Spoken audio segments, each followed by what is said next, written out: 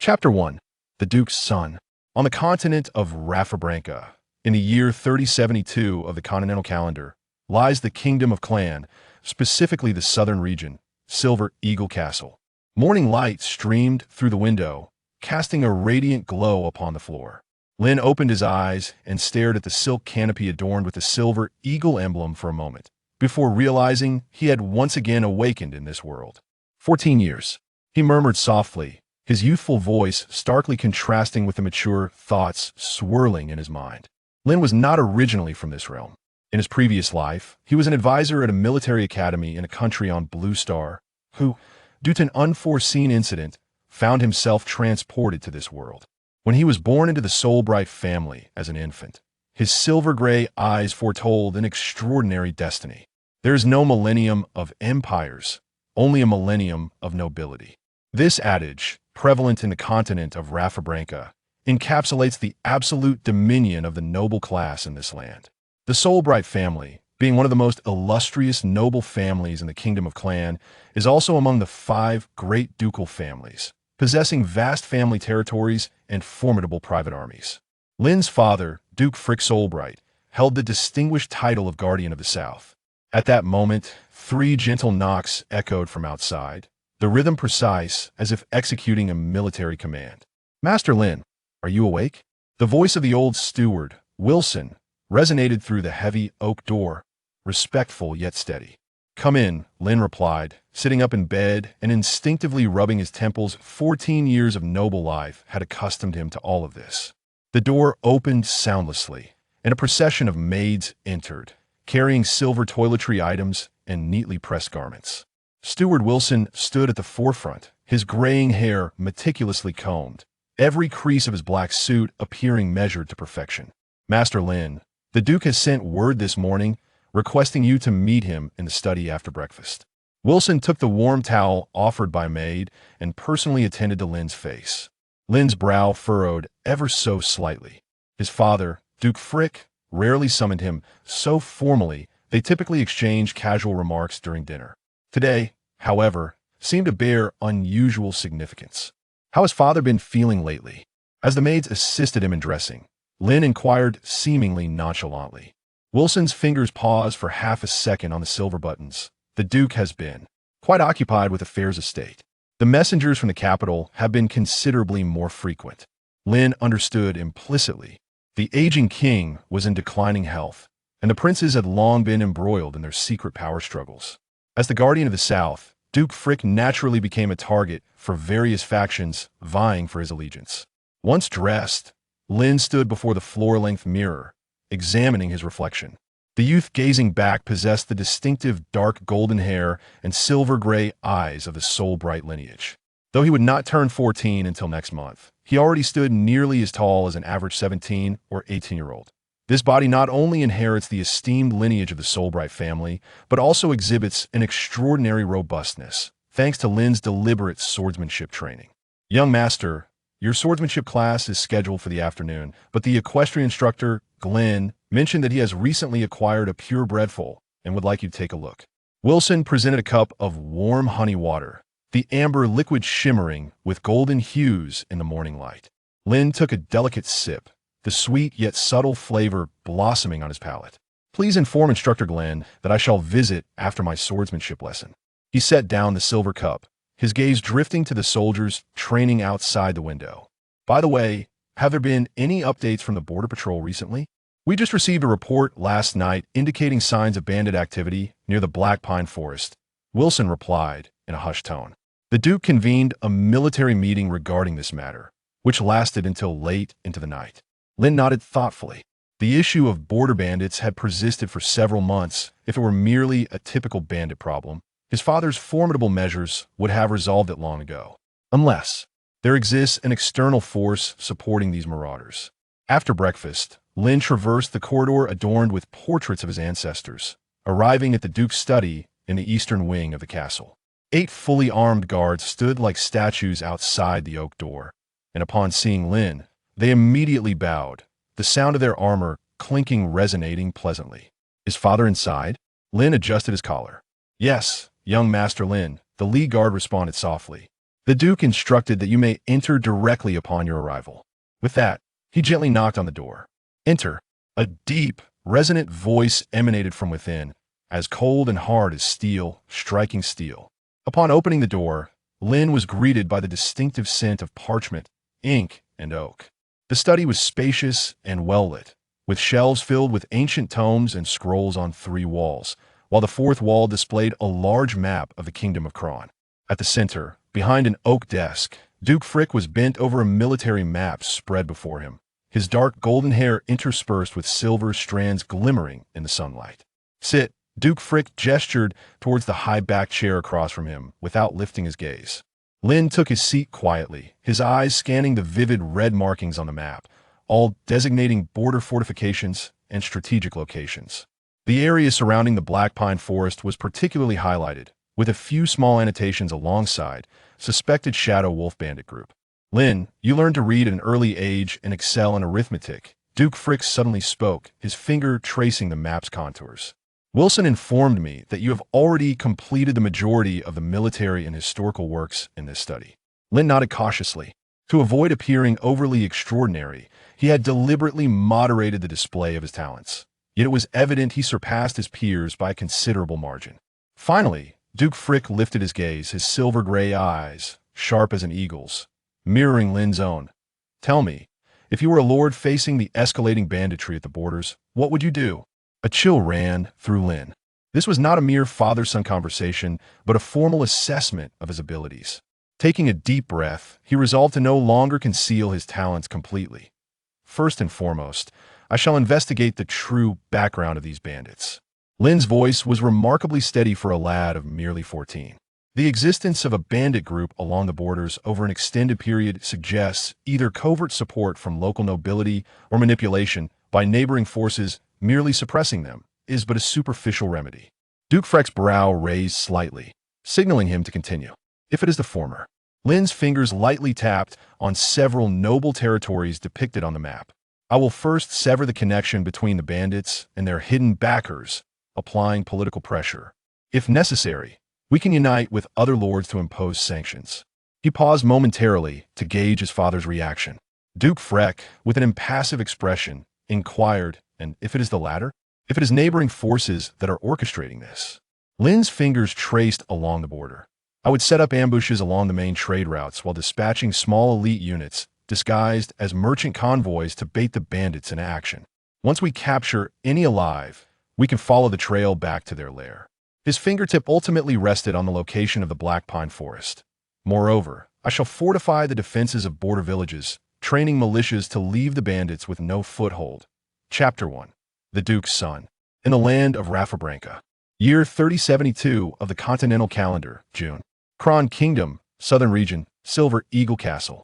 The morning light streamed through the window, casting a radiant pool of illumination upon the floor. Lynn opened his eyes, gazing at the silk drapery adorned with the emblem of the silver eagle above him, momentarily reflecting on the fact that he had awakened once more in this world. 14 years, he murmured softly, the youthful timbre of his voice starkly contrasting with the mature thoughts swirling in his mind. Lynn was not originally from this world.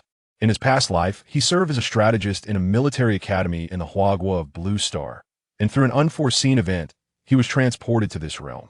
When he was born into the Soulbright family as an infant, his silver-gray eyes foretold an extraordinary destiny. There are no empires lasting a millennium, only nobility enduring for a millennium.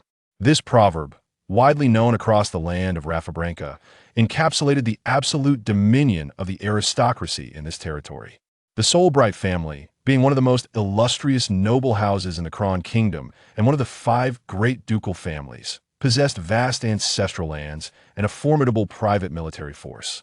Lynn's father, Duke Frick Soulbright, held the esteemed title of Guardian of the South.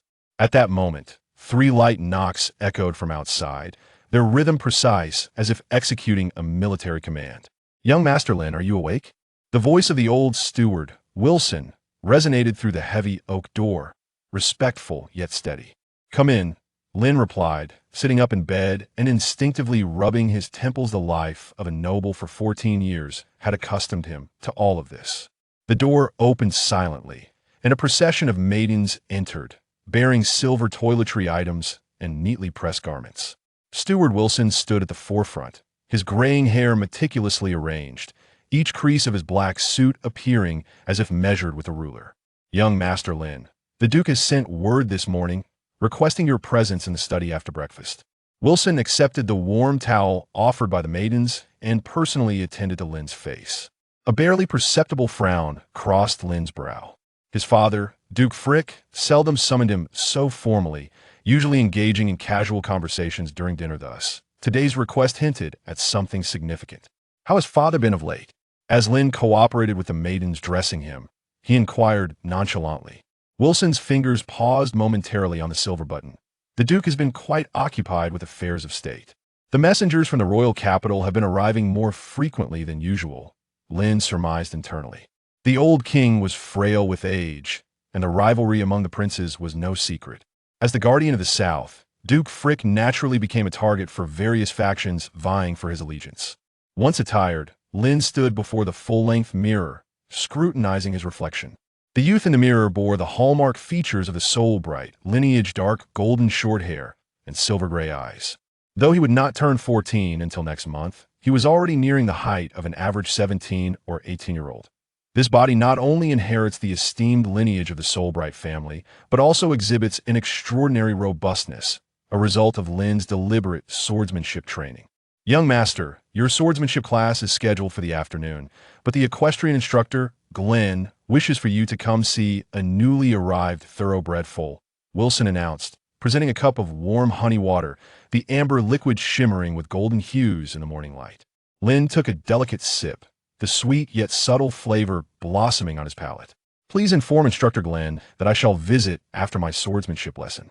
He set down the silver cup, his gaze sweeping across the soldiers practicing outside the window. "By the way, have there been any recent updates from the Border Patrol? Just last night, a report came in indicating signs of bandit activity near the Black Pine Forest," Wilson replied in a hushed tone. The Duke convened a military meeting that lasted until late into the night. Lynn nodded thoughtfully.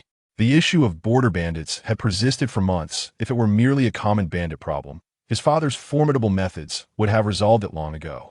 Unless there were other forces supporting these outlaws. After breakfast, Lynn traversed the corridor adorned with portraits of his ancestors, arriving at the Duke's study in the eastern wing of the castle.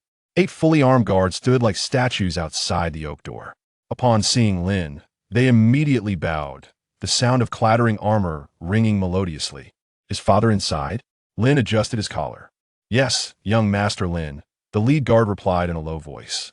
"The Duke has instructed you to enter directly upon your arrival."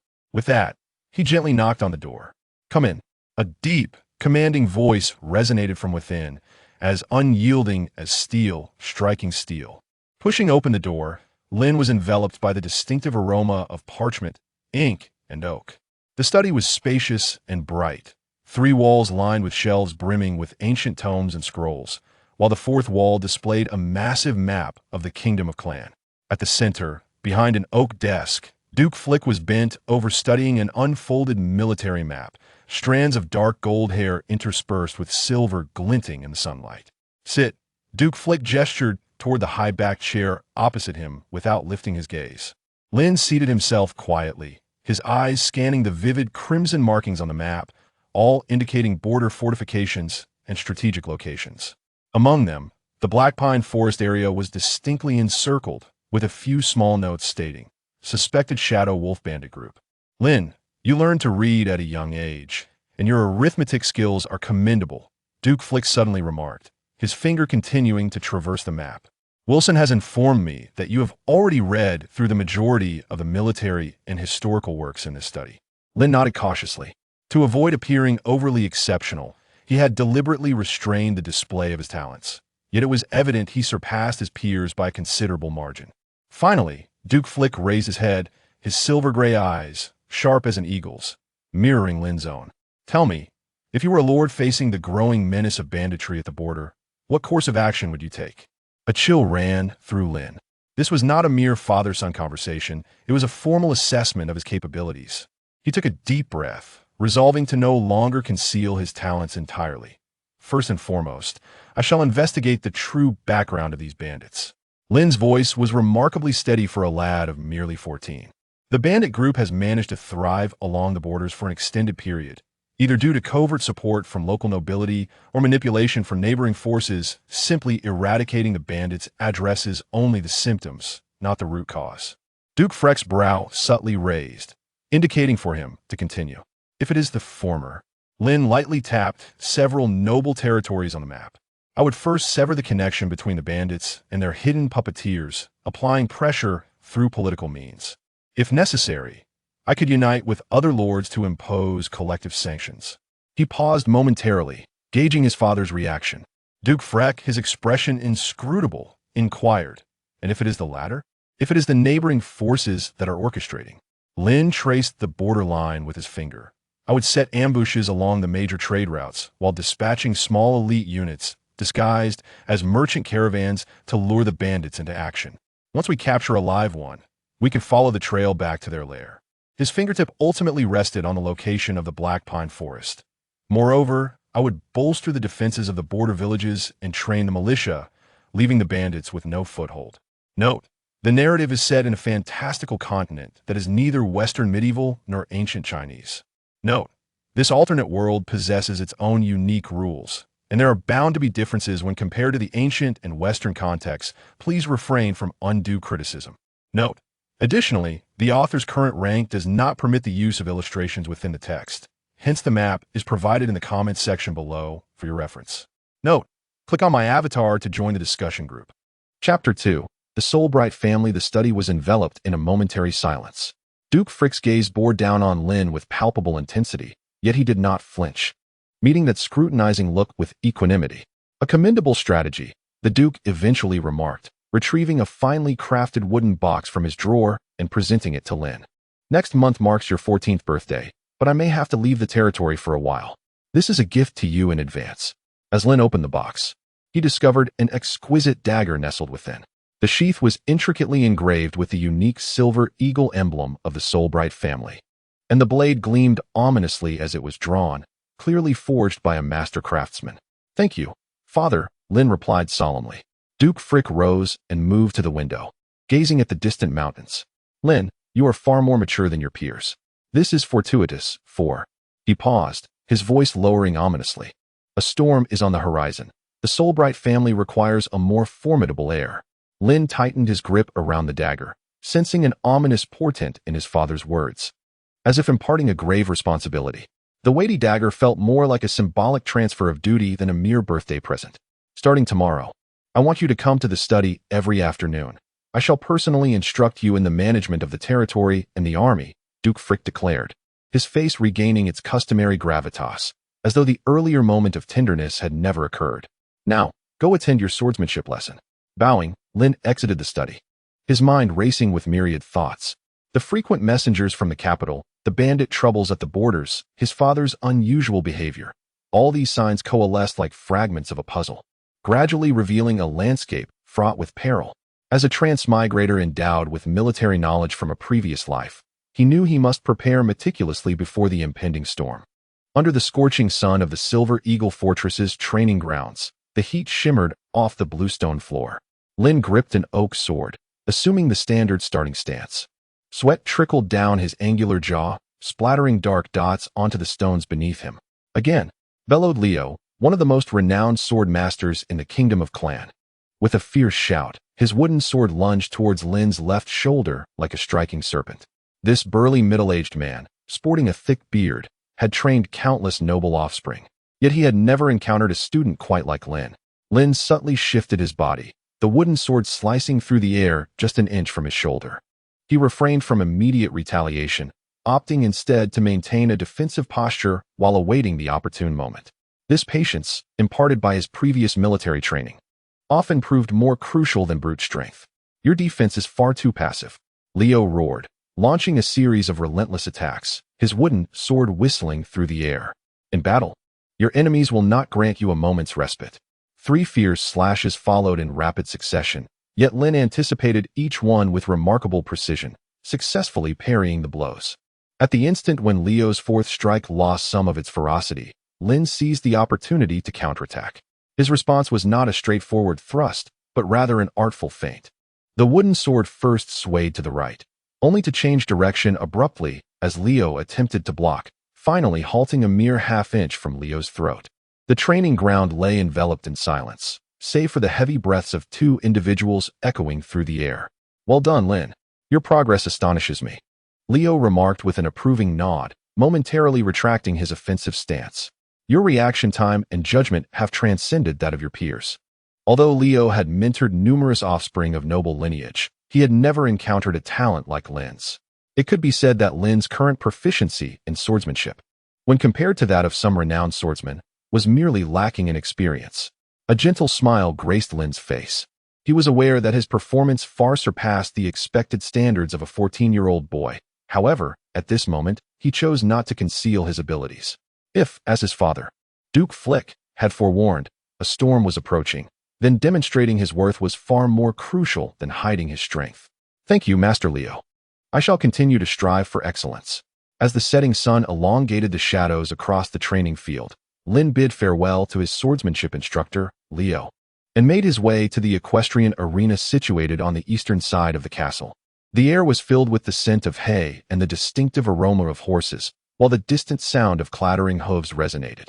Lynn beckoned Glenn, the venerable equestrian master, who had surpassed 60 years of age. Behind the elder stood a sleek black stallion, appearing like a solidified shadow in the golden glow of the sunset.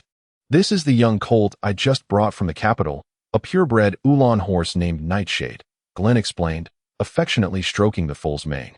"It possesses remarkable speed and endurance. I believe it will become a splendid companion for you." The Ulan horse, hailing from one of the 5 dominant tribes of the Dos Prairie, was renowned for its swiftness and stamina. An adult Ulan horse, at full gallop, could theoretically reach speeds of 50 kilometers per hour, whereas an ordinary warhorse averaged only 20 to 30 kilometers per hour. Thus, the Ulan horse has always been a symbol of exceptional warhorses on the continent of Rafabranca. Furthermore, this was a purebred Ulan horse, worth at least 2,000 gold coins on the market. Lynn approached Nightshade, extending his hand gently. The stallion, sensing his goodwill, nuzzled against his palm with docility. A warm current surged within Lynn. He recognized that this was not merely a horse, but an indispensable ally he would rely upon in the battles to come. "Thank you, Master Glenn," Lynn said, softly patting Nightshade's flank, his eyes brimming with affection and anticipation. He resolved to personally adorn Nightshade with a saddle, eager to experience the thrill of riding for the first time. Under Lynn's deft hands, Nightshade was soon resplendently outfitted, exuding an air of gallantry. Mounting the steed, Lynn inhaled deeply, absorbing the robust strength emanating from Nightshade's back. As he gently squeezed with his legs, the stallion seemed to comprehend his intent, breaking into a swift trot before gradually accelerating, galloping freely across the training ground. A remarkable synergy appeared to blossom between Lynn and Nightshade. Each turn, each surge of speed was executed with perfect harmony. "Lynn, your coordination with Nightshade is truly seamless," Glenn marveled from the sidelines, his eyes reflecting pride and contentment. He understood that an exceptional knight must not only possess remarkable equestrian skills, but, more importantly, forge a profound emotional bond with his steed, a feat that Lynn had evidently accomplished. As dusk enveloped Silver Eagle Castle, Lynn reluctantly departed from the stable. Within the castle, hundreds of bronze oil lamps illuminated the corridors, casting a brightness akin to daylight. The toll of the dinner bell reverberated against the stone walls, signaling the family members to gather for their evening meal.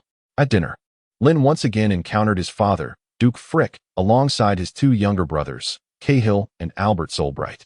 Cahill, now 10 years old, was introverted, often sitting quietly to the side, his gaze reflecting a maturity beyond his years. In contrast, 5-year-old Albert was lively and inquisitive, filled with curiosity about everything on the table. Lynn's mother had tragically perished during childbirth with Albert, succumbing to severe hemorrhaging. It was unclear whether Duke Frick's steadfast devotion to his late wife or some other reason led him to remain unwed since then. Nonetheless, this was an anomaly among the nobility. Even the most minor barons typically kept several concubines, not to mention the libertine lords who harbored mistresses in various locales. Yet, for 5 years, Duke Frick had lived in solitude, attended only by a maidservant well into her advanced years. Lynn had an elder sister, Jelena, who had wed the eldest son of Marquis Diaz the previous year. Thus, at the main table, Only the four of them remained, creating an atmosphere that felt particularly desolate. Chapter 3. The Strength of the Family. Naturally, the Solbright family, a noble lineage with a legacy spanning centuries, could not be reduced to merely this small number.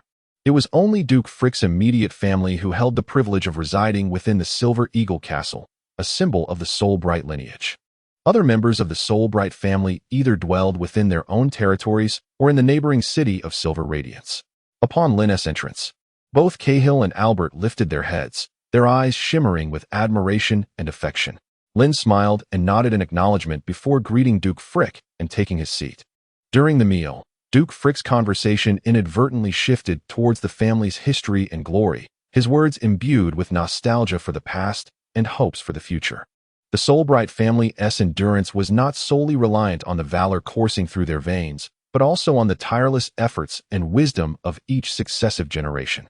Duke Frick cast a glance over every child at the table, his gaze eventually resting upon Lynn. Lynn, you are the eldest son. Your shoulders will bear greater responsibilities. Lynn silently nodded, an unprecedented sense of duty swelling within him. As a transmigrator, he not only aimed to leverage his modern knowledge to lead the family towards greater prosperity, but also to serve as a role model for his younger brothers, guiding them to become capable individuals in their own right. After dinner, Lynn strolled alone through the castle corridors, the moonlight streaming through the windows and casting a mosaic of light and shadow upon the floor. He recalled the words of Duke Frick, and an undeniable sense of urgency arose within him. He must utilize each day more efficiently, not only honing his skills in swordsmanship and equestrianism, but also acquiring knowledge in territorial management, military strategy, and various other disciplines. The following afternoon, Lynn arrived punctually at the Duke's study. Inside, Duke Frick had been waiting for some time, surrounded by several hefty tomes and scrolls, clearly having made thorough preparations for today's lesson. Lynn, are you familiar with the history of the Solbright family? The Duke's gaze deepened, as if he were reminiscing about a distant past. Lynn pondered for a moment, organizing his thoughts, and slowly began. The Solbright family traces its origins to the dawn of the former kingdom, initially renowned for its valor in battle. Through the endeavors and governance of generations past, the family gradually established a firm foothold in the southern region of the kingdom. Not only did the family acquire vast territories, but it also nurtured countless valiant knights and distinguished leaders. For centuries, the family has remained steadfast, thriving in prosperity. As the heir to the Solbright lineage, Lynn was naturally well acquainted with this history. The Solbright family boasts over 700 years of heritage, predating the history of the clan kingdom itself. Through more than 7 centuries of evolution, the Solbright family transformed from a mere baronial lineage into one of the 5 prominent ducal families of the clan kingdom. The Solbright family is not only renowned within the confines of the clan kingdom, but also holds a formidable reputation across neighboring realms. In ancient Lothlorien, the name Solbright signifies brilliance, coupled with the family crest, which features a soaring silver eagle. Thus, the Solbright family is often referred to as the Silver Radiance or Silver Eagle family. And the Dukes of Solbright are known as the Dukes of Silver Radiance or Silver Eagles. The silver wings never falter, and the light forever burns. This is the family motto of the Solbright lineage. Today, the Solbright family has vigilantly guarded the southern borders of the clan kingdom for over 300 years, standing as the true protectors of the south. In this territory, the Solbright family reigns supreme. The foundation of their esteemed status lies in their possession of a formidable standing army. According to Lynn's knowledge, the Solbright family boasts an active military force of over 50,000, which includes a knightly order of 5,000 known as the Silver Eagle Knights. It is worth noting that in the southern region, where warhorses are scarce, sustaining a contingent of 5,000 knights presents an immense challenge. The so-called standing army consists of professional soldiers, individuals who do not engage in agricultural production. They are dedicated solely to training and can be mobilized for battle at a moment's notice. Given the current productivity levels on the Rafabranca continent, it would take roughly the labor of 10 farmers to barely sustain a single ordinary warrior. The cost would be even greater for cavalry or knights. This underscores the formidable power of the Solbright family. Moreover, this is merely the private military directly under the Solbright family's command. As the guardian of the southern realm of the Kingdom of Cron, one of the 5 great dukes, the territory of the Solbright family is also home to a multitude of lesser nobility. These minor nobles are bound to heed the commands of the Solbright lineage. Should war break out, they can summon their vassals and a host of retainers to battle. This is the customary mode of warfare on the continent of Rafabranca. Duke Frick listened intently to Lynn's exposition, a glimmer of satisfaction illuminating his eyes. He nodded gently and added, "You are correct. However, the glory and status of a family are never attained without sacrifice, but rather earned through the blood and lives of countless ancestors. Lynn, you must remember, as the heir of the Solbright family, it is not only essential to grasp the family's illustrious past, but also to comprehend the hardships and sacrifices that underlie it." "Father, I understand," Lynn replied solemnly, the weight of his mission growing heavier within him. He was acutely aware that, in this seemingly peaceful yet turbulent era, the Solbright family faced significant challenges. The notion of being complacent in the family's current strength could invite unforeseen crises, particularly as the political landscape of the kingdom shifts subtly. The threats from neighboring realms are mounting, and the northern tribes occasionally descend southward to plunder. Additionally, the southern territories are not entirely united. The subtle intrigues among the lesser nobles have never ceased. Duke Frick nodded in approval and continued, "Excellent. But history encompasses not only glory but also lessons. Remember, every great family has weathered valleys of despair, and our duty is to steady the family's vessel amidst the storm, steering it towards a more resplendent future. Today, I shall impart to you the art of managing a territory and how to maintain the family's strength amidst a convoluted political landscape." With that, Duke Frick picked up a book, its cover already yellowed with age, entitled The Principles of Territorial Governance. He slowly opened it and began elucidating the fundamental principles of land management to Lynn. From the development of agriculture and handicrafts to the formulation of tax policies and the diplomatic relations with neighboring territories, each detail revealed the wisdom and foresight of a seasoned ruler. Chapter 4. Inspecting the territory. Lynn listened intently, nodding occasionally and interjecting with his insights or questions. Duke Frick patiently addressed each of his inquiries, occasionally presenting hypothetical scenarios to test Lynn's adaptability and decision-making acumen. As the sun dipped below the horizon, the light in the study softened, yet the discourse between father and son grew increasingly fervent. Lynn, drawing upon his understanding of modern management principles and integrating them with the realities of this world, proposed several innovative ideas that sparked Duke Frick's interest. "Lynn, your thinking surpasses that of many peers and even seasoned nobles," Duke Frick commended. "Remember, a true leader must not only adhere to tradition, but also dare to innovate. Your ideas may well become a precious asset for the future of the Solbright family." Subsequently, Duke Frick bestowed upon Lynn a tome chronicling the notes of the family's ancestral lords, replete with the wisdom and experiences of his forebears. In the ensuing days, Lynn's life became increasingly enriched and demanding. In addition to his daily training in swordsmanship and horsemanship, he delved deeply into the intricacies of estate management, military strategy, and diplomatic negotiations, an array of knowledge that, in this era dominated by the nobility, remained largely esoteric to each noble house. In terms of military affairs, this world was vastly different from Lynn's previous existence, where various treatises on warfare were widely disseminated. Without proper instruction, many were bewildered by even the simplest formations, let alone the complexities of combat.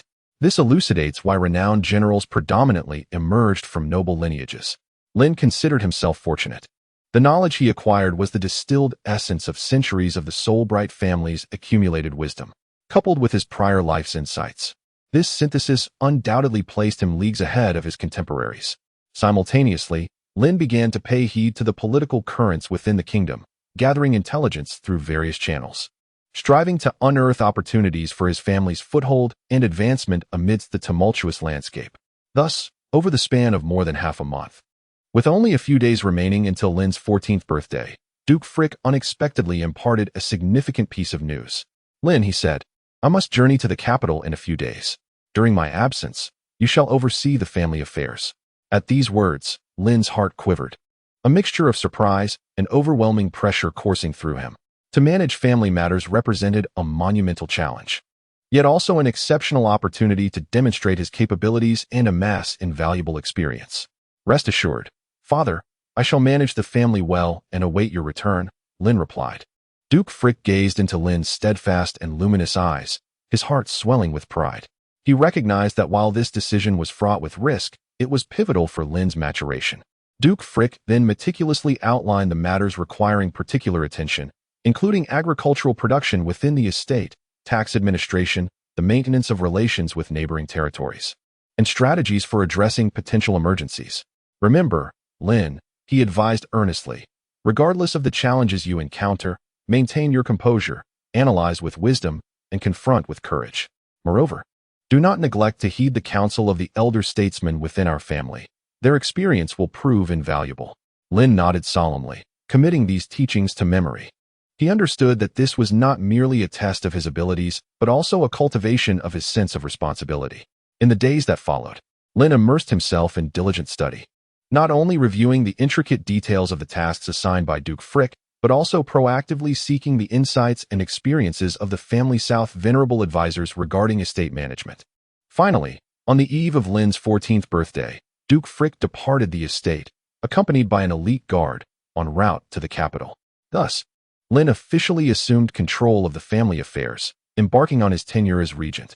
On the first morning following Duke Frick's departure, Lynn awoke earlier than usual. He stood on the terrace high above the castle, gazing at the territory gradually awakening in the dawn light, taking a deep breath. A gentle breeze carried the fragrance of the wheat fields across his face, while wisps of smoke rose from distant villages, creating an atmosphere of tranquility and peace. Master Lynn, the stewards are already waiting in the council chamber, the elderly butler Wilson softly reminded him. Lynn nodded, adjusting his collar. Today marked his inaugural meeting as the acting lord, and he had donned the deep blue robe embroidered with the family crest for the occasion. Within the council chamber, a dozen family stewards and ministers were already seated in 2 rows. As Lynn entered with a steady stride, everyone rose to pay their respects. He noticed that some bore scrutinizing gazes, while others exhibited signs of concern. After all, in their eyes, he was merely an adolescent child. Please be seated. Lynn's voice resonated with a steadiness that surpassed their expectations. My father has left detailed instructions regarding various matters, but I wish to hear your perspectives on the current state of our territory. After a slight rustle, the agricultural steward stood first. Master Lynn, there have been signs of locusts in the eastern wheat fields. If not addressed promptly, Lynn listened intently to each report, nodding and occasionally posing questions. When the tax collector complained about several eastern towns defaulting on their dues, Lynn astutely sensed an anomaly. These towns have always been punctual in their payments. Why the delay this year? He inquired, perplexed. The tax collector stammered. It may be due to a poor harvest. Lynn's fingers lightly tapped on the table. Make arrangements. I shall personally inspect the eastern region tomorrow. After the meeting concluded, Sir Leonard, the military commander, lingered. This venerable knight, nearing 50, was one of Duke Frick's most trusted confidants. Master Lynn, are you certain you wish to go to the east? That area is near the border, and there have been rumors of bandit activity, Sir Leonard expressed with concern. Lynn smiled slightly. Precisely because of that, I feel compelled to see for myself. My father often said that if a lord does not understand the realities of his territory, how can he make sound decisions? At his words, a glimmer of approval flashed in Sir Leonard's eyes. Recognizing the determination Lynn exhibited, he refrained from further protest, silently nodding in agreement, indicating that he would ensure all protective measures were in place to guarantee Lynn's safety. The following morning, a contingent of over 100 guards and attendants departed from Silver Eagle Castle. Lynn, mounted on horseback, sat tall and resolute. He declined the comfort of a carriage, insisting on riding like a true knight to conduct his inspections. Chapter 5. Eradicating the bandits. 2 days later, the party first arrived at Birch Village, located in the eastern part of their family domain. From afar, the village appeared desolate. Few were laboring in the fields, and several cottages had roofs in disrepair. Upon seeing the Lord's banner, the villagers knelt in reverence. Lynn noticed their gaunt faces, etched with fear. Elder, please rise and speak, Lynn urged, helping an elderly man to his feet. How has this year's harvest fared? Why are the taxes in arrears? The elder trembled as he responded, My lord, please understand.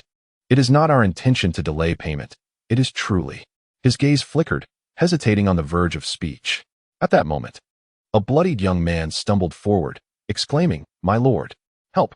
The Black Mountain bandits have attacked Mill Village, and they have taken away several young people. Lynn's heart sank. The Black Mountain bandits, a notorious gang residing in the eastern mountain regions, typically descended only during winter when food was scarce. Why then? Were they launching an assault in the height of summer? How many bandits are there? Several hundred, the young man responded. Captain Wagner immediately suggested, "Young master, we should return to the castle and gather more troops." "There is no time," Lynn decisively commanded. "Follow me to Mill Village." At his words, Wagner refrained from further protest. Had it not been for his concern for Lynn's safety, he would have already ordered an immediate charge. Despite being outnumbered, the bandits could never match the combat prowess of their well-trained escort, a carefully selected cadre of knights from the Solbright family. Though they were on a patrol and not adorned in their full knightly armor, they donned light armor instead, and their steeds were far superior to ordinary horses. Thus, Lynn led the escort swiftly towards Mill Village. Along the way, they encountered several villagers fleeing the scene, who confirmed the bandits' atrocities. Upon arriving at Mill Village, the sight before Lynn ignited his fury. Several houses were ablaze, and injured villagers lay scattered on the ground amidst the heart-wrenching cries of women and children. "Which direction did the bandits go?" Lynn inquired of an injured villager. "East, along the mountain path," the villager replied in agony. "Everyone, heed my command." Lynn's voice rang out with authority. "Pursue them with all your might." The guards were taken aback by Lynn's decisiveness, but they promptly obeyed. The group began to follow the trail left by the Black Mountain bandits, their pace hampered by the presence of the injured villagers, allowing the bandits to maintain a relatively slow speed.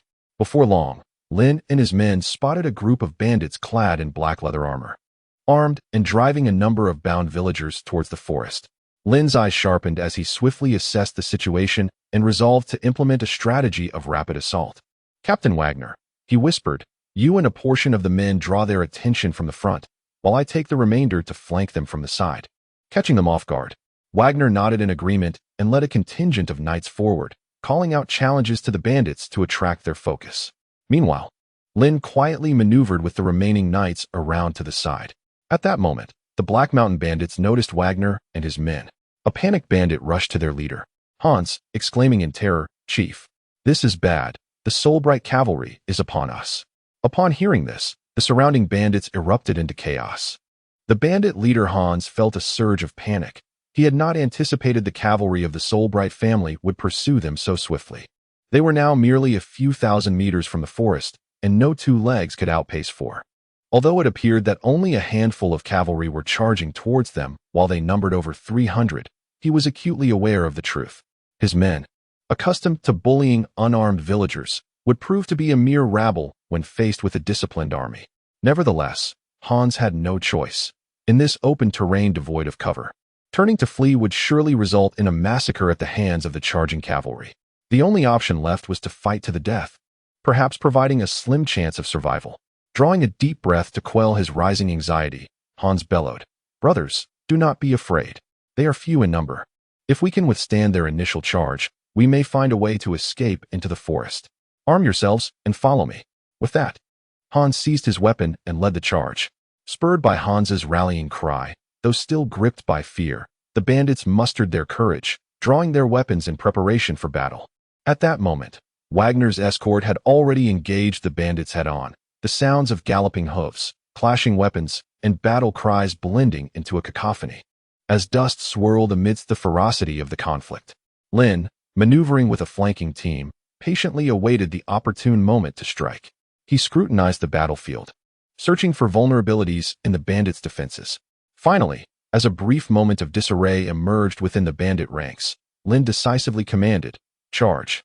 At Lynn's command, the guards surged forth like arrows released from a bow, their hooves pounding the ground with a thunderous resonance. The long swords in their hands glinted ominously in the sunlight, aimed directly at the bandits' vital points. The bandits, taken aback by the unexpected presence of enemies to their flank, faltered, their defenses crumbling in an instant. Witnessing this, Hans's expression darkened. He understood that defeat was imminent, yet he refused to concede. Brandishing his broadsword, he fought valiantly, attempting to turn the tide. However, under the onslaught of both Lynn and Wagner's knights, the resistance of the Black Mountain bandits waned significantly. After a fierce confrontation, the bandits suffered casualties, with many dead or wounded, and those remaining cast down their weapons, surrendering. Hans himself was captured by Lynn, his eyes filled with bitterness and despair. Once the battle concluded, Lynn swiftly organized the guards to tend to the injured and reassure the frightened villagers. The villagers, gazing at the valiant guards, were filled with gratitude and awe. They approached Lynn, expressing their heartfelt thanks for his timely intervention. Lynn, smiling, reassured them, "Rest easy, from this day forth. I shall not allow any bandits to threaten our village again." He then announced the cancellation of their taxes for the year and promised to arrange for food relief. Amidst the villagers' expressions of profound gratitude, Lynn dispatched several guards to escort the rescued villagers back to their homes. Standing atop a small rise, he surveyed the guards as they cleared the battlefield. Bodies draped in the silver eagle banner lay in orderly rows, while the lightly wounded persisted in aiding the cleanup efforts. How did the battle unfold? Lynn's voice carried an undeniable authority amidst its calmness. The captain of the guard, Wagner, knelt on one knee, the blood on his armor still fresh. "Master, we have slain 210 bandits and captured 135, including one leader. None escaped." Chapter 6. News from the iron mine. Lynn's fingers lightly tapped the hilt of his sword. "And our casualties?" "One dead and 3 wounded." Wagner's voice grew somber. Ross was struck by an arrow to the face during the melee. Despite the vast disparity in combat strength between the bandits and the guard, the old adage rings true: a multitude of ants can bring down an elephant. Even an elite force, when outnumbered, inevitably suffers losses. Moreover, since they were on patrol rather than engaged in battle, these knights were clad in light armor rather than full plate. Otherwise, with the bandits' meager equipment, it would have been difficult for them to inflict significant harm on the guards. Lynn closed his eyes, a familiar face emerging in his mind. Ross was a big fellow with a permanent goofy smile. Taking a deep breath, Lynn instructed, "Send someone to return the remains of the fallen to their families, and escort the injured back to the castle. Have Butler Wilson arrange for the finest physicians." As Wagner prepared to comply, Lynn added, "Issue my command, 20 gold coins in compensation for the deceased, and 2 for the wounded." Wagner's head snapped up, eyebrows raised in astonishment. 20 gold coins were equivalent to 5 years' wages for an ordinary knight, enough for a typical family to live comfortably for a decade. Such a standard of compensation was unheard of in the Kingdom of Clan. Generally, the families of fallen knights received 10 coins at most, and for infantry, it was even less. In fact, many soldiers' families received no compensation at all, as fighting for their lord was deemed their duty. "Master, could this be?" Wagner hesitated. "Too generous?" A bittersweet smile crossed Lynn's lips. "Do you know how much food 1 gold coin can buy?" "About 1,000 pounds of flour," Wagner replied. "Indeed, 20 gold coins could sustain a common family for 20 years without worry. Since they died for the House of Solbright, their families rightfully deserved the best care." He turned to Wagner, his gaze sharp as an eagle's. "Remember, loyalty should not be cheap. 1 gold coin can be exchanged for 100 silver coins, and 1 silver coin for 100 copper coins. Given the current prices within the Solbright territory, approximately 10 copper coins can purchase a pound of flour. If spent frugally, a single gold coin could sustain an ordinary family of 4 for a year. Thus, 20 gold coins would ensure that the families of the fallen need not worry about sustenance for 20 years. As knights sworn to the House of Solbright, it is their mission to fight for this family. Paying the ultimate price is only their duty, a fate sealed since the day they pledged their loyalty. In the past, the compensation awarded to each fallen soldier rarely exceeded 10 gold coins, yet Lynn abruptly doubled this standard. This approach not only serves to bolster morale, but also allows the populace of the territory to feel the Lord's care and sense of justice, further solidifying the reputation and status of the Solbright family. When Wagner conveyed this command to the guards, an unexpected silence enveloped the battlefield. Subsequently, a young guard, bloodied and battered, suddenly knelt on one knee, plunging his blood-stained sword into the earth. "For Lord Lynn, for the glory of the Solbright family." His voice trembled with fervor. "For Lord Lynn." Dozens of guards echoed his battle cry, the clanging of metal armor resonating like thunder. The sunlight elongated their shadows, resembling an unstoppable legion. Lynn observed this scene quietly, his mind contemplating deeper strategies. As a time traveler, he understood better than anyone that power emerges from the barrel of a gun. These gold coins not only secured the loyalty of the guards but also, through their word of mouth, established the image of a benevolent lord throughout the territory. "Bring that bandit leader here," Lynn suddenly commanded, his gaze turning steely. More crucial than winning hearts was uncovering the truth behind these bandits' unusual behavior. Hans was roughly dragged before him by 2 knights, his leather armor stripped away, revealing a scarred torso. This bandit chief, in his 40s, had a chunk missing from his right ear and a centipede-like scar across his left cheek. as the knights compelled him to kneel before Lynn. A glimmer of cunning and fear flickered in his murky eyes. "Hans, is it?" Lynn raised the man's chin with the sword sheath. "Tell me, why descend from the mountains during the harvest season? Why target able-bodied men?" His voice was soft, yet it made Hans shudder. Lynn gazed silently at Hans, waiting for a response. Hans's eyes darted nervously, sweat trickling down his forehead. "My lord." Hans licked his cracked lips. "We are merely in need of food." Crack. Lynn suddenly struck Hans's cheek with the sword sheath, causing blood to seep from the corner of his mouth. "Liar," he barked. "The food you stole is scarcely enough to sustain 20, yet you've abducted 37 able-bodied men." Lynn leaned closer, casting a shadow over Hans. "This is your last chance. Speak the truth, or I shall hand you over to those knights who have just lost their comrades." Hans trembled, a flicker of fear crossing his eyes. He surveyed the guards surrounding him, especially those glaring at him with palpable hatred, likely friends of the fallen. He swallowed hard and lowered his voice. "My lord, if I speak, will I live?" Lynn narrowed his eyes. "That depends on whether your information is worth a life." Taking a deep breath, Hans whispered almost inaudibly, "We discovered an iron mine at the northern foothills of Black Mountain." Lynn's pupils dilated suddenly. An iron mine, the most scarce strategic resource in the southern territories. The Solbright family expends tens of thousands of gold coins each year to procure iron ore from other territories, a financial burden that constitutes nearly 20% of their total revenue. If new sources of ore could be discovered within their own domain. Lynn's voice remained steady, yet the grip on his sword tightened ever so slightly. The chieftain indicated a need for manpower for mining, hence we. Hans's voice dwindled to a whisper. "My lord, spare me." This was all the chieftain's idea. As noon approached, Lynn pondered momentarily before abruptly turning to Wagner and inquiring, "Captain Wagner, which family garrison is closest to us?" After a brief contemplation, Wagner replied, "The 4th Infantry Regiment, stationed in Maple Town, approximately 15 kilometers from here." Lynn removed a ring from his finger and commanded, "Send 2 of the swiftest guards to Maple Town. Instruct the 4th Infantry Regiment to arrive promptly and lightly equipped. Additionally, dispatch someone to escort these captives back to Silver Eagle Fortress and requisition several mining officials from the castle." Lynn issued his orders decisively. Receiving the ring, Wagner departed to fulfill his mission.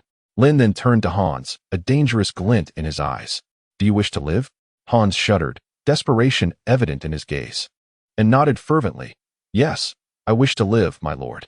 Lynn let out a cold laugh, pressing the sword's tip slightly downwards to compel Hans closer to the ground. "Very well, you must cooperate fully.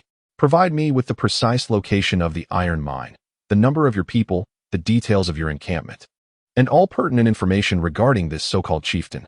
Remember, do not attempt any tricks, for otherwise, your head shall be forfeit." Chapter 7, Nighttime Raid, Part 1. Hans felt the chill of the sword's tip against his neck, fear nearly suffocating him. He quickly began to tremble as he divulged all he knew. The iron mine lies hidden deep within a dense forest at the northern foothills of Black Mountain. We stumbled upon it by chance. The chieftain's name is Roar. He is quite ruthless. We number nearly 900 in total, aside from the 300 here. Over 500 remain at the encampment. Chieftain Roar plans to use the captured youths as laborers to extract iron ore, and then intends to secretly sell the ore to northern nobles in exchange for vast sums of gold and weaponry, thereby strengthening our forces. At this revelation, despair washed over Hans's face. He understood that once this information was disclosed, his status as an informant and participant would render him nearly devoid of hope for survival. Lynn, upon hearing this, began to formulate a strategy in his mind. The discovery of the iron mine was undoubtedly a stroke of fortune for the Solbright family. However, the challenge lay in how to deal with these bandits and how to efficiently and safely extract the ore, necessitating meticulous planning. "Captain Wagner," Lynn called for the returning Wagner. Whispering his instructions, "Notify the men to rest in place and await reinforcements." Wagner nodded, swiftly executing the orders. The knights adhered to the command, taking a moment to regroup. The injured received preliminary treatment and care, while the bodies of the fallen were respectfully prepared for repatriation to their homeland.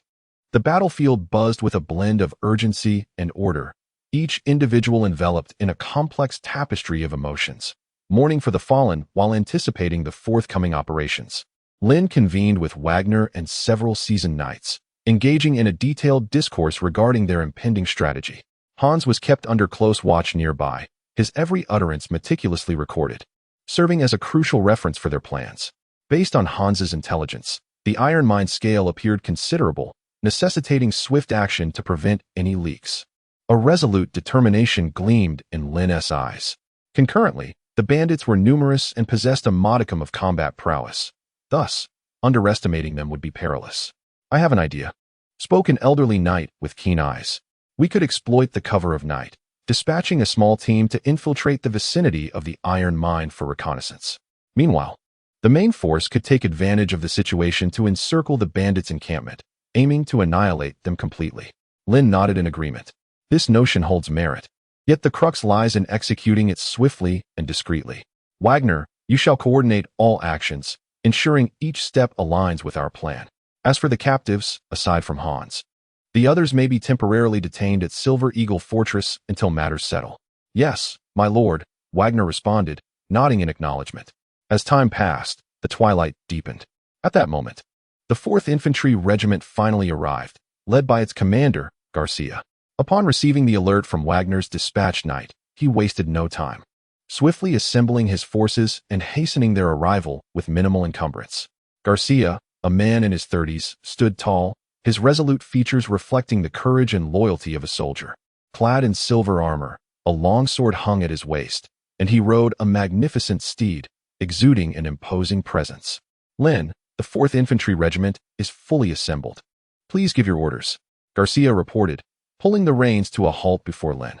Rising to his feet, Lynn surveyed the well-drilled troops before him. Their presence would undoubtedly bolster their operations. "Commander Garcia, your timing is impeccable. I require your regiment's assistance in subduing a band of bandits and securing an iron mine they have uncovered." Lynn succinctly outlined the situation. Garcia raised an eyebrow at the news, but promptly nodded with conviction. "At your command, my lord. The 4th Infantry Regiment shall exert every effort to honor our trust." "Pleased."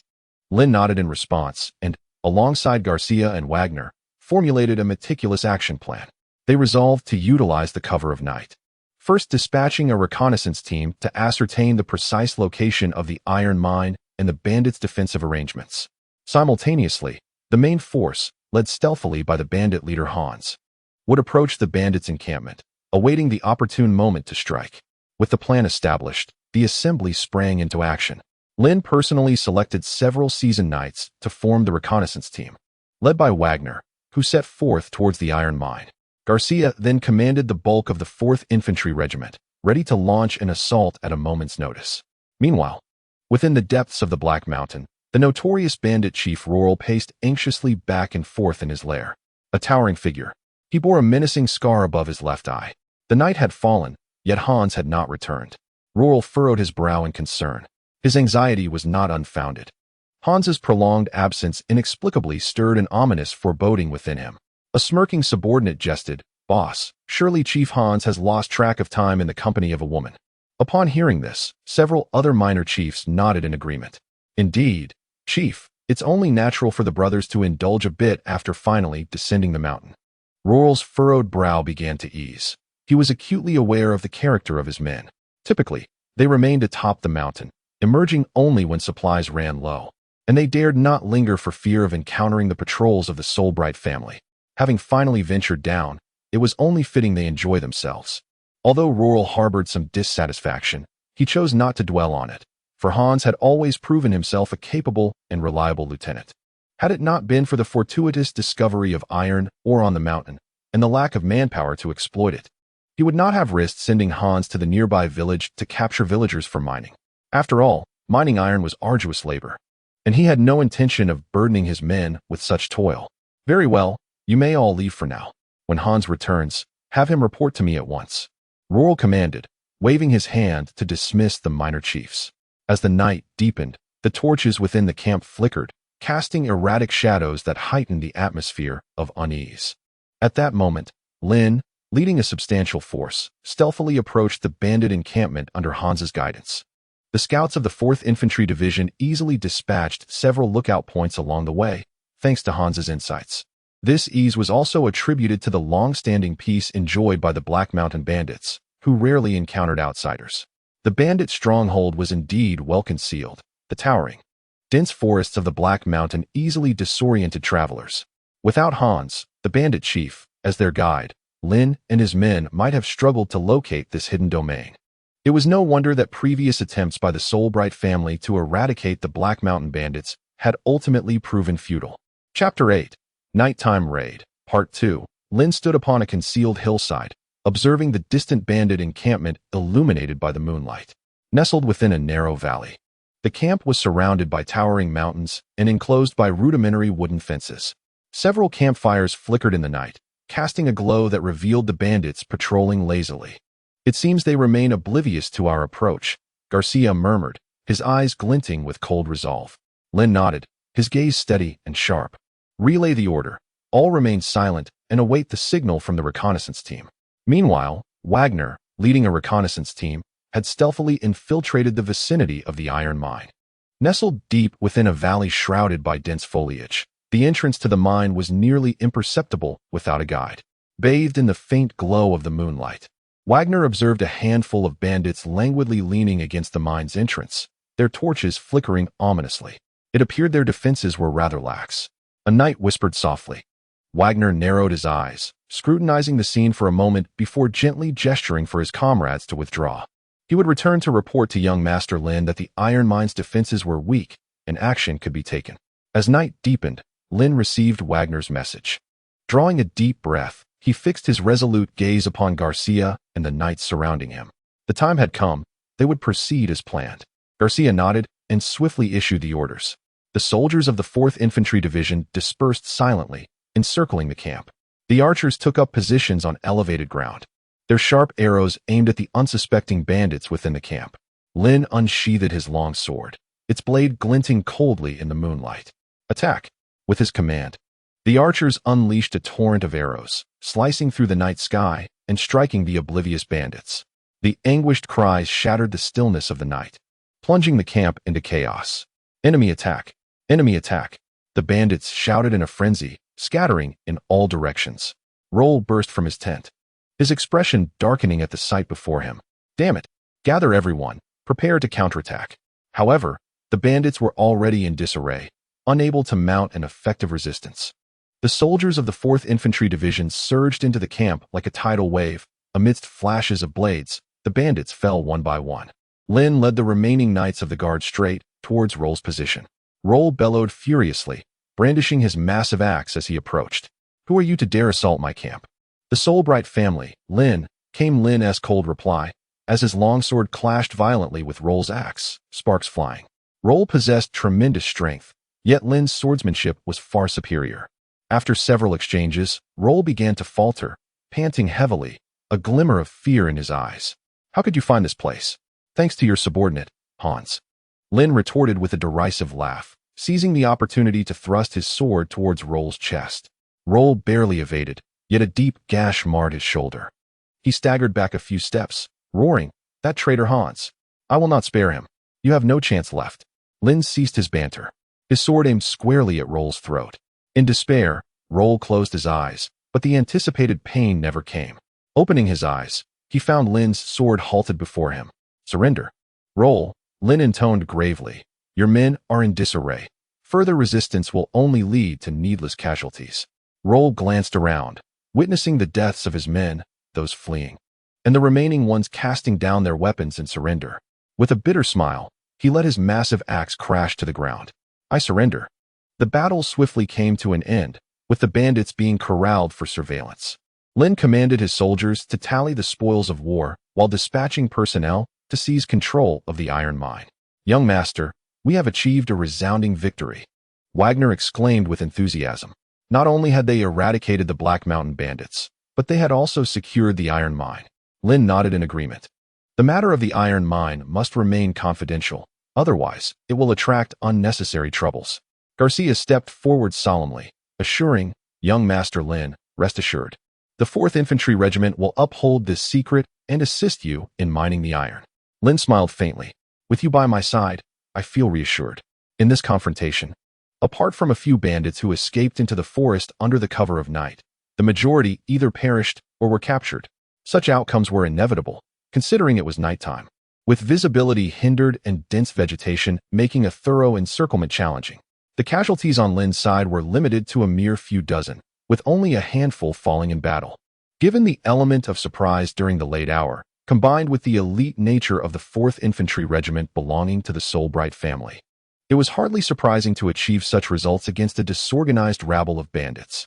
As the dawn's early light bathed the Black Mountain camp, Lynn stood before the amassed spoils of victory, his gaze sweeping over the towering pile of coins. Over 1,000 gold coins shimmered enticingly within wooden chests. More than 20,000 silver coins were neatly arranged in burlap sacks, and in excess of 500,000 copper coins formed small mountains.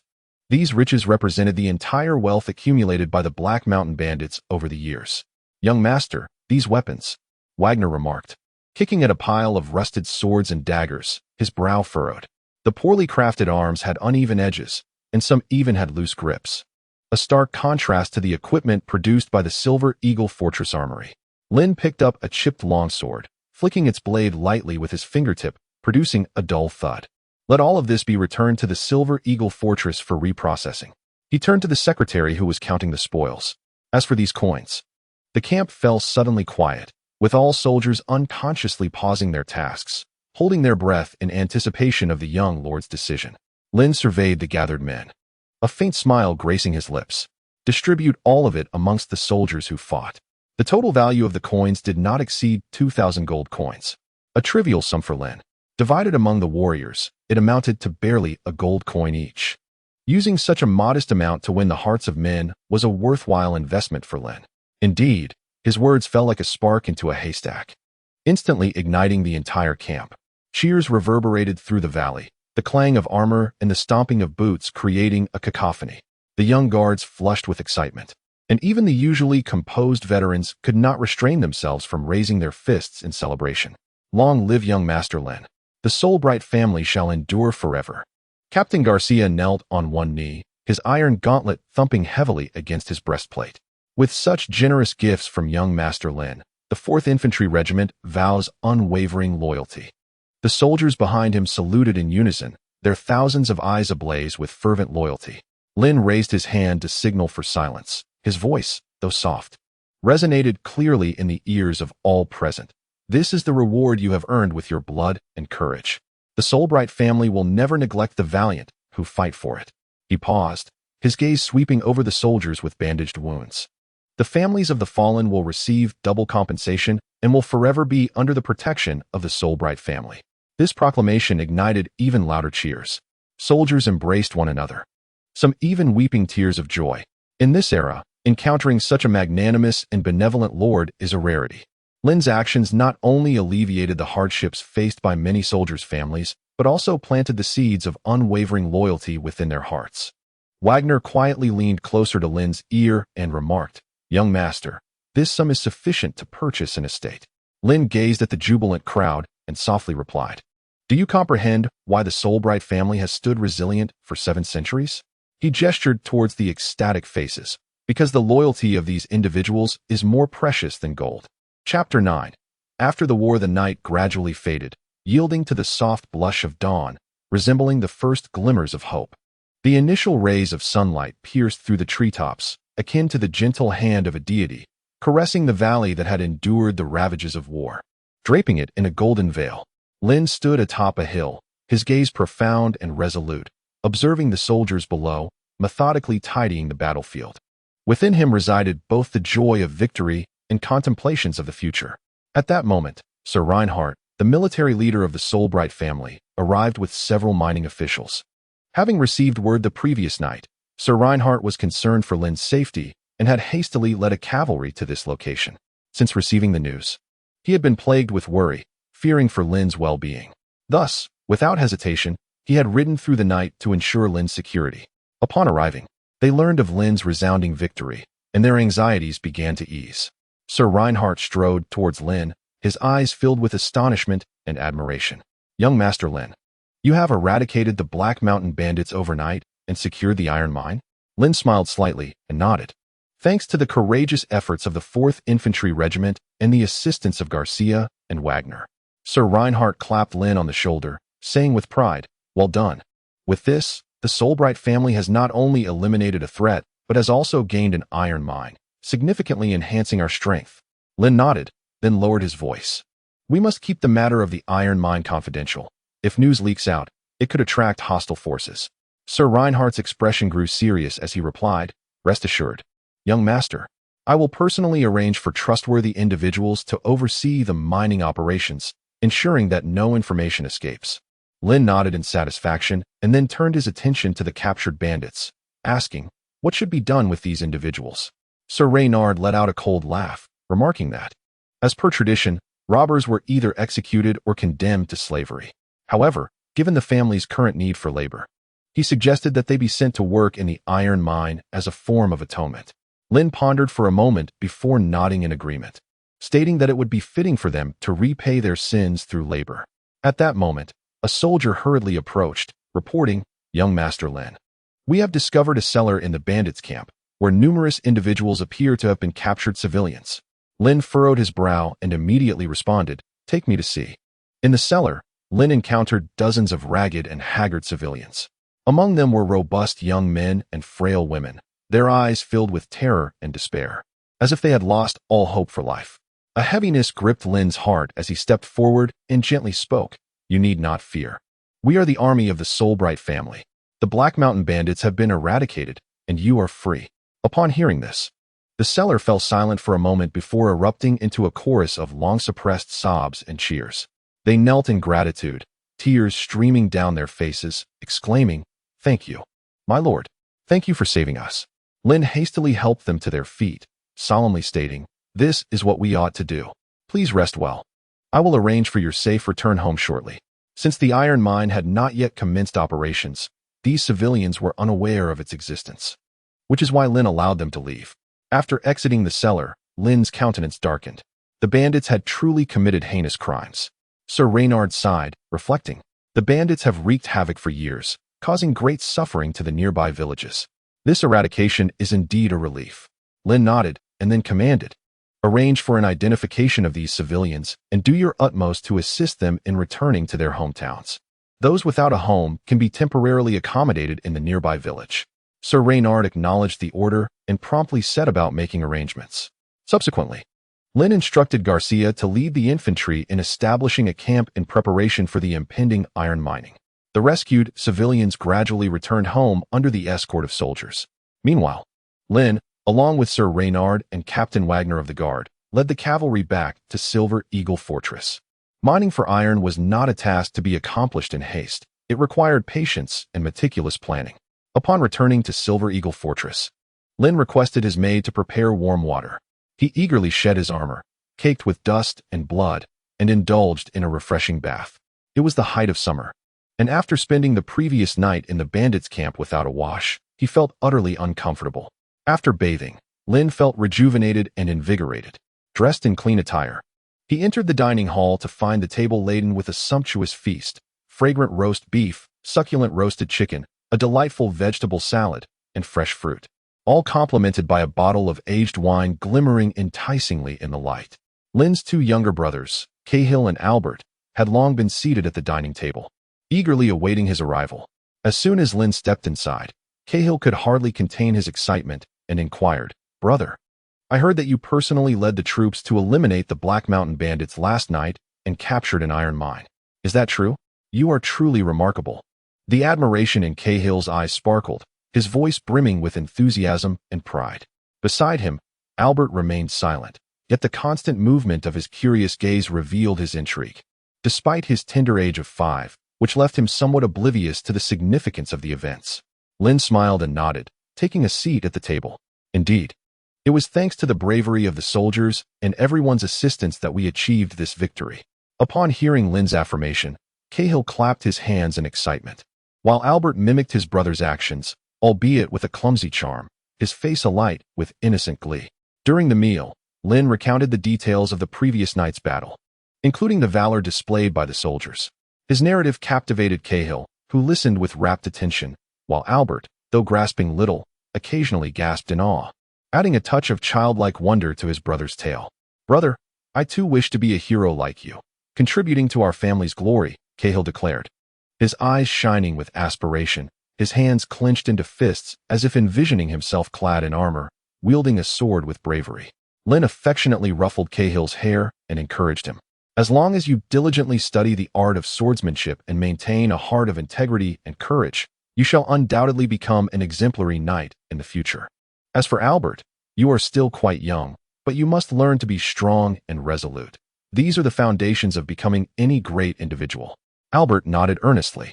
Although he could not fully comprehend his brother's words, he sensed the wisdom in them. The adage states that an elder brother is like a father. Since the passing of Lynn and the boy's mother, and with Duke Frick preoccupied with family matters, Lynn had taken on the responsibility of caring for his two younger siblings. Each time he witnessed their healthy growth, his heart swelled with warmth and contentment. Lynn harbored no fears that his brothers would threaten his position. For according to the noble inheritance laws of the Rafabranca continent, he, as the legitimate eldest son, was the undisputed heir of the Solbright family. Moreover, Duke Frick had always regarded Lynn as the family's successor and held high hopes for him. In fact, in the Rafabranca continent, apart from the royal families of the great empires and kingdoms, most noble titles were typically inherited by the eldest sons. It is well said that brothers fight side by side, and fathers lead their sons into battle. Lynn had long resolved to nurture his two brothers, aspiring for them to become his capable allies in the future. After their meal, Lynn took his brothers for a stroll in the castle garden, relishing the rare moments of tranquility. The garden was a vibrant tapestry of blooming flowers. Butterflies danced gracefully through the air, and a delicate fragrance wafted around them. "Brother, do you truly believe that the iron mine can make our family stronger?" Albert inquired. Cahill inquired as he walked, his eyes shimmering with curiosity and anticipation. Lynn nodded with a smile. "Indeed, iron ore is a precious resource. It can forge superior weapons and armor, enhancing our family's military might." Although Albert could not fully comprehend, he nodded along with his brothers, as if grasping the significance of the matter. However, all of this necessitated time and effort. Lynn's tone shifted, becoming serious.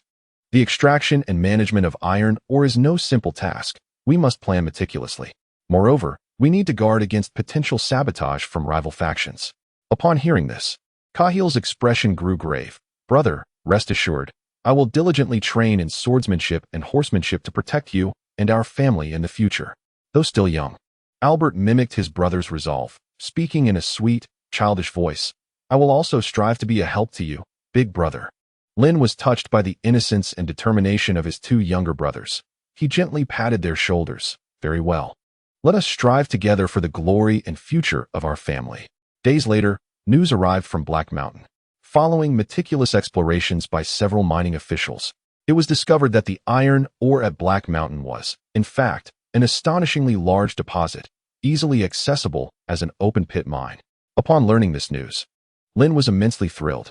This discovery undoubtedly infused considerable impetus into the future of the Solbright family.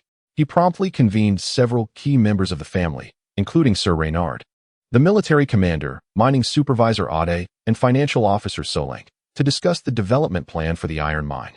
In the council chamber, hushed conversations filled the air. Lynn stood at the head of the table, holding a detailed report on the mineral deposits, his gaze sweeping over each individual present, and he spoke solemnly. "Esteemed colleagues, this report signifies that we are on the brink of controlling an iron mine that could substantially augment our family's power. However, it also presents new challenges, particularly regarding the vigilance against hostile forces."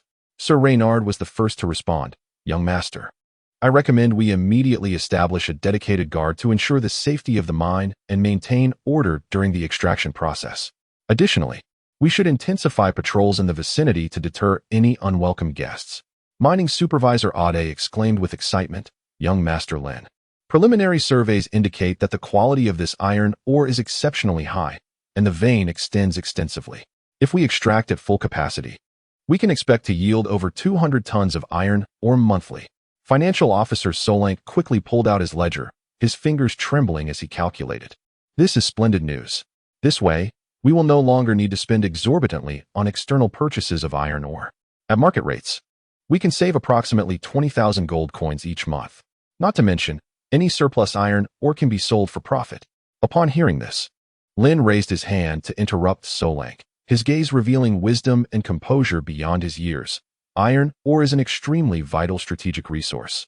Even if we do not utilize it all, we must store it for unforeseen circumstances. We cannot compromise our future for immediate gain. As Lynn's words echoed, a brief silence enveloped the council chamber. Solank was momentarily taken aback, but he quickly nodded in agreement, recognizing his own short-sightedness, and his admiration for Lynn deepened further. However, one could hardly blame Solank. As the treasurer of the Sorbright family, his duty was to enhance the family's financial income while simultaneously curtailing expenditures. Young master is indeed correct, added Adair. Iron ore is not only the foundation for forging weapons and armor, but also a symbol of our family's strength. Storing it will not only augment our own capabilities, but also prepare us for any eventualities that may arise in the future. Sir Reynard solemnly nodded in agreement. The young master's considerations are exceedingly thorough. Once the iron mine is exploited, it will undoubtedly attract the attention of surrounding forces, necessitating vigilance against potential sabotage by enemies. We must guard against external foes as well as the spies and traitors that may lurk within our ranks. Lynn slightly inclined his head, his gaze profound. Sir Reynard, I entrust the formation of the guard to you. Be sure to select warriors who are loyal and dependable to ensure the safety of the iron mine. Yes, young master. Reynard responded with a solemn demeanor. Arnold, the mineral supervisor, pondered for a moment before adding, Young master, the extraction of iron ore necessitates a considerable workforce. We will need to recruit miners and provide them with appropriate remuneration. Additionally, we must purchase tools and construct mining facilities, all of which require financial backing. Lynn smiled calmly. There is no need to worry about funding. The family's current financial state is sufficient to support the initial investment. Solank, you are responsible for calculating the budget, ensuring that every coin is spent judiciously. Solank respectfully nodded. Understood, young master. As for the issue of miners, let us send the prisoners from the dungeon to work in the mines. It is a means of resource utilization. For any shortfall, we can recruit externally. Lynn continued to instruct. Solank quickly grasped the implications, nodding in agreement. Young master is wise. This approach saves recruitment costs and effectively utilizes resources. Chapter 11. Production Enhancement Plan. As the meeting progressed, the development plan for the iron mine began to take shape. Lynn concluded, Ladies and gentlemen, the discovery of the iron mine presents a rare opportunity for our family's development, but we must remain vigilant against sabotage from our enemies. We must unite in purpose, ensuring that the Sorbright family stands resilient and prosperous on the continent of Rafabranca. The voices in the conference room rose in unison, their spirits elevated. Lynn's decisions and leadership instilled a burgeoning hope for the family's flourishing future in everyone present. In the northwest corner of Silver Eagle Fortress, the area of the armory was aglow with the fiery tongues of 12 furnaces, casting the sky in crimson hues. Lynn's black cloak billowed in the heat waves as his boots crunched over the scattered iron filings, producing a delicate sound. 3 formidable stone walls separated this area from the rest of the castle, with patrolling guards atop the battlements gripping halberds, vigilantly scanning for any approaching figures. Young master, the armory overseer, Barrett, hurriedly rushed from the forging area, his coal-smudged apron revealing muscular arms. This burly man in his 40s bore a ghastly scar across his left eye, a remnant of a furnace explosion from a decade prior. What brings you here in person? The smoke is too thick. Lynn raised his hand, signaling that there was no need for excessive courtesy, his gaze sweeping over the industrious craftsmen. More than 30 blacksmiths wielded their hammers, the rhythmic clanging creating a unique melody. Apprentices darted between them, transporting glowing iron ingots, sweat tracing clear lines across their youthful faces. It was precisely for this reason that I felt compelled to come and observe. Lynn's voice pierced through the cacophony of the forge, inquiring about the current monthly output of equipment. Barrett, wiping his forehead with the back of his coal-stained hand, replied, Young master, at present, we can produce 100 sets of fine armor, 300 longswords, and 200 longbows with matching arrows each month. He gestured toward the finished goods area in the southeast corner. Those are all recent creations, each subjected to triple inspection. Lynn ambled towards the finished goods section, his fingertips gliding over a row of glinting blades. These weapons were exquisitely crafted, each blade inscribed with the soaring silver eagle emblem, a proud mark of the Sorbright family. Yet, he understood that such production would be woefully insufficient amidst the impending turmoil. Take me to the warehouse, Lynn suddenly commanded, passing through 3 iron gates. The dry air was suffused with the scents of oil and leather. On the oak shelves of the warehouse, hundreds of sets of gear awaited allocation, neatly arranged. Barrett removed a breastplate, his fingers tapping it to produce a crisp resonance. This batch employs a double-layer forging technique, reducing weight by 20% while enhancing defense by 30%. Lynn scrutinized the equipment, calculating how to maximize these resources. He realized that with the development of iron mines, the production capacity of the armory must also be correspondingly elevated to meet the family's escalating military demands. Suddenly, Lynn turned, his silver-gray eyes locking onto Barrett's. "I require you to quintuple the output within 6 months." "Quintuple?" Barrett exclaimed, his eyes widening in disbelief, evidently taken aback by the ambitious target proposed by Lynn. Given the current capacity of the armory, Barrett was certain that aside from a few other ducal families and the royal household, no other family in the Kingdom of Clan could rival their production. The challenge of increasing output fivefold from such a foundation was immense. If time were on his side, Barrett felt confident he could gradually enhance the production to meet Lynn's demands. However, with only half a year to achieve such a feat, it seemed nearly impossible.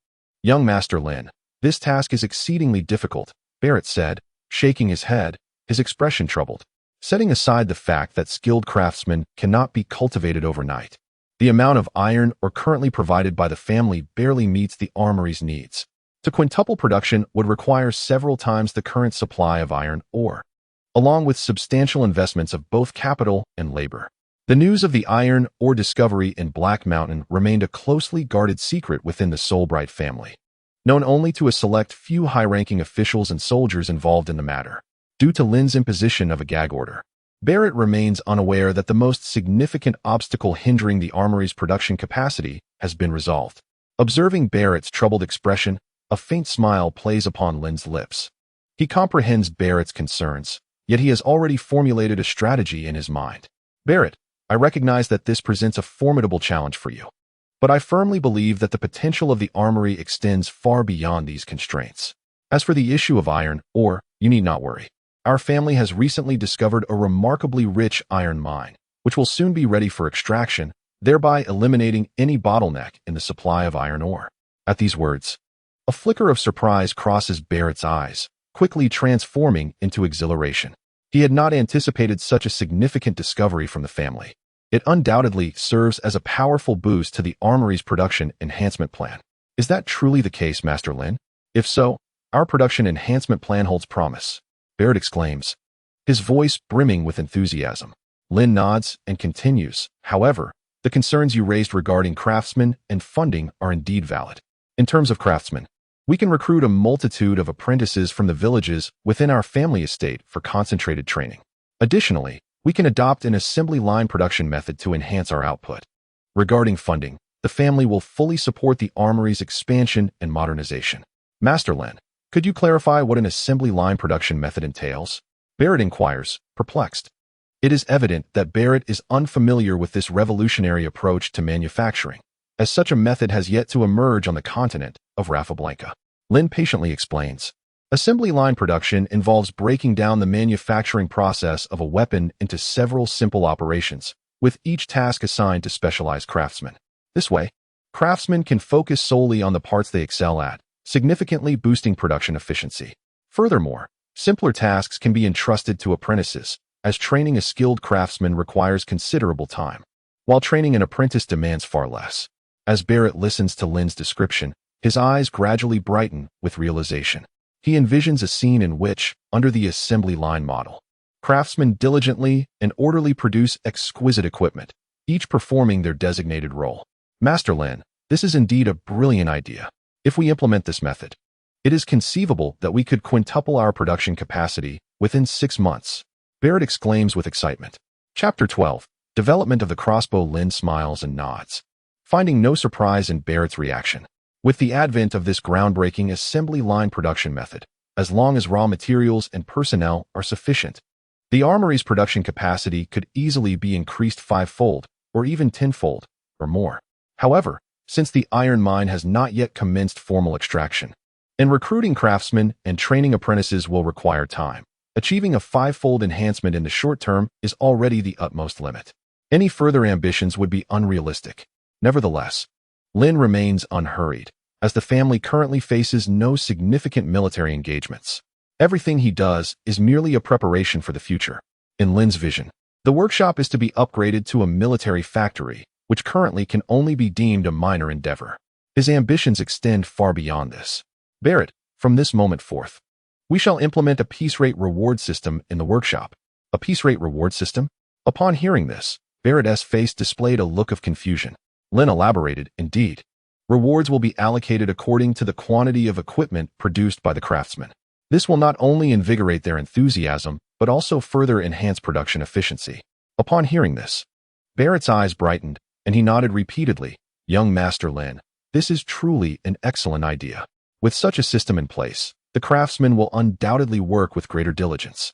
However, to prevent them from prioritizing quantity over quality, we must also establish a system of accountability. All craftsmen and apprentices will be categorized and numbered according to their skill levels. Henceforth, every piece of equipment produced, and every step of the process, must be etched with the corresponding craftsman's number. Should any quality issues arise, we can swiftly trace it back to the individual and impose appropriate penalties. Lynn's approach draws inspiration from the labor system of the Great Qin Empire in his previous life. It is said that the weapons used by the Qin army bore the names of the craftsmen, allowing for accountability in the event of quality issues, with severe consequences for negligence. Thus, the quality of weapons produced during the Qin dynasty was reliably assured. Young Master Lin, you are truly a genius. With such a system, the production efficiency and product quality of the workshop will see tremendous improvement. Barrett exclaimed excitedly. Lin smiled and nodded, his regard for Barrett rising a notch. Although the overseer of the workshop initially exhibited some trepidation, once he comprehended Lin's plan, he swiftly transformed that understanding into actionable energy, a rare talent in management. Next, Lin waved his hand, signaling the others to exit, and then quietly instructed Barrett, "There is one more matter. I need you to gather a few craftsmen with a high degree of loyalty to the family to secretly develop a new type of weapon." Upon hearing this, Barrett's expression turned serious, realizing that the new weapon Lin mentioned was no ordinary item. A new weapon? Young Master Lin, please elaborate on the nature of this weapon. Barrett inquired, his voice lowered, eyes glinting with curiosity and anticipation. Lin produced a paper from his pocket and handed it to Barrett. It was a structural diagram of a crossbow he had sketched from his memories of his previous life. Unlike a bow, which requires extensive training to master, a crossbow is easily wielded and demands little effort to operate. Moreover, it is less affected by wind, ensuring high accuracy and superior penetration power. In his previous life, the Qin state's ability to dominate the battlefield against the Six Kingdoms was significantly aided by the crossbow. It could be described as a weapon capable of altering the very nature of warfare. Crossbows come in various forms, including handheld versions suited for individual combat, foot-operated crossbows designed for large-scale military operations, and powerful siege crossbows capable of piercing heavy armor. Additionally, they can be fired in both single-shot and multi-shot modes. Lin presented Barrett with the schematics of a single-shot crossbow, meticulously refined to cater to the needs of infantry. This remarkable weapon could effortlessly pierce through fabric armor within 300 meters and penetrate ordinary light armor at 200 meters. Lin spoke slowly. It is called a crossbow. It can launch bolts akin to a bow, yet does not require sustained force to draw the string. Even a novice, with minimal training, can master it. He then elaborated on the working principles of the crossbow. Upon hearing Lin's exposition, Barrett accepted the schematics, his hands trembling slightly. Not only was Barrett the overseer of the armory, but he was also a seasoned craftsman, fully aware of the astonishing potential embodied in the weapon depicted on the blueprint.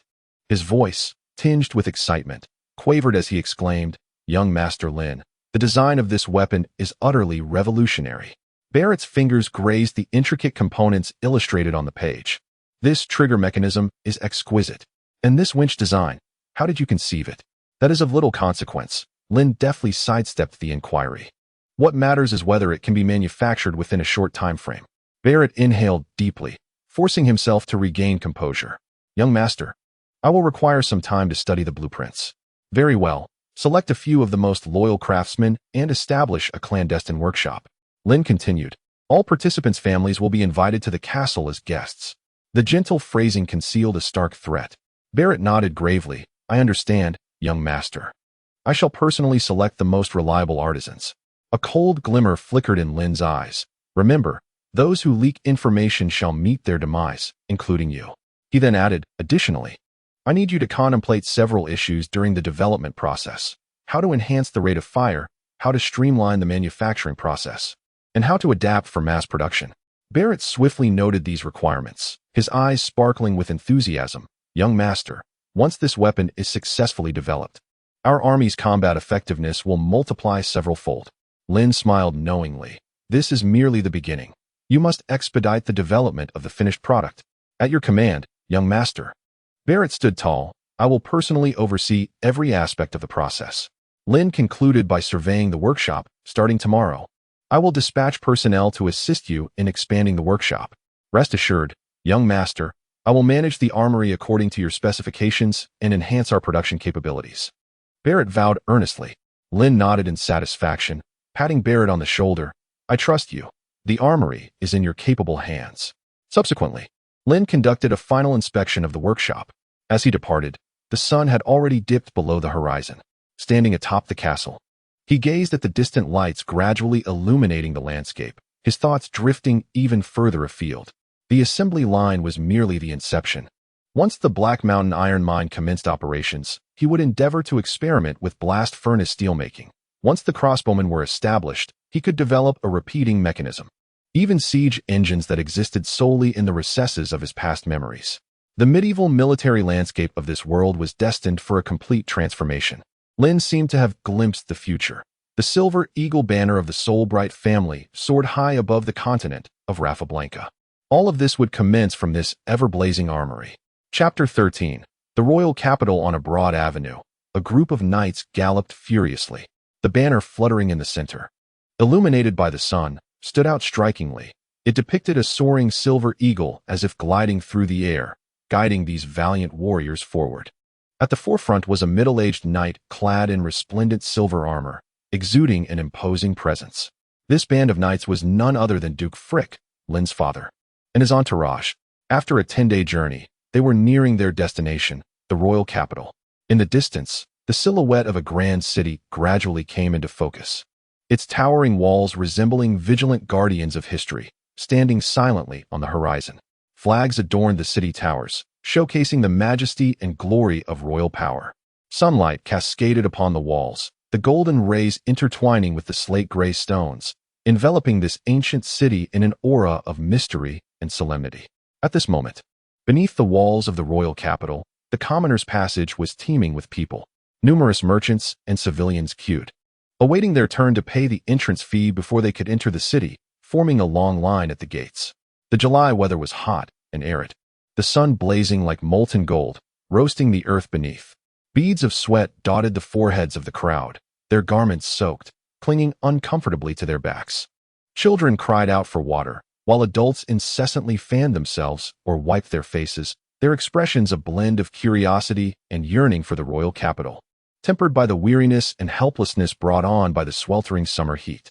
Though the procession moved slowly, no one dared to urge them on. To do so would invite the ire of the guards at the city gates, whose weapons were not mere decorations. To cause a disturbance at the gates of the royal capital was to invite trouble. The status of commoners on the continent of Rafabranca was scarcely above that of slaves. Their deaths elicited little concern. Adjacent to the commoner's passage lay the noble passage, starkly contrasting with its bustling counterpart. The noble passage was nearly deserted, save for a few elegantly attired nobles who strolled leisurely by, their faces radiating confidence and composure, as if the world itself parted for their passage. Flanking the pathway, attendants in uniforms stood respectfully, bearing silver platters laden with fresh fruits and chilled beverages, ready for the noble's indulgence. Whenever a noble approached, the attendants would swiftly step forward, presenting these luxurious refreshments with utmost grace, highlighting the chasm between the commoners and the nobility. As they drew nearer, the guards at the city gates took notice of Duke Frick and his grand procession. The previously languid guards instantly straightened at the sight of the fluttering silver eagle banner, their expressions shifting to one of awe. In such sweltering heat, the presence of Duke Frick and his entourage was decidedly striking. After a long journey, their magnificent steeds remained spirited, their hooves striking a crisp and resonant rhythm upon the cobblestone path, sharply contrasting with the surrounding clamor. The knights, clad in uniform armor that gleamed with a cold brilliance under the sun, echoed the silver eagle emblazoned on their banners, exuding an undeniable aura of power and majesty. As the procession approached, the guards at the city gates swiftly formed ranks, crossing their spears to create a makeshift barrier. A figure resembling a captain hastened forward, kneeling on one knee to pay his respects to Duke Flick. "We welcome your grace to the royal capital. May your journey be safe and pleasant." His voice boomed, cutting through the din of the crowd, drawing the attention of those in the pedestrian passage. Duke Flick inclined his head slightly, his countenance regal yet imbued with warmth. "Rise, loyal guardians. The peace of the capital relies on your vigilant watch." His words were brief yet impactful, instilling a sense of nobility and respect for the soldiers in all present. The captain stood, his eyes shimmering with honor and pride, gesturing for the guards behind him to allow passage. Duke Flick and his entourage swiftly traversed the noble pathway without pause or hesitation, the silver eagle banner fluttering in the wind, guiding them toward the heart of the royal city. Upon crossing the city gates, the bustling splendor of the capital unfolded before their eyes. Lined along the spacious, straight streets were numerous shops, a dazzling array of goods from precious adornments to everyday necessities.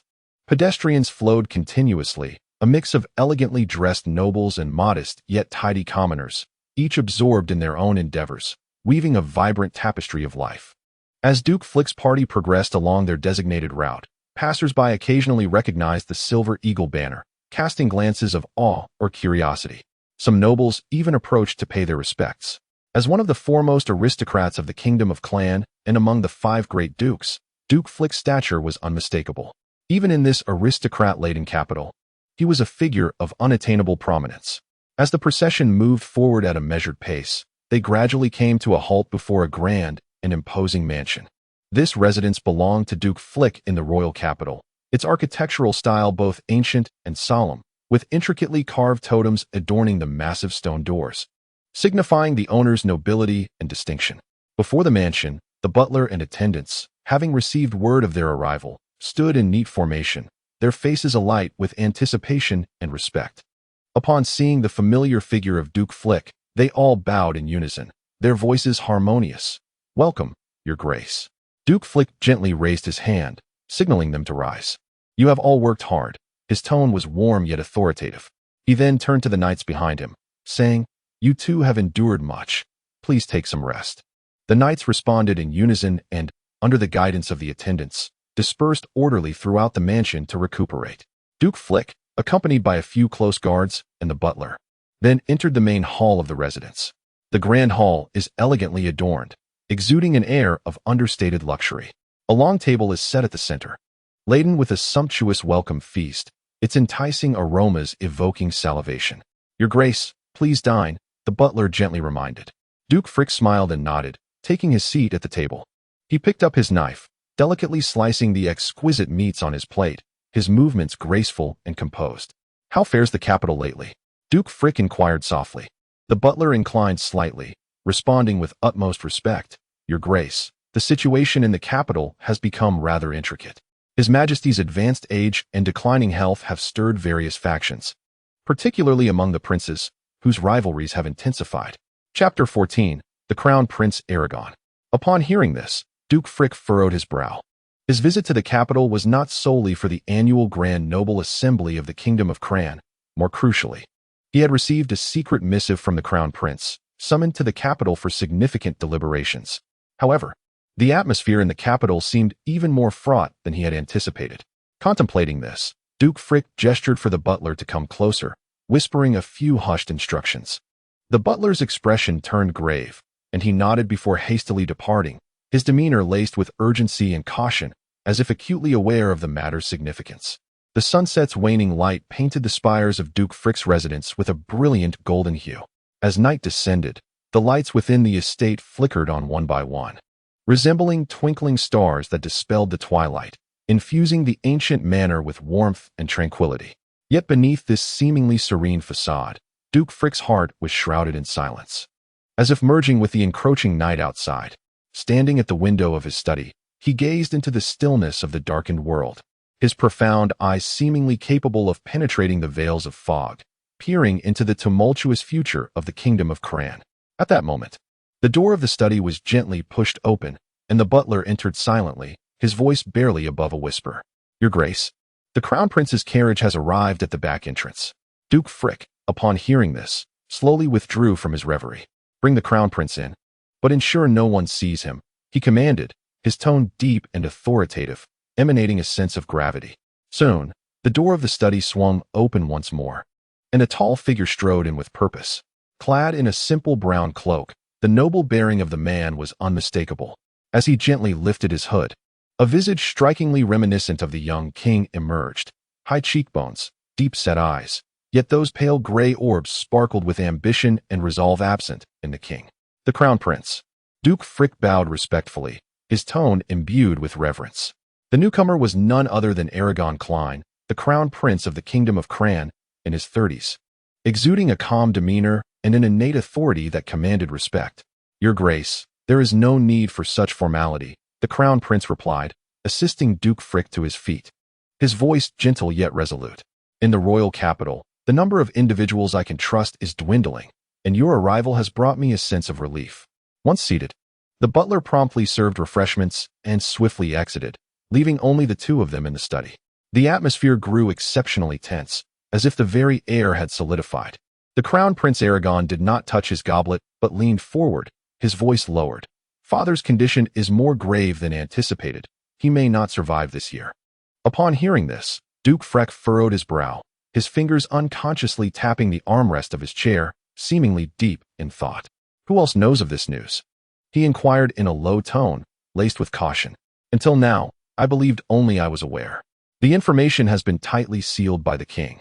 Had it not been for one of the physicians I had previously bribed, I would remain oblivious to it."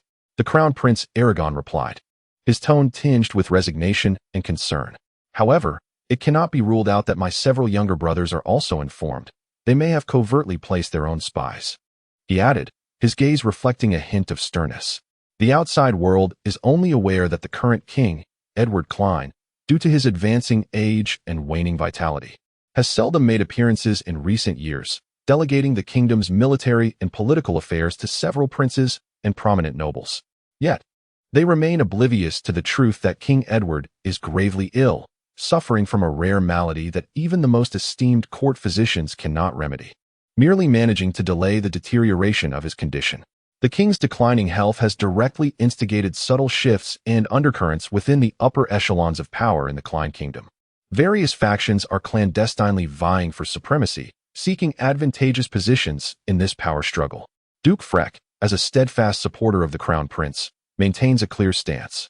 In his view, it is only rightful that the eldest son inherits the title. This not only aligns with the prevailing understanding within the noble circle, but also reflects his deep-seated commitment to legitimacy. However, this principle does not apply uniformly among the royal families of various empires and kingdoms. The reason lies in the fact that emperors and kings, driven by political necessity, often take one or more concubines in addition to their empress or queen. These concubines represent various interest groups, which complicates the succession of thrones, wherein power rather than lineage often dictates the outcome. This explains why, to date, no empire or kingdom on the continent of Rafabranca has managed to endure for over a millennium.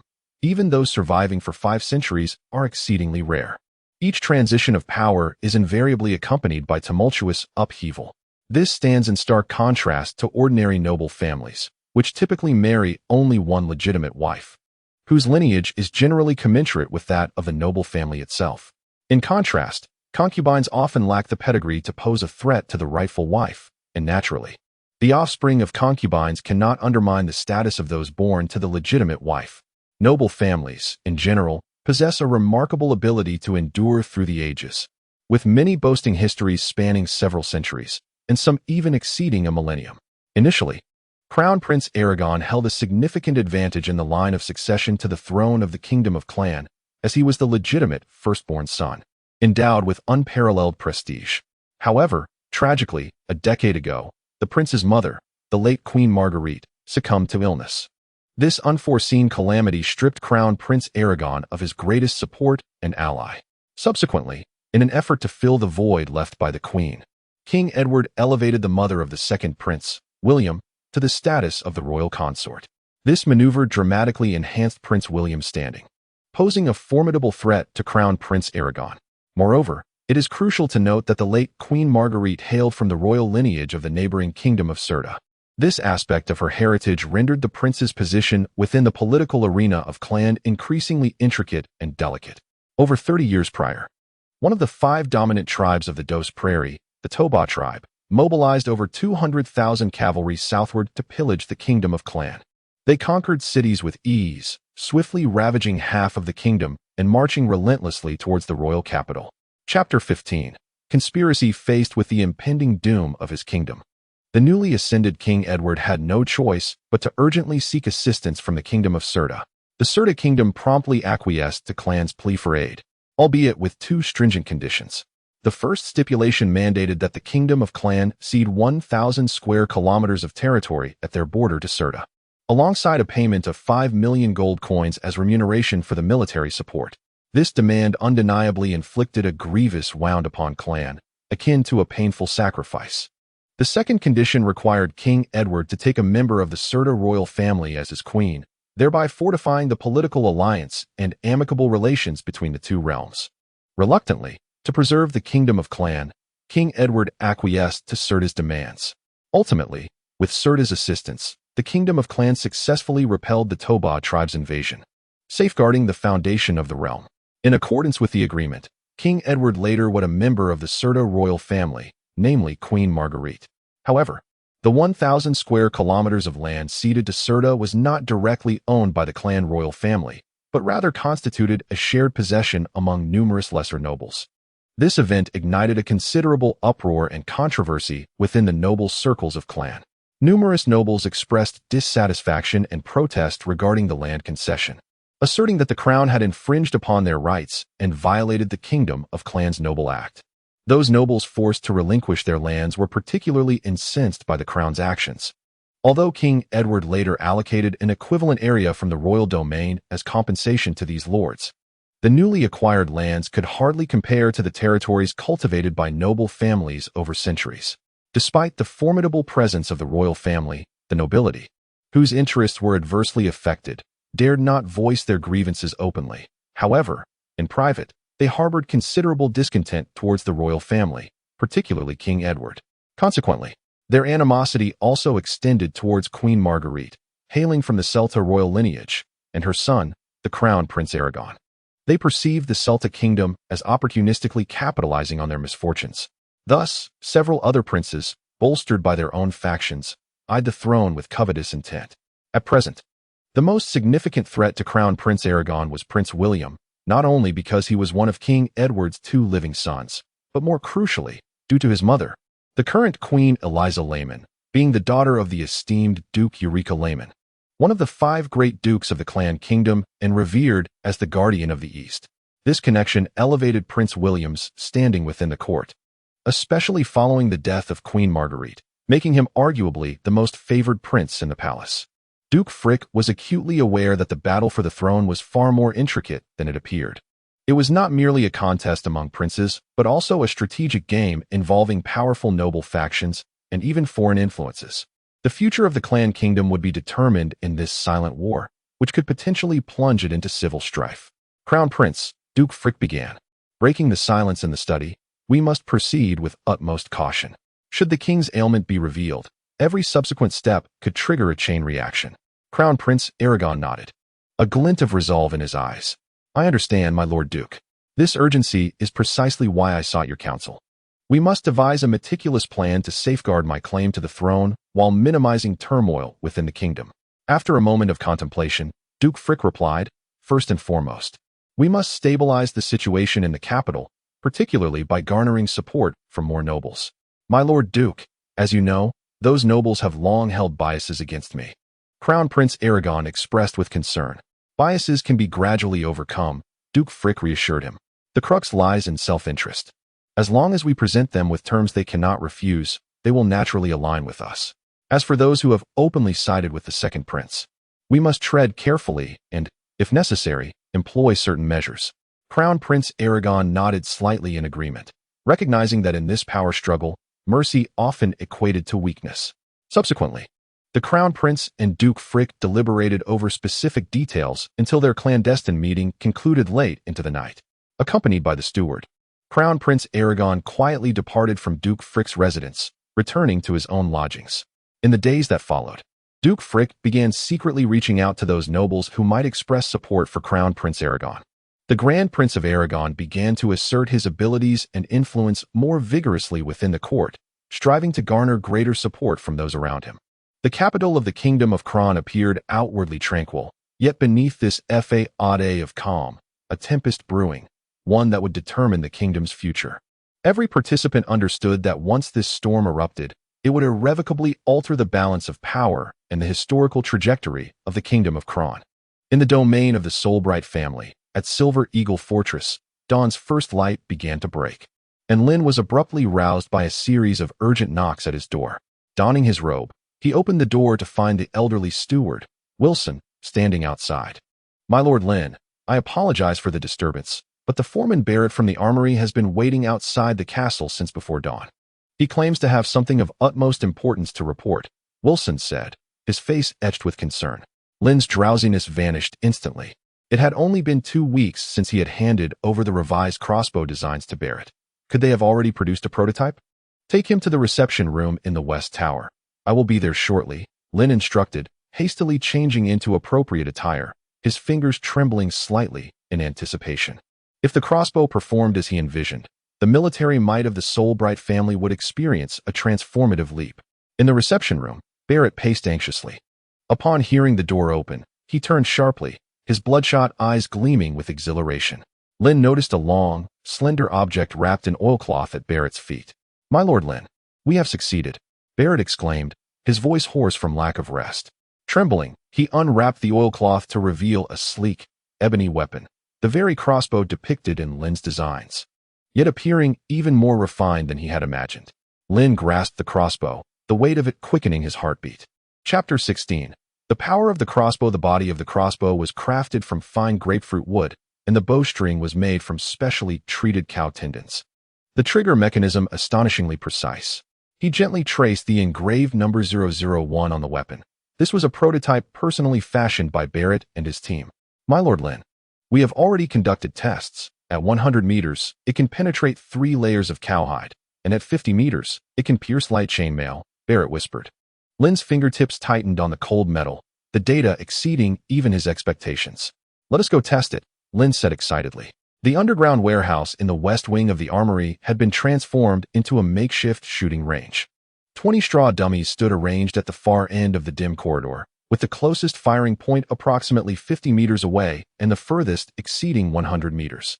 In a corner lay assorted fragments of armor, remnants from previous tests. Barrett retrieved a specially crafted arrow from a wooden crate. Its triangular tip, forged from fine iron, glimmered coldly in the torchlight. Lynn accepted the arrow, skillfully knocking it onto the string. The winch design on the bow's arms made the process of drawing the string remarkably effortless, as the soft click resonated, signaling the readiness of the crossbow. Lynn felt a shiver ascend his spine. It was the sound that heralded a transformation in the rules of warfare. He aimed at the oak shield 50 meters away and pulled the trigger. Whoosh! Thud! The shrill whistle of the arrow slicing through the air coincided almost perfectly with the dull thud of it striking the target. Lynn hastened forward to inspect, only to find that the broadhead arrow had completely embedded itself within the shield, leaving behind a meticulously shaped triangular hole on the surface.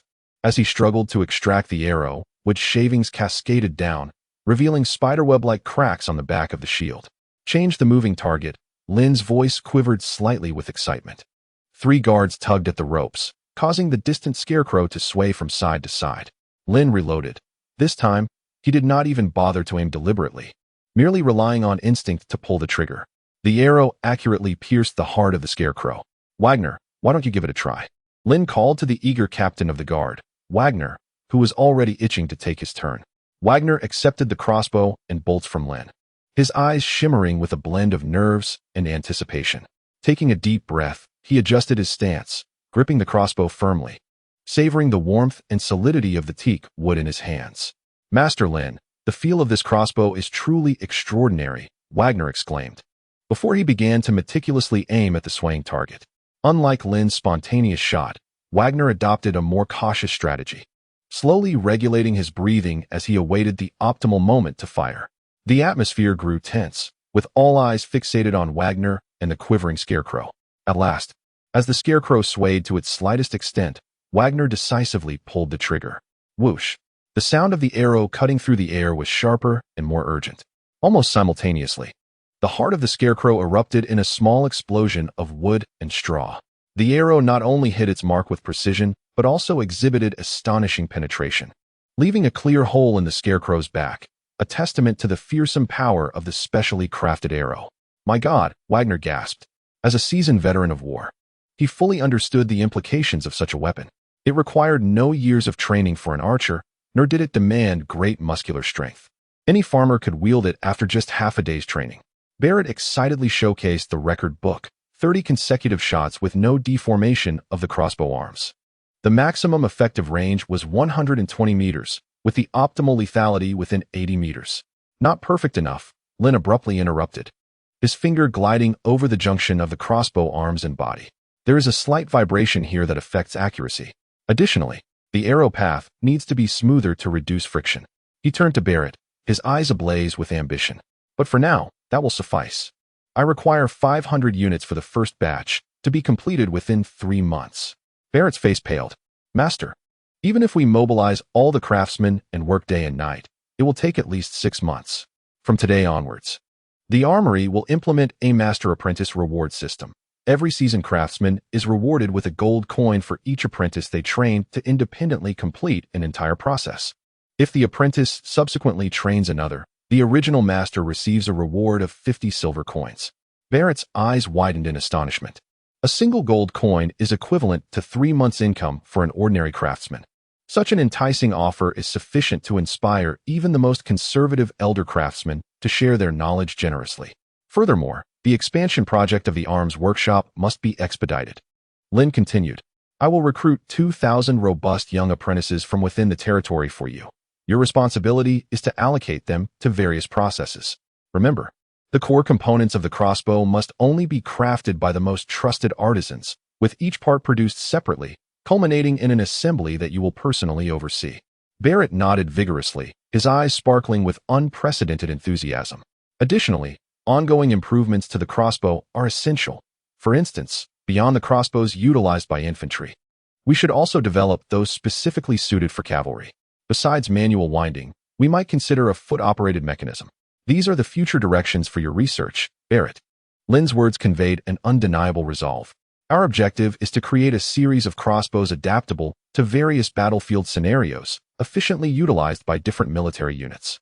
Barrett inhaled deeply, his excitement palpable. "Master Lynn, your foresight commands my utmost respect. I, Barrett, vow to exert every effort and fulfill my duty. I trust you. Moreover, inform all craftsmen that rewards await those who develop new products or improve the performance of existing weapons, depending on the significance of the improvements. Rewards will range from 10 gold coins to 10,000 gold coins," Lynn added. His gaze emanated a motivating force. Barrett felt a surge of passion. This incentive mechanism will undoubtedly ignite the creativity and enthusiasm of the craftsmen. He realized that under Lynn's leadership, the arms workshop was on the brink of an unprecedented glorious era. What transpires here today must remain confidential. Those who disobey will face death. Lynn's voice was deep and serious as his gaze swept across everyone present. Wagner and the other guards immediately nodded. As protectors of the Solbright family, their loyalty was unquestionable. As Lynn stood alone on the highest terrace of the castle, the eastern sky began to lighten. He caressed the prototype crossbow numbered 001. Envisioning the future, the Solbright family's crossbow formations dominating the battlefield, enemies torn to shreds by a rain of arrows before they could approach. Chapter 17. The choice of the Khan clan, the Sunset Mountains. This vast mountain range spans across 3 kingdoms, including the Kingdom of Kron, extending over 1,000 kilometers. It is said that no one has ever traversed the Sunset Mountains. Thus, they serve as a natural barrier on the western edge of the Solbright family's territory. Within the Sunset Mountains reside hundreds of mountain clans of varying sizes, existing in tribal forms. Among them, the Khan clan stands as one of the 3 major tribes, boasting a population exceeding 10,000. In the Sunset Mountains, the size of the tribe is not necessarily advantageous. for an excessive number of members becomes unsustainable.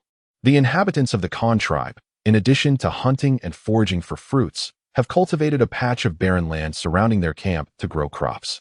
However, since the onset of summer, rainfall in the Sunset Mountains has drastically diminished, and it has now been nearly 2 months without rain. This has resulted in the nearby streams nearly drying up, forcing the tribe's people to travel dozens of kilometers to a large pond for water. Consequently, the crops cultivated around the camp have withered, indicating that the Con tribe faces an impending food crisis this year. The tribe members are filled with anxiety as several leaders gather in the chief's wooden cabin to discuss how to navigate this unprecedented drought crisis.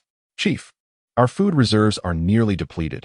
We must devise a plan swiftly. A middle-aged man with a thick beard breaks the silence, his eyes reflecting deep concern.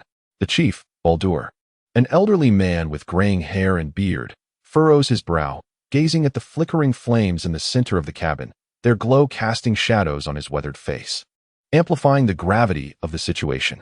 Chief, I have increased the hunting party, but due to the drought, the game has migrated further away.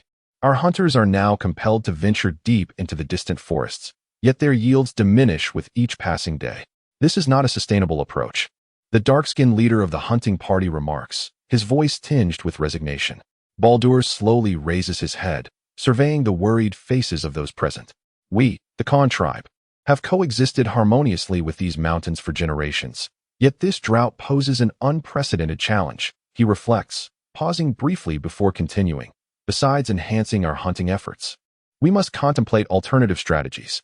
Chief, our only option is to descend the mountain, a robust and astute middle-aged man suddenly interjects. He is Aiden, the commander of the Con tribe's military forces. His suggestion instantly thickens the atmosphere within the cabin.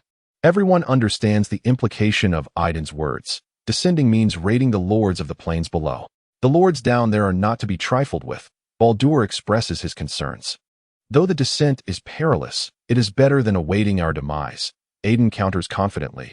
Those lords are exceedingly wealthy, their granaries overflowing with provisions. We need only target a few minor lords. Given our strength, they will struggle to withstand us. While that may be true, it must be noted that these lords are backed by the Soulbright family, the most powerful nobility in this region. A voice interjects, prompting Aiden to furrow his brow. The Soulbright family has ruled the southern territories for centuries, their influence deeply entrenched in the area. Though Aiden has never directly dealt with them, he is acutely aware of their formidable power. A brief silence enveloped the room, as each individual delved into profound contemplation. Although raiding the lord of the valley below might yield a temporary supply of sustenance, it would undoubtedly thrust the entire Con clan into the precarious crosshairs of conflict with the Soulbright family. For the Con clan, this was undeniably a calamitous gamble. If we act swiftly and maintain discretion, the Soulbright family will remain oblivious to our involvement. After all, we are not the sole mountain clan inhabiting the sunsetting mountains. Moreover, even if the Soulbright family were to uncover our actions, what consequences could arise? Let us not forget, we are mountain clansmen. On the plains, we may not rival the might of the Soulbright forces, but this mountainous terrain is our domain. Should they dare to approach, our Con warriors are far from defenseless.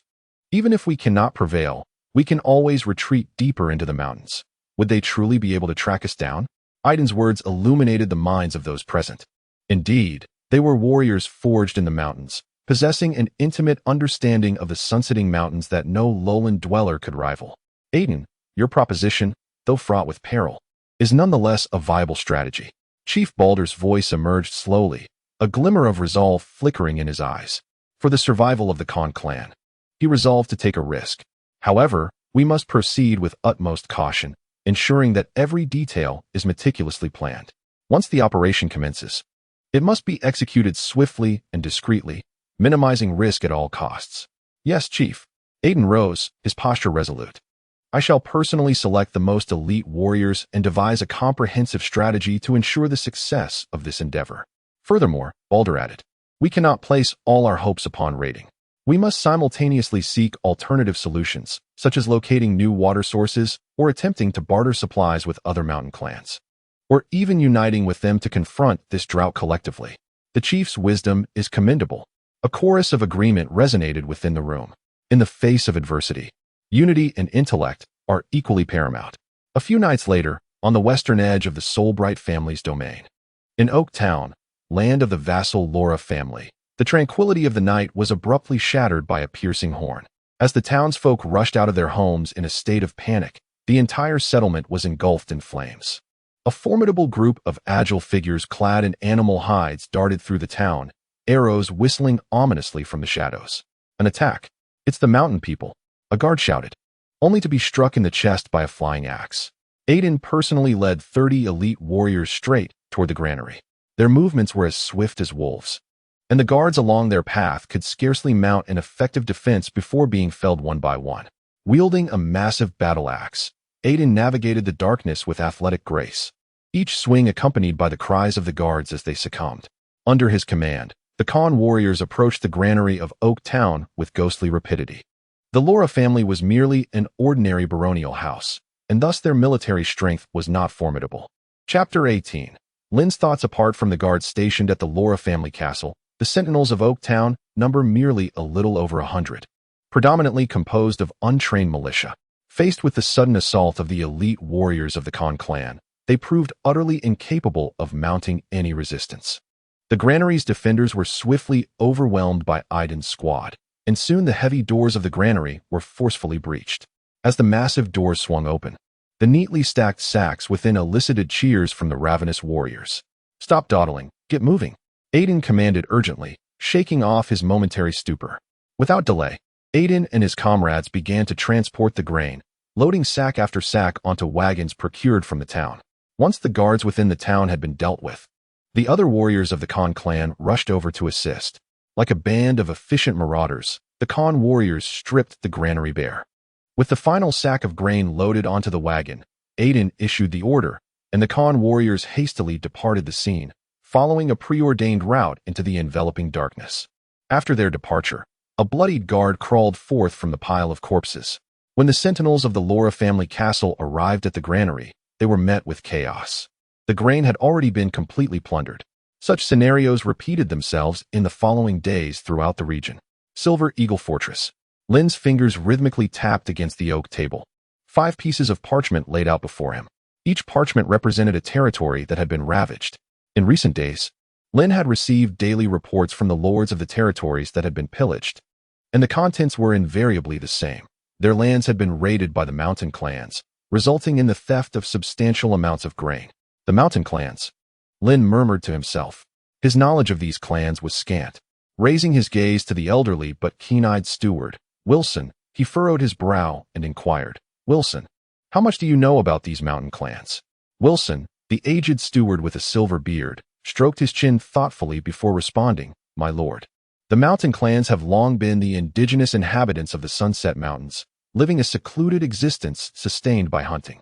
According to reports from survivors, it is the Con clan that has attacked us this time. As one of the larger tribes, they are said to number in the thousands, with fierce and skilled warriors adept in mountainous combat. However, they typically do not descend from their heights to disturb the plains unless faced with dire survival circumstances."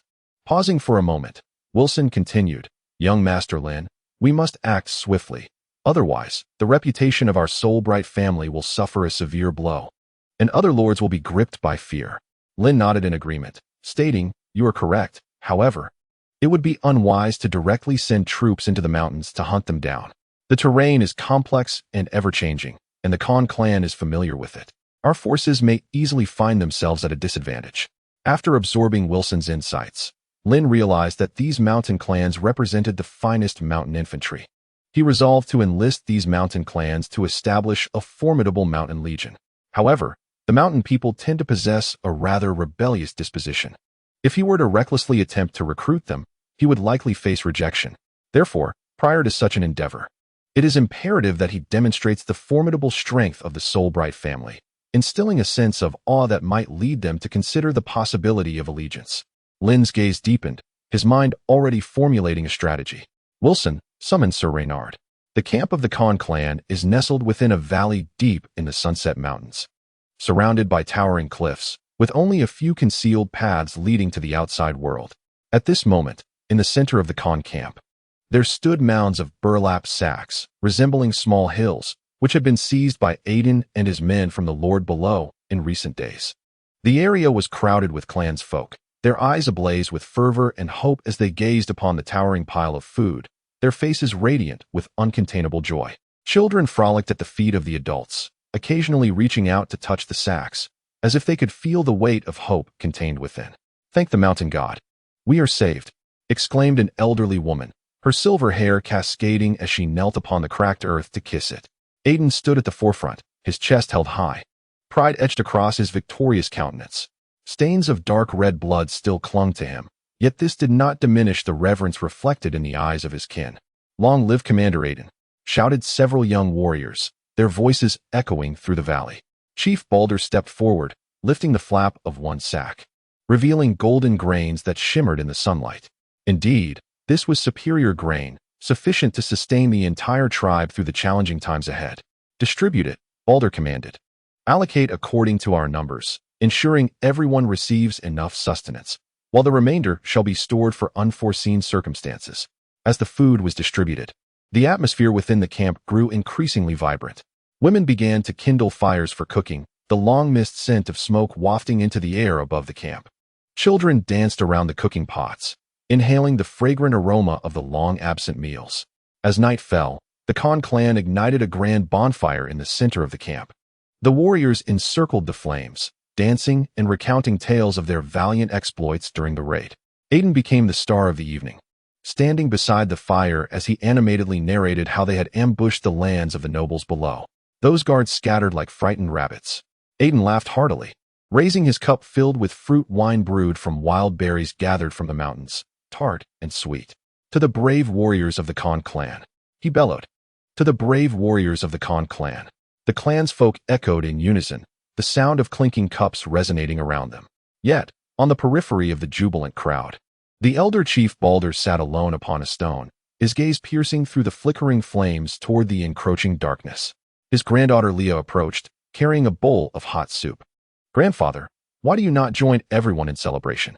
Leah inquired with concern as she offered the soup to Balder. Bald took the bowl of soup and gently patted his granddaughter's hand. "I am pondering the future of the Khan clan," he said. Leah furrowed her brow in confusion. "What do you mean?" "Those plainsmen will not rest easily, especially the Soulbright family." Bald's voice was deep and hoarse. "In my youth, I witnessed their disciplined and well-equipped army. If they seek revenge..." Leah's complexion turned pale. "What shall we do?"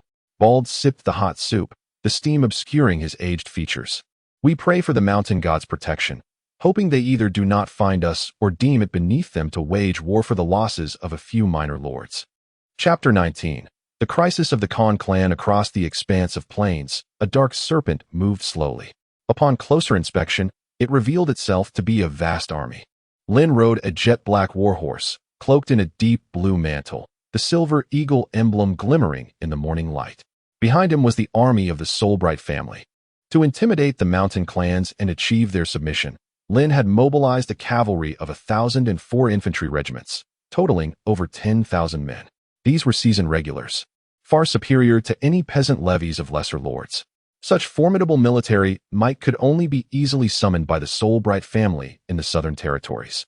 The thundering footsteps of soldiers shook the earth, dust swirling around them, and the banners fluttered in the breeze. As the army advanced toward the edge of the Sunset Mountains, the terrain gradually grew rugged and intricate. "Lord Lynn, we are less than 10 kilometers from Baron Laura's territory." Sir Reynard, the military commander, rode closer and spoke softly. Given the scale of this military undertaking, Sir Reynard felt it imperative to oversee it personally, for in his eyes, Lynn was still but a youth. Lynn nodded slightly, his gaze resolute, his determination to subdue the mountain clans intensifying. "Send the order to quicken our pace. We shall spend the night in Oak Town," he commanded. Sir Reynard took his leave to relay the orders swiftly. The army's pace quickened, the clattering of hooves and the rhythm of marching soldiers intertwining into a stirring march that echoed across the land. Meanwhile, within the castle of the Laura family, several plundered lords gathered, their expressions fraught with anxiety. "Those mountain folk are utterly lawless," Baron Laura hissed through gritted teeth. "They not only seized our food, but also slaughtered many of my guards." Another lord chimed in, "My lands suffered the same fate. They come and go like the wind, evading capture entirely. As far as I know, the Khan clan is one of the prominent clans among the mountain tribes of the Sunset Mountains, boasting over 10,000 members. Individually, we cannot contend with the Khan clan's strength. We must unite and beseech the Soulbright family for support to confront them. A stern-faced lord rose, fists clenched, eyes gleaming with resolve. Baron Laura nodded gravely. I concur. If this continues, our land shall face the threat of annihilation. At that moment, the butler of Baron Laura hurriedly entered the room. My lord, a messenger from the Soulbright family has arrived. Their army is approaching, and they are less than 10 kilometers away. We must prepare for their arrival, the butler said urgently. Upon hearing this, everyone in the room was taken aback, and soon their faces illuminated with a mixture of surprise and joy. Baron Laura slammed his hand on the table, rising to his feet, his eyes sparkling with hope. The army of the Soulbright family had finally arrived. Surely, the mountain tribes would now be compelled to restrain themselves. The other lords expressed their agreement, their previous anxiety gradually dissipating. What did you say? The Soulbright family's army has arrived so swiftly? Are you certain? The chief of the Khan clan, Balder, furrowed his brow upon receiving this sudden news, disbelief flickering in his eyes. He fixed his gaze on the scout who had rushed in, his tone filled with urgency and unease. To prepare for any potential retaliation from the Soulbright family, Balder had stationed a considerable number of clan members as scouts near the forest bordering the plain. Consequently, when the army led by Lynn passed through that area, it was promptly spotted by the Khan clan members, who immediately reported back to Chief Balder. Breathless and with sweat streaming down his face, the scout resolutely replied, Yes, Chief. I witnessed it with my own eyes. The army of the Soulbright family is rapidly advancing along the plain outside the valley, numerous and unmistakable with their banners. How many are there? Balder pressed further. It appears to be over 10,000, and there is a cavalry unit among them. The scout's response darkened Balder's expression. He realized that the Khan clan was facing an unprecedented crisis. Immediately summoned the elders and Commander Aiden to convene. The clan member promptly turned and sprinted away. Within the castle of the Laura family, the lords anxiously awaited the arrival of the Soulbright family's army. They stood atop the castle walls, gazing towards the plain, their hearts filled with both anticipation and trepidation. At last, the army of the Soulbright family emerged on the horizon like a dark dragon, its vast scale and disciplined formation invigorating the lords, as if they glimpsed the dawn of victory. They have arrived. The army of the Soulbright family is here, Baron Laura exclaimed with excitement. The other lords joined in jubilant cheers. They believed that with the support of the Soulbright family, they would undoubtedly vanquish the arrogant mountain clans and reclaim the food and dignity that had been taken from them. Gazing at the distant castle and the adjacent village, Lynn commanded the army to set up camp in the open space outside the town. He then rode forth with Sir Reynard, several captains of infantry, and a few guards towards the castle. The castle gates stood wide open, and Baron Laura, accompanied by the other lords, awaited at the entrance to receive them with respect. Master Lynn, Baron Laura bowed deeply, his voice tinged with unmistakable excitement. Your arrival is our greatest hope. The other lords also bowed, their eyes filled with reverence. Lynn nodded slightly, her gaze sweeping over the assembly. There is no need for excessive formalities. The Soulbright family shall not stand idly by while our vassals suffer. Her voice resonated with a steady strength, offering a semblance of comfort to those present. Within the castle's grand hall, a long table was laden with roasted venison, honeyed bread, and fine wine. Baron Laura had prepared a sumptuous feast to honor Lynn. As the wine flowed freely, discussions gradually shifted towards the Khan clan. My lord Lynn, those mountaineers are as cunning as foxes and as fierce as wolves. They are intimately acquainted with every trail in the mountains. Our forces would find it impossible to track them, a more senior lord remarked gravely. Moreover, Baron Laura interjected, the warriors of the Khan clan fear neither death nor defeat. Their archers can strike a target with unerring accuracy from 100 paces, and in close combat, they are exceptionally ferocious. As several lords recounted their knowledge, Lynn gained invaluable insights about the Khan clan and the mountain tribes. Gentlemen, I comprehend your concerns, Lynn began, her voice calm, yet resolute. However, the honor of the Soulbright family is not to be trifled with, and our subjects must not endure such indignities. Tonight, we shall rest well, for on the morrow, I shall demonstrate the might of the Soulbright family to those mountain folk. Chapter 20. Conditions meanwhile, in the Khan clan's encampment, the atmosphere was tense. Bald sat by the campfire, surrounded by the clan elders and Aiden. Recent reports from the clan indicated that the Soulbright army had taken position in Oak Town, numbering over 10,000 and well-equipped. Chief, we must make a decisive choice, an elder expressed with concern. If they venture into the mountains to hunt us down, we may not withstand their assault. Aiden scoffed, let them come. The Sunset Mountains are our domain. If they dare to intrude, I shall ensure they have no return. Bald slowly shook his head. Aiden, while courage is commendable, blind confidence may spell doom for our entire clan. Another elder, the lean and astute Morn, suggested quietly. Perhaps we could temporarily relocate deeper into the mountains to evade their advance. The Sunset Mountains stretch for miles. They cannot pursue us indefinitely. Flee. Aiden sneered. When did the warriors of the Khan clan become cowards? This is not cowardice, but survival. Morn retorted. If we engage in a direct confrontation, even if we emerge victorious, we would be gravely weakened. The debate raged on for some time until Bald finally rose, the firelight casting a resolute glow upon his aged yet steadfast visage. The Khan clan shall not retreat, but neither shall we blindly march to our demise. His voice was deep and commanding. We shall adopt a defensive stance, summoning all warriors to lay an ambush at the critical passes. If they dare to enter the mountains, let them pay a heavy price. He turned to Aiden. You will lead the elite warriors, lying in wait along the eastern path, which is their only route into the mountains. Aiden grinned widely. Fear not, Chief. I shall make them regret ever stepping foot in our territory. Bald then addressed Morn. You will organize the elderly, women, and children, preparing an escape route. Should the tide of battle turn against us, we shall retreat to Eagle's Nest Peak without delay. On that fateful night, the Khan clan prepared to weather the impending storm. By dawn, the forces of the Soulbright family had assembled on the plains. Lynn stood atop a hill, surveying the distant, undulating mountains that marked the territory of the Khan clan. My lord, are we truly going to set the mountains ablaze? Sir Reynard inquired, his brow furrowed. Recognizing the potential for an uncontrollable inferno, Lynn's gaze was steely. Rest assured, I only require their appearance. I do not intend to scorch the entire mountain. He gestured towards a narrow valley. We shall ignite that specific area. The winds favor us. At Lynn's command, dozens of fiery arrows whistled through the air, striking the forest's edge. The dry brush ignited instantaneously, flames licking upwards and thick smoke billowing into the sky. Within the woods, Khan sentinels, upon witnessing the rising smoke, immediately sounded the alarm. Chief, the plainsmen have set fire to the mountains. A scout rushed into the camp, his voice tinged with terror. Baldur sprang to his feet, his complexion ashen. They seek to force us out. Aiden unsheathed his battle axe, fury igniting in his eyes.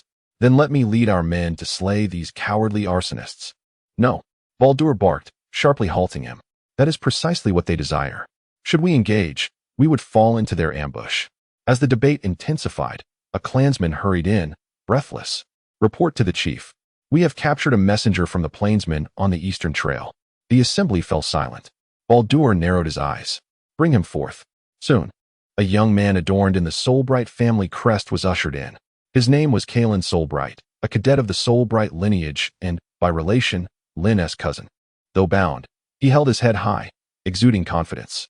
I am the envoy of Master Lynn, Kalen stated, meeting Baldur's gaze.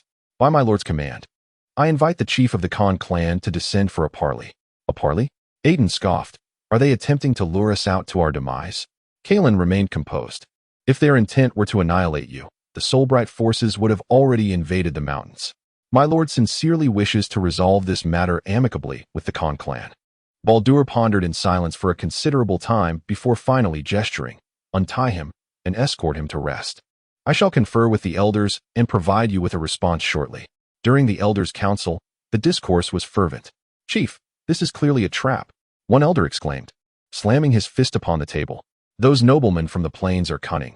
Should you descend, peril awaits. But if we refuse, Baldur spoke solemnly, what awaits us could be the annihilation of our clan. You have all witnessed their might. Aiden gritted his teeth. Then let us confront them. Confront them with what? Baldur countered. No matter how valiant our warriors, can they stand against a well-equipped army of thousands? Not to mention their cavalry. Seeing the assembly fall silent, Baldur rose. I have decided to descend personally. For the future of the Khan clan, this risk is worth taking. He then turned to Aiden. If I do not return, you shall assume the role of clan leader and guide our people deeper into the mountains. At noon, Balder appeared at the foot of the mountain, accompanied by 10 elite warriors. Lynn had long awaited at the front lines, with a neatly arranged army behind him. The two exchanged glances from a distance.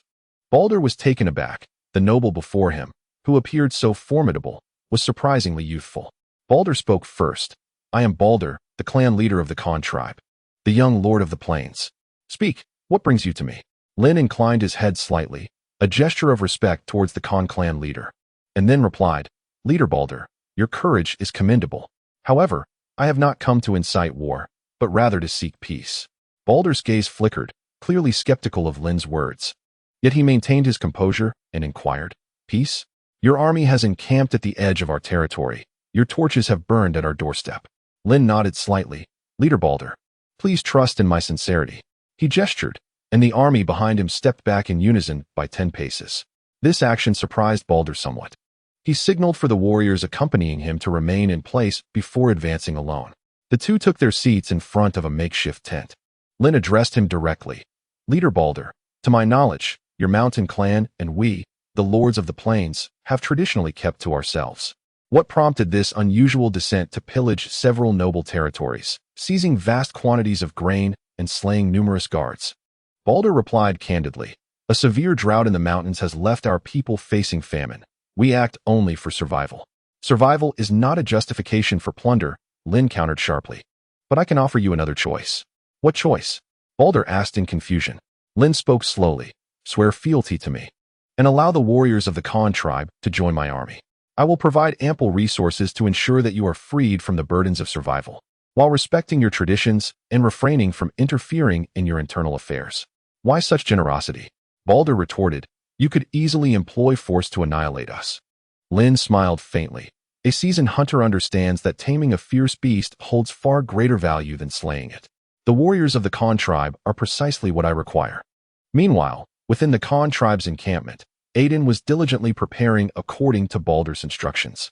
"All the elderly, weak, and women, swiftly gather your necessities and be ready to retreat to Eagle's Nest Peak," he ordered. The warriors were divided into 3 teams. One remained to guard the camp, while the other 2 set ambushes along the mountain paths. Leah gazed anxiously down the mountain. "Will grandfather return safely?" Aiden clenched his axe, his eyes resolute. "If the clan leader meets with misfortune, I swear to exact vengeance upon the Soulbright family." "Your offer is generous," Balder began slowly, his rough fingers tracing the rim of a wooden cup. "But the lords of the plains have always regarded us mountain dwellers as savages. Why should I trust you?" Lynn did not respond immediately. Instead, he retrieved a silver badge from his pocket and gently placed it upon the table. The badge was adorned with a soaring silver eagle, encircled by thorns and stars. This was the emblem of the heir to the Soulbright family. As the heir of the Soulbright family, Lynn's voice resonated with solemnity. "I, the future Duke of Silverlight, pledge my commitment, which is tantamount to the promise of the entire southern realm." Balder's pupils constricted slightly as he reached out to touch the badge, feeling the intricate patterns on the metal, an unmistakable mark of nobility. "The heir of the Soulbright family," he murmured, casting a complex gaze at Lynn. "You bear more weight than I had anticipated."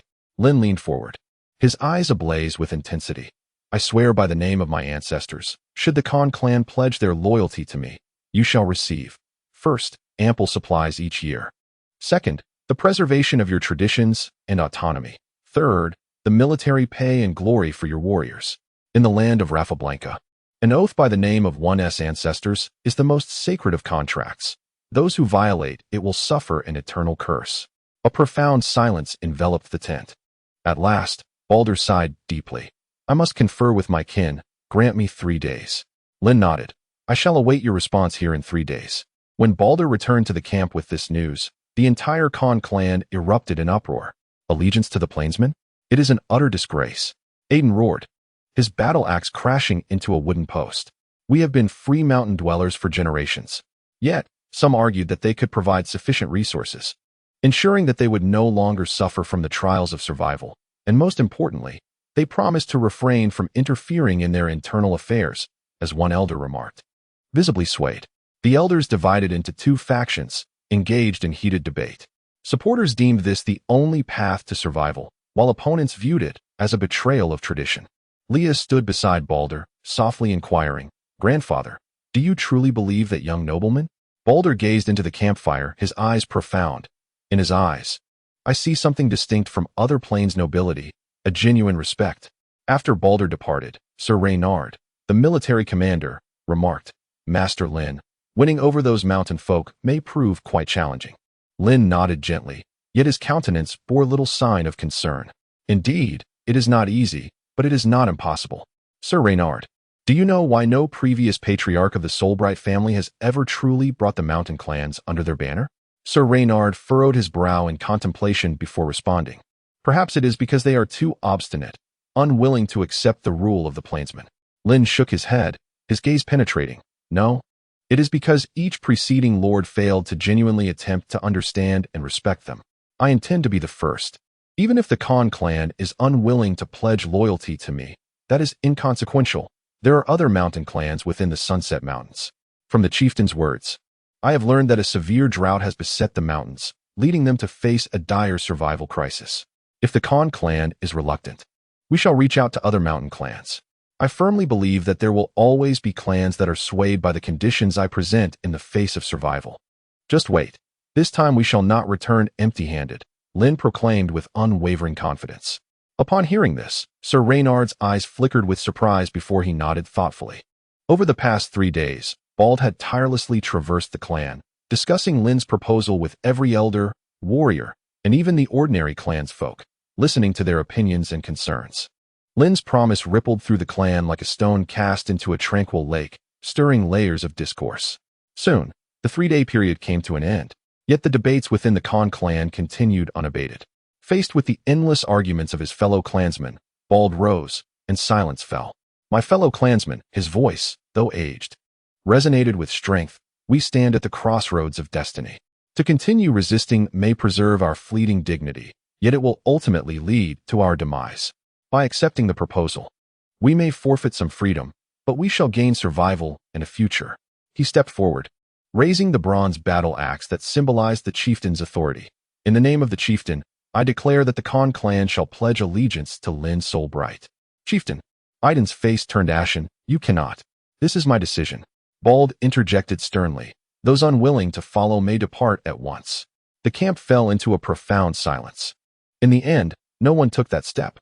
At noon, Bald led all the clansmen of Khan down the mountain. Lynn had been waiting, flanked by the orderly ranks of the Solbright family's army. Under the watchful gaze of the multitude, Bald knelt on one knee. Presenting the bronze battle axe with both hands, the Khan clan is willing to pledge loyalty to you, Lord Lynn. From this day forth, the Khan clan shall be the most loyal vassals and warriors of the Solbright family. Lynn accepted the battle axe, but did not return it immediately. He raised the axe high, its blade gleaming like the dawn sun under the light. His voice thundered across the valley. Warriors of the Khan clan, today, you do not bow before a noble, but stand shoulder to shoulder with the Solbright family. Chapter 22. Subduing the Mountain Clans. Part 2. Lynn forcefully struck the axe into a nearby boulder, sending sparks flying. I swear by the name of the heir to the Solbright family. Henceforth, the Khan clan shall no longer be solitary wolves in the wilderness, but the sharpest blade of the southern realm. Your warriors shall don the finest armor, wield the sharpest weapons, and earn immortal glory on the battlefield. He drew the axe and pointed towards the distant mountain range. Your clansmen shall no longer be plagued by hunger. Every season, caravans laden with food shall arrive at your encampment. Your elders shall enjoy their twilight years, and your children shall thrive. Then, he turned to face all the Khan warriors, his gaze piercing. I promise you, the traditions of the Khan clan shall be honored forever. Your beliefs, your customs, your honor shall be preserved intact. Moreover, he raised his voice, causing it to echo through the valley. From this day forth, the Khan clan shall become the guardians of the Sunset Mountains. All mountain clans shall gaze upon your banner. No longer will you be a tribe hidden in the depths of the mountains, but rather the most formidable mountain legion of the southern realm. Finally, he solemnly returned the bronze battle axe to Balder. Chieftain Balder, this is not an end, but the dawn of a new era for the Khan clan. Let us together forge a future that will make our ancestors proud. As the oath was fulfilled, the soldiers of the Solbright family and the warriors of the Khan clan let out a thunderous roar. Unnoticed by all, silhouettes in the distant ridge silently observed the scene before quietly vanishing into the jungle. They were scouts from other mountain clans. The Soulbright army had been encamped at the foot of the mountain for several days, and having previously set the mountains ablaze. Such commotion had already alarmed the nearby mountain clans. Thus, they dispatched spies to discern the intentions of the Soulbright family, only to witness the spectacle of the day. The choices made by the Con clan would undoubtedly reverberate throughout the entire Sunset Mountains. What did you say? Repeat that. The chieftain of the Iron Rock clan, Hog, abruptly rose from his stone seat, shattering the bone cup in his hand upon the ground. The Con clan bowed to the plainsman. The scout knelt, his voice trembling. Indeed. It is true, my chieftain. I witnessed with my own eyes as Chieftain Balder of the Con clan presented the bronze battle axe to that young noble. The assembly hall fell into a profound silence. The elders exchanged incredulous glances, unable to believe the scout's words. Impossible. Hog staggered back a couple of steps. That old stubborn Balder would never easily submit to the plainsman. There must be a reason behind this. The scout lowered his head, his voice quaking further. I too find it hard to believe, yet it is the truth. Furthermore, that young noble made numerous promises before all, not only guaranteeing supplies for the Con clan, but also vowing to respect their traditions, even making the Con clan the guardians of the Sunset Mountains. An uproar erupted in the hall, with the elders whispering among themselves, speculating. It appears the Soulbright family is serious this time, one elder mused. Indeed, they managed to persuade that old fox Balder. We have underestimated them, another elder concurred. A similar scene unfolded in various locations across the Sunset Mountains. The mountain clans receiving news of the Con clan's allegiance to the Soulbright family were engulfed in shock and unease. For a long time, they had regarded themselves as free mountain dwellers, with an insurmountable chasm existing between them and the noble plainsman. The Con clan's decision undoubtedly shattered this equilibrium. They speculated on the reasons behind this turn of events and how it would affect the entire landscape of the Sunset Mountains.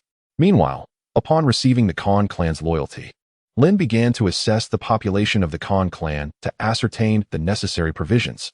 Most importantly, to determine how many clansmen could join the mountain legion Lynn was about to form.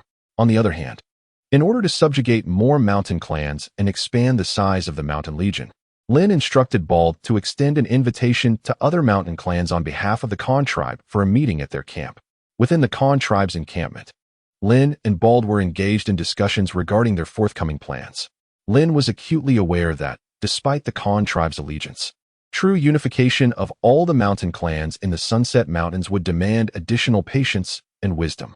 He proposed leveraging the Con tribe's influence to organize a conference for the mountain clans, providing a platform for open dialogue to collectively deliberate on their future path. Bald concurred with this notion and willingly took on the responsibility of preparing for the gathering. He recognized that this was not merely an opportunity to showcase the new status of the Con tribe, but also a crucial moment for the entire mountain clans to seek a way forward. Consequently, Bald busied himself, dispatching messengers to invite the chieftains and elders of various mountain clans to the Con tribe's encampment for this significant deliberation. Thus, the Con tribe's envoys traversed the far reaches of the Sunset Mountains, bearing sincerity and invitations, disseminating the news to every mountain clan within reach. At this juncture, apart from a few clans, the majority remained unaware that the Con tribe had already pledged fealty to the Soulbright family. As a result, upon receiving the invitation, many clans were left perplexed, uncertain of the Con tribe's sudden summons for dialogue. Only a handful, such as the Iron Rock tribe, who were privy to the information, harbored their own speculations. As the date of the conference approached, an increasing number of mountain clans began to respond positively to the Con tribe's invitation. On one hand, the Con tribe, being a prominent clan among the mountain clans of the Sunset Mountains, possessed undeniable strength and influence, prompting many clans to extend their courtesy to them. On the other hand, these mountain clans were interconnected through intermarriage, with many having familial ties to the Con tribe. Thus, they embarked on their journey to the Con tribe's encampment, carrying their respective doubts and hopes. Even those clans, including the Iron Rock tribe, who were already aware of the Con tribe's submission to the Plains nobility, chose to attend. Meanwhile, Lynn and Bald were diligently preparing for the various matters of the conference, hoping that this gathering would serve as a turning point. They aspired not only to demonstrate the sincerity and strength of the Soulbright family to the mountain clans, but also to instill in them the belief that peaceful coexistence and mutual development with the Plains nobility was a viable path. The Khan tribe's encampment buzzed with activity, far more vibrant than usual. In the center of the camp, dozens of blazing braziers warded off the chill of the mountain night, while the aroma of roasted lamb wafted through the air. Chapter 23. Subjugating the Mountain Clans. Part 3. The chieftain of the Khan tribe, Bald, occupied the seat of honor, flanked by the leaders of the various mountain clans, Hog of the Ironrock tribe, Moh of the Greyclaw tribe, and Drak of the Stoneheart tribe. Most of the mountain clans from the Sunset Mountains had gathered. "Old friends, what exactly is the purpose of this gathering?" inquired Drak, the chieftain of the Stoneheart tribe, as he tore a piece of lamb leg, his greasy fingers brushing against his beard. "Surely it cannot be merely to treat us to a feast? It has been quite a while since I savored meat so heartily due to the severe drought and the ensuing scarcity of food within our clan. Today, I owe my delight to you, Balder." The Stoneheart clan has always maintained a cordial relationship with the Khan clan, and Drak and Balder have been friends for many years. Thus their conversation flows with ease. A slight smile graced Balder's lips, and the wrinkles at the corners of his eyes softened. "What's the hurry, Drak? First, let us indulge in our specially brewed honey mead, a rare delicacy aged for 5 years." Leah, holding a bronze wine jug, poured generously for each of the clan leaders. Her movements were light and graceful, yet her gaze occasionally drifted toward the largest tent at the camp's edge, where Lynn was poised, waiting for the opportune moment to make his entrance. The Ironrock clan leader, Hog, along with a few others, regarded Balder thoughtfully. The leader of the Greyclaw clan, Moh, took a sip of his drink, his sharp eyes scanning the surroundings. "Balder, your camp seems to have acquired quite a few unfamiliar faces." He pointedly observed the unfamiliar guards, standing tall and equipped with fine gear. "Indeed, Balder, why have your Khan warriors donned new weaponry?" Drak of the Stoneheart clan stroked the scar on his chin. "Those blades could not have been forged in the mountains." Balder's laughter was somewhat strained. "You are all quite perceptive. However, tonight we shall speak only of friendship, not other matters. Come, let us drink again." Hog slammed his cup down heavily, the wooden vessel clattering against the stone table with a dull thud. "Spare us the pretense. Balder, are you concealing something from us? I have heard a rumor." "What news could possibly unsettle you?" the stalwart of the Ironrock clan. Balder feigned nonchalance as he interrupted. "The Khan clan has submitted to the Soulbright family." Hog's voice boomed like thunder, instantly silencing the gathering. Even the crackling of the bonfire seemed jarring. Balder's smile froze. He slowly set down his cup, his gaze sweeping across the faces of the clan leaders, each displaying varying degrees of skepticism and shock. Drak's leg of lamb fell to the ground, grease staining his leather armor. He rose gradually, disbelief etched in his eyes. "Balder, Hog cannot be speaking the truth." The crackling fire sent sparks soaring into the night sky, illuminating Balder's resolute visage. Taking a deep breath, his bone cup trembled slightly in his grip. "It is true, Drak. The Khan clan has pledged allegiance to Lord Lynn of the Soulbright family." At this declaration, an oppressive silence enveloped the camp. The only sounds were the crackling fire and the distant roars of beasts, which felt particularly harsh. The leaders of the mountain clans exchanged glances, their eyes flickering with complex emotions: shock, anger, confusion, and unease. "Have you lost your mind, Balder?" Drak sprang to his feet, glaring at Balder. "How could you betray the traditions of our mountain clans and bow before those noblemen of the plains?" Balder stood his ground, meeting Drak's furious gaze with a steady and calm voice. "Drak, I understand your anger, but I believe my choice is the right one. Lord Lynn has pledged to honor our traditions, safeguard our homeland, and even designate us as guardians of the Sunset Mountains. This presents an unprecedented opportunity for the Khan tribe and the entire mountain clans." "An opportunity?" The chieftain of the Greyclaw tribe, Moh, scoffed. "I see it as a trap. The noblemen of the plains are notoriously cunning. How could they genuinely regard us mountain clans? Bald, do not let their flowery words blind your eyes." "No, Moh." Bald shook his head. "I have witnessed Lord Lynn's sincerity and resolve firsthand. He has not only provided our Khan tribe with much-needed supplies, but has also promised to assist us in our development, enabling my people to lead better lives. This is a long-held dream for our mountain clans. But such actions will cost us our freedom." Drak's voice trembled with bitterness. "We mountain clans have thrived in the forests for generations. Freedom is our very essence. Once we bow to the noblemen of the plains, we shall never reclaim that freedom." Bald paused, contemplating, then spoke slowly. "Indeed, freedom is crucial, but survival and development are equally vital. The Khan tribe has already borne too heavy a cost. I do not wish to witness more of my kin perish from hunger and disease. I believe that if we collaborate with the Solbright family, we can forge a path that preserves our traditions while also achieving prosperity. The atmosphere in the camp grew exceedingly tense as the chieftains of various mountain clans began to whisper among themselves, debating fervently. Some supported Bald's decision, viewing it as a rare opportunity. Others vehemently opposed it, believing it to be a betrayal of the mountain clan's freedom and dignity. In the midst of this tension, a sudden, rhythmic sound of footsteps echoed through the air, drawing everyone's attention.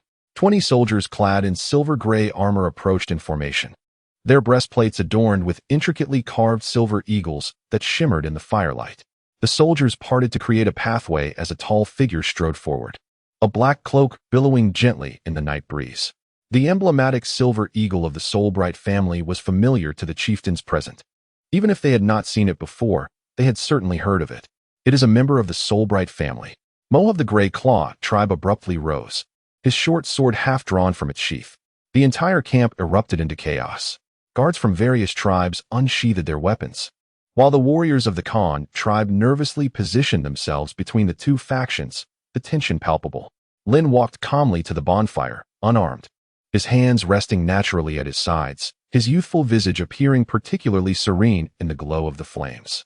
"Good evening, esteemed chieftains," Lynn's voice, though soft, cut through the clamor with an unusual clarity. "I am Lynn Solbright, heir to the Solbright family and the future Duke of Silverlight.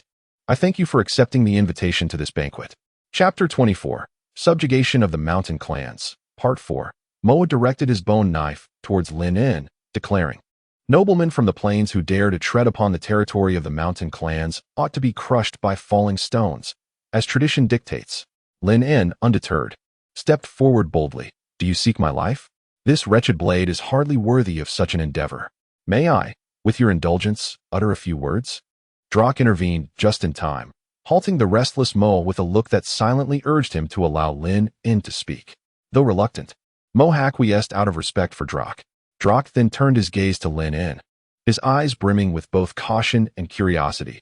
"I am keen to hear what honeyed words could ensnare even a cunning fox like Bald." Lynn inclined his head slightly in gratitude. Approaching the flickering campfire, the flames danced across his youthful visage, bestowing an air of sanctity and solemnity upon him. "I am aware of the trepidations that dwell within your hearts. The enmity between the noblemen of the plains and the mountain clans has persisted for ages, with blood saturating every inch of this land. Yet today, I stand before you not with cold steel, but with an olive branch symbolizing peace. Not with the ambition to conquer, but with the desire to forge an alliance."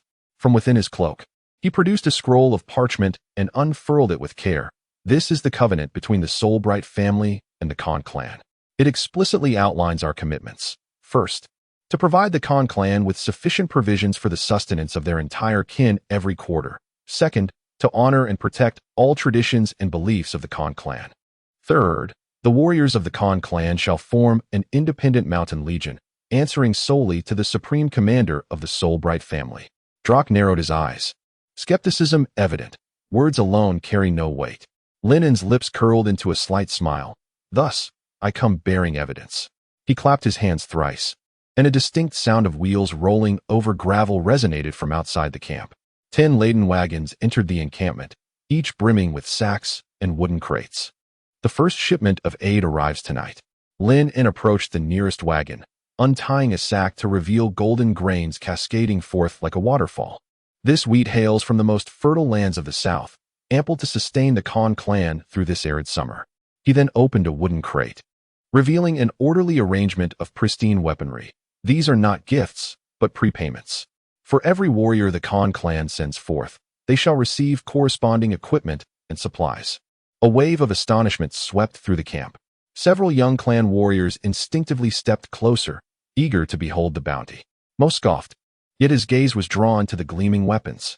Drock's expression softened slightly, though doubt lingered. "While the provisions are enticing, what is the cost?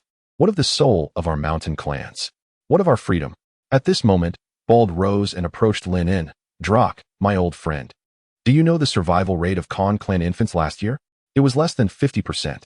The elderly seldom live beyond 50. His voice grew heavy as I witnessed the children of the clan gnawing on tree bark in hunger.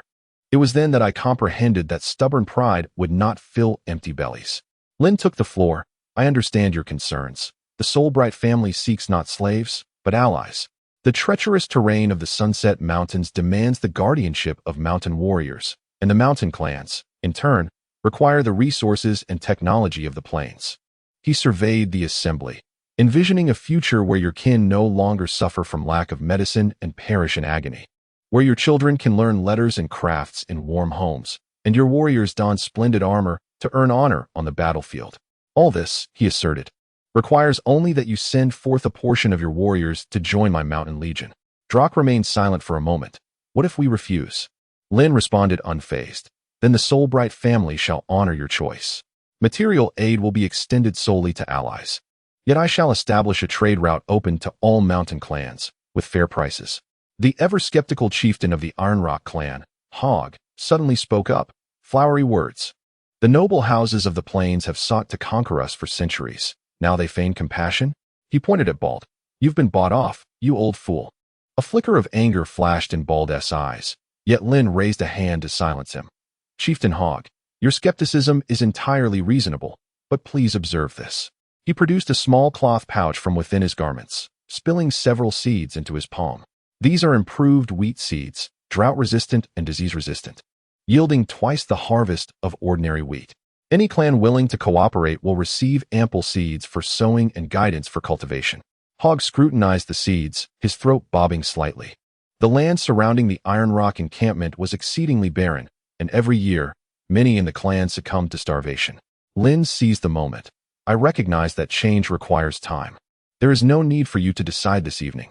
He raised his voice. Proposing, I suggest that each chieftain return to confer with their people and reconvene here in a week to communicate your decision. Regardless of the outcome, the Soulbright family will respect the will of the mountain clans. Drock exchanged a glance with Moh, and then turned to Lynn. Young man, your words have indeed moved us. However, the traditions of the mountain clans, established over millennia, cannot be altered by mere phrases. He rose. In a week, we shall provide you with our answer. Lynn nodded, saying, very well. As Drock led the way out, the other chieftains rose in kind. Hogg cast a fierce glare at Bald as he departed, yet his eyes held less animosity, now tinged with a complex contemplation. When the last chieftain's silhouette vanished into the night, Lynn exhaled deeply, beads of sweat forming on his brow. Bald offered him a cup of honey mead. My lord Lynn, your performance has surpassed my expectations. Lynn accepted the cup with a wry smile. Drock is even more obstinate than you described. Yet I can see he is wavering. Bald sipped his drink. Especially mindful of those wheat seeds, the Stoneheart clan had been enduring difficult times of late. Lia emerged from the shadows, handing Lynn a damp cloth. Grandfather, how many clans do you think will agree? Balder gazed at the starry sky. At least half. Hunger is the most persuasive of advocates, and Lord Lynn has astutely demonstrated a solution to this plight. Lynn wiped the sweat from his brow. We shall see in a week. Regardless, the support of the Khan clan has already opened up opportunities for us. The night breeze swept through the camp, scattering the embers of the campfire. The fate of the mountain clans of the Sunset Mountains was quietly shifting on this unremarkable night. Chapter 25. Subduing the Mountain Clans, Part 5. Within the council cave of the Stoneheart clan, torches cast flickering shadows upon the rock walls. Drock sat in the central stone chair, surrounded by over 30 clan elders and warrior leaders, the atmosphere thick with tension. So, the Khan clan has bowed to that Silverhawk boy? The voice of the elder Ulf rasped like gravel. His right hand, missing 3 fingers, struck the stone table heavily. A disgrace. Drock calmly rotated the bone cup in his hand. Ulf, how many children did we lose last winter? A sudden silence fell over the cave. A young warrior leader replied, 27, Chief. It is important to note that the Stoneheart clan is of medium size among the mountain clans. With barely over 3,000 members and only a little more than 100 newborns each year, losing 27 children represents nearly 1/5 of their population. 27, Drock repeated, his voice heavy as lead. And this year, with the drought and scarce prey, how many will we lose in autumn? 40? 50? At this, the gazes of the assembly wavered. A warrior leader, bearing fresh scars upon his face, stood to inquire, Chief, has that noble from the plains truly promised to deliver food every quarter? Not just food, Drock retrieved several seeds from a leather bag at his feet. These were improved wheat seeds, drought-resistant and yielding twice the amount of ordinary wheat. And this? He gestured for his son to bring forth a wooden box, which, upon opening, revealed a gleaming battle knife. This is a gift from Lynn to the leaders of the mountain clans, crafted from fine iron, sharper than our best weapons by threefold. The assembly gasped in awe. A previously silent female elder suddenly spoke up. Chief, if we accept the alliance, will our sacrificial rituals continue? Will the mountain deity forgive us for allying with the plains nobility?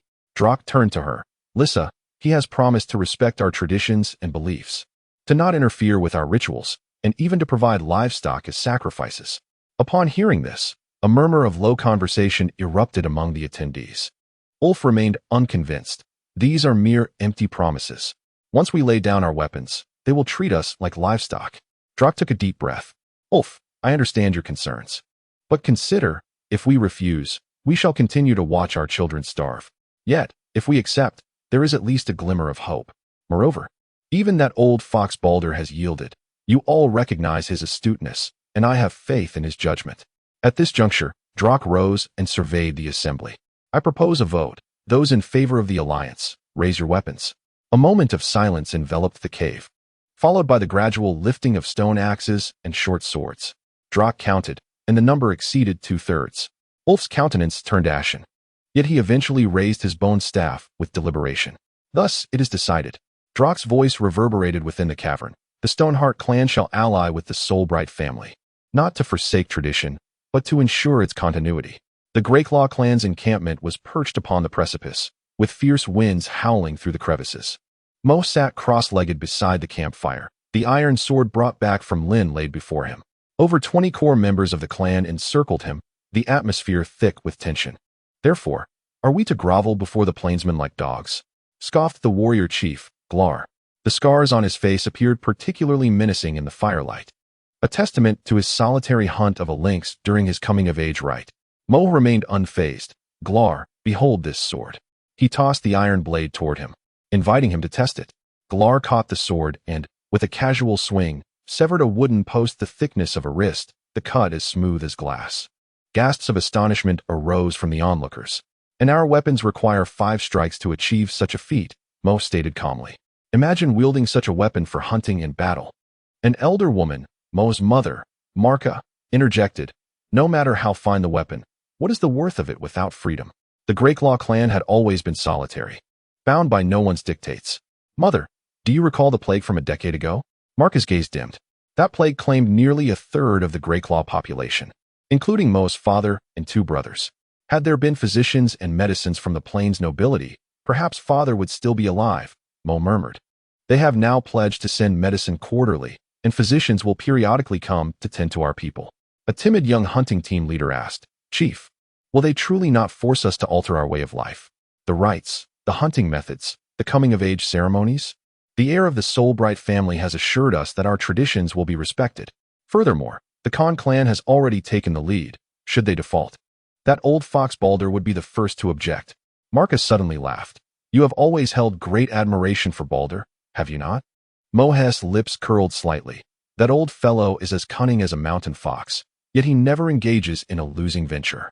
If he dares stake the fate of his entire clan, it signifies that this Lynn is indeed trustworthy.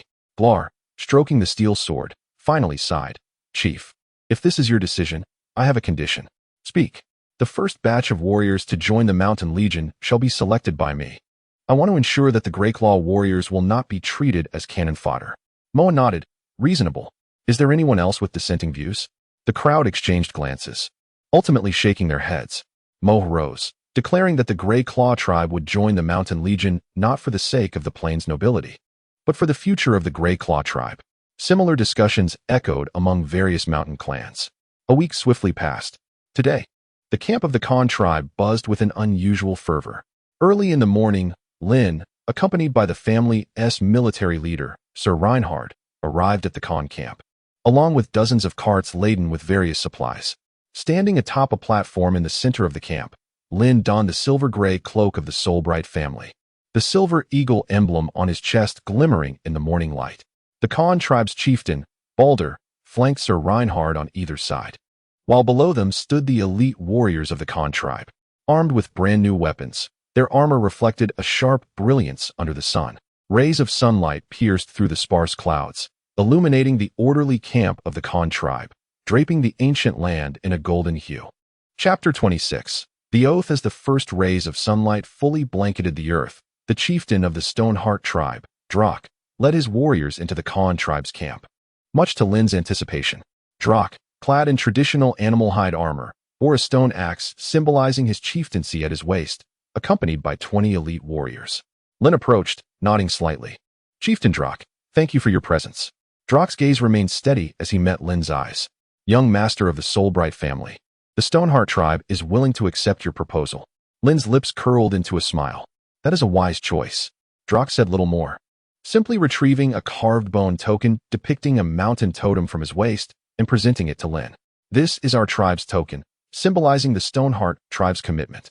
Lynn solemnly accepted it, and then took a silver emblem from his attendant, handing it to Drak. "This is the emblem of the Soulbright family, symbolizing our alliance." Drak accepted it, pinning it to his chest. Mo followed closely behind with the warriors of the Grey Claw tribe. His expression remained stern, yet his gaze held less hostility and more scrutiny. "Lynn Soulbright," Mo addressed him directly, his tone calm. "The Grey Claw tribe joins your mountain legion." Lynn nodded. "Welcome, Chieftain Mo." Mo said nothing further, simply gesturing for the warriors behind him to lift a wooden box. Upon opening it, a pair of sharp bone knives were revealed, their handles entwined with gray wolf fur. "A token of the Grey Claw tribe," Mo stated succinctly, "symbolizing our warriors will fight for you." Lynn accepted it with gravity, subsequently offering a silver eagle emblem in return. As the sun climbed higher, other clans began to arrive at the camp in succession. The chieftain of the Fongling tribe came with his kin, renowned for their archery skills. They not only pledged warriors, but also offered to craft bows for the Mountain Legion. The warriors of the Tianlang tribe, draped in wolf pelts, proclaimed, "We fight not for food, but for glory." The chieftain of the Liegu tribe arrived with a band of fierce hunters, skilled in mountain guerrilla warfare, eager to serve as the vanguard scouts of the Legion. Lynn received each clan leader, engaging in dialogue to understand their needs. However, not all clans chose to ally with him. For instance, Hog of the Iron Rock clan remained conspicuously absent. Furthermore, numerous other clans also chose not to attend. These absent clans either harbored skepticism towards Lynn's words, doubting the integrity of the noble houses of the plains, or suspected him of harboring ulterior motives. Alternatively, they might have found themselves in more favorable circumstances, with ample food supplies around their encampments, rendering them less urgent in their need for the provisions Lynn had promised. Lynn was not unprepared for this eventuality. He recognized that attempting to win over all the mountain clans with mere rhetoric was a fanciful endeavor. After all, the rift between the mountain clans and the plains nobility had been centuries in the making and could not be bridged by mere words. Frankly, Lynn felt quite satisfied that dozens of clans had responded positively to his proposal. Every beginning is fraught with difficulty, and he believed that with the passage of time, as those clans allied with him witnessed the transformations brought about by the Soulbright family's support, some of those who had initially declined would surely reconsider their stance. Lynn gazed toward the distant mountains, his expression contemplative. He understood that Hog and the other rejecting clans were still observing, perhaps even harboring animosity toward the alliance formed today. They would come in due time. Bald approached Lynn and whispered. Lynn smiled slightly. "There is no rush. Let them see for themselves the rewards that await those who join us." As the last rays of the sun painted the horizon in crimson, Lynn stood atop the platform, surveying the 35 clans gathered below. Bald stepped forward, proclaiming loudly, "Today, the history of the Sunset Mountains shall be rewritten." Servants brought forth a massive stone table adorned with a colossal bronze bowl filled with potent spirits. Lynn drew his sword and made a small incision in his palm, allowing his blood to drip into the bowl. With blood as their oath, honor and shame shall be shared.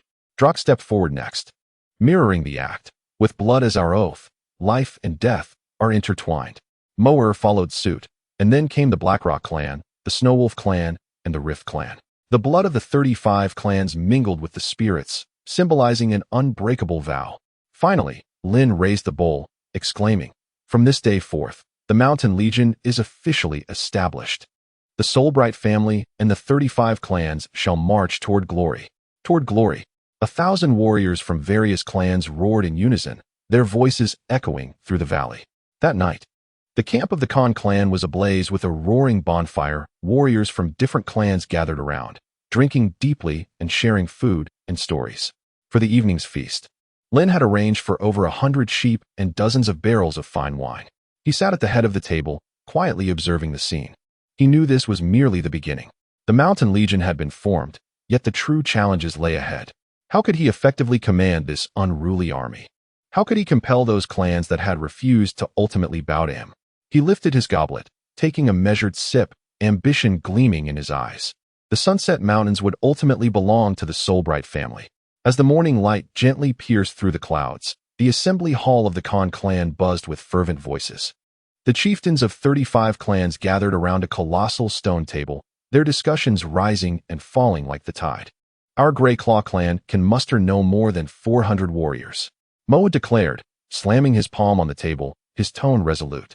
If we send more, who will guard our hunting grounds? Drak of the Stoneheart clan scoffed. 400? Your clan boasts at least 2,000 warriors, and yet you are so miserly? Lynn sat quietly at the head of the table, his fingers lightly tapping the surface of the stone.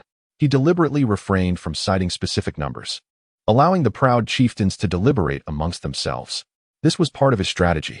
At the opportune moment, Balder cleared his throat. Gentlemen, rather than bicker, why not first discuss how many troops each clan can contribute? My lord Lynn, what do you deem a suitable total? All eyes turned to Lynn. The young noble smiled faintly. That should be determined by you all. I merely hope that the Mountain Legion we form will be robust enough, yet not so diminished as to weaken the defenses of each clan. The chieftain of the Phoenix Feather clan spoke first. We excel in archery and can provide 150 elite archers. The Blackrock clan shall contribute 200 warriors, chimed in a heavily tattooed chieftain. As the discussions progressed, the numbers of troops from each clan gradually became clear. Lynn's scribe diligently recorded the figures, and when the last clan reported its count, the total reached 9,000 warriors. Adding in the 1,000 warriors from our Con clan, Balder calculated, the grand total stood at precisely 10,000. Drak stroked his beard thoughtfully. 10,000 is indeed a significant number, but how shall we structure this force? Chapter 27, The Formation of the Mountain Legion. Seeing the moment was ripe, Lynn unfurled another piece of parchment, proposing, I suggest we divide the legion into 10 cohorts of 1,000, with each cohort comprising warriors from 3 to 4 clans. Mixed cohorts? Several chieftains exchanged wary glances. Precisely, Lynn affirmed with conviction. The Mountain Legion shall not be the private army of any one clan. We must transcend clan boundaries. Each cohort must incorporate melee, ranged, and reconnaissance troops. He pointed to the map. For instance, the first cohort could consist of warriors from the Stoneheart, Phoenix Feather, and Rift clans, Stoneheart warriors at the forefront. Phoenix Feather archers providing support, while Rift hunters take on the role of scouts. Drak pondered. This indeed allows each clan to leverage its strengths. Each cohort shall have 1 cohort leader and 2 deputy leaders, Lynn continued. The soldiers must come from diverse clans, with daily training overseen by the cohort leader. Yet the authority to mobilize troops remains with me. This ingenious arrangement not only honored the clans, but also ensured Lynn's control over the military.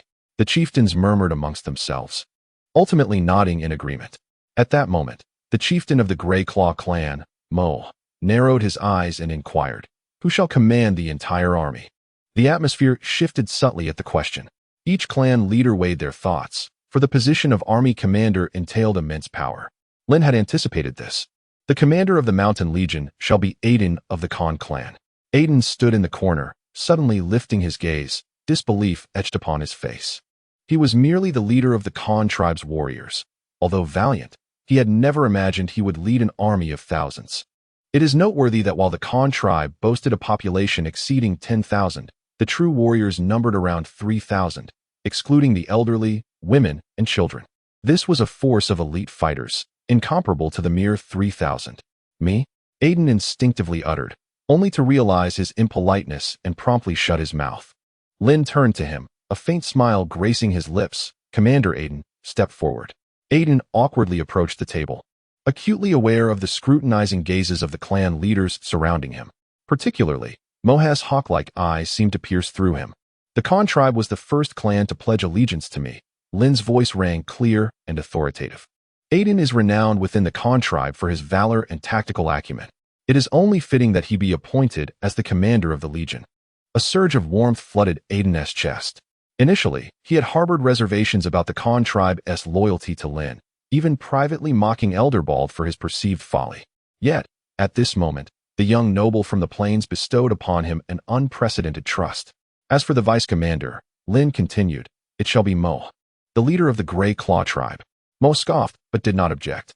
Lynn then stated that he would dispatch personnel to select a location in the Sunset Mountains to establish a camp for the Mountain Legion as their garrison. The clan leaders were to unite and deliver their warriors intending to join the Mountain Legion to the Con tribe's camp within a fortnight. There was no dissent among the assembly. After the meeting concluded, the clan leaders dispersed, each contemplating Lynn's proposed restructuring and personnel arrangements. Aiden returned to the Con tribe's camp, his heart a tumult of emotions. He was both exhilarated by the weighty responsibility bestowed upon him and daunted by the heavy burden it entailed.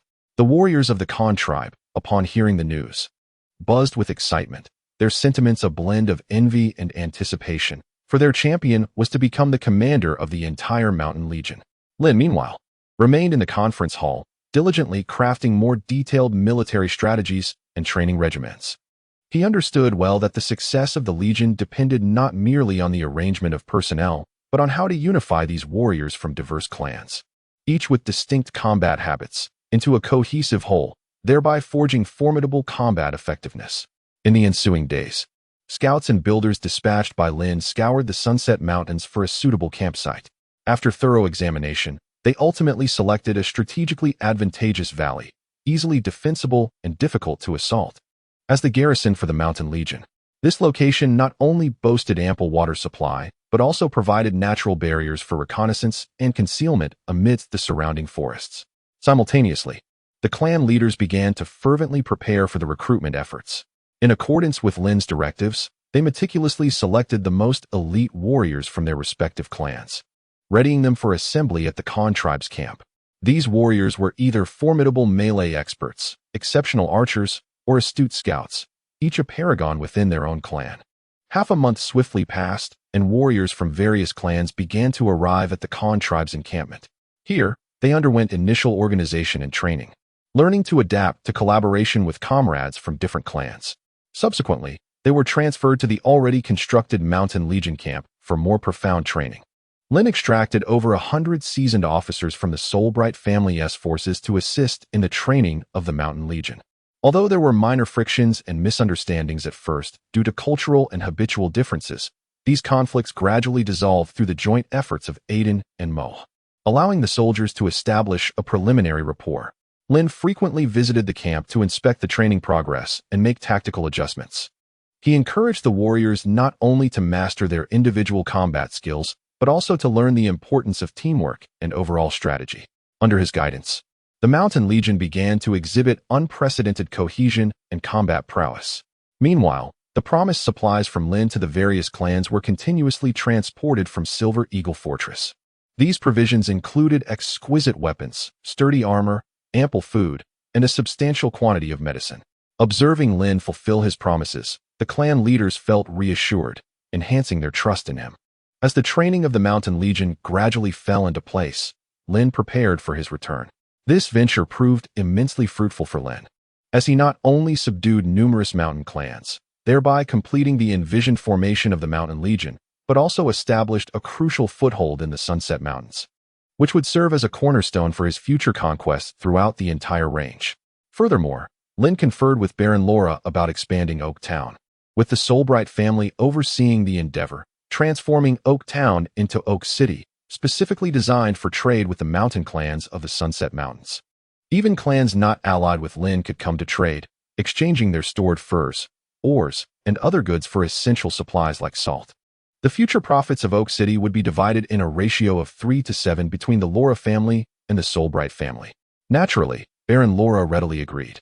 Receiving a share of profits without any effort was akin to a windfall. As for the other noble families that had been plundered by the Con tribe, they would have the right to engage in trade with the mountain clans at Oak City. In the future, apart from the Soulbright family and those designated by Lynn, no other families would be permitted to trade with the mountain clans privately.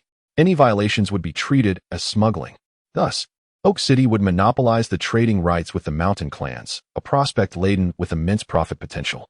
Regarding the previously seized grain by the Khan tribe, several nobles, including Baron Laura, dismissively declared, "What plunder? That was clearly their donation to the Mountain Legion's supplies." Chapter 28. Financial crisis. The establishment of Oak City would undoubtedly serve as a vital link between the plains and the mountains. This initiative not only fosters economic exchanges between the family and the mountain clans, but also further solidifies Lynn's influence in the Sunset Mountains. As Lynn made his way back to Silver Eagle Fortress, his heart brimmed with aspirations for the future. The formation of the Mountain Legion signified that he wielded a formidable power that could not be overlooked. This force would undoubtedly play a significant role in the wars to come. Upon returning to Silver Eagle Fortress, before he could even settle comfortably, the treasurer, Solank, approached him with a grave demeanor. Upon seeing Lynn, Solank immediately began to lament, "Young Master Lynn, the speed at which the family is expending gold has outpaced even the swiftest of rivers. To speak candidly, if this continues, we shall soon have to draw from the family treasury reserves." His voice resonated heavily in the study, and the deepening lines etched on his forehead were more pronounced than the previous month. His gray brows knitted tightly together. His trembling fingers traced a series of figures across the open ledger, the dense records on the parchment almost piercing Lynn's eyes. Lynn gestured for Solank to take a seat and inquire further. Instead of sitting, Solank produced another thicker ledger from his robes, saying, "Allow me to report in detail." First, he addressed the Black Mountain iron mine, stating that apart from the criminals and enslaved individuals working as miners, an additional 3,000 miners had been hired, with the total expenditure for infrastructure reaching 35,000 gold coins. Lynn nodded slightly. The iron mine was crucial to their livelihood, and such investments were indeed necessary. Next, regarding the armory, Solank turned a page, his tone growing even heavier. At present, the armory had added 40 new furnaces and employed over 5,000 craftsmen and apprentices, with last month's wages alone amounting to a substantial sum. "Just give me the total," Lynn interrupted. Solank inhaled deeply. "Merely these two projects have incurred an expense of 23,000 gold coins." Lynn's fingertips gently tapped the table. This figure indeed surpassed his expectations. Solank continued in a lowering voice regarding the supplies for the mountain clans. "According to our agreement, we must provide them with a large quantity of grain and medicine each quarter. The first batch has already been dispatched, valued at approximately 4,000 gold coins. Of course, the major expense still pertains to the Mountain Legion. As per our arrangement, all weaponry and supplies for the Mountain Legion are our responsibility. I have roughly calculated that our annual expenditure on the Mountain Legion will not be less than 20,000 gold coins. Furthermore, we have the construction of Oak City ahead, which will incur additional significant costs." A brief silence enveloped the study. Outside the window, servants were trimming the flower beds, the faint sound of snipping scissors echoing in the air. "What is the current state of the family's finances?" Lynn finally spoke. Solank retrieved a small silver key from his sleeve, unlocked a portable iron box, and produced a gilded ledger. "As of yesterday, the treasury holds 28,000 gold coins and approximately 150,000 silver coins. However, at the current rate of expenditure, how much longer can we sustain this? If expenses are not curtailed, we can last no more than 2 months." Solank's voice emerged almost as if squeezed through his teeth, and it was clear that the reserve funds would soon have to be tapped into. Lynn rose and approached the window. The setting sun cast elongated shadows of the stone pillars in the courtyard, mirroring the financial burden that weighed heavily on his heart. The reserve funds represented the accumulated wealth of the Soulbright family through generations, and must not be touched unless in dire circumstances. "What are the taxes from our domain?" "The autumn taxes would not commence for another 2 months. "How are our trade revenues?" Solank forced a wry smile. "Young Master Lynn, we must curtail our expenditures. I propose we postpone the construction of Oak City or reduce the allocations to the mountain clans." "Absolutely not," Lynn interjected firmly. "Both of these are long-term strategies. Any cuts now would be tantamount to squandering our prior efforts." Solank hesitated, ultimately releasing a deep sigh. "What then does the young master suggest?" Lynn turned, the remnants of the sunset gilding him in a halo of gold. "You may leave for now. Allow me some time to ponder." "But, young master," Solank. Lynn's voice was gentle yet resolute. "I understand the gravity of our finances. Grant me 3 days, and I shall devise a solution." Solank opened his mouth to speak, but instead bowed deeply. "As you command, young master." He carefully stowed away the ledger, his back stooping as he exited the study. Once the door closed, Lynn felt a throbbing headache. Despite the Solbright family's annual income exceeding 400,000 gold coins, the vastness of their estate meant considerable expenses. Not to mention, maintaining the family's standing army of over 50,000 required nearly half of the financial resources. From what Lynn understood, the two primary sources of the Solbright family's revenue were their merchant caravans and grain trade.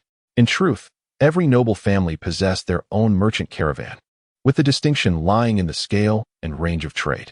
Lesser nobles might have a caravan of a mere dozen or so members, while larger ones could boast several dozen, typically engaging in trade with neighboring lords. Conversely, the caravans of major nobles began at a minimum of 100 individuals, allowing for inter-regional trade, traversing from the southern territories to the northern realms. For a top-tier noble family like the Solbrights, their caravans could comprise thousands, often divided into several groups, each responsible for different regions. Their trading network spanned the entire kingdom, extending to neighboring realms and even engaging with tribes of the Doss Prairie, truly embodying a multinational enterprise. The purebred Ulan colt, Night Shadow, which Lynn had previously acquired, was obtained through a transaction with one such major noble's caravan from the Doss Prairie. As for grain trade, it stood as the Solbright family's greatest asset. The southern territories, aside from a few hilly areas, predominantly consisted of fertile plains with ample water supply, resulting in exceptionally high agricultural yields, establishing it as the granary of the clan kingdom. As the dominant force in the south, the Solbright family harvested vast quantities of grain from their lands each year. Much of this surplus could not be consumed, necessitating trade with other nobles, particularly those in the barren, food-scarce northern regions. In the family warehouse, the stockpile of grain is so abundant that it could easily suffocate a rat. Each year, a considerable amount of grain is discarded due to spoilage, leading one to conclude that the Solbright family lacks nothing but food. However, as the saying goes, even a hero can be thwarted by a single coin. Lynn intends to initiate a series of plans to bolster the family's strength, and a financial crisis at this juncture would be catastrophic. Lynn is acutely aware that wars are ultimately fought over economic resources. Despite the seemingly substantial reserves in the family treasury, accumulated over centuries, the duration of these funds' efficacy in the event of war remains uncertain. Once the war machine is set in motion, expenses will flow at an astonishing rate, far surpassing any normal pace. He must devise a means to generate revenue. Otherwise, his ambitious plans would be rendered untenable, a consequence Lynn cannot abide. Chapter 29. Brewing. Lynn paced back and forth in his study, his gaze sweeping over the weighty tomes on the shelves before finally resting upon the Southern Region Product Chronicle. Extracting this parchment-bound volume, he quickly turned to the chapter on grain. The records indicated an annual surplus of approximately 200,000 shur of wheat and 150,000 shur of barley. 1 shur is roughly 160 gin. Lynn softly recited the figures, pausing at the section concerning grain preservation, which noted that around 30% is lost to improper storage. Suddenly, he snapped the book shut, a spark of realization igniting in his eyes. How could he have forgotten about brewing? Lynn had been born into a family renowned for its winemaking, and the aroma of alcohol had been a constant in his childhood. Although he chose to attend a military academy rather than inherit the family business, this did not imply he lacked the skills to brew. Furthermore, he recognized that the alcoholic beverages in this world, whether fruit wines or grain liquors, boasted relatively low alcohol content, akin to the beers of his previous life. If he could craft a high-proof spirit, sales would be assured. Moreover, potent liquor serves as an essential strategic resource for disinfection. With this thought in mind, Lynn hastily approached his desk, retrieving a pristine sheet of parchment. Dipping a quill into ink, he began to sketch rapidly. "Bring me someone," he called without looking up. The door to the study swung open, and his personal guard, Carl, stood at attention. "Master Lynn, how may I serve you?" "Fetch the master carpenter from the workshop, the one with the finest skills," Lynn instructed, continuing to delineate intricate schematics on paper. "And have the kitchen deliver a barrel of the best barley wine." Within half an hour, an elderly carpenter, lined with wrinkles, stood before Lynn, his coarse fingers cautiously tracing the unfamiliar designs. "Master Lynn, what is this cylindrical object?" he inquired. "A distiller," Lynn explained, pointing to the drawings. "The copper inner chamber must fit precisely into the wooden barrel, and this curved copper pipe must be entirely sealed. The old carpenter, Oleg, scratched his grizzled hair. I have worked as a carpenter for 40 years, yet I have never seen such a device. Master, what is your intent? In the realm of winemaking. Lynn wore a mysterious smile, specifically regarding the refined techniques of the craft.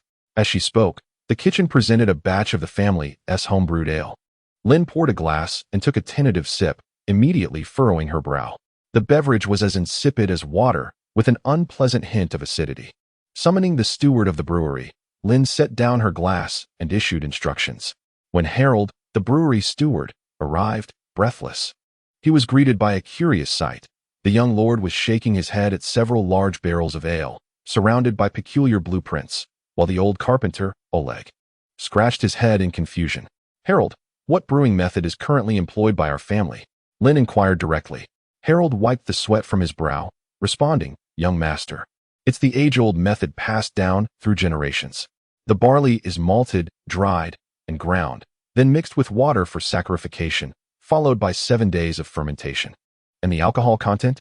Lynn pressed. Harold looked bewildered, momentarily forgetting that the concept of alcohol content was foreign to this world. He rephrased his question. How much grain is required to produce a barrel of ale? How much must one drink to become intoxicated? 1 stone of grain can brew 5 barrels of ale, Harold replied earnestly. As for drunkenness, one would need to consume at least half a barrel. Lynn quickly calculated in his mind, realizing the yield and alcohol content were lamentably low. In his previous life, a mere 5 pounds of grain yielded 1 pound of liquor, making this process a tragic waste of resources. From this day forward, the brewery shall be under my direct supervision, Lynn declared, rising with resolute determination. I intend to experiment with a new method of brewing. For the next 3 days, the brewery on the western side of Silver Eagle Castle became a hive of activity.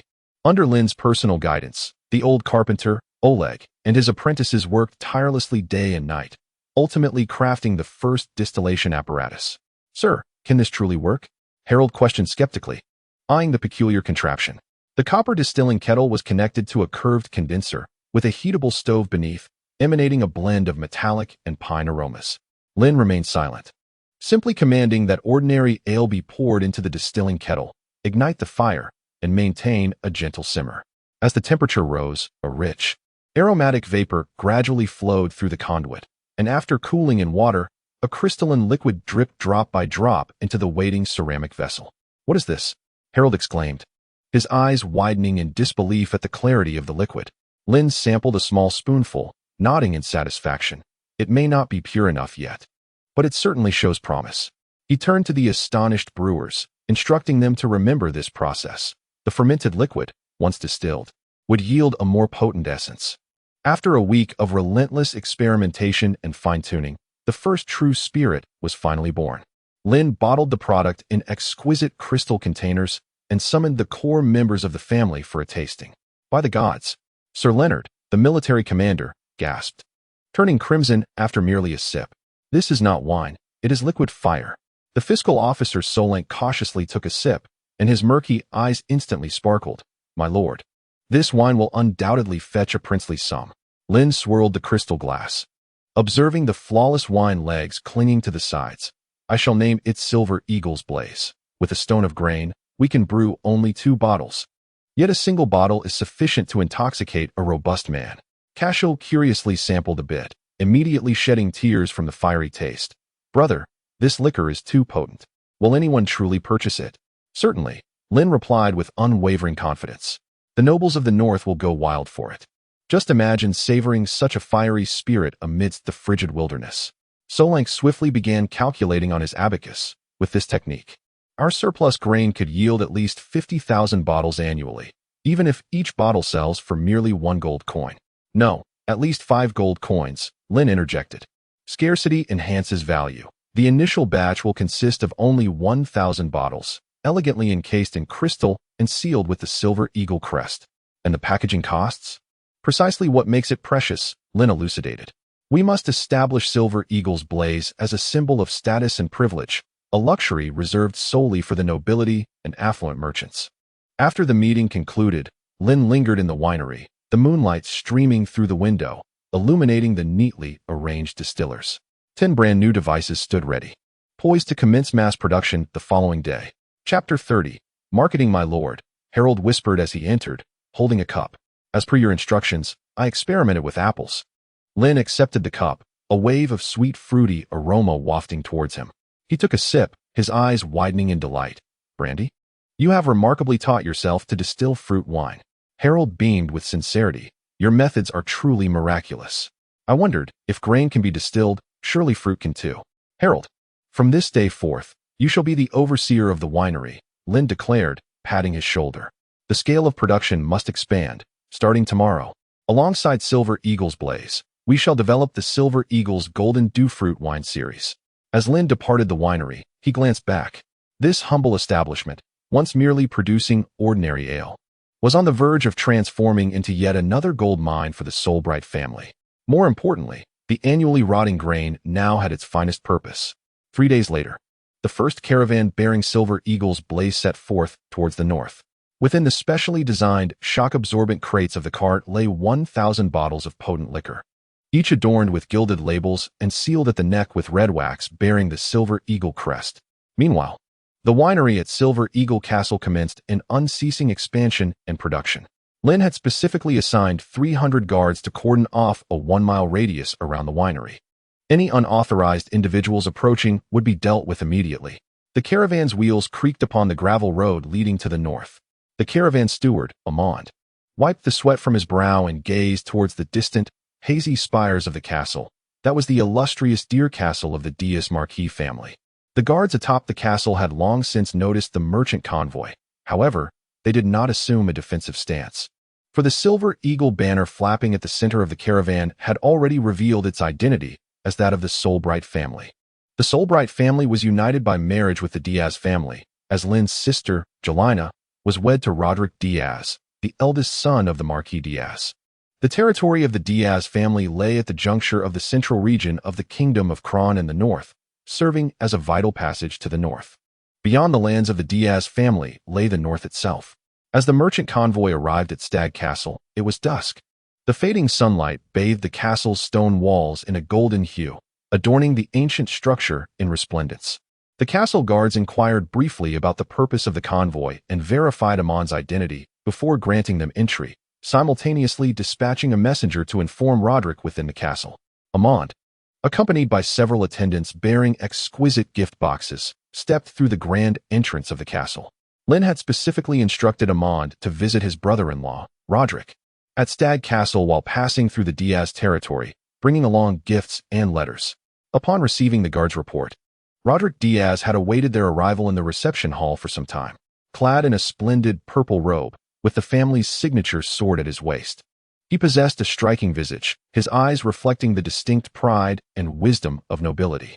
As Amand and his entourage entered, he greeted them with a warm smile. Amand bowed respectfully, stating, "Young Master Roderick, I come bearing greetings from young Master Lynn." He presented the gift box with both hands. "This is a gift from young Master Lynn, along with his personal letter." Roderick accepted the box, his fingertips brushing against the intricate Silver Eagle emblem on the lid. He opened it to reveal 6 crystal bottles of liquor, each meticulously sealed with red wax, the Silver Eagle crest glimmering in the candlelight. "What is this wine?" Roderick inquired, lifting a letter, the familiar handwriting unmistakably belonging to his brother-in-law, Lynn. Inside the letter, there lay a small note with a simple message: "Brother-in-law, do give it a taste." Lynn, in response, "My lord, this is the latest brew from the Solbright family, named Silver Eagle Flame," Amand explained. "It takes 1 stone of grain to produce merely 2 bottles. A single sip will warm even the stoutest of men." At these words, Roderick's expression turned to one of astonishment. He gently removed the wax seal from one bottle, bringing it close to his nose to inhale its rich aroma. A satisfied smile spreading across his face. "Lynn is truly becoming more accomplished. This wine is fragrant and undoubtedly of exceptional quality," Roderick remarked. He turned to his attendant, instructing them to summon the lady, saying that his brother had sent a special gift. When Jelena hastily entered the hall, her skirts still swaying slightly, her eyes glistened with unshed tears. Having not seen her family for nearly a year, "Is it truly from Lynn?" she asked, her voice trembling slightly. Roderick nodded slightly and instructed a servant to bring a cup. As the rich wine was poured from the crystal bottle, Its robust aroma immediately enveloped the entire hall. The nearby attendants instinctively inhaled deeply. By the gods! Geraldine covered her mouth, taken aback by the fragrance. Roderick was astonished to discover that the wine was as clear as water, yet under the candlelight, it glimmered with a subtle golden hue. He raised his glass to the friendship between the Diaz family and the Solbright family. The moment the liquid touched his lips, Roderick's eyes widened in surprise. A fiery warmth surged from his throat straight to his stomach, then transformed into a comforting heat that radiated throughout his limbs. His cheeks flushed rapidly, yet he could not resist taking another hearty sip. "Is this truly wine?" he gasped. "It feels as if I've swallowed a flame. Truly deserving of its name, firebrand." Geraldine took a small sip and immediately coughed, but soon her eyes sparkled with delight. "It tastes like home. This wine carries the essence of Black Mountain malt." Amon smiled as he explained. Young Master Lynn specifically instructed that the first batch of finished product must be tasted by the lady, no, the madam, first. By this time, Roderick had already finished his third glass. Beads of sweat formed on his forehead, yet his gaze was remarkably bright. "Amand, is it? How much does this wine cost per bottle?" 5 gold coins, sir. However, this batch is specially for, I'll take 100 bottles. Roderick interrupted. "No, 200. My father is hosting a hunting banquet next week. This wine will surely leave those nobles astounded." Geraldine gently pressed Roderick's hand. "My dear, perhaps we should first consult your father's opinion." "No need." A booming voice resonated from the doorway. Chapter 31, The Struggle for the Throne. Marquis Diaz strode into the hall, his grizzled beard trembling with each step. He directly seized the half-filled bottle left by Roderick and drained it in one gulp. The hall fell silent, all eyes fixed on the Marquis's face, which was gradually turning crimson. "Huh." After a long moment, the Marquis exhaled deeply, his eyes sparkling with vigor. "Now this is what I call a man's drink." He turned to Amand, his voice thunderous. "Tell that young lad Lynn to send me 1,000 bottles of this wine at once. Money is no object." Amand bowed deeply. "I shall surely convey your esteemed wishes, my lord." That evening, a spontaneous banquet was held at Stag Castle. 6 bottles of Silver Eagle Firebrand were consumed to the last drop, and Marquis Diaz had already dispatched riders to invite neighboring lords to the hunting banquet to savor the miraculous wine from the southern regions. Early the next morning, as the merchant caravan prepared to continue northward, Amand received a token of appreciation from the Diaz family, a box of the family's specialty mountain tea. "Tell Lynn that Roderick personally saw the caravan off from the city. Next month, I will visit Silver Eagle Castle to discuss matters of collaboration." Amand respectfully bowed, marveling inwardly at the unfolding events. Lord Lynn's calculations are remarkably precise. Merely 6 bottles of wine have unlocked the most obstinate noble market in the central region. As the caravan resumed its journey, the deputy could not help but inquire, "My lord, should we not send someone back to Silver Eagle Castle with news?" Observing the Diaz family's imposing stance, it seems that such production may be insufficient. Amand chuckled as he patted the message tube at his waist. "I dispatched a swift horse to deliver the message last night. Young Master Lynn stated that when Deer Castle accepts our wine, the winery should commence expansion." Meanwhile, within the winery at Silver Eagle Castle, Lynn was observing the latest batch of crystal bottles being filled.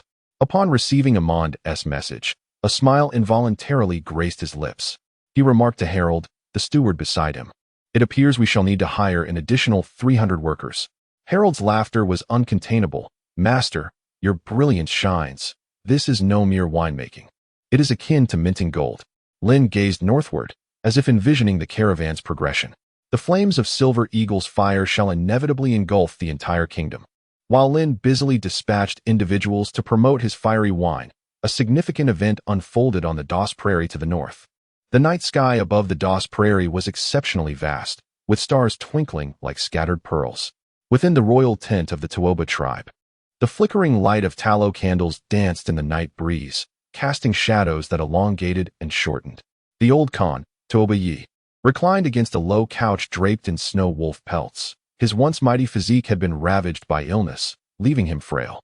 Yet, his eagle-like eyes still sparkled with an intimidating brilliance. "My father, it is time for your medicine," urged the eldest prince, To'oba Lai, who knelt before him, cradling a steaming bowl of herbal soup. In his 30s, a fierce scar ran from his brow to the corner of his mouth, a testament to a battle fought a decade prior against the rival Hutu tribe. The second prince, To'oba Hong, stood quietly to the side, observing his elder brother's every move.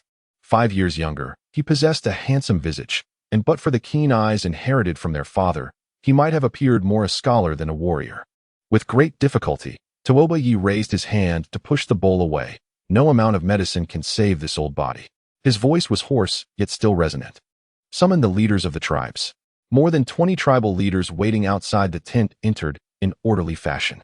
As one of the 5 dominant tribes of the Doss Prairie, the toEmperorvia tribe commanded numerous subordinate tribes. However, only those leaders whose tribes boasted a population of at least 3,000 tents and no fewer than 3,000 archers were permitted within the royal tent. Clad in wolf pelts or adorned with bone necklaces, each was a formidable figure in the prairie.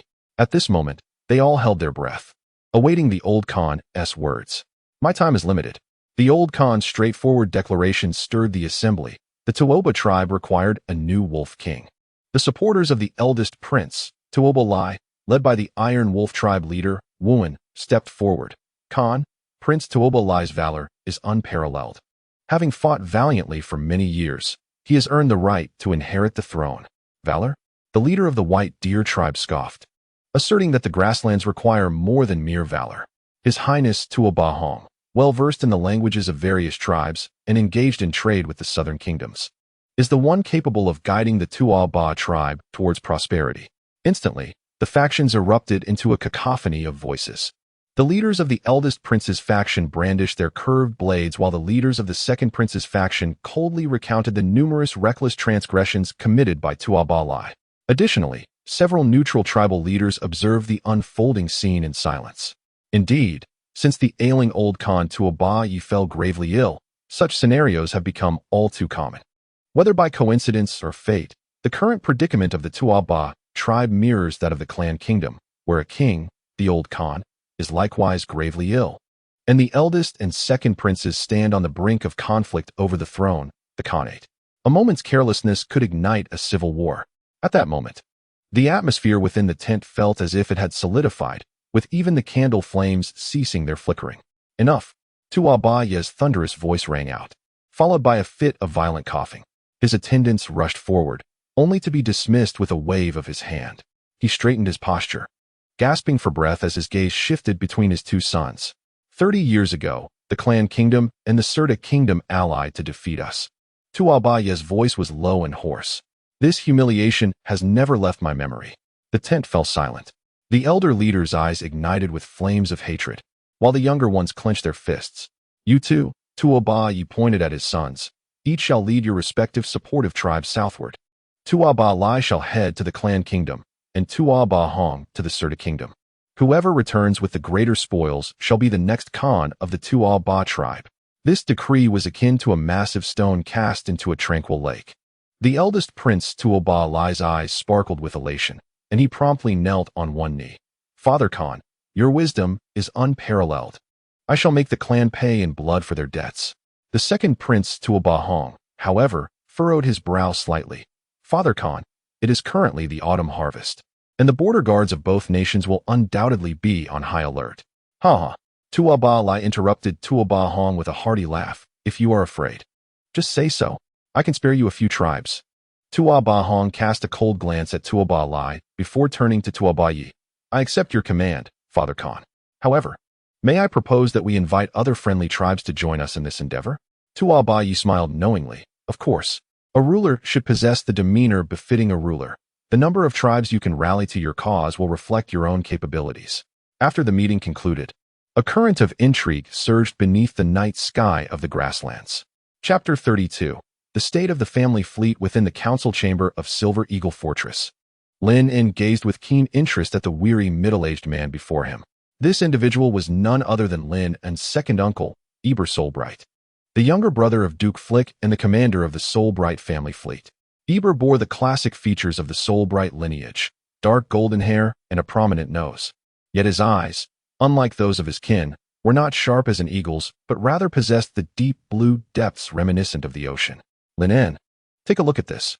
Ebel extracted a weathered maritime chart from his leather satchel and spread it across the oak table with a flourish. This was the route discovered by our patrol vessel in the southern archipelago last month. The chart was densely annotated with various symbols, and Lynn noticed several areas circled in red ink with particular emphasis. Ebel's calloused fingers excitedly pointed to those markings. Here, and here, these are the hideouts of pirates. If we had 5 new warships, we could easily ensnare them all. Lynn observed the myriad of small scars on Ebel's hands, remnants of his long exposure to seawater and ropes. Uncle, let us first discuss the current state of the family fleet, Lynn offered, sliding a cup of honeyed wine towards him. Ebel gulped it down in one go and wiped his mouth. It's utterly dismal. Out of 37 ships, fewer than 20 are seaworthy.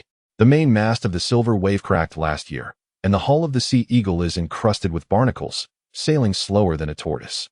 His voice grew increasingly fervent. What infuriates me most are those 3 flagship warships. Their keels are beginning to rot. When Frick was around, I implored him countless times to allocate some funds for repairs, but what was the outcome? Ebel made a gesture across his throat, indicating that all resources had been diverted to maintain his prized cavalry. Lynn couldn't suppress a chuckle. His uncle's obsession with the sea was well known within the family. It was said that he was enchanted by the ocean upon first sight at the tender age of 16, abandoning the noble path of knighthood to pursue a life as a sailor. How many crew members does the family fleet currently possess? There are 800 regular sailors, and with temporary enlistments, we could muster up to 1,500. Ebel sighed. With such a meager force, even defending the port was a struggle, let alone eradicating pirates.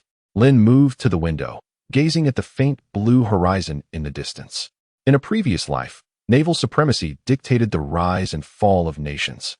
In this world, however, the vast majority of lords remained enraptured by the romantic illusions of cavalry charges. On the continent of Rafabranca, only the Azure Kingdom boasted a sizable, organized navy capable of traversing the seas. Beyond that, there existed only pirates and a handful of prosperous merchant families, whose maritime prowess was somewhat respectable. The remainder comprised coastal lords, such as the Solbright family, who established fleets merely as a precaution against pirate incursions, albeit on a modest scale. They could barely manage coastal defenses, let alone engage in large-scale naval battles or venture into the open ocean. After a moment of contemplation, Lynn spoke. Uncle, if you were granted sufficient resources, what would you desire? Ebel paused, momentarily taken aback, before a fervent light ignited in his eyes. First and foremost, we must expand the shipyard. The current docks are far too small to accommodate the construction of large vessels. Additionally, we need to stockpile high-quality oak, preferably from the Sunset Mountains. The oak trees there are tall and robust, ideal for crafting warships. As Ebel spoke, he suddenly halted, regarding Lynn with suspicion. You wouldn't be jesting with me, would you? Once, Brother Frick posed a similar inquiry, only to dismiss me with a mere 5,000 gold coins. Lynn refrained from offering a direct response. Instead, he retrieved a pristine scroll of parchment from the bookshelf. Unfurling it revealed an intricately detailed map of the southern coastline. Here, Lynn pointed to a bay south of Silver Eagle Port, where I envisioned expanding into a new naval base, quintuple the size of the shipyard, alongside the construction of accompanying military barracks, warehouses, and fortifications. Eber's eyes widened in astonishment. Are you serious? That requires at least 50,000 gold coins. I shall allocate 20,000 gold coins for the initial phase, Lynn replied calmly, with subsequent funds contingent upon progress. By the gods, Eber exclaimed, springing to his feet, nearly toppling his wine glass. Where on earth do you possess such wealth? Moreover, will Brother Frick consent? Lynn chuckled softly. My father has yet to return to the capital. For now, the family affairs rest in my hands. Upon hearing this, Eber nodded, acknowledging, indeed, the family will eventually be entrusted to you. However, how do you intend to resolve the financial aspect? As far as I am aware, every gold coin in the family serves a purpose. Would withdrawing such a substantial sum not adversely affect the family? Lynn smiled mysteriously. Recently, the family has embarked on a new brewing venture, yielding commendable profits. He turned toward the doorway. Wilson, please bring forth last month's accounts. Simultaneously, he produced a bottle of Silver Eagle Flame and poured a glass for Eber. Uncle, this is the wine I have crafted, named Silver Eagle Flame. Do indulge in its flavor. Eber accepted the glass, and as his nose neared the rim, he was enveloped by the robust and rich aroma, causing his brow to arch in surprise. His eyes sparkled as he exclaimed, by the gods, this fragrance surpasses even the fiercest rum from the stormy seas. Unable to contain himself, He tilted his head back and drank it down in one swift motion. Cough, cough, cough. The moment the liquid slid down his throat, Eber's face flushed crimson, and he erupted into a violent coughing fit, as if he had swallowed a ball of fire. He pounded his chest, tears streaming from his eyes, yet he clung to the glass with unwavering resolve. What on earth is this? He gasped, his voice hoarse, as if molten blades were being thrust down his throat. Lynn observed him with a grin. What do you think, uncle? Is it potent enough for you? As Eber regained his composure, he gazed at the remaining liquid in his glass and suddenly burst into hearty laughter. Excellent. Now this is true wine. What difference is there between those insipid honey wines and horse urine? He licked his lips, craving more. Another glass, please. At that moment, the elderly steward Wilson entered, holding the account book. Eber, receiving his second glass of wine, casually flipped through the pages, his eyes widening in disbelief. What? This month alone, the wine earned 5,000 gold coins. He looked up incredulously. You haven't tampered with the accounts, have you? Lynn leisurely poured himself a glass. Uncle, each barrel of this wine sells for 500 gold coins, and it is in high demand.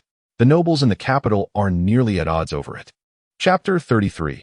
Eber's Azure Dream. With the recent marketing efforts, the name of Silver Eagle Flame has become resoundingly famous among the nobility of the clan kingdom, transforming into an indispensable delicacy at banquets. Moreover, Lynn has further refined the craftsmanship and formula of Silver Eagle Flame. Previously, 1 stone of grain could yield only 2 bottles, but now it can produce 10. Although the alcohol content has decreased, this adjustment better aligns with the preferences of the majority of nobles. After all, the original potency of Silver Eagle Flame was indeed too high, tolerable only for the aristocrats of colder regions like the north, while others found it difficult to accept. Nonetheless, despite the reduction in strength, it remains significantly stronger than other wines. And this is merely the beginning, Lynn remarked casually. Next month, production will triple. Lynn took a delicate sip of his drink and continued. Not only that, I also plan to establish branches in major cities, propelling Silver Eagle Flame throughout the clan kingdom and even to neighboring countries. Eber's wine glass trembled slightly in his hand as he gazed at Lynn in disbelief, as if beholding a miracle's creator. Lynn, how have you accomplished this? His voice brimmed with astonishment and admiration. Lynn smiled gently, confidence glimmering in his eyes. Innovation is key. Uncle, I have improved the brewing formula and employed a unique fermentation technique, ensuring that Silver Eagle Flame is not only distinct in flavor, but also possesses a higher alcohol content, satisfying the dual desires of the nobility for stimulation and refinement.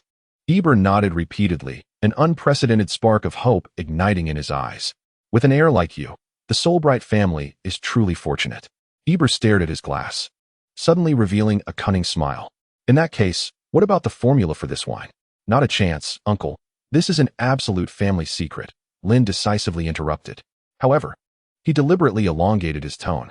If you can eliminate the pirates from the Southern Isles within a year, I might consider supplying the fleet with 100 barrels annually. Eber sprang to his feet, slamming his glass onto the table. Deal. But I want 200 barrels.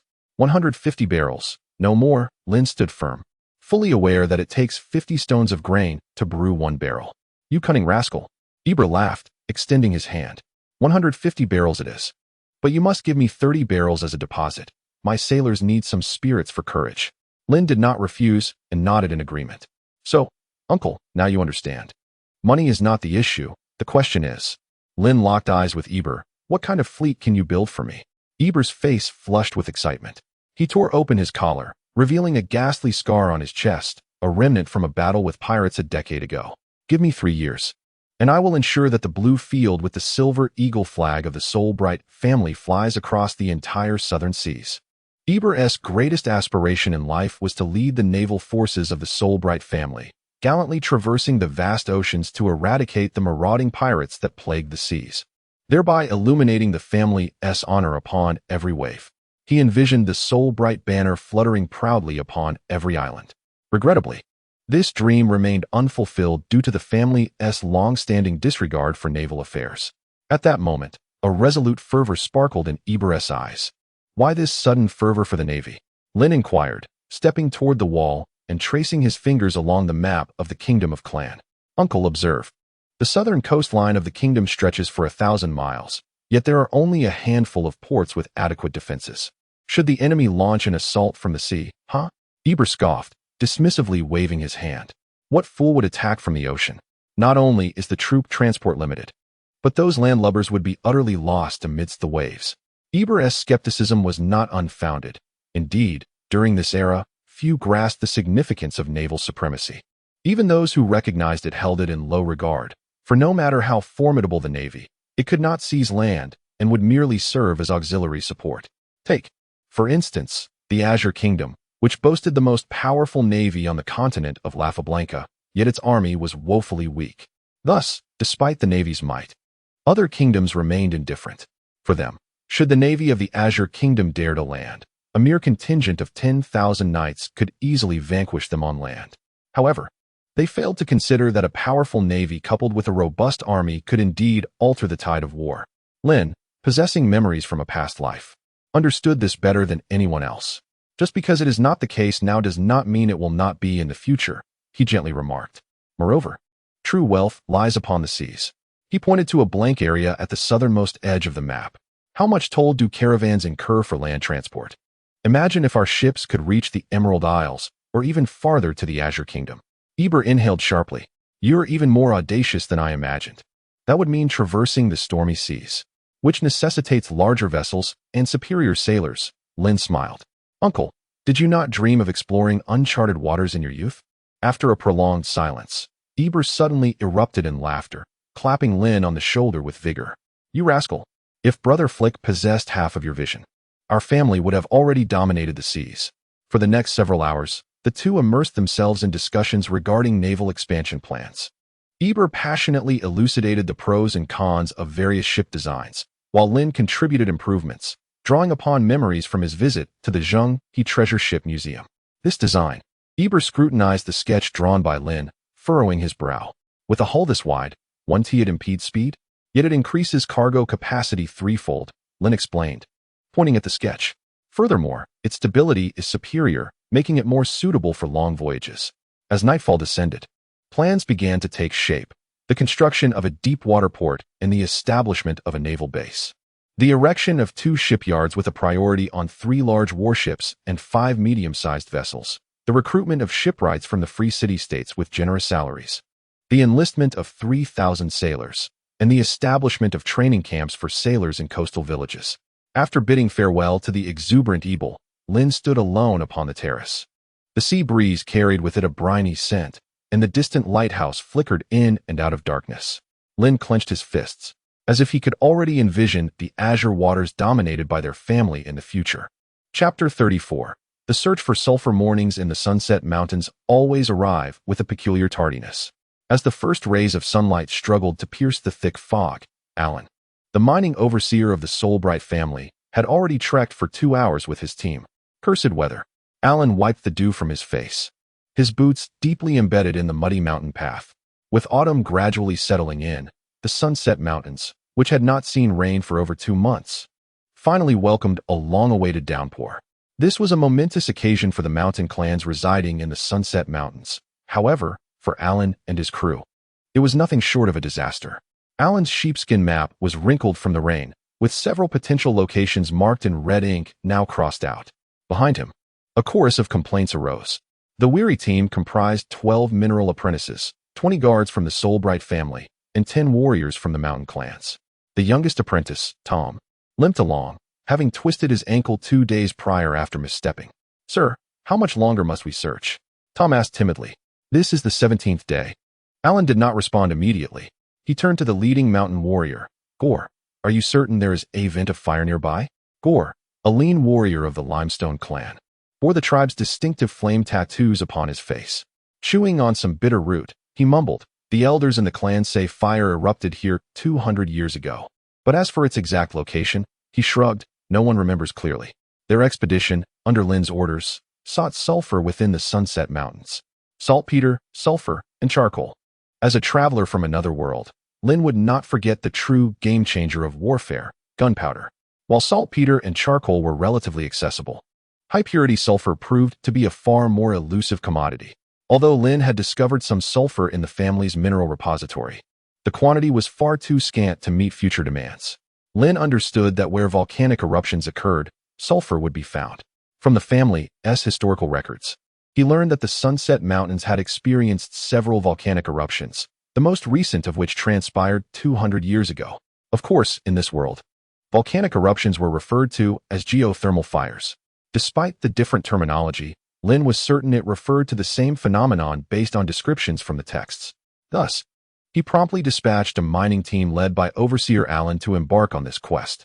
Under the guidance of the familiar terrain of the Mountain Clan warriors, Allen and his companions plunged deep into the Sunset Mountains in search of the sulfur mentioned by Lynn.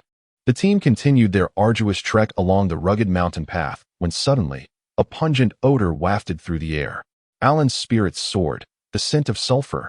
The group hastily followed the trail of the smell, only to discover a hot spring, with murky waters adorned by faint yellow crystals. It was far from pure. Allen crouched down and, using a pair of tongs, picked up a small piece of sulfur stone, shaking his head in disappointment. It was too impure for use. During the midday rest, the atmosphere was particularly oppressive. The apprentices and guards sat silently by the rocks, gnawing on their hard black bread. Even the usually optimistic Gore wore a frown. My Lord Allen, the older apprentice Hark, could no longer contain himself. Could there be an error in the records? We have nearly scoured the eastern slopes of the Sunset Mountains. Allen rubbed the water pouch at his waist. Before their departure, young Master Lynn had summoned him personally. His sharp silver-gray eyes filled with anticipation. Allen, gunpowder is the key to altering the course of war, and sulfur is the final piece of the puzzle. After 3 more days of searching, Allen finally made his decision. If we do not find it, we shall wait. Gur suddenly leaped up, pointing at a mountain warrior in the distance who was organizing his backpack. Baron, what did you just say? The young warrior, Baron, was startled. I was saying that our limestone clan's coming-of-age ceremony will be held near the old chimney. Old chimney? Allen's keen ears caught the term. Gore slapped his forehead in excitement. How could I have forgotten about that? He pulled Allen upward, exclaiming, in our tribal tongue, old chimney refers to the smoking mountain, standing on an outcropping of rocks. Gore pointed towards a mist-covered valley in the northwest. There, the elders say that whenever it rains, yellow smoke emerges from the valley floor. Its scent is foul as a demon's flatulence. Allen's heart raced. He quickly flipped through the notes provided by Lynn, which clearly stated, sulfur deposits are often accompanied by geothermal activity and are predominantly found around volcanic vents. How far? Allen asked eagerly. If we push ourselves, we could arrive before sunset. Gore squinted. But that place is quite sinister. Even the animals shy away from it. The team immediately packed their belongings and turned towards the northwest. As they ascended in altitude, the vegetation became sparser, and a faint stench began to permeate the air. Tom's face grew increasingly pale, and he occasionally retched. Hang in there, lad. Hark patted Tom's back. Just think of the reward after we find the mine. It'll be enough for you to marry a beautiful bride. By dusk, they finally reached the mysterious valley. The sight before them took everyone's breath away. Scattered across the valley floor were dozens of holes, varying in size, each gently exhaling pale yellow smoke. The rock surfaces were coated with thick yellow crystals, shimmering like gold under the glow of the setting sun. What struck the heart most profoundly was a central bowl-shaped depression, filled to the brim with a milky white liquid that bubbled and churned incessantly. The gods above bore witness. Allen trembled as he knelt, his hands shaking uncontrollably. Carefully, he retrieved the testing apparatus provided by Lynn, a small copper crucible accompanied by several reagents. When the sulfur sample melted into a vivid crimson liquid within the flames, he nearly erupted in exultation. This is it. Allen's voice cracked with excitement. This was precisely what Master Lynn desired. Yet, Gore suddenly seized him. Wait, do you hear that? A peculiar hum resonated from the depths of the earth, followed by a slight tremor beneath their feet. Several apprentices retreated in panic, nearly tumbling into the steamy mire. The earth's fire is awakening. Baron cried out in terror. We must leave this place. The group hastily retreated to a safer distance. Looking back, they beheld the vents in the valley violently expelling yellow smoke, as if the entire gorge were a colossal beast exhaling toxic fumes. However, Allen smiled. Clutching the leather pouch brimming with sulfur samples, he assured his shaken companions, at dawn, we shall descend, and Master Lynn will reward each of you handsomely. Chapter 35. The Secret of the Black Water. That night, they camped upwind. By the flickering campfire, Gore curiously inquired, My Lord Allen, what purpose does this foul-smelling stone serve? Allen gazed into the dancing flames, recalling Lynn's demonstration of a small explosive experiment. It will transform the very nature of warfare, my friend. The Soulbright family shall wield a power akin to that of the gods. At this, Gur nodded, though somewhat perplexed. Under the moonlight, the Sulphur Valley continued to belch toxic fumes, as though the dormant Earth's fire, after 2 centuries of slumber, was gradually awakening. Rock Eagle, the hunting captain of the Fengling tribe, crouched by the stream, his rough fingers gently brushing aside the dead leaves that covered the surface of the black liquid. The viscous substance shimmered with an eerie rainbow hue under the sunlight, intermittently releasing bubbles that emitted soft, popping sounds. Captain, this stuff is truly sinister. The young hunter Gray Feather remarked, pinching his nose and stepping back. It reeks worse than decaying flesh. Rock Eagle remained silent, recalling the heart-stopping moment 3 days prior when a torch fell and ignited the black liquid, flames soaring high enough to nearly singe Gray Feather's leather armor. Such a combustible liquid he had never encountered in his 30 years of life. Mark this spot. Rock Eagle rose, gesturing towards several similar black depressions nearby. The chieftain spoke of Master Lynn's keen interest in these peculiarities. The hunters tied red cloth strips to the nearby branches as markers. As they ventured upstream, the sight before them left everyone breathless. In a depression the size of a basketball court lay a pool brimming with the viscous black liquid. Thick black sediment accumulated around the pit's edge, resembling dried blood clots. Most unsettling, bubbles continually emerged from the center of the pit, as though something beneath the earth were breathing. Oh, mountain god! The seasoned hunter, Stone Palm, made a gesture of blessing before his chest, pondering if this might be the gateway to hell. Yin Ing inhaled deeply, the acrid scent causing his temples to throb. He snapped off a long branch and dipped it into the inky water, stirring it. When he lifted it, the end of the branch was coated in a viscous black substance, stretching into long tendrils as it dripped in the sunlight. Fill 2 pouches and take them.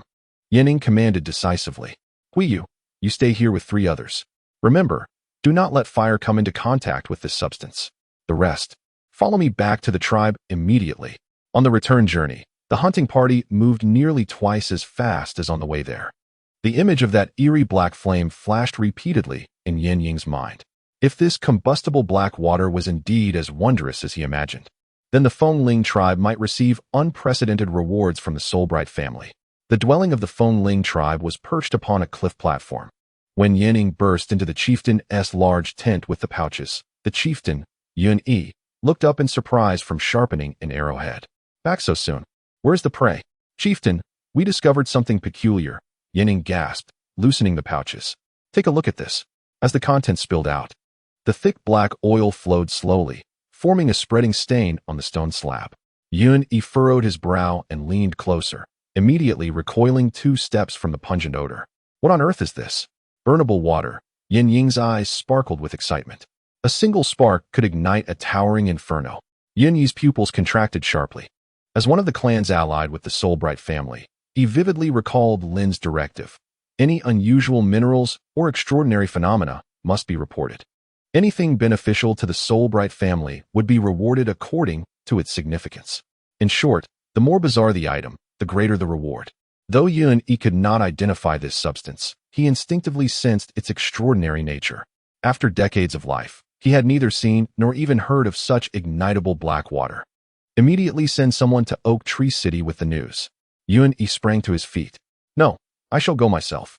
In the Soulbright family's stronghold in Oak Tree City, the administrative officer, Marcus, was reviewing accounts. Since the establishment of Oak Tree City, the mountain clans in the Sunsetting Mountain Range finally had a fair trading venue with the noble families of the plains below. Under the supervision of the Soulbright family, no one dared to oppress the mountain clans. All transactions were equitable, ensuring fairness for both young and old. Consequently, many clans, even those not allied with Lynn, came to trade, exchanging their stored furs and herbs for essential supplies such as salt, tea, and ironware. As a result, the trading volume in Oak Tree City had been steadily rising, along with the tax revenues. When the guards reported that the chieftain of the Fengling tribe sought an audience, Marcus frowned with a hint of impatience. However, out of caution, he permitted Yun Yi to enter. Chieftain Yun Yi, if this concerns the grain quota. Sir, please take a look at this, Yun Yi said, placing a pouch on the table. Black liquid oozed from the bag's opening, leaving unsightly stains on the exquisite oak surface. Just as Marcus was about to express his anger, a sudden realization struck him. He sprang to his feet and retrieved a gilded manual from the bookshelf, flipping through its pages with haste. Illustrations adorned the pages, accompanied by descriptions, one of which was notably marked as exceedingly crucial. Could this be? Marcus's voice trembled slightly. He carefully extracted a sample of the viscous black oil and gently struck it with a flint. Boom! The sudden flames startled Uni, causing him to stumble back 3 steps. Yet, Marcus erupted into joyous laughter, oblivious to his scorched fingers. Quick! Prepare the horse. I must depart for Silver Eagle Fortress at once.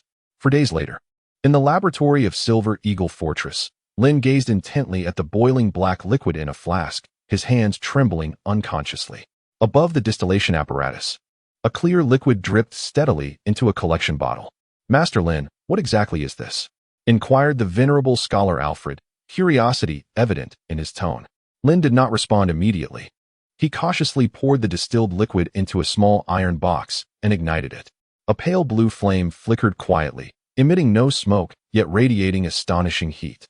I shall name it petroleum, Lynn murmured, his voice almost dreamlike. Or perhaps black gold. Alfred gasped in astonishment. A fuel that burns longer than charcoal? Far beyond that. Lynn's eyes sparkled with fervor. It has the potential to illuminate the night, power machinery, and even alter the course of warfare. He turned to Marcus, who had been waiting impatiently. Where's that oil pit? Take me there at once. Chapter 36. Double joy as the morning light of Silver Eagle Fortress cascaded over the courtyard stones. Lynn was already dressed and standing in the laboratory. He meticulously sealed the last vial of petroleum, his fingers trembling slightly with excitement. Master Lynn, his loyal attendant Carl burst through the door in a flurry. The mining team has returned. They claim to have found a sulfur mine. The glass vial nearly slipped from Lynn's grasp. He spun around to see a dusty messenger kneeling at the entrance, cradling a bulging leather bag in his hands. Master Lynn, Lord Allen sent me, the messenger rasped.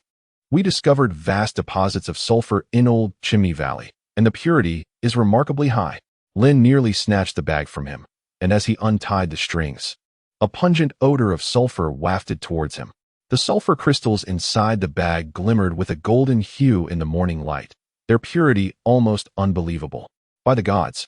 Lynn breathed, picking up a small piece of sulfur, the tactile sensation confirming that this was no mere dream. It is indeed native sulfur. He turned towards the wooden crate in the corner of the laboratory, neatly arranged with prepared saltpeter and refined charcoal. At last, the final piece of the puzzle had come together. For Lynn, this was indeed a moment of double delight. He had just discovered oil, and now sulfur mines had also been located. Prepare the horses.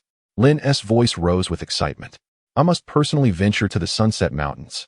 In less than half an hour, a lightly equipped cavalry unit surged forth from Silver Eagle Fortress. Lynn led the charge, his silver-gray cloak billowing in the wind. Following closely were Marcus, the administrative officer of Oak City, and his personal guard, Carl. Lynn urged his steed onward, as though demons were on his heels. His mind was a whirlwind of possibilities. With sulfur, gunpowder could be mass-produced. With oil, incendiary devices were no longer a mere dream. More importantly, if the oil pit was indeed as vast as described. With that thought, Lynn cracked his whip again, and the horse quickened its pace in response to the pain. Such an intense march was manageable for the seasoned warriors among the guards, but for Marcus, typically engaged in administrative duties and seldom involved in field operations, it was an unprecedented challenge. His complexion paled from the jolting and tension, as he clutched the reins tightly to prevent himself from tumbling off his mount. Master Lynn, our mission extends beyond merely confirming the sulfur mine. It is imperative that we devise a plan for the safe and efficient extraction and transportation of these precious resources back to Silver Eagle Fortress. Marcus struggled to adjust his posture on horseback, striving to project a more resolute tone. I propose that upon our arrival, we conduct a thorough field survey before formulating a detailed plan. Lynn nodded slightly, his gaze unwaveringly fixed on the horizon. You are correct, Marcus. Yet before all else, I must behold the sulfur mine with my own eyes to ensure the authenticity of this venture. Only through direct observation can I find peace of mind. The twilight in Oak City always descended unusually early. Just as the sun's fading light grazed the city walls, the heavy shadows of the mountains enveloped the small town. Uni, the chieftain of the Fengling tribe, stood atop the walls, his fingers absently tracing the arrows in his quiver, his gaze fixed intently on the southern highway. "Chieftain, it is time for dinner," Yining announced, ascending the walls with 2 wooden bowls filled with steaming stew. Yining accepted the bowls, but merely stirred the broth mechanically. It has been 5 days. Logically, Lord Marcus should have returned by now. Yining squatted beside the wall, ravenously consuming his stew. Could it be that the black water is not as significant as we thought? Silence. Yining suddenly exclaimed in a sharp tone, startling Yining nearly into dropping his bowl. Lord Lynn explicitly stated that any anomalous occurrences must be reported. Moreover, if that black water can ignite, how could it possibly be insignificant? Yining shrank back, refraining from further comment. The 2 men finished their meal in silence, the sun having completely dipped beyond the mountains. Torches were lit upon the walls, their flickering flames casting unsettling shadows across Yuning's face. "Chieftain," Yining suddenly lowered his voice, "do you think something may have occurred on the road? I've heard that the north is rather unstable." As Yining was about to respond, a sudden commotion erupted beneath the city walls. Both individuals turned their heads simultaneously, only to behold a guard at the city gate brandishing a torch, encircling a weary rider. It was a messenger. Yining, with keen eyes, recognized the silver eagle insignia on the rider's back. Yun dashed down the city wall in a hurried manner, nearly tripping on the stone steps. When he breathlessly reached the city gate, the messenger was quenching his thirst, producing a gurgling sound from his throat. "Lord Marcus sent me to convey a message." The messenger wiped his mouth and continued, "Young Master Lin has already set out for Oak Tree City and will arrive by tomorrow morning." Yun and Yining exchanged glances, both reflecting surprise in each other's eyes. "Is that all?" Yun pressed for more information. "Did Lord Marcus mention anything regarding that discovery?" The messenger shook his head. "Lord Marcus merely instructed that you prepare a guide along with supplies, as young Master Lin wishes to depart immediately upon arrival." This response left Yun with mixed feelings. He was reassured by Lin's personal visit, indicating the significance of the black water, yet apprehensive due to the messenger's nonchalant demeanor, which offered no insight into the discovery's importance. "You've worked hard," Yun said, removing a flask from his waist and handing it to the messenger. "This is the fruit wine of our Fengling clan. Take it to refresh yourself." After the messenger expressed his gratitude and departed, Yining could not resist asking, "Chief, what reward do you think Lord Lin will bestow upon us?" Yun gazed toward the dark mountain path in the south and replied softly, "I do not know. However, I am aware that this discovery may alter the Fengling clan's standing among the mountain tribes." He turned and patted Yining on the shoulder. "Now go prepare. Select the 10 most capable warriors to await at the city gate tomorrow morning." That night, Yun found himself restless. He rose and made his way to the temporary encampment of his clan in Oak Tree City, discovering Yining and several hunters gathered around a campfire, engaged in quiet discussion. "Captain, what do you think that black water truly is?" A young hunter inquired softly, his eyes gleaming with curiosity and anticipation. Yining shook his head, pondering, "In all my years, I have never encountered water that burns. With Lord Lin and Lord Marcus placing such importance on it, there must be secrets hidden within this black water. Could it be some kind of divine phenomenon?" Another hunter interjected, his voice tinged with awe. "Do not dwell on such thoughts.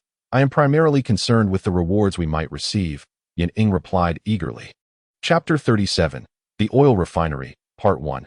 Yun cleared his throat, prompting an immediate hush among the group. "Everyone, go rest," he commanded. "We have a long journey ahead, so conserve your strength."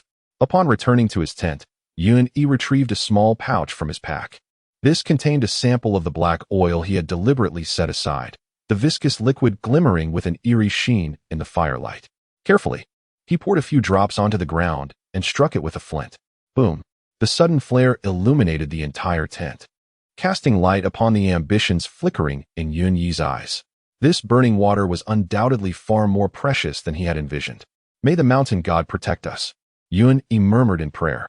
"Let this discovery serve as the catalyst for the rise of the Fengling tribe." The following day at noon, a sentinel atop the city wall suddenly sounded the horn. Yun was inventorying equipment when he heard the call and promptly dashed towards the city gate.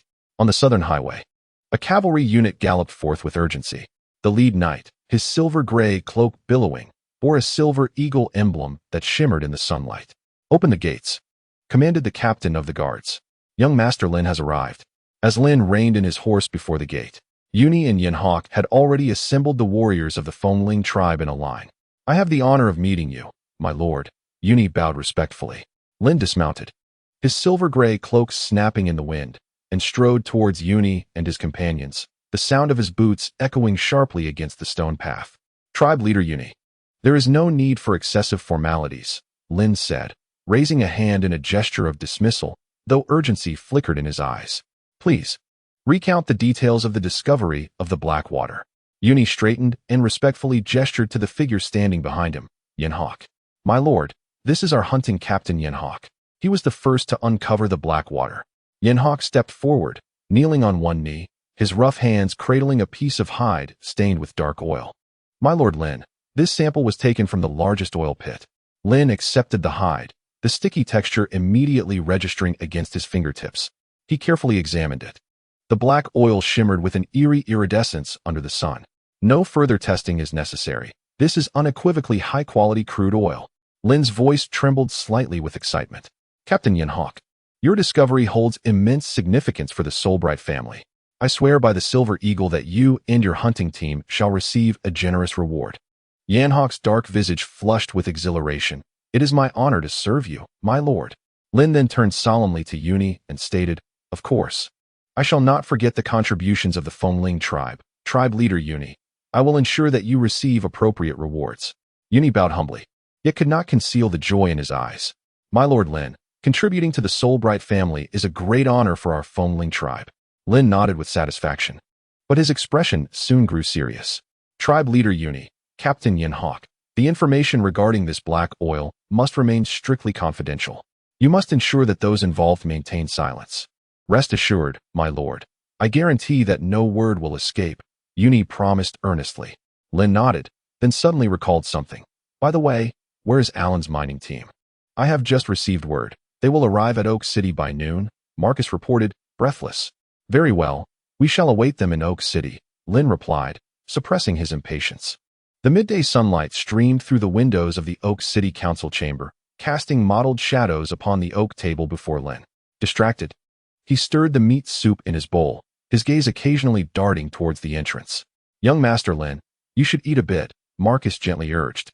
You have scarcely touched food since this morning's journey. Just as Lynn was about to respond, hurried footsteps suddenly echoed outside the door. The guard, Carl, swiftly entered, kneeling on one knee and announcing, My lord, Commissioner Allen and his team have arrived in the city. Lynn immediately set down his spoon and sprang to his feet, commanding, Bring him to me at once. Within 5 minutes, the weary yet exhilarated Allen was ushered into the council chamber, followed by 2 apprentices carefully carrying a bulging leather pouch. My lord Lynn. Allen knelt, expressing his gratitude. I have fulfilled my mission. Lynn rushed forward, personally helping Allen to his feet. You have worked hard. Now rise and let me see what you have discovered. Allen gestured for the apprentices to open the pouch. As the ties were loosened, a sharp scent of sulfur filled the room. The golden sulfur crystals sparkled under the sunlight, pure as the finest amber. By the gods, Lynn exclaimed, picking up a piece of sulfur, the sensation confirming it was not a dream. The purity is astonishing. Indeed, my lord Lynn, Allen replied, his voice slightly hoarse with excitement. The sulfur mine in Old Chimney Valley predominantly yields this native sulfur, which can be extracted through open-pit mining. Our preliminary exploration indicates reserves sufficient for centuries. Lynn turned to Marcus, instructing, Immediately send word to Silver Eagle Fortress to dispatch 1,000 miners, and arrange for an additional 500 guards for protection. My lord Lynn, Allen interjected. That valley has a unique environment, with toxic gases erupting year-round. I recommend a shift system, limiting each worker to no more than 4 hours per day. Lynn nodded in approval, very thoughtful. Marcus, arrange according to Allen's suggestion. Additionally, provide the miners with ample wet towels. He turned to Allen, solemnly stating, Allen, you and your prospecting team have rendered a great service. I have decided to bestow upon you the Silver Eagle Medal, along with a reward of 500 gold coins. Each of your team members shall receive 100 gold coins, and the guards will receive 50 each. Allen's face flushed with excitement. Your lordship's generosity is overwhelming. I would gladly lay down my life in service. Now, Lynn took a deep breath and urged, Now, tell me in detail about the discovery of the sulfur mine. Allen produced a map from his cloak and spread it across the table. Following the clues you provided, we searched the eastern slopes of the Sunset Mountains for 17 days. covering nearly all areas with potential geothermal activity. He pointed to a red circle marked on the map. It was only when the guide from the Limestone clan, Baron, mentioned the legend of their old chimney that we shifted our focus to the northwest. Lynn listened intently, occasionally marking new notes on the map. As Alan described the toxic gases erupting from the valley, his eyes lit up. Such active geothermal zones typically yield the highest quality sulfur. Indeed, my Lord Lynn, Alan nodded. We collected samples from various locations, with the highest purity found at the valley's bottom. Lynn's fingers gently tapped the table, his mind already beginning to devise a plan for the mass production of gunpowder. With a stable source of sulfur, coupled with the previously stockpiled nitrate and charcoal. Chapter 38, The Oil Refinery, Part 2, unfolds. At this moment, Marcus gently reminded, "Young Master Lynn, are you not planning to visit the black oil pit? There is still ample daylight." Lynn, jolted from his reverie, replied, "Indeed. Alan, you shall accompany us as well. Marcus, please inform Chief Uni and the others to prepare for our departure." Soon, a team personally led by Lynn set forth from the northern gate of Oak City. In addition to the usual guards, the party included Alan and his two capable assistants, several technicians Lynn had brought from Silver Eagle Fortress, as well as 10 guides from the Phoenix Feather tribe, led by Uni. The rugged mountain path presented challenges, yet the spirits of the group soared with excitement.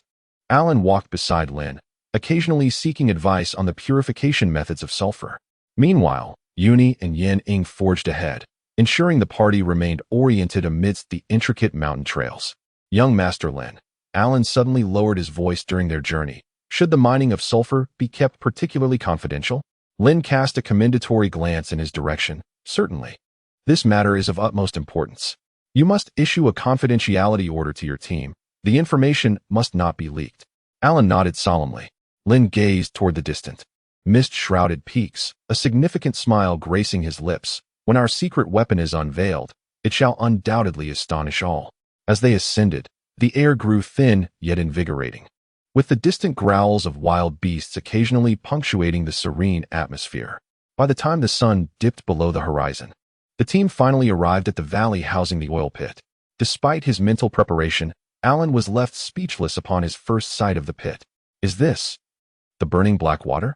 He crouched at the edge, cautiously dipping a finger into the crude oil, which emitted a scent reminiscent of rotten eggs.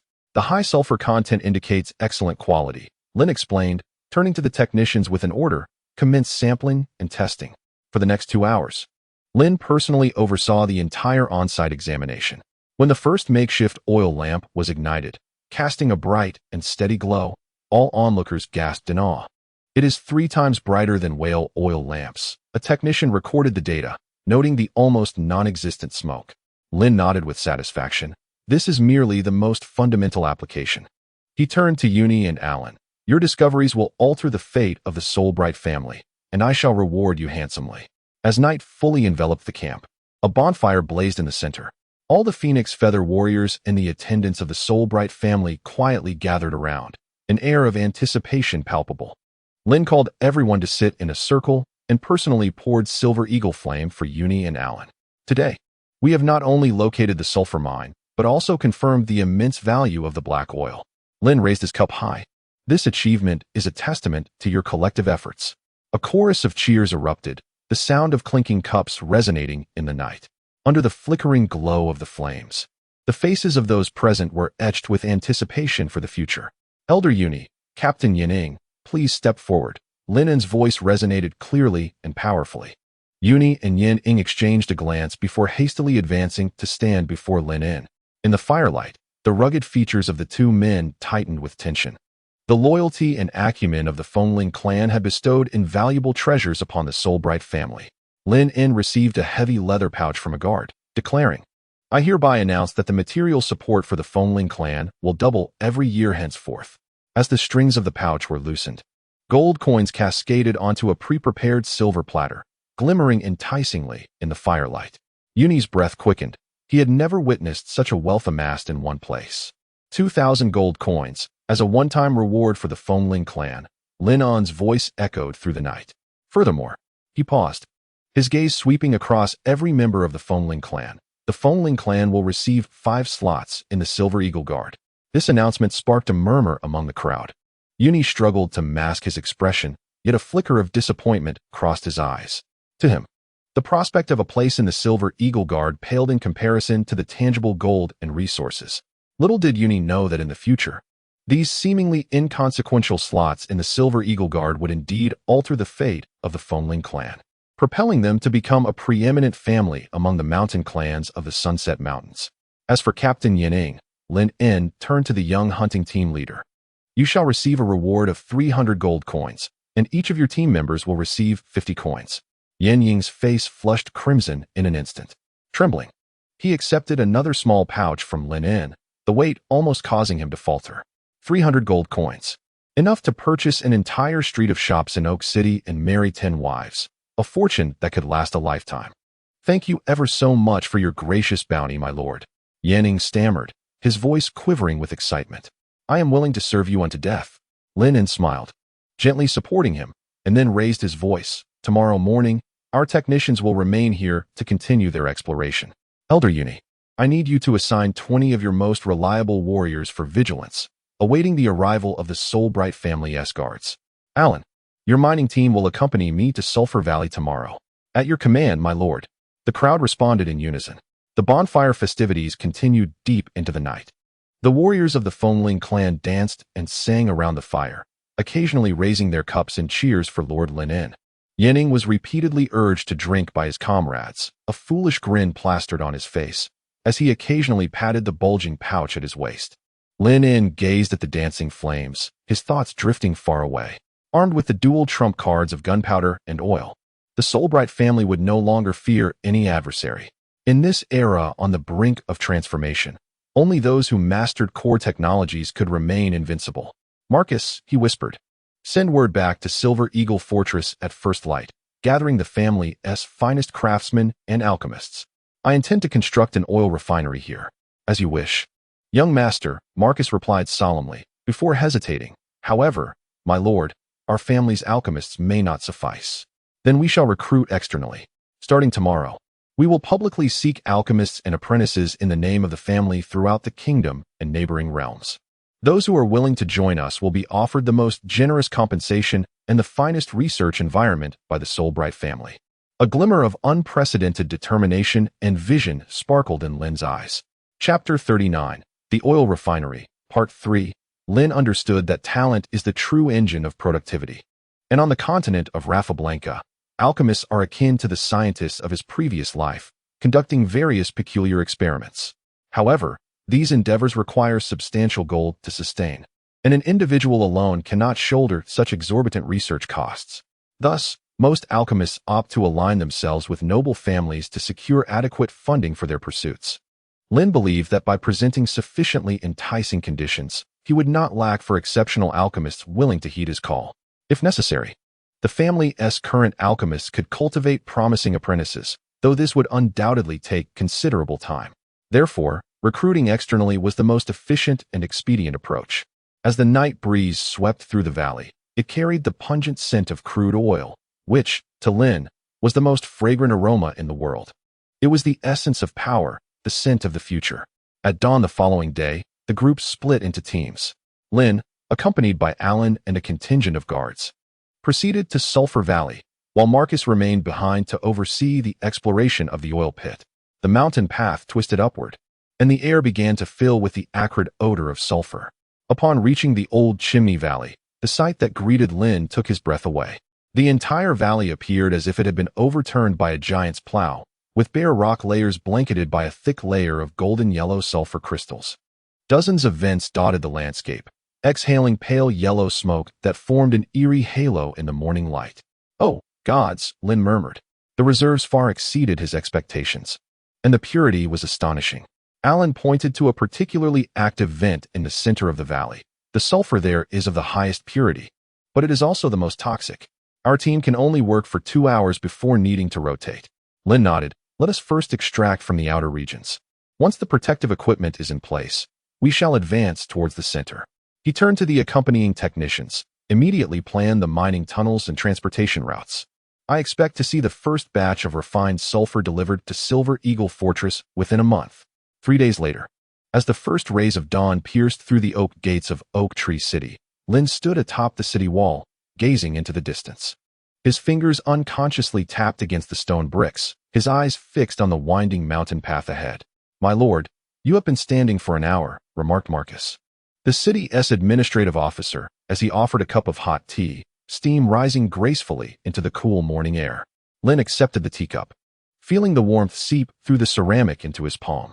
"The people from Silver Eagle Fortress are expected to arrive today." As if to affirm his words, a cloud of dust suddenly arose on the distant mountain path. Soon after, a blue banner emblazoned with a silver eagle came into view, shimmering under the morning sun.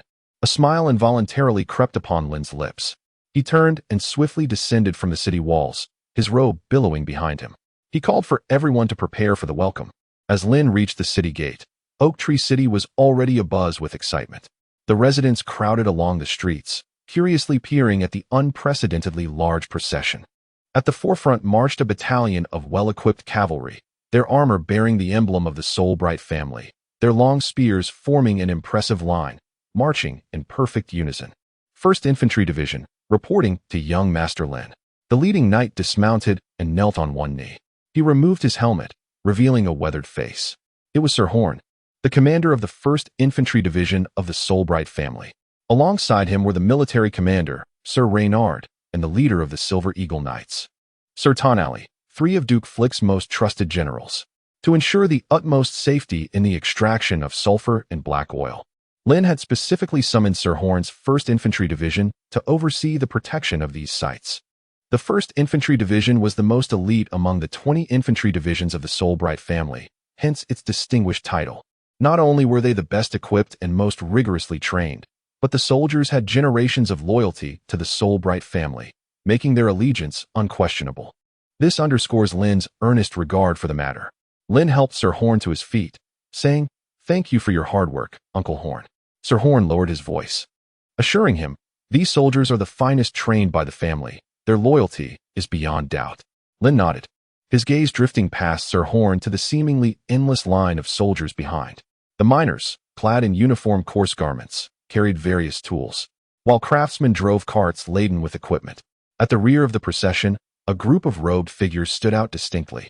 They were the alchemists of the Soulbright family, along with a cadre of alchemical apprentices. "Marcus," Lynn called to the administrative officer Marcus, "take the miners to the rest area and organize them into groups according to my previous plan." Alan promptly obeyed, his trademark loud voice soon resonating through the crowd. "Miners, follow me. Remember your numbers." Sir Horn turned to Lynn, inquiring, "Young Master Lynn, how shall we allocate the guard units?" 1,000 to Sulphur Valley, another 1,000 to guard the oil pits, while the remainder will be responsible for securing key points along the route. Lynn retrieved a piece of parchment from his pocket. "This is the detailed deployment map. Please have a look." Sir Horn quickly scanned it and nodded in approval. The alchemists were assigned to the finest accommodations in Oak Tree City, which had originally been the annex of the Lord's Manor. As Lynn stepped into the courtyard, he found over 20 robed sorcerers embroiled in a heated debate. Some among them were silver-haired, while others were in the prime of their youth. Yet, without exception, they bore the distinctive expression of scholarly concentration. The moment Lynn stepped into the room, the din of debate abruptly ceased. All the alchemists bowed in unison, exclaiming, "We have the honor of meeting Master Lynn." Lynn raised his hand to signal them to rise. "I appreciate your arduous journey from afar. I am aware that you have many inquiries. You may speak freely now." An elderly alchemist with a red nose was the first to break the silence. "Master Lynn, what exactly is the black oil mentioned in your letter? Can it truly serve as a substitute for whale oil?" "Indeed, it can," Lynn replied, retrieving a small vial from within his robe, containing crude oil extracted from a pit. This substance possesses a significantly higher energy density than whale oil. With proper refinement, it can be utilized for illumination, lubrication, and even, he paused deliberately, as a propellant for certain weapons. The alchemist's eyes gleamed with intrigue. A somewhat younger alchemist could not restrain his curiosity. "Master Lynn, you seem remarkably knowledgeable about the properties of these substances." Lynn offered a mysterious smile. "I discovered some ancient texts in the library of Silver Eagle Fortress." Chapter 40, The Fire of Alchemy. This explanation was half-truth. While Lynn had indeed spent much time in the fortress's extensive library, the modern chemical knowledge evidently stemmed from memories of another world. "Now, I require you to divide into 2 groups." Lynn raised his voice, One group will focus on purifying sulfur and preparing saltpeter, while the other will specialize in the distillation of black oil. I expect to see preliminary results within a month. The alchemists exchanged glances. The red-nosed elder furrowed his brow. Master Lynn, we have some experience with sulfur purification and saltpeter preparation, but the distillation of black oil, I shall oversee it personally. Lynn's words astonished everyone, causing their eyes to widen. Now, those willing to study black oil, please step to the left, those for the sulfur group, to the right. After a brief commotion, the alchemists divided into roughly equal groups. Lynn noticed that the inquisitive young alchemist chose the black oil group, his eyes sparkling with the thirst for knowledge. Excellent. Lynn clapped his hands.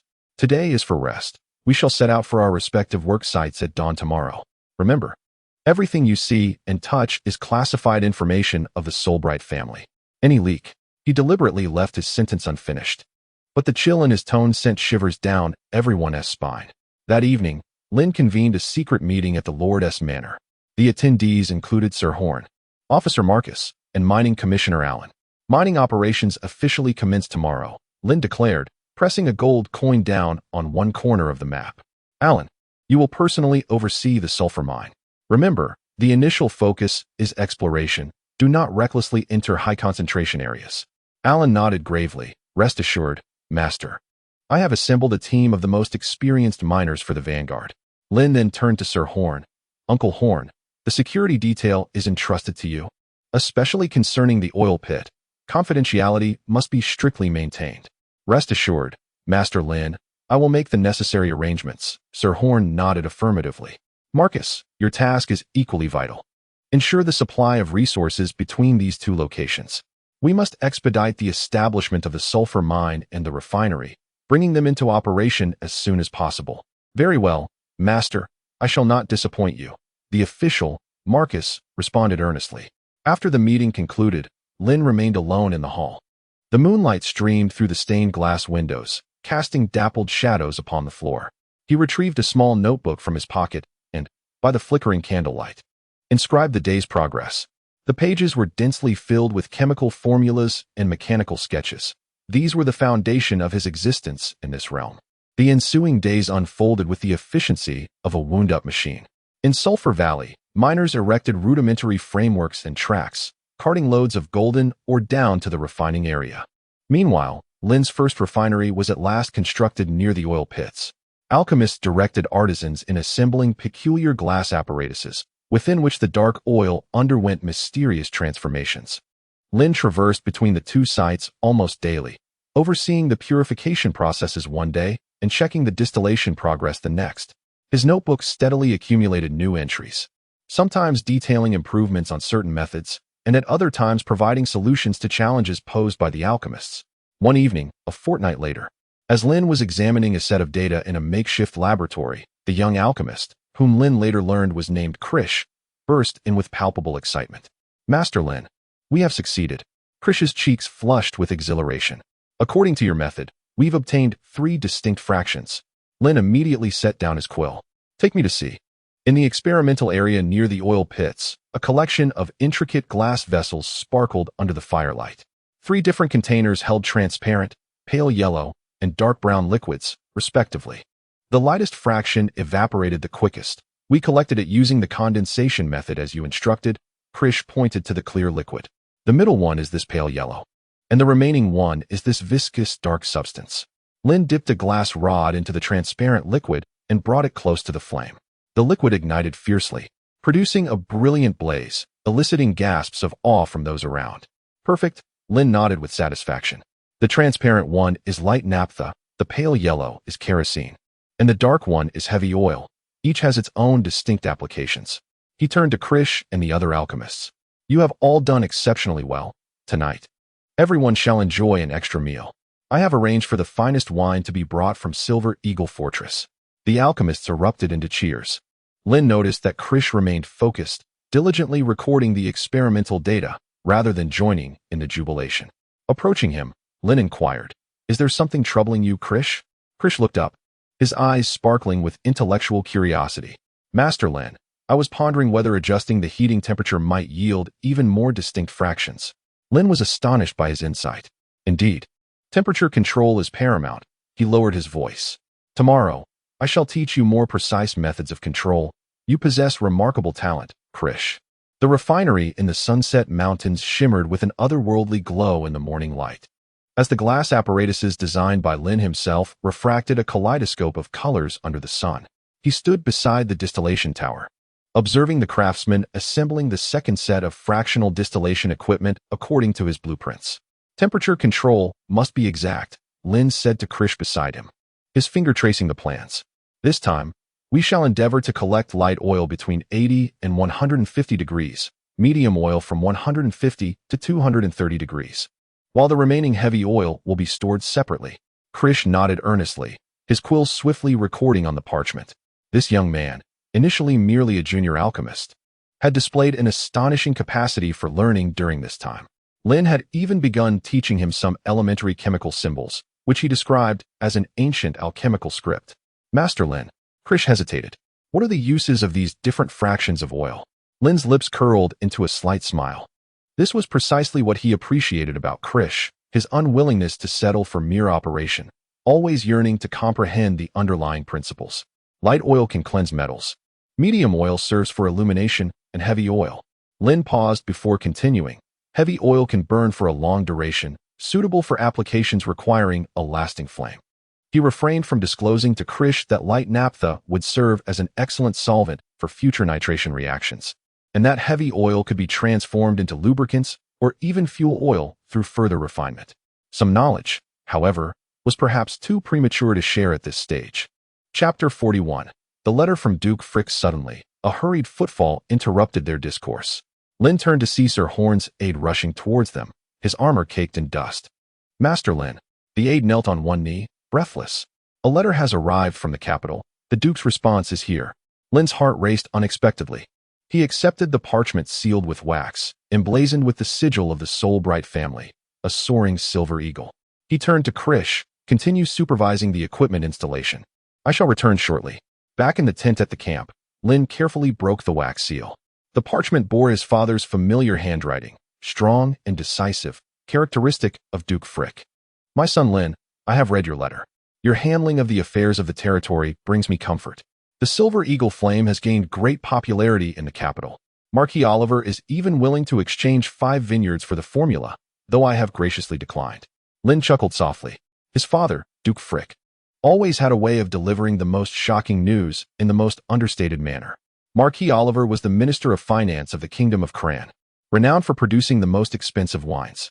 King Edward's condition had worsened, and the royal physician had privately informed that he might not survive the winter. His Highness, Prince Aragon, had begun making secret arrangements. "We must be prepared. In your letter, you mentioned the special projects. Despite the venture, the family will offer unwavering support. I have dispatched 2 teams of shadow guards, who will answer solely to your commands." The final paragraph of the letter left Lynn furrowing his brow. "Recently, unfamiliar merchant caravans have been seen in the vicinity of our family's territory, suspected to be spies from the Fern Des family. Remain vigilant, particularly in the sensitive areas you referred to. I am unable to return for the time being. The political landscape of the kingdom is delicate, and it is imperative that someone from the Soulbright family remains in the capital." Lynn set down the letter and stepped out of the tent. The silver eagle banner of the Soulbright family fluttered in the wind, with wisps of white smoke rising from the sulfur mines in the distance. His father knew more than he had anticipated. The existence of those shadow guards had always been known to him, yet he did not expect his father to directly inform him and delegate their command. The shadow guards served as a clandestine force for the Soulbright family, acting as eyes and ears, and could carry out assassinations if necessary, akin to the agents from Lynn's past life. Shadow guards were present throughout the Soulbright family territory, and moreover, they infiltrated the noble estates and major cities of the clan kingdom, extending even to the borders of neighboring kingdoms. Thus, it could be said that the shadow guards were the military intelligence of the Soulbright family. As for the Fern Des family, a northern noble that had been in conflict with the Soulbright family for over a century, their dispatch of spies at this time was far from coincidental. Had they caught wind of something? Contemplating this, Lynn frowned. It seemed that the refinery and sulfur mines required heightened defenses, especially now as his plans approached a critical juncture. Subsequently, Lynn summoned Sir Horn. "Uncle Horn," Lynn spoke, regaining his composure as Sir Horn entered the tent. "My father has replied. The situation in the capital is tense, and we must bolster our defenses. Sir Horn quickly scanned the letter, his gray-white brows knitting together. The bastards from the Fernandez family, he muttered under his breath. From today forth, the sulfur mine and refinery will be under militarized management, Lynn commanded. All workers must be registered, and strangers are strictly prohibited from approaching. He hesitated for a moment before continuing. Furthermore, the refinery should be relocated underground, to the cave we discovered earlier. Sir Horn looked at the young Lynn in astonishment. That is a significant undertaking. It will take at least a month. Then we shall work day and night, Lynn asserted, his tone leaving no room for doubt. My father has sent 2 teams of shadow guards. You are responsible for integrating them into the workforce and monitoring any suspicious individuals. After Sir Horn departed, Lynn retrieved his secret notebook from within his garments. Opening to the latest page, he began to sketch a new blueprint. The artillery, revered as the god of war. At Oak City's Lord S. Manor, Lynn had temporarily requisitioned the estate, forcing the administrative officer, Marcus, to relocate his office to the adjacent villa. A gentle knock resounded at the door, the voice of his close attendant, Carl, coming from outside. Dinner is ready. Additionally, the young alchemist, Krish, has conveyed that he has a significant discovery to report to you. Lynn closed his notebook and securely locked it away in the hidden compartment. Have him wait for me in the small dining room, he added after a moment of contemplation. Prepare a meal for 2. The fireplace in the small dining room crackled softly with burning pine. Krish stood awkwardly by the window, holding a glass bottle wrapped in cloth. Please, take a seat, Krish. Lynn gestured for him to set the bottle down. I have heard you have made a new discovery? Krish's eyes sparkled in the candlelight. Young Master Lynn, you mentioned that light oil is highly volatile, so I attempted to collect its vapor using the cooling method. He carefully unveiled the cloth, revealing a glass bottle containing a colorless liquid. I obtained this. It is purer than before. Lynn took the bottle, gently swirling it. The liquid was as clear as water, devoid of any impurities. He uncorked the bottle and cautiously inhaled the typical odor of kerosene, noting its remarkable purity. Well done, Krish, Lynn exclaimed sincerely. What inspired you to use the cooling method? A flush crept across Krish's face. I observed the phenomenon of dew condensing in the early morning and deduced that vapor might condense upon cooling. Lynn suddenly burst into laughter, leaving Krish bewildered. A brilliant observation. Lynn clapped him on the shoulder.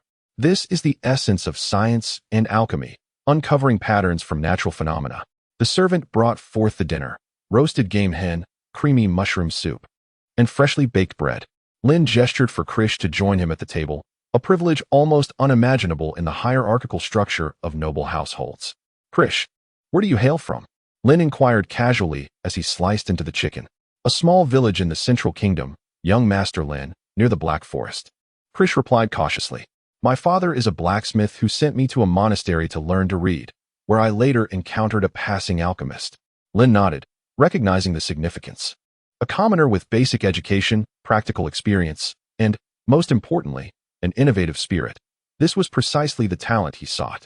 Chapter 42. The call for talent. If I were to entrust you with additional responsibilities, would you be willing to accept? He suddenly posed. Krish's fork paused midair. Do you mean? A new underground oil refinery requires a chief overseer. Lynn locked eyes with him. Someone who understands the importance of this technology and can keep it secret. Krish swallowed hard. I swear allegiance to the Soul Bright family, in the name of my ancestors. Excellent. Lynn raised his goblet. Starting tomorrow, you will report directly to me. Now, share your thoughts on temperature control. As dinner concluded, the moon hung high in the night sky. Lynn stood by the tower window, gazing at the now silent sunset mountains in the distance. Krish's performance exceeded expectations, but the true test lay ahead. His father, Duke Frick, had mentioned in a letter that the old king might not survive the winter. This signifies that the struggle for the throne is about to erupt. He turned towards the desk, retrieving a fresh sheet of parchment. It was time to respond to his father, Duke Frick. Certain decisions could no longer be postponed. Dear father, I have received your letter. All is well within the family estate, and the special project is progressing smoothly, yielding preliminary results.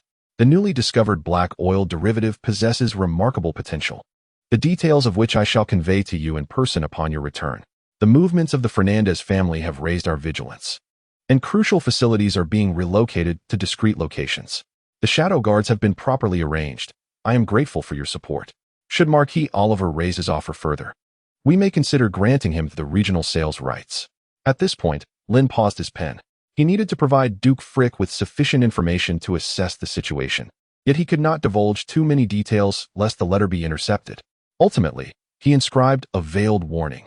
According to ancient alchemical texts, certain mixtures can react violently when exposed to fire, with destructive power sufficient to topple walls. I am in the process of verifying this claim. If true, it will become a significant asset for our family. Please take care of yourself. The kingdom needs you, and the Soulbright family needs you even more. Lynn carefully sealed the letter with wax, imprinting it with his personal emblem, a small silver eagle. This letter would be dispatched through the most reliable channels to the capital, and its concealed message could only be fully comprehended by his father. He was developing gunpowder, which would alter the balance of power in the kingdom. Outside, a shooting star streaked across the night sky. Lynn recalled an old saying from his previous life. Once the spark of the Industrial Revolution is ignited, it cannot be extinguished. In this world, he was that igniter. Regardless of whether glory or peril lay ahead, he could not retreat. Some plans, it seemed, would need to be set in motion sooner than anticipated. The morning mist of Silverlight City had yet to dissipate, and the first rays of sunlight were just beginning to crest the granite battlements when the central square was already thronged with people. This fortress, constructed of grayish-white stones, stood as the second most significant stronghold within the Soulbright family's domain, following Silver Eagle Fortress. Each stone in its walls was steeped in a century's worth of family glory and tribulation. Make way, make way. The herald's resonant voice pierced through the crowd. As a squad of guards clad in blue and silver uniforms pushed through the onlookers, affixing a parchment the size of a door onto the bronze-framed oak notice board. The vivid red wax seal at the lower corner of the parchment glimmered in the morning light, bearing the Soulbright family's silver eagle emblem. In the name of the Soulbright family, by the order of Master Lynn Soulbright, we hereby issue a recruitment decree. The herald's voice echoed across the square, startling the doves perched atop the tower. Jacques, the blacksmith's apprentice, squeezed to the front, his rough fingers tracing the gilded letters on the notice as he stammered. Anyone with a skill, regardless of noble or humble birth or race, may come to the talent center in Silverlight City to apply. His voice suddenly rose, a monthly salary. The minimum is 20 silver coins. The crowd erupted in excitement. 20 silver coins equated to half a year's wages for an ordinary laborer. The aged cobbler behind Jacques tugged off his felt hat, revealing a bald crown. By the gods, can those who till the land truly be recruited? A voice trembled with excitement as a young man clad in a faded scholar's robe pushed forward. Alchemists start at a monthly salary of 20 gold coins. Those with special talents may negotiate their compensation. My heavens, this exceeds the wages of some noble private tutors. The announcement was akin to a stone cast into a tranquil lake, sending ripples of astonishment. The Soulbright family's recruitment notice. In an effort to revitalize the Soulbright lineage and attract exceptional talents, we hereby declare, first, anyone proficient in alchemy, forging, architecture, agriculture, and other fields, regardless of nobility or common birth, and irrespective of race, may apply. Second, those who pass the assessment will be compensated according to their abilities, with a minimum monthly salary of 20 silver coins, with no upper limit. Third, exceptional talents will receive housing, laboratories, and other supporting provisions. Fourth, outstanding performers will be awarded family medals, and their descendants may attend the Silver Eagle Academy. The crowd before the notice board swelled. Merchants abandoned their wares. Housewives forgot their shopping, and even patrolling guards paused to observe. In the strictly hierarchical realm of Rafabranca, such a recruitment notice that shattered class barriers was virtually unheard of. Is this a hoax? Muttered a fishmonger, his face pockmarked. When have nobles ever cared about the skills of U.S. common folk? No sooner had he spoken than a detachment of silver-armored guards approached in formation from the direction of the Lord's manor. Leading them was a knight who removed his helmet to reveal a youthful visage. This man was none other than Caelan Soulbright, a relative of Lynn and the one who had previously ventured alone to meet the leader of the Con clan, Balder. The crowd fell silent, instinctively parting to create a pathway. Ladies and gentlemen, Caelan's voice resonated like the clanging of his armor. I swear upon the honor of the Soulbright family that this recruitment notice is genuine. Young Master Lynn has decreed that all who pass the assessment shall immediately enjoy the corresponding benefits.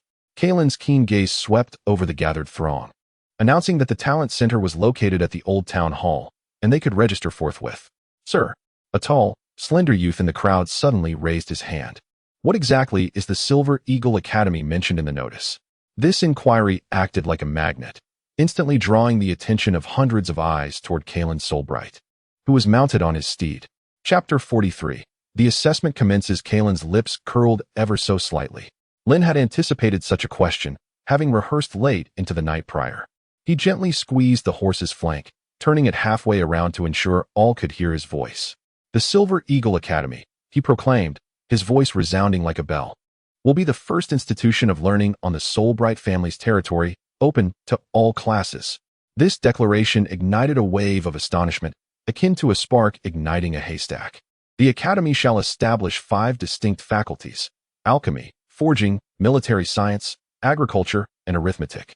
Karen raised his iron-gloved hand, methodically counting on his fingers.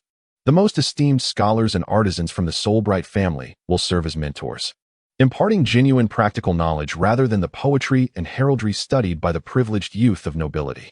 Moreover, upon graduation, the students of Silver Eagle Academy will be granted the opportunity to serve the Solbright family directly, enjoying elevated status and privileges. Like a drop of water splashing into hot oil, the square erupted in a fervor. The cobbler abandoned his half-finished boots, while a farmer, lifting her skirts, dashed home to inform her husband of his woodworking skills. Even the skeptical fishmonger squeezed toward the registration desk, muttering that his ancestral pickling recipe might qualify as a unique talent. On the second floor of a tavern at the edge of the square, 2 figures cloaked in travel capes silently observed the commotion. Intriguing, remarked the shorter figure, lifting her hood to reveal a delicate feminine visage. The Solbright family is poised for upheaval. Her companion, a burly man with a scarred face, grunted, "My lady, should we not return to report?" Lord Fernandez would undoubtedly find this call for talent quite intriguing. The woman toyed with the dagger in her hand. Why the haste? To be honest, I am rather keen to meet this young Master Lynn. She squinted her cerulean eyes, recognizing that a noble capable of such ideas is indeed a rarity. Meanwhile, atop the Lord's tower, Lynn observed the bustling square below. Nico Solbright, the administrative officer of Silverlight City, held a steadily growing registration ledger, his aged face blooming with delight. He is a direct descendant of the Solbright family and, by relation, Lynn's cousin. Lynn, in mere hours, over 200 individuals have registered. However, Lynn gently shook his head. That is insufficient. I seek true talent, not mere spectators. He turned to the secretary beside him, instructing the assessment team that standards must remain uncompromised, especially for alchemists. They must pass practical examinations. Nico hesitated. Lynn, with such a grand recruitment, might other families let them know? It matters not, Lynn replied, a knowing smile gracing his lips. Sometimes, overt strategies wield greater deterrent power than covert ones. In the square before the old town hall of Silverlight City, a winding line had formed, stretching 2 streets away. The morning dew had yet to evaporate, and the soles of the waiting boots had turned the grass into mud. Among the queue stood elegantly dressed scholars alongside farmers clad in patched garments, all eagerly gazing at the oak door adorned with brass studs. Number 37. Potion Group. At the guard's call, a freckled young man stumbled into the hall. His name was Edgar, son of a pharmacist. Clutching tightly to the tattered compendium of formulas left by his father, the hall had been temporarily transformed into a vast examination arena, with 6 marble columns adorned with ribbons of various colors, guiding individuals to different areas. Each compartment remains isolated, concealing the assessment from prying eyes. The emblem of the potion group is a bubbling test tube, in front of which sit 3 assessors. The central figure, the lead examiner, is none other than the esteemed Master Hermann, a renowned alchemist of the Solbright family. For this evaluation, Lynn specifically summoned the trio from the refinery laboratory in the Twilight Mountains. Your name? Inquired the examiner on the left, without lifting his gaze as he dipped his quill. I am Edgar Green, sir, Edgar stuttered, his voice trembling. My father is. Here, we judge solely on ability, not lineage, interrupted Master Hermann, his piercing gaze emanating from above his crescent-shaped spectacles. Do you understand alchemy? Prove it to me. Edgar, flustered, hastily opened his satchel and retrieved a small vial filled with purple powder. This is my improved coagulant. It is 30% more effective than those available on the market. Merely theoretical, interjected the young examiner on the right abruptly. He then signaled a nearby attendant to bring over a set of glass apparatus and various ingredients. Prepare a basic healing potion on site, refining it through distillation, and complete it within 15 minutes. Suddenly, Edgar's fingers ceased to tremble. Upon touching the familiar vessels, a peculiar energy coursed through his entire being. Distilling, condensing, filtering, his movements quickened, culminating in the completion of all steps in just 12 minutes. Interesting, remarked Master Hermann, lifting the finished product to the light for scrutiny. You omitted 2 filtering steps, yet enhanced the purity. How did you achieve that? In response, I discovered that the second filtration introduces cotton fiber impurities. Edgar abruptly fell silent, realizing he had questioned the authority of the standard alchemical process. To his surprise, the 3 examiners exchanged smiles. Hermann marked a 5-pointed star on the score sheet. Welcome to the potion group, young man. Report to the laboratory tomorrow. As Edgar exited the hall, his legs felt as though they were treading on clouds. He noticed that the successful candidates area was already occupied by a dozen individuals, indulging in honey cakes and red tea, a treatment rivaling that of noble salons. Number 102. Forging Group. The blacksmith apprentice, Jacques, nearly tumbled into the hall. He had crafted a dagger from scrap iron the previous night, yet felt too ashamed to present it now. Seated at the forging area was the legendary ironworker, Ironhand Walker. He is one of the few blacksmiths in the entire clan kingdom capable of forging knightly full-plate armor. Choose your materials and complete a piece within an hour. Walker's voice rumbled like the friction of iron. Begin. Jacques selected the cheapest ingot. As the hammer struck for the first time, memories of his father's drunken beatings and the master's reprimands flooded his mind. Yet gradually, the vibration of the anvil resonated throughout his body, propelling him into a state of rapture. Time's up. Jacques suddenly jolted back to reality, realizing he had not fashioned the anticipated dagger, but rather an oddly shaped small knife with a wavy blade, its handle entwined with iron wire crafted into a vine. Chapter 44. Exceptional talent. Walker seized a small knife and gently traced it across a piece of wood. The block split apart like butter, the cut surface smooth as a mirror. The gleam in the legendary blacksmith's single eye sparkled with brilliance. Where did you learn this folding forging technique? He inquired. I don't know any technique, Jacques stammered. I just feel a voice within the ingot guiding me on how to strike. A sudden, eerie silence enveloped the forging area. Walker turned and retrieved a gleaming blue metal ingot from his treasured oak chest, an invaluable meteorite iron he had cherished for 2 decades without using. Forge it once more. Walker's voice softened, tender as if addressing a beloved. Use this. As Jacques completed his work, even the guards tasked with maintaining order crowded around to watch. The short sword, adorned with flowing blue patterns, emitted a melodious chime reminiscent of a dragon's roar under the sunlight. Walker personally bestowed upon Jacques the badge of the forging team. From this day forth, you shall learn the craft from me. He lowered his voice, adding, It seems young Master Lynn was indeed correct. True talent often resides in the most unexpected places. At midday, an unexpected visitor caused a stir. Within the agricultural assessment area, an old farmer wearing a straw hat poured a handful of soil onto the examiner's desk. What is this? Matthew, the agricultural examiner who hailed from the Silverlight City tax office, recoiled while pinching his nose. My lord, take a whiff, bellowed the old farmer, Hassan. The same seeds yield 30% more on my land. All thanks to this soil. Matthew, skeptical, leaned in closer and suddenly widened his eyes. The soil emitted an extraordinary fragrance, and its granular structure was remarkably loose. He promptly summoned Lynn. Microbial enhancement. Lynn crouched down, examining the soil particles, excitement illuminating his gaze. Did you layer kitchen waste and livestock manure, turning it regularly? The old farmer's jaw nearly dropped to the ground. How does the young master know? This method was taught to me by my grandfather. The villagers mocked me for being dirty. It's the most advanced composting technique. Lynn turned to Matthew, saying, Grant Uncle Hassan the status of a master agriculturist with a monthly salary of 10 gold coins and allocate him 10 acres of experimental land. Hassan's rough fingers sank deeply into the fragrant soil, and every wrinkle on his dark face trembled. 10 gold coins a month. He would never earn such a sum in his lifetime. Yet now, merely for his exceptional farming skills, this noble young man had offered him such a staggering price. A master, Hassan's voice quavered, his knees involuntarily bending. I. Lynn swiftly stepped forward, steadying Hassan's faltering frame.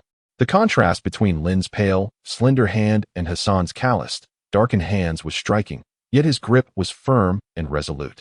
Uncle Hassan, your expertise is worth far more than this figure. Lynn's voice rang clear and sincere, his silver-gray eyes shimmering with a fervor Hassan had never witnessed from a noble. A technology capable of increasing land yield by 30% is sufficient to sustain thousands of lives.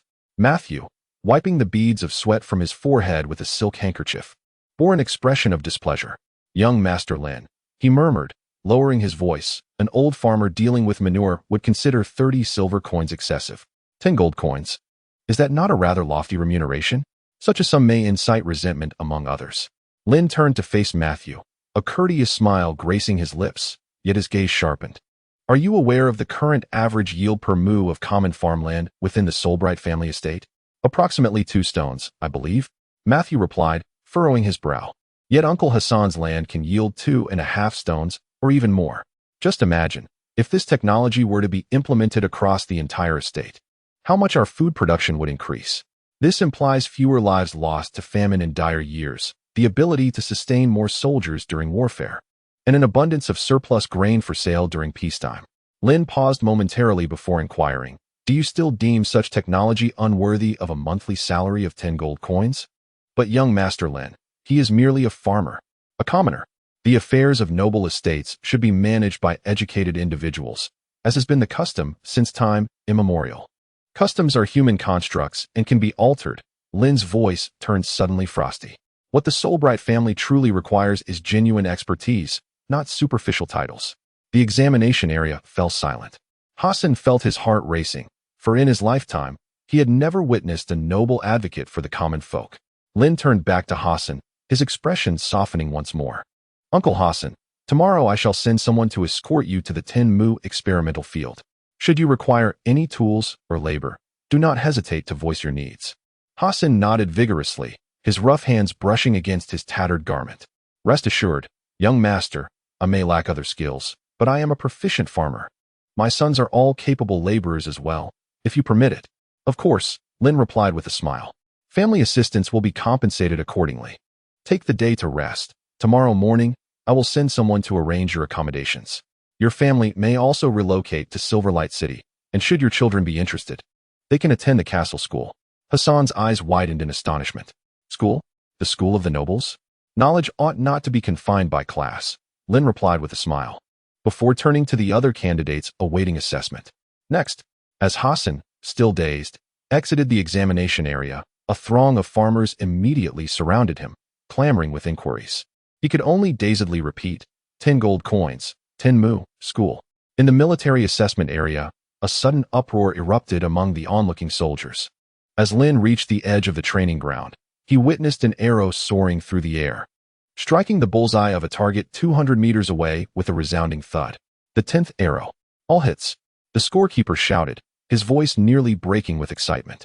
The man standing at the shooting line gradually lowered his longbow. He towered over those around him by half a head, his bronze skin adorned with numerous minute scars, and a small piece missing from his left ear, as if bitten off by some ferocious beast. Most striking were his gray-green eyes, sharp as a hawk's yet tranquil as a deep pool. What is your name? The trembling voice of the captain of the Silver Eagle Guards resonated. Such precision in archery was a sight he had never witnessed before. Chapter 45. The Smoke of Prairie Wolves, Part 1. Morgan, the man replied, his universal tongue laced with a peculiar rolled R sound. From the Nightshade mercenary group of the Duchy of Vera, Lynn approached with an air of calm. At this distance, an ordinary person would struggle to discern the target, yet this mercenary hit every mark with unerring accuracy. He observed that before each draw, Morgan would gently stroke the fletching of his arrows, as if performing some ritual. Suddenly, Lynn spoke up. Would you mind having a test of skill? The crowd fell into an immediate hush. Morgan turned, his gray-green eyes narrowing slightly. He recognized the silver eagle emblem on Lynn's cloak, but did not bow hurriedly like the others. He merely nodded, as you wish, my lord. Lynn gestured to the guards, and moments later, 5 apples were placed atop a low wall 100 meters away. Lynn produced a gold coin from his pocket, and as it fell to the ground, it struck all the apples in order from left to right. The spectators gasped in astonishment. This feat demanded not only precision, but also rapidity and rhythm control. Morgan, however, merely flashed a grin, revealing 2 slightly pointed canine teeth. He withdrew 5 arrows and planted them into the earth before him, then notched an arrow. The bowstring taut like a viper poised to strike. The gold coin spun through the air, sunlight glinting off its metallic surface in a brilliant arc. Before the coin even reached the ground, the first arrow was already released. Whoosh, whoosh, whoosh. The sound of arrows slicing through the air melded into a singular note. Morgan's movements were astonishingly swift, his right hand a blur as he drew, knocked, and released the arrows in a seamless flow. By the time the 5th arrow was loosed, the first arrow had barely struck the farthest left apple. Bang, bang, bang. The 5 apples burst in succession, their juices creating delicate rainbows in the air. A profound silence enveloped the entire training ground. Then, long live the silver eagle. The soldiers' cheers reverberated, causing leaves to flutter down from the trees. Yet Morgan simply lowered his longbow with composure, bent to retrieve Lynn's coin, and, wiping it on his garment, returned it. Your coin, my lord. Very well, from this day forth, you shall be the archery instructor for the Silver Eagle Guards, with a monthly salary of 10 gold coins. Lynn declared joyfully. Before Morgan could respond, Lynn continued, would you be interested in demonstrating your close combat skills? 10 minutes later, in the center of the training ground, Morgan held a wooden training sword, surrounded by 6 groaning elite guards. The only one still standing, a captain of the Silver Eagle Guards, leaned on his sword, his helmet askew and breathless. By the gods, what are you if not an archer? Morgan adjusted the captain's helmet with an unexpectedly gentle touch. Archery suits me better. Beside him, Lynn nodded repeatedly, filled with astonishment. Morgan's prowess was sufficient for him to serve as a personal bodyguard. As the sun dipped below the horizon, Lynn gazed at the list of successful candidates from the rooftop of the town hall, a smile gracing his lips. Today, 87 individuals had been accepted, a third of whom were commoners, and notably, 2 of them were women, an inconceivable occurrence in other territories. However, the most significant discovery was the old farmer Hassan and the marksman Morgan, both of whom were exceptional talents. Particularly, old farmer Hassan possessed a technique that could enhance crop yield by 30% in this agricultural era, a treasure beyond measure. My lord, there are objections regarding the inclusion of women. Lynn's cousin, Nico, the civil officer from Silverlight City, handed him a complaint letter with evident concern. It originated from several scholars in the royal capital. Without even glancing at it, Lynn tossed the letter into the brazier, declaring, inform them that in my domain, merit is the sole passport. At that moment, those who had passed the assessment were gathering in the temporary dormitory to share their experiences. Jacques, the blacksmith's apprentice, was restless, clutching his meteoric iron short sword, while old farmer Harvey murmured in his sleep about the even layering of compost. Meanwhile, Edgar had been summoned by Master Herman to the laboratory to commence their night-long task, as they had received a direct order from Lynn to develop a rapidly solidifying adhesive. The lights of Silverlight City burned through the night, while in the distant northern castle of the Fernandez family, a transcription of a recruitment order was forcefully slammed onto the obsidian table. Arrogant, the roar of Marquis Fernandez reverberated, causing the nearby chandeliers to clatter. That impudent young lad dared to disrupt a millennia-old tradition. Immediately send Shadow Raven to Silverlight City. I demand to know what the Soulbright family is scheming in the northern Dos grasslands. After nearly a month of preparation, the great Prince Tuoba Lai and the second Prince Tuoba Hong had gathered their loyal tribes and extended invitations to allied tribes. The season was ripe for plunder, as autumn brought bountiful horses. Thus, the invited tribes, whether to assist a prince in securing the Khanate or to gain favor with the new Khan, flocked together, eager to seize the opportunity for wealth. Consequently, the Tuoba encampment was bustling with life, banners fluttering in the wind. Tents of various kinds dotted the vast grasslands like mushrooms after rain, forming a grand temporary settlement. Sunlight bathed the tops of the tents, the golden glow harmonizing with the gradually yellowing Dos grasslands in the distance, imbuing the forthcoming power transition and wealth acquisition with an air of solemnity and mystery. The great Prince Tuoba Lai's tent stood at the heart of the encampment. Towering and magnificent, adorned with a wolf head totem symbolizing valor. Surrounded by vigilant guards, it exuded an extraordinary aura. At that moment, within Tuoba Lai's grand tent, the leaders of over 20 tribes, including Iron Wolf, Black Eagle, and Blood Spear, had gathered. Bowls of mare's milk liquor passed from hand to hand, and the tent was filled with a fervent spirit of battle. I have dispatched individuals to contact the Northern Wolf tribe. Tuoba wiped the remnants of wine from the corner of his mouth, the scar across his face appearing particularly menacing in the flickering firelight. They have agreed to mobilize 6,000 cavalry to our aid. The leader of the Iron Wolf tribe, Yun, slammed his hand on the table in approval. With the warriors from our tribes combined, we can muster at least 80,000 cavalry.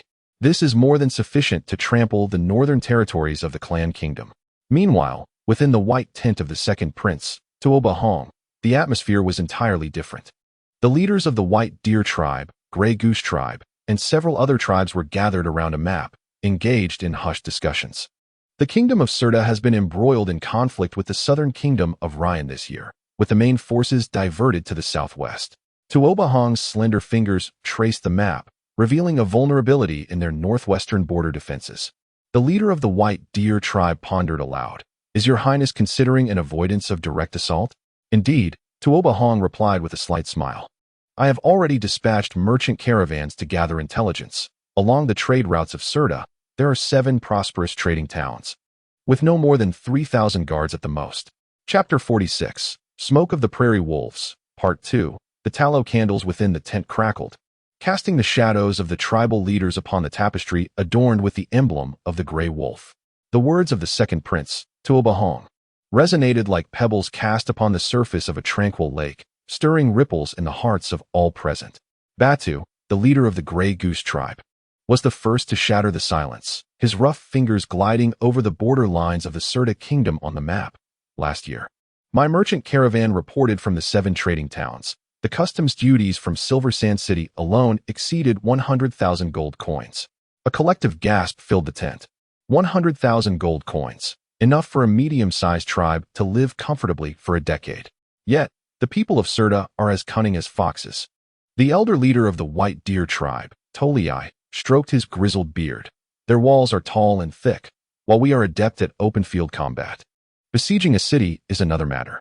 Tuoba Hong lightly raised his hand, and a servant promptly presented a birchwood box. His slender fingers lifted the lid, revealing 7 uniquely crafted copper key molds. These are the key molds for the 7 towns. On the 15th of each month, when the merchant caravans return for supplies, the guards will open the western gate for a mere quarter of an hour. The temperature within the tent seemed to rise suddenly. The leaders exchanged knowing glances, and Badu of the Grey Goose tribe instinctively licked his lips. With an insider and a precise time frame, those imposing walls would no longer be an insurmountable barrier. The second prince is truly astute. Tolei of the White Deer tribe placed his hand upon his chest in salute, his wrinkles betraying a sense of admiration. "However, I still have one question. Serta has been at war with Ryan for quite some time. How is it that the trade routes remain prosperous?" A faint smile graced Tuoba Hong's lips as he withdrew a scroll of parchment from his bosom and unfurled it slowly.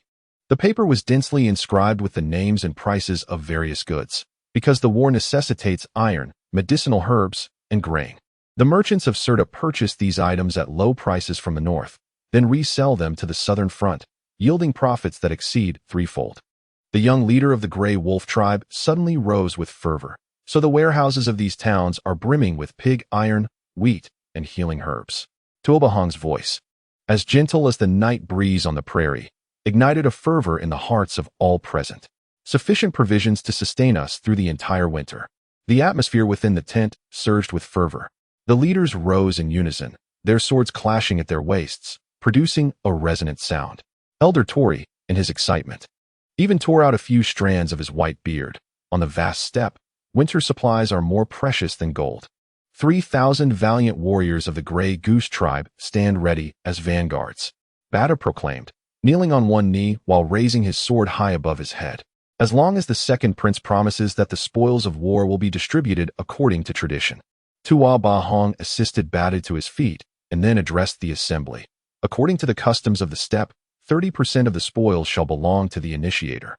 50% shall be divided among the tribes, and 20% shall be offered to the eternal sky." He paused briefly, however. "I shall only retain 10% for the compensation of the fallen. The remainder shall be yours." This unexpected concession left the leaders wide-eyed. Traditionally, the initiator of a tribal coalition raid is entitled to at least 20%. The second prince exemplifies high virtue. Elder Tori bowed tremulously. "The White Deer tribe's 4,000 warriors stand ready for deployment. Soon, Other leaders also pledged their allegiance. By the time the last leader sheathed his sword, Tuobahong's 60,000 iron cavalry were already prepared for departure. 5 days later, as the morning light pierced through the mist of the Dos steppe, the earth began to tremble. First, it was a slight quiver, akin to distant thunder. Then the tremors intensified, causing droplets of dew on the grass blades to fall, striking the ground to create countless tiny mud splashes. Shepherd Aguila scrambled out of his yurt in a panic, and the sight before him caused his knees to weaken, bringing him to the ground. In the far distance, a dark line was steadily advancing on the horizon. It was a torrent composed of tens of thousands of cavalry, the dust raised by their hooves forming a golden mist in the sunlight. Swords gleamed like a forest, banners fluttered in the breeze, and the clang of metal clashed with the neighing of war horses, intertwining into a breathtaking symphony of war. Eternal sky. Aguila trembled as he made a gesture of prayer across his chest. He had lived for 40 years, and the last time he witnessed such a grand assembly of troops was a decade ago when the Tuaba tribe clashed with another dominant tribe, the Hutusday. This was no ordinary raid, but an expedition capable of altering the power dynamics of the Tuaba tribe.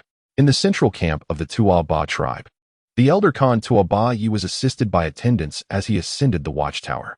His murky eyes gazed into the distance, observing the two great armies diverging. His cracked lips trembled slightly. 80,000 cavalry followed the eldest Prince Tuaba, heading northwest, their battle standard depicting a roaring black wolf.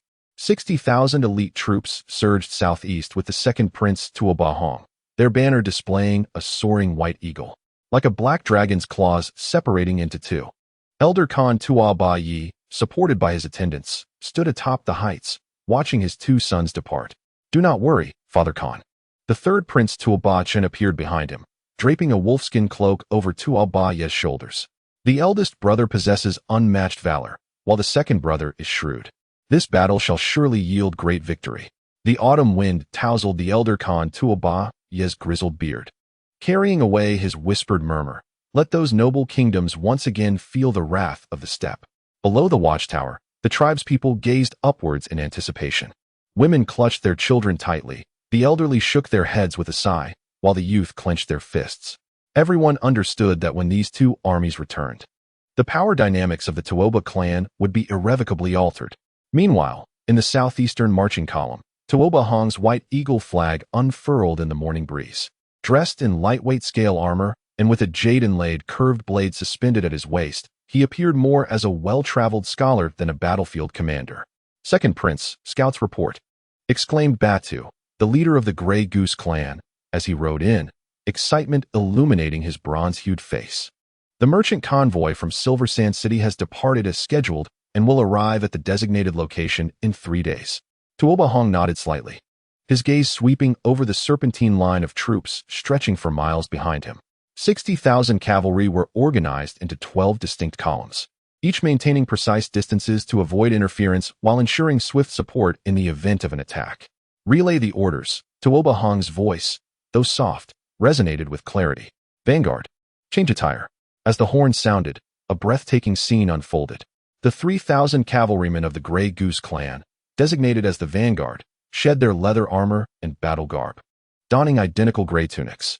In an instant, this distinctive cavalry transformed into the unremarkable appearance of merchant convoy guards. Old Tory stroked his beard in admiration. "The second prince's strategy is indeed brilliant. The border guards at the Sirta will be accustomed to merchants and will harbor no suspicions." Tuobahong smiled silently, gazing northwest where the grand army of the first prince, Tuoba had long since vanished from sight. Tuoba had chosen the most direct route and the most conspicuous target, seeking to demonstrate his valor through a resounding victory. In contrast, Tuobahong opted for a radically different path. Chapter 47, The Smoke of Prairie Wolves, Part 3. The cliffs of Blackstone Canyon rose like knives, shimmering with a cold iron hue under the autumn sun. At the narrowest point of the canyon, a gray-white stone watchtower stood sentinel. This was the foremost military stronghold on the northern frontier of the clan kingdom, the Eagle Eye Tower. The bronze alarm bell atop the tower had not rung for 2 decades. The last time it sounded was 20 years prior when several of the Tuoba clan's major tribes united, gathering 20,000 cavalry to invade through Blackstone Canyon, intending to plunder the noble territories of the clan kingdom's northern realm. However, they encountered resistance at Ashen City behind Eagle Eye Tower and were forced to retreat in defeat. In the 20 years since, Eagle Eye Tower had not faced a significant military event. This cursed place was so desolate that even a rabbit would not venture here. Old Soldier Grum spat, leaning his spear against the wall, and retrieved a flat flask from his pocket, taking a swig. Looking down from the tower, the meandering black stone canyon lay silent like a dead serpent, with only a few tufts of withered grass trembling in the autumn wind. Eagle Eye Tower was constructed 30 years ago following the brutal Blood Autumn War. At that time, 200,000 iron cavalry of the To'oba clan surged through this canyon, capturing 3 cities in the northern clan kingdom and nearly reaching the royal capital. In the aftermath, King Edward, reflecting on the painful lessons learned, invested heavily in constructing over 100 such watchtowers along the northern frontier, establishing 3 lines of defense. It has come to my attention that several smugglers were apprehended near the Elk Tower yesterday, and the young sentinel, Shar, rubbed his hands together enviously. Each soldier received a bounty of 20 silver coins. Gloom scoffed, here, we wouldn't even earn a single tuft of wool. His voice abruptly caught in his throat. The wine flask clattered to the stone ground, its murky contents seeping into the crevices. From the distance, at the entrance of the canyon, an unusual cloud of dust began to rise. That is. Shar's voice trembled. For the first time in 2 decades, the alarm bell of the Eagle Eye Tower shattered the tranquility of the border. The urgent tolling reverberated between the canyon walls, startling flocks of birds into flight. The barracks beneath the tower erupted into chaos, the clattering of armor, the shouts of officers, and the neighing of warhorses merging into a cacophony. Enemy attack. It's the steppe people. Gloom's voice cracked in alarm. Light the signal fires. As the squad leader stationed at Eagle Eye Tower stumbled up the staircase, the sight before him made his legs weaken. Outside the canyon, a sea of dark cavalry surged like a tide. Those fluttering black wolf banners were unmistakably the insignia of the To'oba army. 30,000. No, at least 50,000 horsemen. The squad leader seized the messenger by the collar. Release all carrier pigeons immediately. Ignite all 3 signal towers. Dispatch someone to Ashen City for reinforcements. Then he turned to the gaping soldiers. His voice suddenly calm, yet terrifying. Gentlemen, we may not survive today, but if we can delay for an hour, reinforcements can be organized. At the canyon's entrance, To'oba Lai led the charge. The scar on his face glimmered red in the morning light as he gazed at the 3 rising columns of smoke in the distance, baring his teeth in a wicked grin. Men, let the clan see the fury of the steppe. On the walls of Ashen City, the patrol officer Adu leisurely chewed on tobacco leaves. This border fortress, renowned for its black and gray walls, had primarily served to shelter unfortunate officers like him who had offended their superiors over the past 20 years. Bored, he counted the wild grass sprouting from the crevices of the wall when suddenly, something unusual in the eastern sky caught his eye. 3 thick columns of smoke shot straight into the heavens, glaringly conspicuous against the azure backdrop. Adu's tobacco fell from his gaping mouth. Rubbing his eyes, he pinched himself. Indeed, it was 3 signal fires from the direction of Eagle Eye Tower. The entire city is on alert. His shout startled the crows perched on the battlements. Light the signal fires. Quickly. The signal tower of Ashen City immediately belched forth 3 identical black plumes of smoke. Adu turned and dashed down the city wall, his armor clanging loudly against the stone steps. He had to locate General Ferreira, the garrison commander, that old drunkard who spent his days dozing in the command tent. The scent of inferior tobacco and ale permeated Ferreira's command post. The nearly 50-year-old commander, with his feet propped up, was startled awake when Adu burst through the door. Tumbling from his chair, General. Adu gasped. 3 signal fires from Eagle Eye Tower.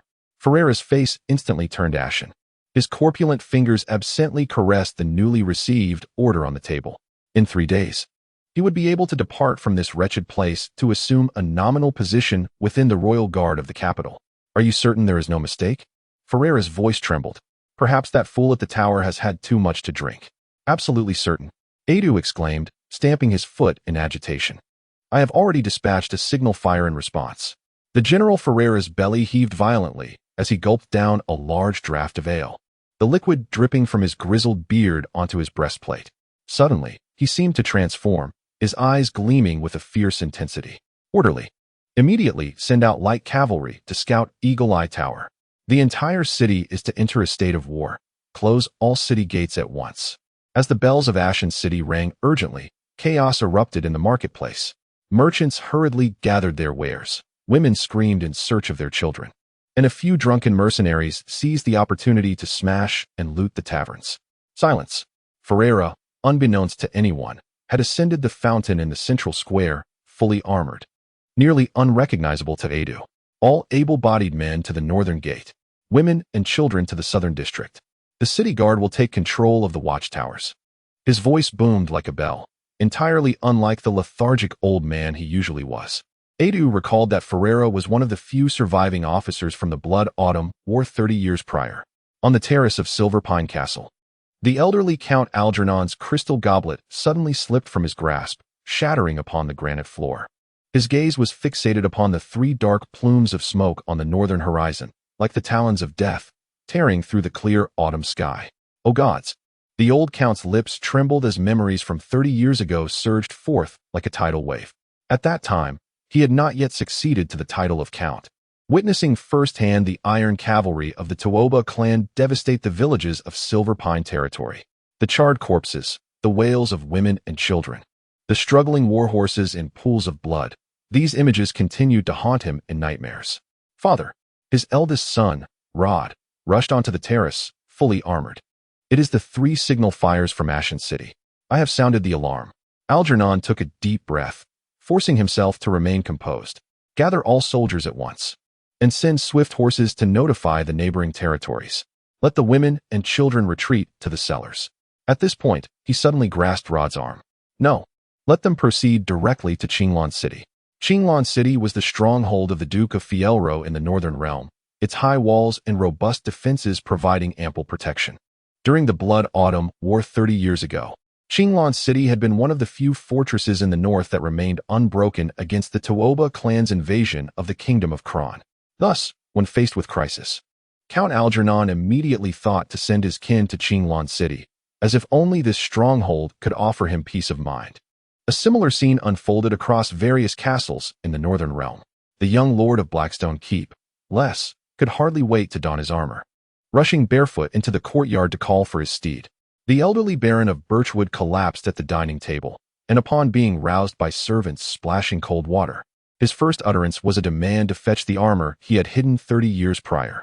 Simultaneously, atop the highest white tower of the capital of the Kingdom of Kran, the copper mirror in the lookout officer's hand clattered to the ground. This seasoned officer, having served for over a decade, nearly tumbled down the stairs, his hoarse voice echoing throughout the court. 3 beacons. 3 beacons from the north. The news spread through the capital like wildfire. Merchants in the marketplace froze in place. Drunken patrons in taverns suddenly sobered, and even the nuns praying in the church halted their chants. The bloody battle of the autumn 30 years ago had left nearly every family with loved ones forever trapped in the frozen north. The bronze alarm bell atop the Eagle Eye Tower sounded its final mournful toll before being struck by a rocket and crashing to the ground. Veteran Grum's left arm had gone numb. 3 arrows were deeply embedded in his shoulder blade, blood soaking half of his chainmail. Hold the breach, he bellowed hoarsely, raising his warhammer, smeared with brain matter, with his right hand. The western wall of the tower had been partially collapsed by warriors of the Tuaba clan, forming a natural slope of rubble. 20-odd defenders crowded before this deadly gap, using swords when their spears broke and biting down on blades when they dulled. The valley echoed with a chilling wail, the sound of 5,000 cavalrymen striking their shields with curved swords. They circled the wobbling watchtower like a pack of wolves, unleashing waves of arrows upon the battlements. Each fallen defender was pierced by at least 7 or 8 shafts. Grum, the southern gate has fallen, shouted the bloodied young sentry. Char, stumbling forward to report, one of his arms pierced by an errant arrow, the shaft still lodged in his flesh. Grum glanced towards the main gate and saw, indeed, the Black Wolf banner had been raised upon the gatehouse. The warriors of the Tuaba clan had somehow found a massive log and had forcefully smashed open the iron-bound oak doors. The dozen or so brothers guarding the entrance had likely been trampled into a bloody pulp. Fall back to the inner tower. Grum spat blood and ordered, ignite the beacon store. When the final 7 survivors retreated to the central stone tower, the entire perimeter of the Eagle Eye Tower had already succumbed. Tuaba warriors rampantly trampled the wounded in the courtyard, one long-haired centurion even boasting as he lifted a cook's head with his spear. Grum. Ichar's trembling fingers brushed against the dagger at his waist. I don't want to be captured alive. The old soldier slapped the dagger from his hand. Coward. After over a decade of service, I've yet to see a steppe warrior capable of breaching the inner tower. He kicked open a concealed trapdoor in the floor, revealing a dark vertical shaft. Two of you go down and bring up the oil canisters. Outside the tower, silence suddenly descended. Then, a voice thick with the accent of the steppe resounded. Warriors of Cran, surrender. I, Yun, swear by the wolf god to spare your lives. A bow and arrow, shot from a narrow slit, grazed the cheek of Yun, the leader of the Iron Wolves. Enraged, Yun wiped away the blood and gestured for a full assault. Dozens of ladders were simultaneously raised against the stone tower's outer wall as the death squad clad in wolf pelts began their ascent. Now, gloom kicked over a boiling cauldron of oil, the scalding black liquid cascading down the tower's face. Almost concurrently, Shar hurled a torch, and in an instant, the entire stone tower transformed into a colossal beacon of flames. The Iron Wolves warriors climbing the tower screamed as they fell, the air thick with the acrid stench of charred flesh. Yet, more ladders continued to ascend. As the first Iron Wolves warrior tumbled through the arrow slit, Gloom summoned his remaining strength to swing his war hammer, obliterating the enemy along with his armor into a twisted mass. The second and third veterans swung their weapons mechanically until a curved blade pierced one from behind, the tip emerging from his chest. Shar screamed as he lunged at the assailant, but was swiftly kicked to the ground. As he fell onto his back, he caught sight of the fuse in the signal fire store burning down to its end. Boom. In the distance, the Eagle Eye Tower erupted into a massive fireball, the soaring flames staining the twilight sky crimson. Scout Captain Brandon reined in his warhorse abruptly, dismounting to hide amidst the grass. His fingers dug deep into the earth, blood seeping from under his nails as he witnessed the 30-year-old bastion of the border crumbling before his eyes. Captain, the young scout Ed's voice quivered. Are we? Silence. Brandon spat the command through clenched teeth, his gaze fixed intently on the valley ahead. Amidst the smoke and dust, thousands of cavalry surged forth like a relentless tide, the black wolf banners fluttering ominously in the firelight.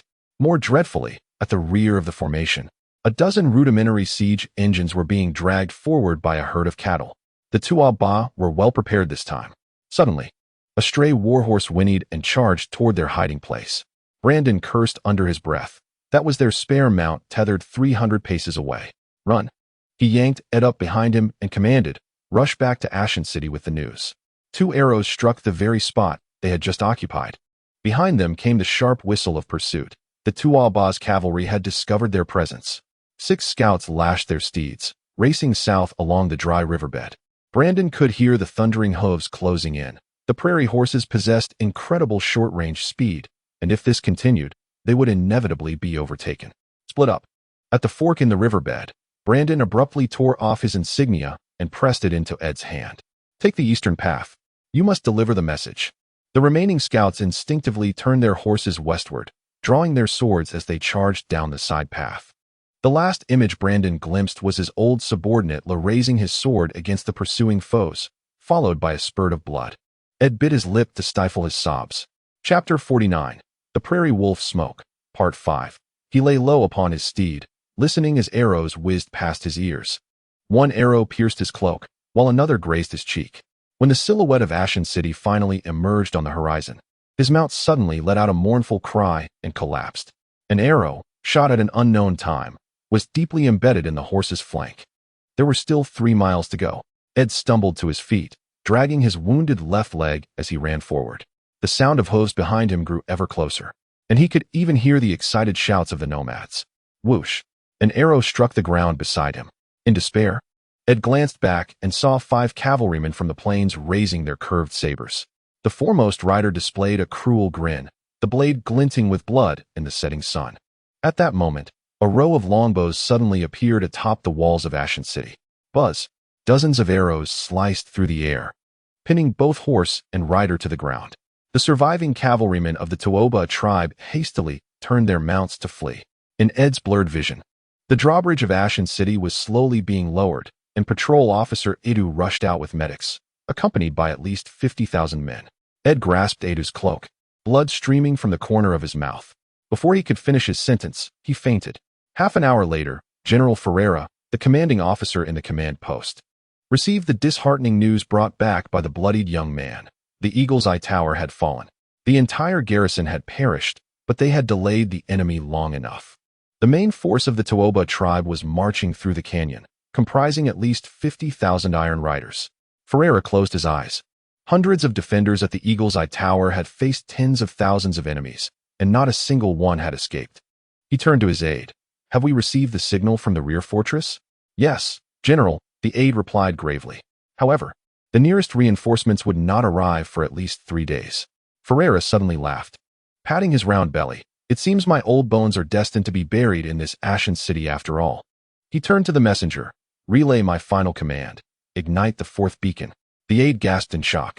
The 4th beacon was the kingdom's highest-level distress signal, indicating that the city was on the verge of falling, and the situation was dire. General Ferreira understood well that with only a few thousand old, weak, sick, and disabled defenders in Ashen City, attempting to withstand the onslaught of 50,000 Iron Riders from the Toba tribe was nothing short of a folly. What he needed to do now was to delay as much time as possible to allow the northern nobles to prepare their defenses. As the 4th plume of black smoke rose, civilians at the southern gate of Ashen City began to evacuate in an orderly manner. Ferreira stood atop the arrow tower of the northern wall, gazing at the dust gradually rising on the horizon.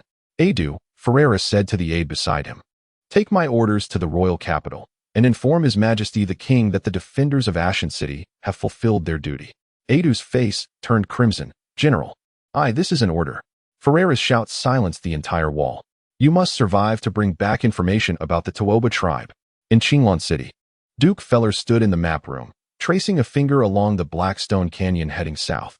"If the Toba tribe breaches Ashen City, the next targets will be Black Rock City, Qinglan City, and finally, the royal capital."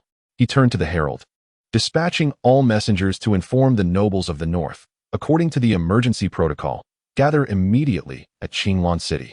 In the square of Black Rock City, the forge blazed through the night. Bundles of arrows and spears were hauled up onto the city walls, while boiling water bubbled vigorously in the cauldron. The aged weapons master, Hans, sharpened swords as he admonished his apprentices. "The hardships we faced 30 years ago, we must not allow to repeat itself." On the borders of Silver Pine territory, farmers, in a state of panic, drove their cattle and sheep southward. Old Tom glanced back at the farm he had tended for 20 years, then lashed his pack mule sharply.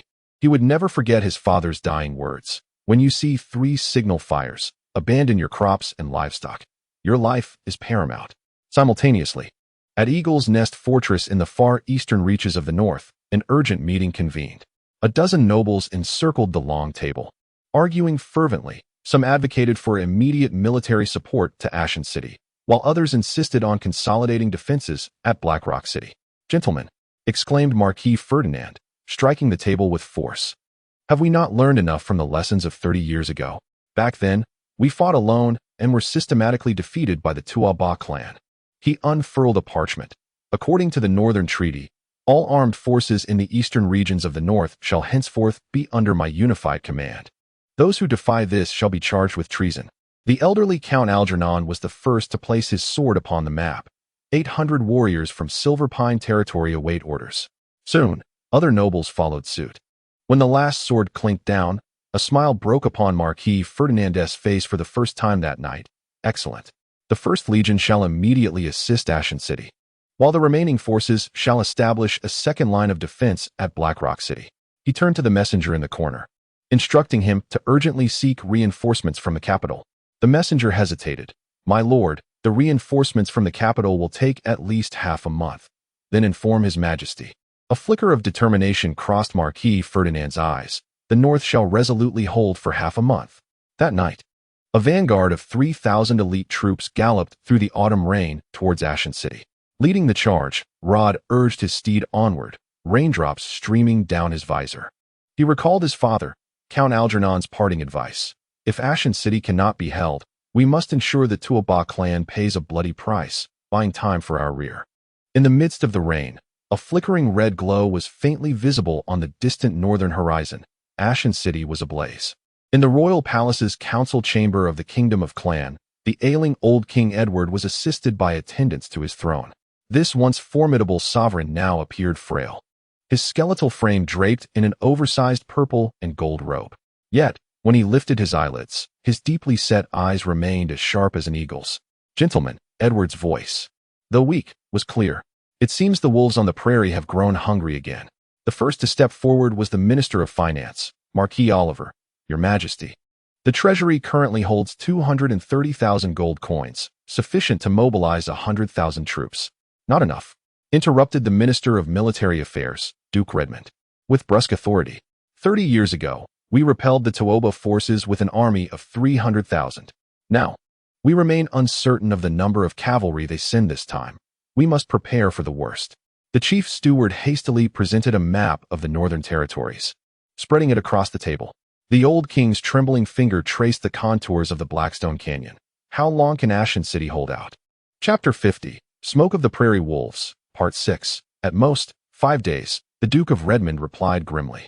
The noble coalition of the North should establish a second line of defense at Black Rock City. Too slow. A clear voice suddenly rang from outside the hall. Everyone turned to see the crown prince, Aragorn, striding and clad in battle armor, his cloak still bearing the dust of travel. "Father, I implore you to allow me to lead the royal guard northward at once." The old king, Edward, coughed violently, prompting a servant to swiftly offer him medicinal wine. Gasping, he looked toward his eldest son. "What is your strategy?" Aragorn's finger forcefully jabbed the map. "Abandon Black Rock City and prepare for a decisive battle at Qinglong City. Its towering walls and deep moat provide the perfect venue to thwart the To'oba cavalry."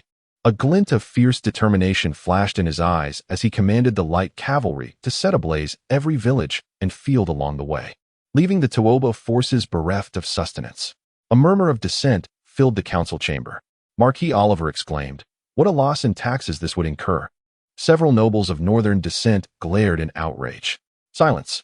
The old King Edward suddenly slammed his hand on the table, only to falter and weakly collapse back onto his throne.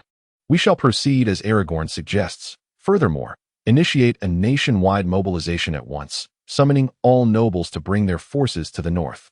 His murky gaze swept across the assembly. "Remember, the shame of 30 years ago must never be repeated." After the meeting concluded, hundreds of messengers sped forth from the capital. On the walls of Fir Tree Fortress, Count Fir Tree gazed at the undulating mountains in the distance. This venerable count, now 60, had hair as white as snow, yet his posture remained as straight as when he wielded a spear on the battlefield in his youth. "Father," the count's eldest son, Lionel, hastened up the battlements, bearing urgent news from the capital. The count turned, the creases on his face deepening in the setting sun. "It has finally arrived," he murmured, his voice laced with memories of the war from 30 years past. In the council chamber, the messenger knelt on one knee, presenting a parchment scroll embossed with a purple gold seal.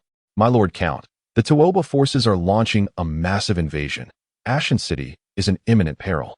His Majesty commands you to immediately lead the troops of Fir Tree Fortress northward to provide support."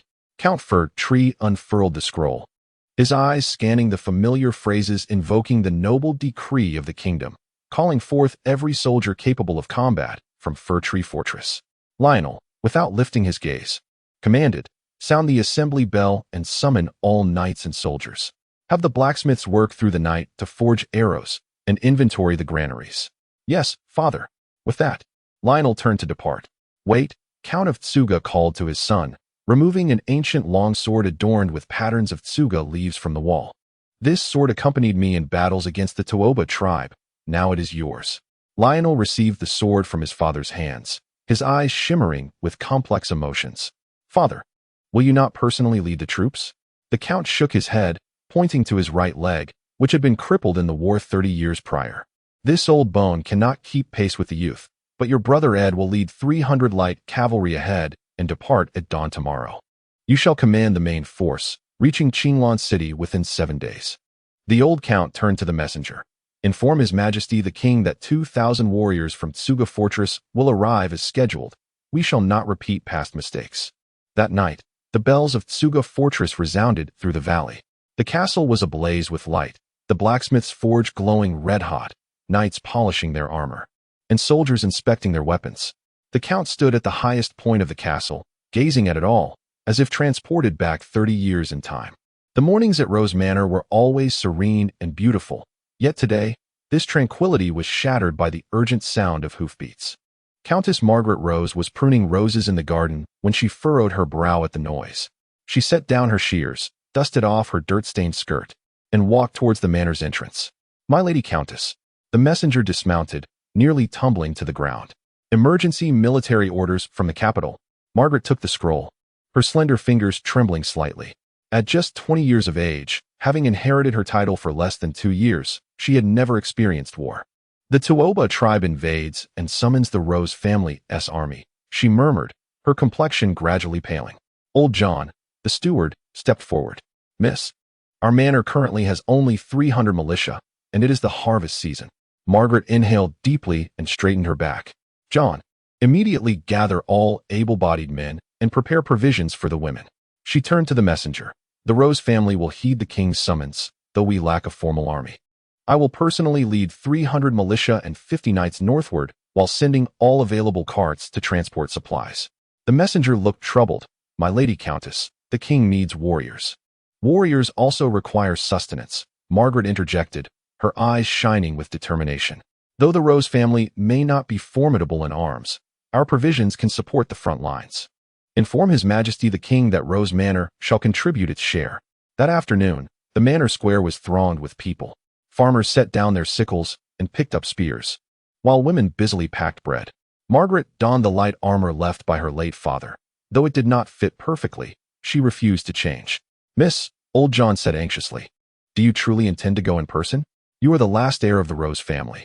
Margaret caressed the rose emblem on her chest. "Precisely because I am the last Rose, I must go. My father often said that nobility is not defined by land, but by the ability to bear responsibility for the kingdom." As night descended, a procession composed of horse-drawn carriages and foot soldiers departed from Rose Manor. Margaret rode at the forefront, her banner emblazoned with red roses fluttering behind her.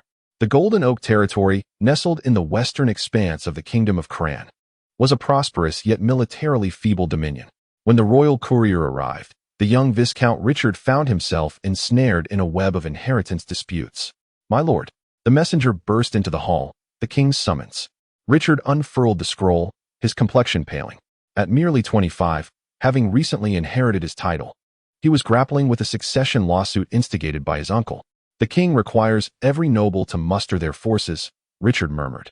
"Yet I can scarcely safeguard my own lands." His advisor whispered, "My lord, if you depart with your troops now, your uncle will undoubtedly seize the castle." Chapter 51. Lynn's counteraction. Richard clenched the scroll, his knuckles turning white. He approached the family tree, gazing at the emblazoned crest of the Golden Oak, and an epiphany struck him.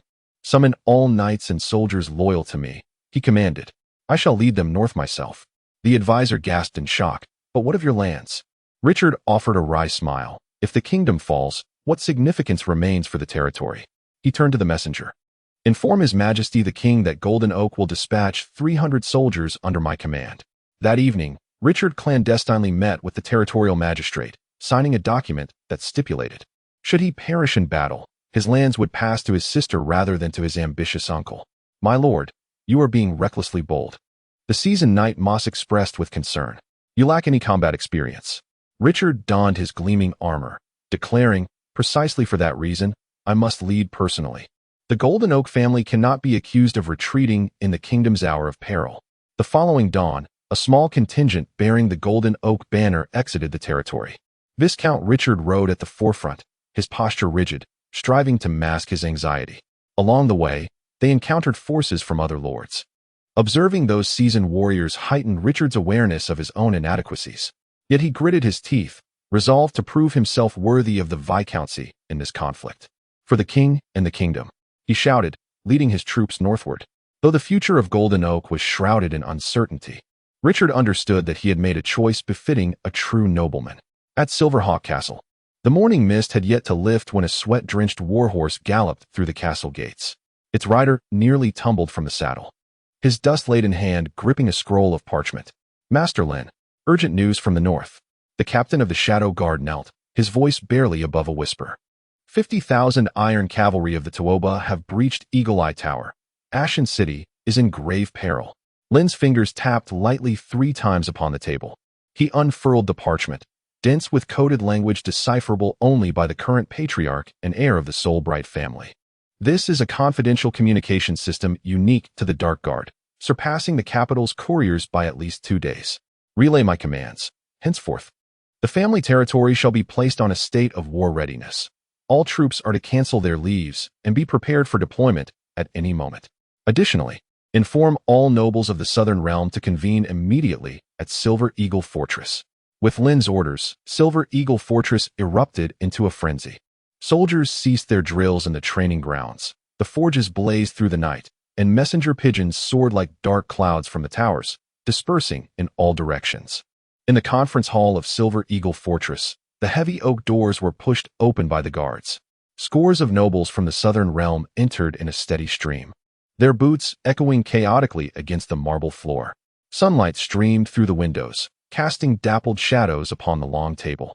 Please take your seats, Lynn announced from the head of the table, his silver-gray eyes scanning each noble present. He had donned a deep blue ceremonial robe embroidered with the emblem of the Silver Eagle, yet at his waist hung a plain military dagger, a subtle signal. Lord Lynn, I wonder why you have summoned us with such urgency? Inquired Count Marlborough, delicately sipping from a silver goblet of wine. Compared to the fiery fervor of the Silver Eagle's flames, he preferred the gentleness of wine. Today, I have called you here for a matter of great importance, Lynn stated, lightly tapping the edge of the table with his fingers. According to intelligence, the To'oba tribe's 50,000 iron cavalry have invaded the Northern Realm. Having already breached the Eagle Eye Tower, Ashen City teeters on the brink of disaster. A murmur of disbelief swept through the hall. The Count's silver goblet clattered to the ground, spilling dark red wine across the carpet. The gods above, exclaimed the aged noble, who had fought in the bloody autumn war 30 years prior, his face turning pale as his old injury began to tremble uncontrollably. Calm yourself, bellowed Count Galbraith of the Red Earth Territory, rising from his seat, his countenance one of disdain. Those worthless fools of the Northern Realm cannot hold their borders. Must we in the South clean up their mess? Several young nobles echoed his sentiments, while the air of Blue Creek Valley yawned languidly. After all, we have yet to receive orders from the capital. Why the haste? Lynn nodded slightly, his gaze sharp as a hawk sweeping over each noble present. His long fingers rhythmically tapped the table, producing a steady sound. Gentlemen, his voice was calm, yet resonated with undeniable authority. The orders from the capital will arrive in the next 2 days. Before that, you are to prepare your armies within your territories. Once the orders arrive, we shall depart immediately. The Soulbright family will provide the necessary equipment and provisions. The noble's eyes gleamed with renewed vigor. Count Galbraith was the first to rise, declaring, 500 warriors from the Red Earth Territory stand ready for your command. The 300 archers of Blue Creek Valley can be assembled by tomorrow. The previously lethargic heir straightened his back, brimming with newfound energy. Other nobles promptly declared their commitment to summon their forces, awaiting Lynn's command. Satisfied, Lynn nodded, excellent. Upon your return, commence preparations and await further orders. That night, the alarm bells resonated across the southern territories. Farmers set aside their sickles to grasp spears, and the forge's flames illuminated half of the night sky with a fiery glow. The road to Silver Eagle Fortress was bustling with carts transporting soldiers and supplies. The armory of Silver Eagle Fortress was ablaze with light, the rhythmic clanging of hammers echoing in the air. Lynn traversed the steam-filled corridor, his boots thudding heavily against the iron plates. Barrett, the overseer of the armory, hurried to greet him, his face streaked with soot and sweat. Master Lynn, Barrett exclaimed, wiping his hands, his voice betraying an uncontainable excitement. Behold the fruits of this month's labor. They paused before a row of brand-new crossbows. These crossbows were entirely black, their metal components gleaming coldly, smaller than their predecessors by a third, yet emanating a more perilous aura. An improved rapid-fire crossbow, enhanced according to your pulley design, Barrett elaborated, demonstrating one. Now, even ordinary soldiers can easily draw it back, with an increased range of 50 meters. Lynn accepted the crossbow, his fingers gliding over the intricate gearwork. He pulled the trigger, and 3 bolts flew into the bullseye 150 meters away, producing a dull thud with each shot. What is our production capacity? Last month, we completed 370 units. This month, we anticipate surpassing 500, Barrett replied, flipping through the ledger. Among the newly recruited artisans, there are several highly skilled masters who have refined the craftsmanship. Navigating through the clanging forge area, they arrived at a heavily guarded chamber. Chapter 52. The temptation of titles. Passing through 3 stout iron doors, Lynn entered the armory's most secretive core area. The air was thick with the acrid scent of mingled metal and sulfur, and the torches on the walls cast distorted shadows. 12 shirtless artisans were busily surrounding a colossal creation, sparks flying from the clash of copper and iron. Master Lynn has arrived, the old artisan Grimm declared, setting down his file and wiping sweat from his brow with his calloused hand. This elder, with hair and beard as white as snow, was the royal craftsman of the Solbright family for 3 generations, the silver eagle emblem branded on his left arm flickering in the firelight. Lynn's gaze fell upon the central bronze cannon. This primitive artillery, cast from his blueprints, had begun to take shape, its barrel etched with reinforcements to prevent bursting. Yet the rear joint still revealed rough seams. Another failure? Lynn crouched, his fingertips brushing against the internal cracks of the barrel. Grimm's brow furrowed deeply. Had I not wrapped it in a wet blanket beforehand, this treasure would have shattered into pieces. He produced a charred metal fragment. Behold the chamber pressure marks. Lynn took the metal piece, examining it against the firelight, suddenly enlightened. The uneven rifling has caused turbulent airflow. He withdrew a charcoal pencil from his pocket and sketched a spiral pattern on the ground. Let us try this angle for the rifling, combined with the acid etching method I previously suggested. The old craftsman's murky eyes widened in astonishment. By the gods, this pattern will enable the projectile to spin? His trembling fingers traced the patterns on the ground, and he suddenly turned to his assistant, shouting, "Quickly, bring me my precision instruments." And the etching fluid sent from the alchemy workshop. The artillery platform also required enhancements. Lynn pointed to the base, suggesting the addition of hydraulic damping devices using layered oak and iron plates. His charcoal pencil swiftly sketched several intricate mechanical structures. Grimm held the blueprint as if it were a treasure, exclaiming, "Master Lynn, I have never encountered such ingenuity in my 60 years. Remember, this cannon must be capable of firing 3 types of ammunition." Lynn continued to draw, detailing solid rounds for siege, pellets to annihilate infantry, and this hollow explosive shell. The tip of his pencil punctured the parchment, creating a deep pit filled with silver eagle fire, designed for delayed detonation upon impact. Lynn handed the final sketch to Grimm and patted the old craftsman's calloused hand, saying, "Take your time. I seek a masterpiece that can fire 100 times without bursting. Not a mere toy. Rest assured, Master Lynn, I shall not disappoint you." Lynn turned to all the craftsmen, declaring, "From this moment on, each of you shall receive the treatment of a master craftsman, with a 5-fold increase in your monthly salary." After a pause, he added, "If we successfully develop this cannon, I shall reward you handsomely, even with titles of nobility." As soon as Lynn's words fell, an eerie silence enveloped the workshop. The crackling of the torches and the bubbling of the furnace became exceptionally pronounced. The old craftsman Grimm's drawings silently slipped from his grasp, unnoticed. His wrinkled face twitched violently in the firelight, his murky eyes bulging as if they might pop out. His hands, accustomed to working with metal, trembled like dry leaves in the wind. He instinctively clutched the nearby forge to avoid collapsing to the ground. Titles of nobility? Grimm's voice was hoarse, as if the words had been wrenched from the depths of his soul. The young apprentice Tom, standing by the furnace, suddenly crumpled to his knees upon the scorching metal shavings, oblivious to the pain. A mixture of shock and ecstasy danced across his youthful face, with glistening droplets, whether sweat or tears, clinging to his pale golden lashes. "Oh, gods above," he murmured, unconsciously tugging at the coal-stained collar of his linen shirt. "Will I truly become a noble lord?" The foreman of the workshop, Barrett, displayed the most exaggerated reaction. The typically stern middle-aged man flushed deeply, his thick neck veins bulging. He staggered back 2 steps, crashing against the stone wall, the iron-studded leather armor scraping against it with a harsh sound. "Master Lynn." He suddenly knelt on one knee, his voice laced with emotion. "I, Barrett, vow to the god of forging that I will give my life to create this cannon." In the corner, the 2 blacksmith brothers, who were quenching the cannon barrel, froze simultaneously. The elder brother's tongs clanged against the anvil, while the younger brother's bucket tipped over, spilling its contents onto the ground. They exchanged a glance, each reflecting the same astonishment in the other's eyes. Their ancestors had been blacksmiths for 8 generations, and not a single knight had ever emerged from their lineage. The voices of the elder brother and younger brother trembled with emotion.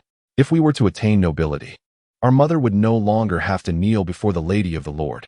Lynn quietly observed the reactions of those present, fully aware of the thunderous impact his words would have.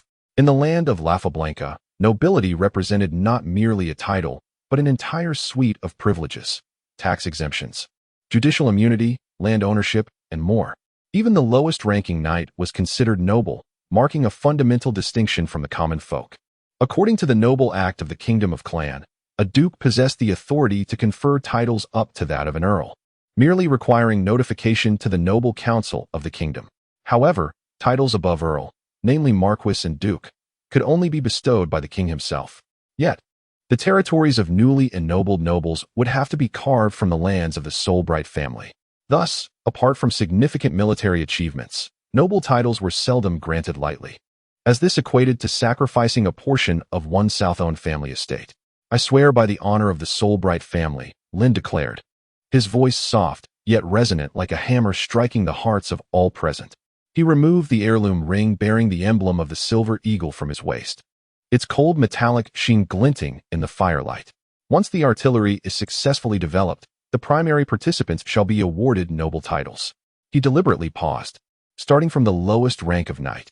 This statement ignited the atmosphere, causing a chorus of suppressed gasps to erupt from the artisans. Some fervently traced the sign of the cross, others clutched their tools to their chests as if they were sacred relics, while a few even threw themselves upon the uncompleted cannon tube, kissing its icy metal surface. Old Grim suddenly wept openly, trembling as he retrieved a rusted copper coin from his leather pouch, a token of his first creation as an apprentice over 40 years ago. "Young Master Lynn," he choked. "My grandfather was a serf, bearing the Lord's brand upon his back until his dying day. If he knew his grandson could become a noble—" He could not finish, his grip tightening around the copper coin, knuckles turning white. Chapter 53. The choice of the Mountain Legion. Barrett had regained his composure, though the fervor in his eyes intensified. He strode swiftly to Lynn and knelt on one knee, executing a knightly salute that, though awkward coming from a craftsman, bore an earnest sincerity. "Young Master Lynn, please allow me to pledge a military oath. Should I fail to produce a qualified cannon within 3 months, I, Barrett, shall forfeit my head." "There's no need for such extremes," Lynn replied, helping him to his feet as he retrieved a scroll of blueprints from his breast. "What I seek are weapons capable of altering the rules of warfare, not mere experiments bought at the cost of lives." He turned to all the craftsmen, raising his voice. "From this day forth, the artillery development team will operate on a 3-shift rotation, ensuring each member receives 8 hours of sleep daily. Meals will be provided at nightly standards, with weekly health checkups." Suddenly, a stifled sob echoed from the corner. It was Raoul, the mute laborer, a robust man wiping his eyes with his rough hands. For him, the ability to eat well and sleep soundly was already a paradise, let alone the distant dream of nobility. Lynn approached Raoul and lightly patted his sturdy shoulder. "You are part of this too," he declared deliberately in a loud voice. "Transporting key components is no small feat." Raoul momentarily froze, then suddenly knelt and began to bow fervently, his forehead quickly drawing blood from the stone floor. "Get up." Lynn frowned. A future noble must maintain noble dignity. This statement, like an incantation, compelled everyone to stand straighter, even the hunchbacked old Grim, who strained to straighten his back. Suddenly, the young Tom dashed to the workbench, seizing a charcoal pencil to scribble calculations on a wooden board. "Sir, I have a new idea regarding the rifling angle," he exclaimed excitedly, his words tumbling over one another. "If we design the spiral this way—" A flicker of admiration crossed Lynn's eyes. This was the effect he sought. The allure of nobility could not only inspire loyalty, but also unleash the suppressed talents of these craftsmen. The specific rewards would be posted tonight. Lynn finally surveyed the crowd, saying, "Remember, you are not merely forging weapons. You are shaping the future of your own families." As he turned to walk towards the iron gate, a deafening clamor erupted behind him as several craftsmen synchronously struck their tools against the anvil, a sacred farewell from the followers of the god of forging. Amidst the metallic clangor, Lynn heard old Grim's trembling shout, "For Solbright! For the glory of the Silver Eagle!" Stepping out of the armory, Lynn inhaled the cool night air.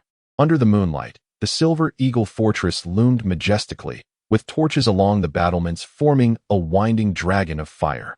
He knew he had just ignited another flame within the hearts of those craftsmen, a flame that would forge the power to alter the fate of the Solbright family.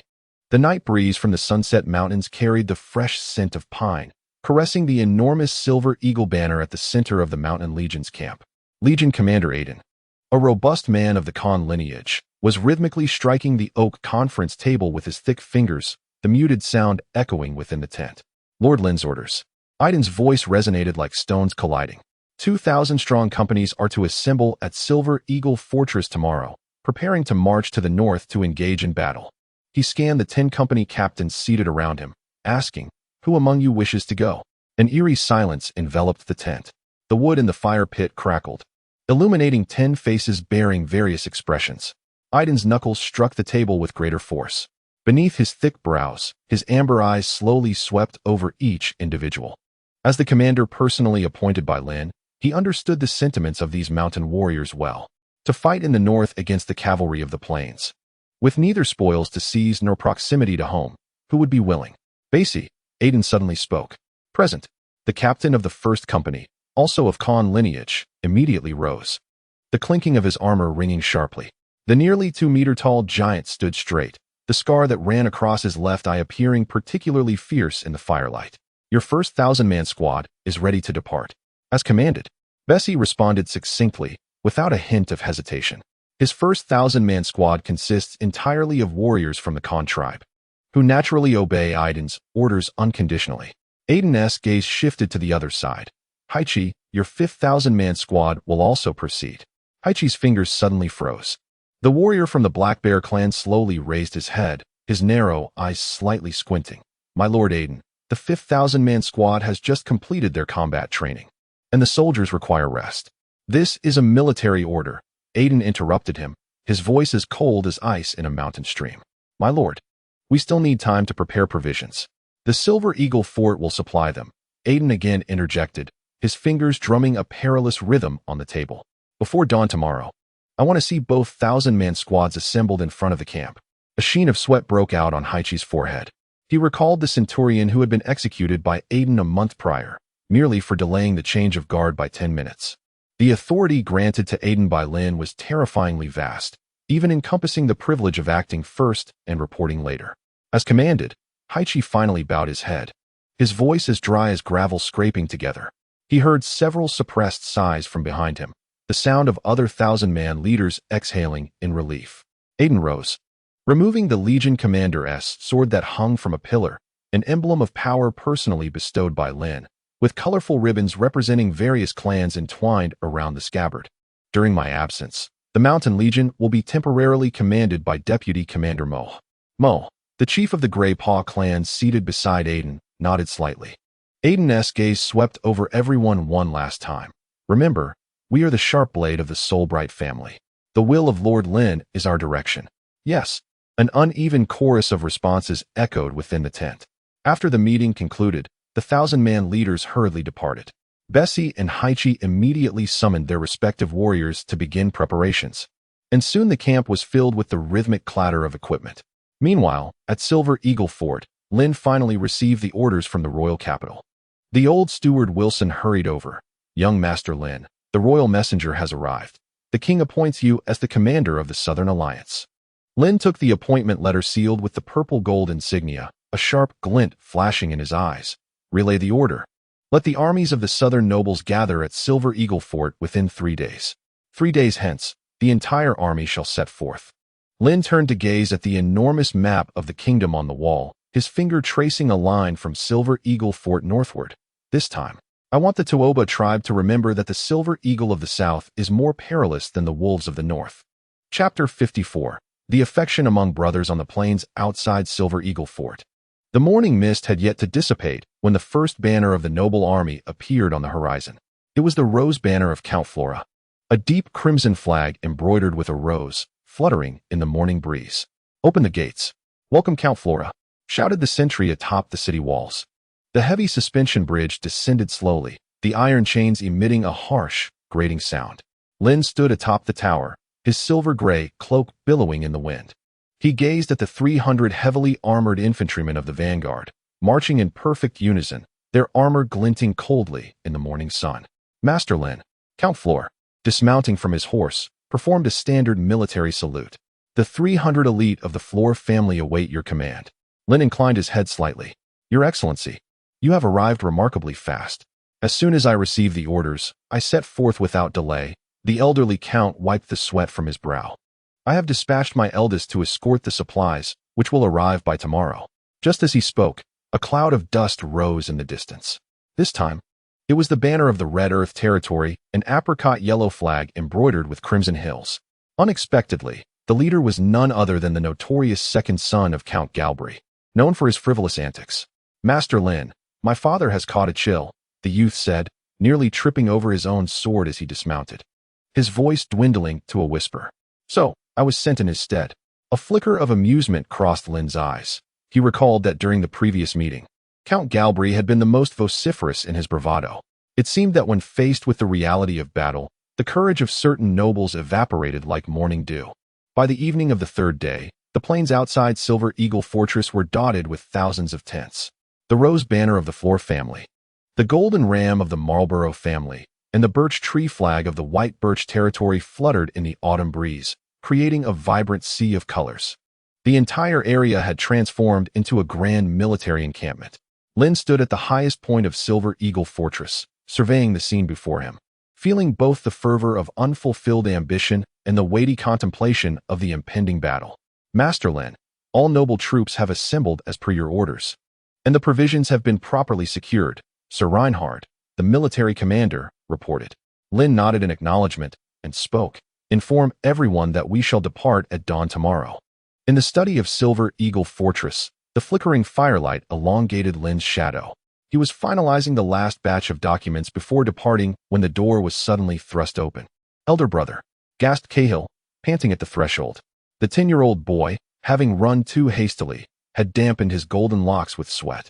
Behind him trailed 5-year-old Albert. Clutching a crooked wooden toy, Lynn set down his quill, a hint of tenderness flashing in his silver-gray eyes. "What brings you two here at such a late hour?" "Elder brother, are you leaving tomorrow?" Cahill clutched the hem of his garment, his voice trembling slightly. Albert hid behind him, his large eyes shimmering with apprehension. "Indeed," Lynn rose, the gentle clinking of his armor punctuating his words. "The North requires our assistance." Cahill suddenly stepped forward. "Take me with you. I can already draw a short bow," he exclaimed. "I even won against Abdu in the archery contest last week." Abu, the youngest son of the military commander Sir Reinhard, is merely 12 years old, 2 years senior to Kashir. "And me," Albert exclaimed, raising his wooden sword and asserting in a childish voice, "I can protect my brother too." Lynn chuckled softly, crouching down to meet the gaze of his 2 younger brothers. The flickering firelight danced upon his sharply defined features, adding a touch of warmth to his typically austere visage. "Kashir, Albert," Lynn said gently, "do you comprehend what a battlefield entails?" Before they could respond, he retrieved an illustrated book from the shelf. The open page revealed a grim portrayal of a battlefield, limbs and corpses piled high, crows circling ominously above. Albert's cherubic face blanched instantly, and the wooden carving in his arms clattered to the ground. Kashir feigned composure, yet Lynn noticed the slight tremor in his fingers. "This is not an adventure from a knight's tale." Lynn closed the book, his tone somber. "True warfare offers no glory, only survival." Kashir stubbornly lifted his chin. "But father said that the men of the Soulbright family must go to battle." "Not now." Lynn gently pressed down on Kashir's shoulder. "I need you to remain here, to undertake tasks of greater significance." Turning to Albert, he added, "And you, Albert, must heed your brother Kashir's guidance." Albert bit his lip and nodded, bending to retrieve the fallen wooden carving, an awkwardly crafted silver eagle, its wings askew. "This is for you, brother," the little fellow insisted, placing the statue into Lynn's hands. "It will protect you." Lynn regarded the clumsy gift, crafted by Albert himself, and solemnly attached it to his belt. "I shall carry it into battle." Suddenly, Kashir's eyes glistened with unshed tears. "But what if?" "No ifs," Lynn interrupted. He unfastened the silver eagle emblem necklace from around his own neck and draped it over Kashir's, stating, "Until father or I return, you shall be the lord of Silver Eagle Fortress. Steward Wilson will assist you with daily matters. For urgent matters, seek the shadow guards." Kashir touched the warm necklace, then abruptly threw himself into Lynn's embrace, followed by Albert, who clung to Lynn's leg, burying his small face in the cold folds of armor. I promised to take care of Albert. Cashier's voice muffled against Lynn's shoulder. But you must promise to return. Lynn offered no reply, merely ruffled the hair of his two younger brothers. The firelight cast their shadows upon the wall, merging them into a colossal figure of a soaring silver eagle. Subsequently, Lynn personally escorted Cashier and Albert back to their bedroom. After ensuring they had fallen asleep, he lingered by their bedside for a considerable time. Moonlight streamed through the window, dappling Albert's innocent face with shadows. Even in slumber, the little one clutched tightly to the hem of Cashier's garment. Young Master Lynn, the elderly steward Wilson, appeared quietly at the door. It is time for you to rest. Lynn cast one last glance at his two sleeping younger brothers before gently closing the door. Under the flickering candlelight in the corridor, his expression transformed back to one of stern resolve. During my absence, Silverhawk Castle must be placed on the highest alert. Particularly for the safety of the two young masters, deploy double the guards for protection. Yes, Master Lynn. Chapter 55. The expedition at the break of dawn the following day. As Silverhawk Castle remained enveloped in solemnity, an army of 30,000 had already formed ranks across the plains. The glint of armor and weapons shimmering in the morning mist. The hastily erected oath-taking platform bore the banner of the Soulbright family, fluttering in the autumn breeze. Clad in silver-gray battle armor, Lynn ascended the high platform, the sun piercing through the clouds at that very moment, casting a golden halo around him. The cacophony below fell silent instantly, as thousands of eyes turned toward him. Warriors of the South. Lynn's voice resonated across the expanse, amplified by a metal megaphone. Today we march north, not for the selfish gains of a noble, but to defend the territory of our kingdom. He drew his sword, its tip pointing resolutely northward. 30 years ago, the cavalry of the To'oba tribe trampled the north, slaughtering hundreds of thousands of innocent civilians. Today, history threatens to repeat itself.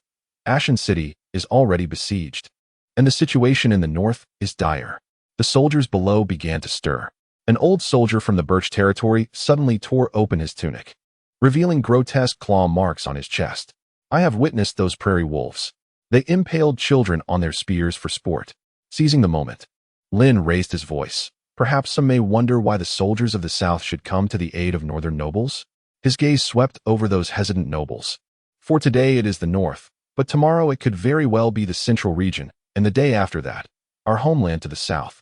Count Florus was the first to draw his sword. The roses stained with blood shall guard our land. We shall not return until the enemy is vanquished. Following suit were Count Marlborough and Viscount Birchill, and soon the platform was ablaze with glinting blades. I declare in the name of the Soulbright family. Lynn's voice thundered. Those who achieve merit in this battle shall receive double the bounty. Slay the commander of the To'oba tribe, and be granted the title of Viscount. He deliberately paused for effect. Furthermore, all soldiers' families shall be exempted from this year's taxes. This promise fell like a stone into boiling oil. The farmers turned soldiers widened their eyes. Aside from the tax exemption, which would alleviate their families' burdens considerably, there was the allure of double bounties and the noble title. Long live the Silver Hawk. It was unclear who first shouted the rallying cry, but soon a thunderous roar erupted, shaking the very ground beneath them. Even those noble youths, previously indifferent, were swept up by the fervor and stood tall. As the trumpet sounded, Cazel and Albert stood atop the highest tower of the castle, watching as the army surged northward like a silver tide. Through the morning mist, they discerned Lynn's figure, the tall silhouette riding at the forefront, his silver-gray cloak billowing in the wind. Brother will return, won't he? Albert whispered softly, his small hand tightly clutching Cahill's sleeve. Cahill stood tall, mimicking the gesture that Lynn often made. Of course, for he is the heir of the Soulbright family. He touched the silver eagle necklace resting on his chest, adding, and we must protect this home for our elder brother. In the morning light, the silhouettes of the two boys elongated, gradually taking on some semblance of their brother's outline. The 10,000 elite soldiers of the Soulbright family formed the Central Army, their silver eagle banner shimmering brilliantly in the dawn. This formidable force comprised 2,000 knights from the Silver Eagle Knights and 2 infantry regiments, alongside 2,000 warriors from the Mountain Legions. The remaining 20,000 troops were a coalition of numerous nobles from the southern lands. However, the total military strength of the South was far greater. After all, the standing army of the Soulbright family alone exceeded 50,000, not counting the conscripted farmers. Altogether, The southern forces numbered at least 180,000, including those farmers. The south, renowned for its fertile lands within the Kingdom of Clan, served as a bountiful granary, resulting in the highest population in the realm. This population directly correlates with the number of available soldiers. Consequently, the south possesses the most formidable strength in the entire Kingdom of Clan. The reason for deploying merely 30,000 troops was simply due to the lack of necessity. Based on previous intelligence, the invading cavalry from the toEmperorvia tribe numbered only 50,000, a far cry from the scale of over 200,000 cavalry 30 years ago. The three main legions of the Kingdom of Clan stationed in the north together totaled about 70,000. Had it not been for the blood-soaked Battle of the Autumn, 30 years prior, which decimated the northern territories and severely weakened the noble houses, some of which were utterly annihilated, the northern lords would have had enough private armies, combined with the kingdom's legions, to withstand the toEmperorvia cavalry. To most of the southern nobles, their willingness to assist the north was seen as a generous act. Their sole objective was to prevent the toEmperorvia cavalry from breaching the northern borders and threatening the safety of the south. Before the toEmperorvia cavalry set foot on southern soil, it was utterly inconceivable to expect these southern nobles to exhaust their resources and fiercely confront the toEmperorvia tribe to defend the territories of their northern counterparts. Even the mighty Solbright family, tasked with safeguarding the south, could only muster 10,000 troops. As Lynn led the southern coalition towards the north, Ashen City, besieged for 3 days by the cavalry under the command of toEmperorvia, was on the brink of capitulation. The walls of Ashen City glimmered a dark crimson under the autumn sun, and General Ferreira's ironclad hand left 5 white marks on the parapet. He gazed at the siege engines swarming outside like locusts, a bitter taste of rust rising in his throat. "General, the western section of the wall has fallen." A bloodied messenger stumbled in, a broken arrow lodged in his left shoulder. "Those barbarians are climbing up with iron hooks, and Captain Kent's men have all been turned into porcupines." General Ferreira abruptly unsheathed his sword, its blade reflecting the blazing wreckage of the siege engines below the city walls. 3 days prior, when these war machines from the steppes first appeared on the horizon, he should have realized that the once merely horse-riding barbarians had now mastered the artisan's craft to tear apart the armor of civilization. 30 years ago, during the war, the toEmperorvia tribe abducted a multitude of craftsmen from the northern realms, elevating their military technology to unprecedented heights. They were now capable of constructing formidable siege engines. "Let the reserves take their place." Ferreira's voice rasped, sounding foreign to his own ears. Yet, as he turned, he beheld the sight of the defending troops retreating along the horse path.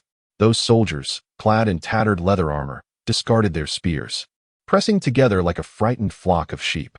A boy of merely 16 or 17, overwhelmed by fear, even soiled his trousers, the pale liquid dripping down his greaves onto the steps. Chapter 56. The plan of toEmperorvia lies stop. The captain of Ferreira's guards cleaved through 2 fleeing soldiers with his sword, the splattering blood tracing a tragic arc in the morning light. "Deserters." Suddenly, a triangular arrow pierced his throat, the prairie-made barbed tip emerging from the back of his neck, accompanied by fragments of his trachea. A thunderous crash echoed from below the walls. A siege hammer, crafted from iron and oak, struck the final city gate, each impact causing debris from the arrow tower to rain down. Ferreira recalled his arrival in Ashen City 2 decades earlier, when the old garrison officer proudly proclaimed while patting the gate, "This iron birch door can withstand 100,000 troops." Yet now, those 2 doors, adorned with engravings of guardian deities, groaned under the strain, the rivets at the hinges bursting one by one. In truth, General Ferreira had not only overestimated the strength of his own soldiers, but also underestimated that of the toEmperorvia cavalry. He had believed that even though his few thousand troops were comprised of the frail and the aged, the towering walls of Ashen City would hold for at least 5 days, thus granting the rear more time. However, he had failed to consider that Ashen City had not faced significant conflict in 20 years, and his soldiers were long unaccustomed to the rigors of battle. Coupled with the widespread acknowledgement that the fall of Ashen City was merely a matter of time, the soldiers were devoid of fighting spirit, ready to crumble at the slightest provocation. To make matters worse, the archery skills of the toEmperorvia skirmishers were exceptional. Whenever the defenders dared to show their heads, they were met with a deluge of arrows, resulting in devastating casualties among the ranks. Had it not been for Ferreira employing his own guard as a disciplinary force to maintain order, the defenders would have already disintegrated. Nevertheless, even so, Ashen City was on the brink of collapse. As the first wisp of black smoke ascended from the gate tower, General Ferreira stood alone on the observation platform. He removed his dented helmet, allowing the autumn breeze to touzle his graying hair. The eastern wall was bedecked with banners emblazoned with wolf heads, while the light from the granaries ablaze in the west illuminated half the sky. The once elite guard had been reduced to a mound of corpses beneath the walls, leaving him with only 7 ash-covered young attendants. "Bring me my banner." He took the tattered battle flag embroidered with the emblem of Ashen City and suddenly leaped onto the parapet. The fierce wind whipped at his face, carrying sparks towards him. While below, 30 meters away, the cavalry of the To'oba tribe surged through the breach in the city gates like a relentless tide.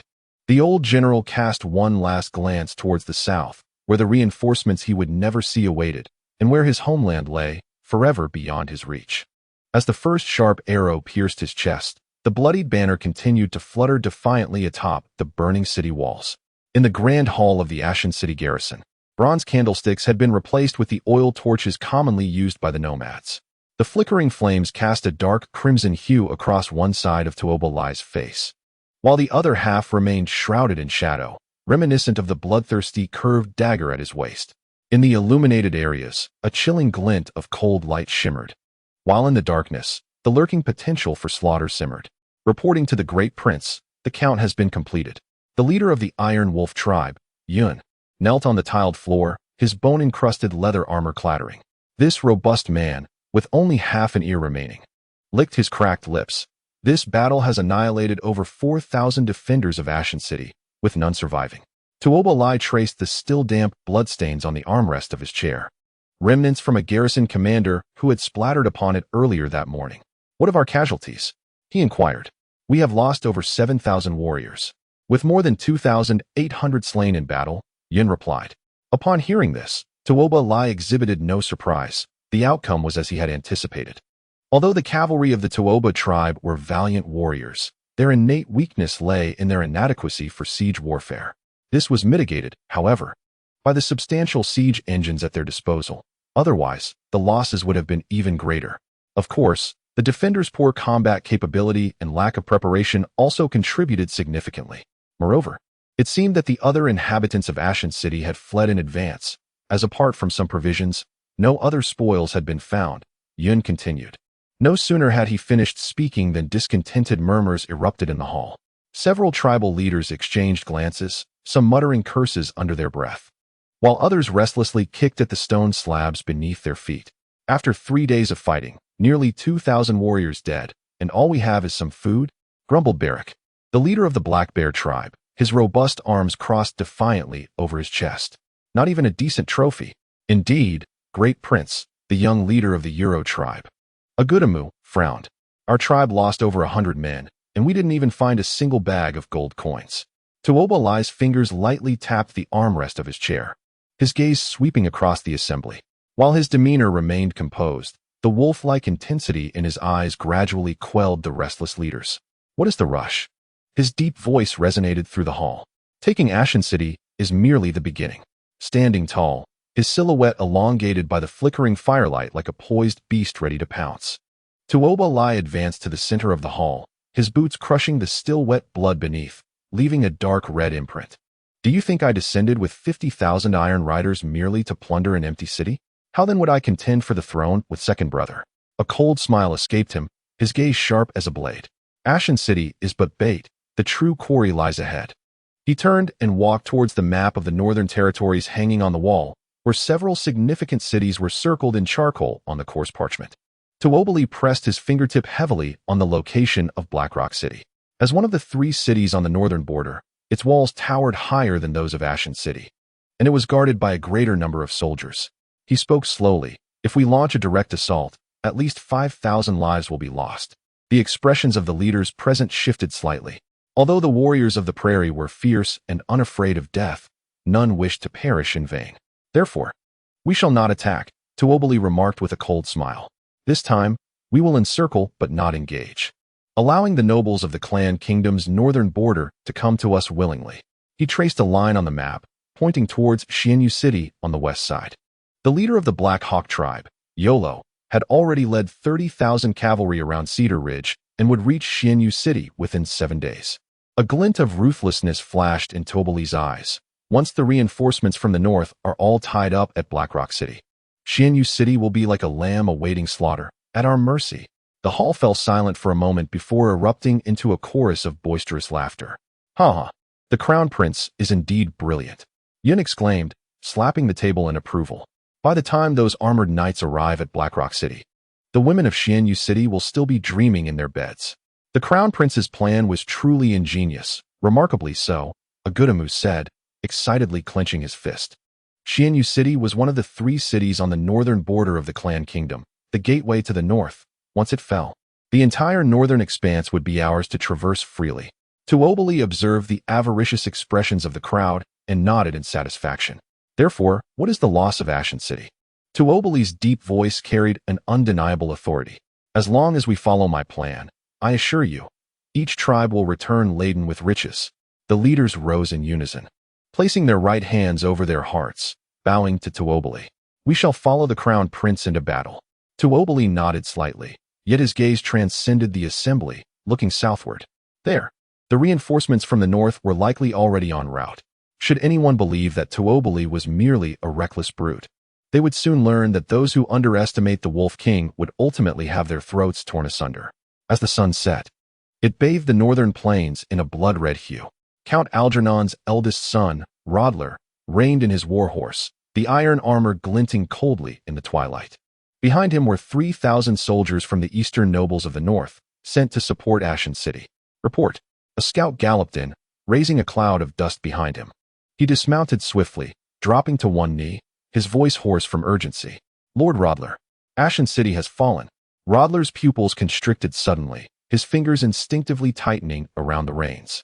The warhorse beneath him sensed its master's agitation, nervously pawing the ground. When did this happen? He asked in a low voice. Just this noon, the scout replied, raising his head, his face still marked with soot.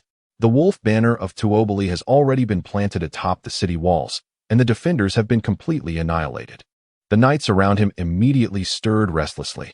Low murmurs of curses filled the air as some tightened their grips on their weapons.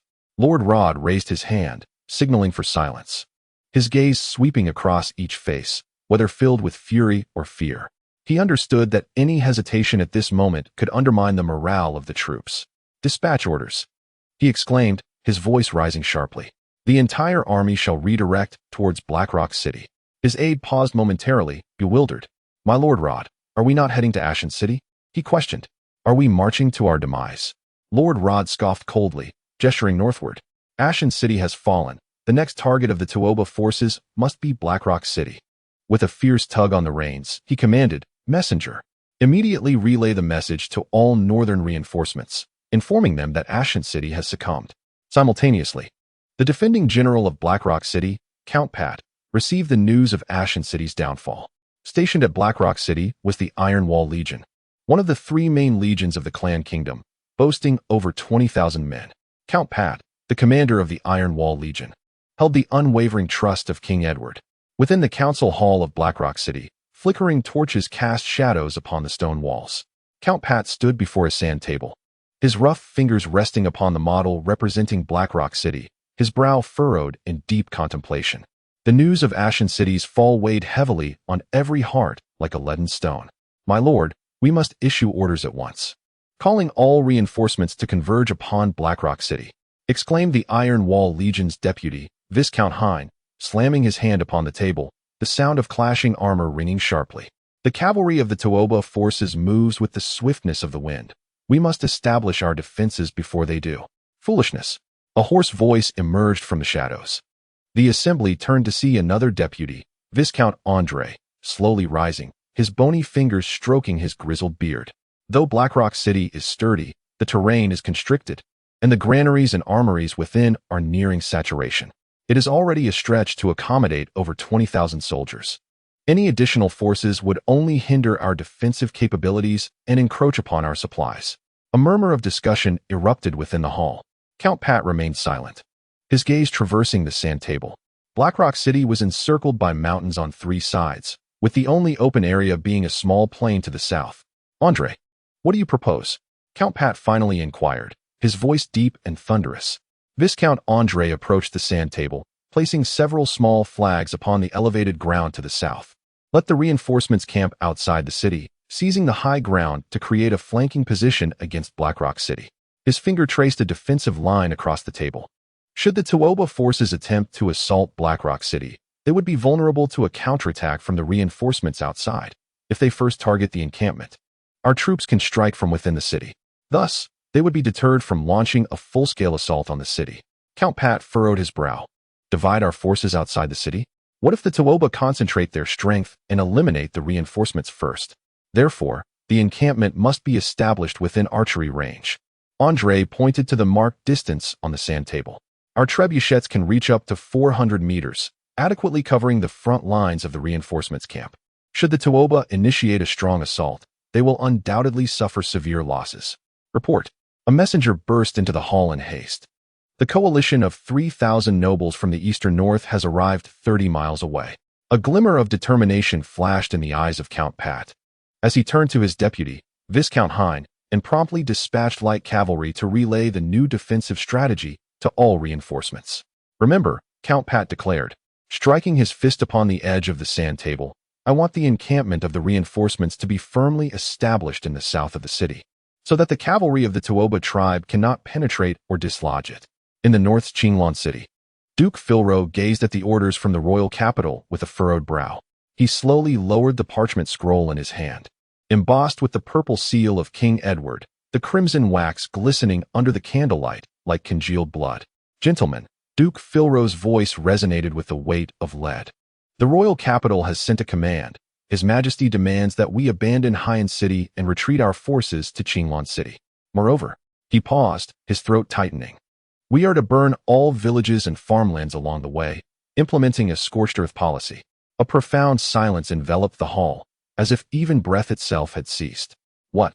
The elderly Marquis Morton was the first to erupt, striking the oak table with his cane, causing cracks to splinter across its surface.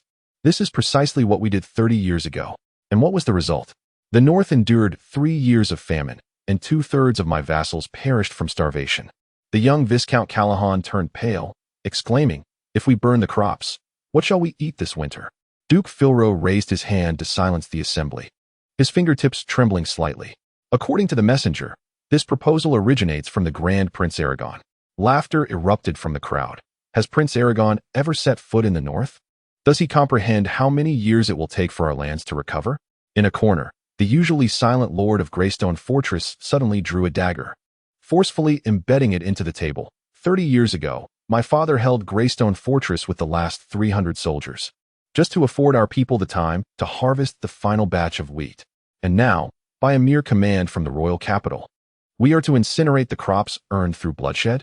Anger spread like wildfire among the nobles, many rising to their feet, some pounding their chests in despair, while others tore at their collars in frustration. Chapter 58. The Northern Nobles' Response. Part 2. An aged viscount suddenly wept. My little daughter perished during that famine. She was only 6 years old. Duke Philro surveyed the assembly, his gaze finally resting upon the night beyond the window. There, the fields of the north were on the cusp of autumn harvest, the heavy heads of wheat shimmering softly under the moonlight.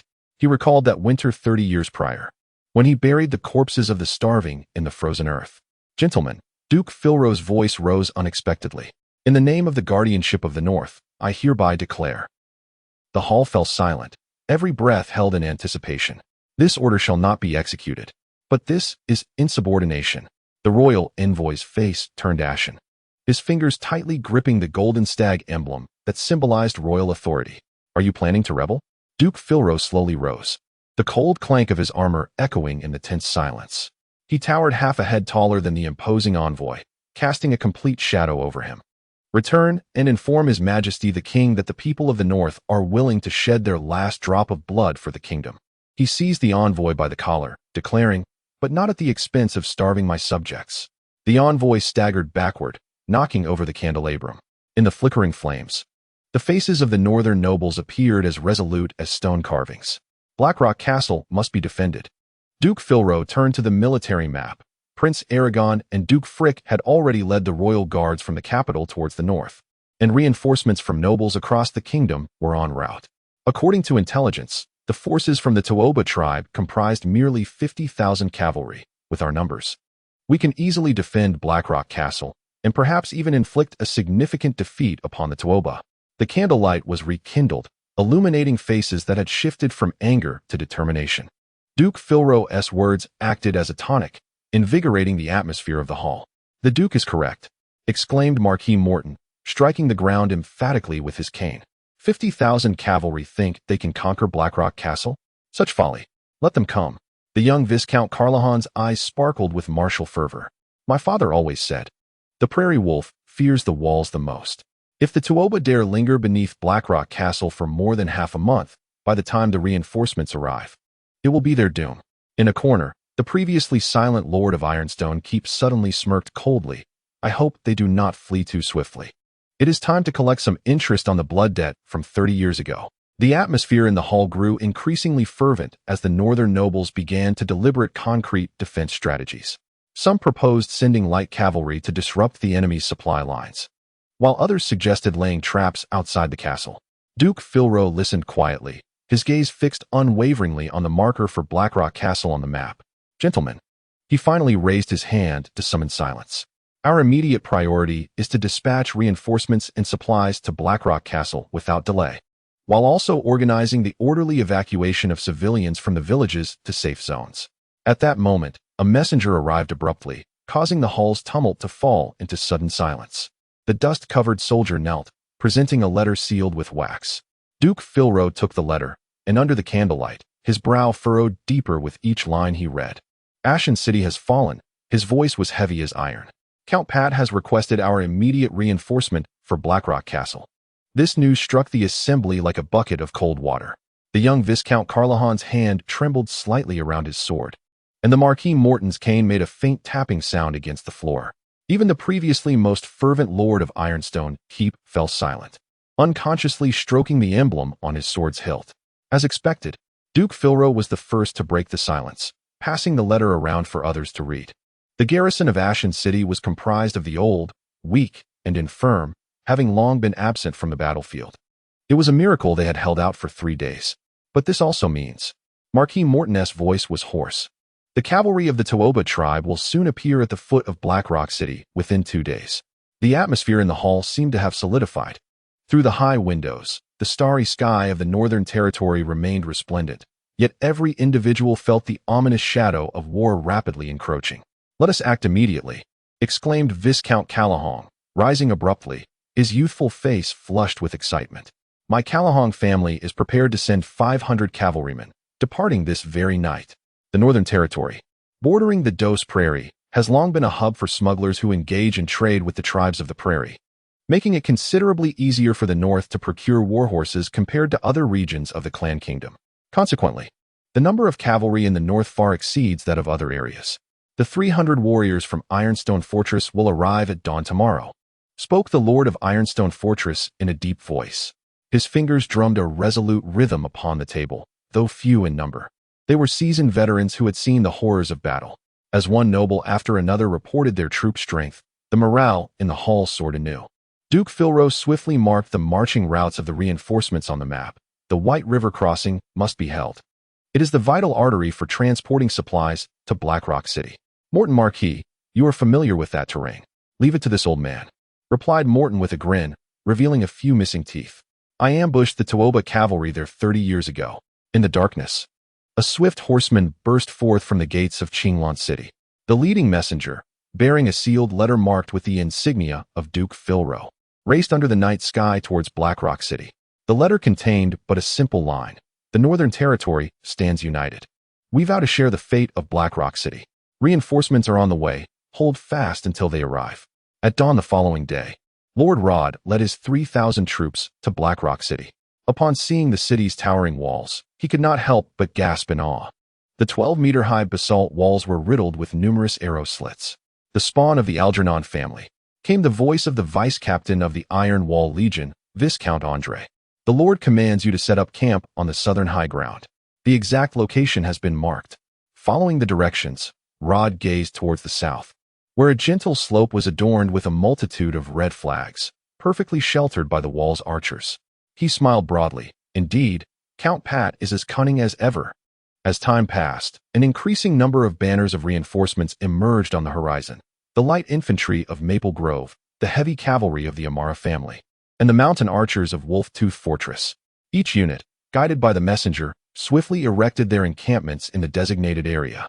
Engineers felled trees to erect sharp wooden palisades around the camp, while the archers tested their range, ensuring they could establish a crossfire with the defenders atop the walls. Chapter 59. The threat beneath Silver Sand City. As the cavalry under To'oba Lai marched toward Black Rock City, and the noble reinforcements of the clan kingdom advanced toward the north. To'oba Hong led 60,000 cavalrymen with remarkable ease towards Silver Sand City, the wealthiest stronghold in the northern reaches of the Serta Kingdom. In close proximity to Silver Sand City lies a vast silver mine, the very source of its name. The Kingdom of Serta finds itself embroiled in a fierce conflict with the southern Kingdom of Ryan, which has escalated the urgency of the war. Moreover, the Tuaba tribe had never previously launched a large-scale incursion into the borders of Serta. Their past raids were merely fleeting, akin to a gust of autumn wind. Consequently, the Kingdom of Serta has redirected its border forces to the southern front to lend support. This has resulted in a significant absence of organized royal troops in the border regions, save for strategically vital strongholds like Silver Sand City, which still boasts a regular garrison. The remainder consists solely of private armies belonging to the nobility.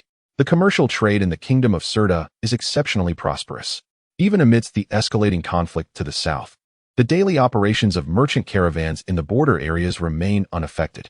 Previously, Tuaba Hong had cleverly disguised the cavalry of the Grey Goose tribe as merchant guards, enabling them to seize 6 small to medium-sized towns along the Serta border without shedding a drop of blood, yielding substantial gains.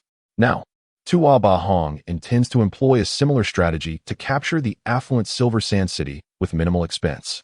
As the sun dipped below the horizon, it cast a sanguine hue upon the walls of Silver Sand City, where a lengthy line of merchant caravans awaited at the city gates.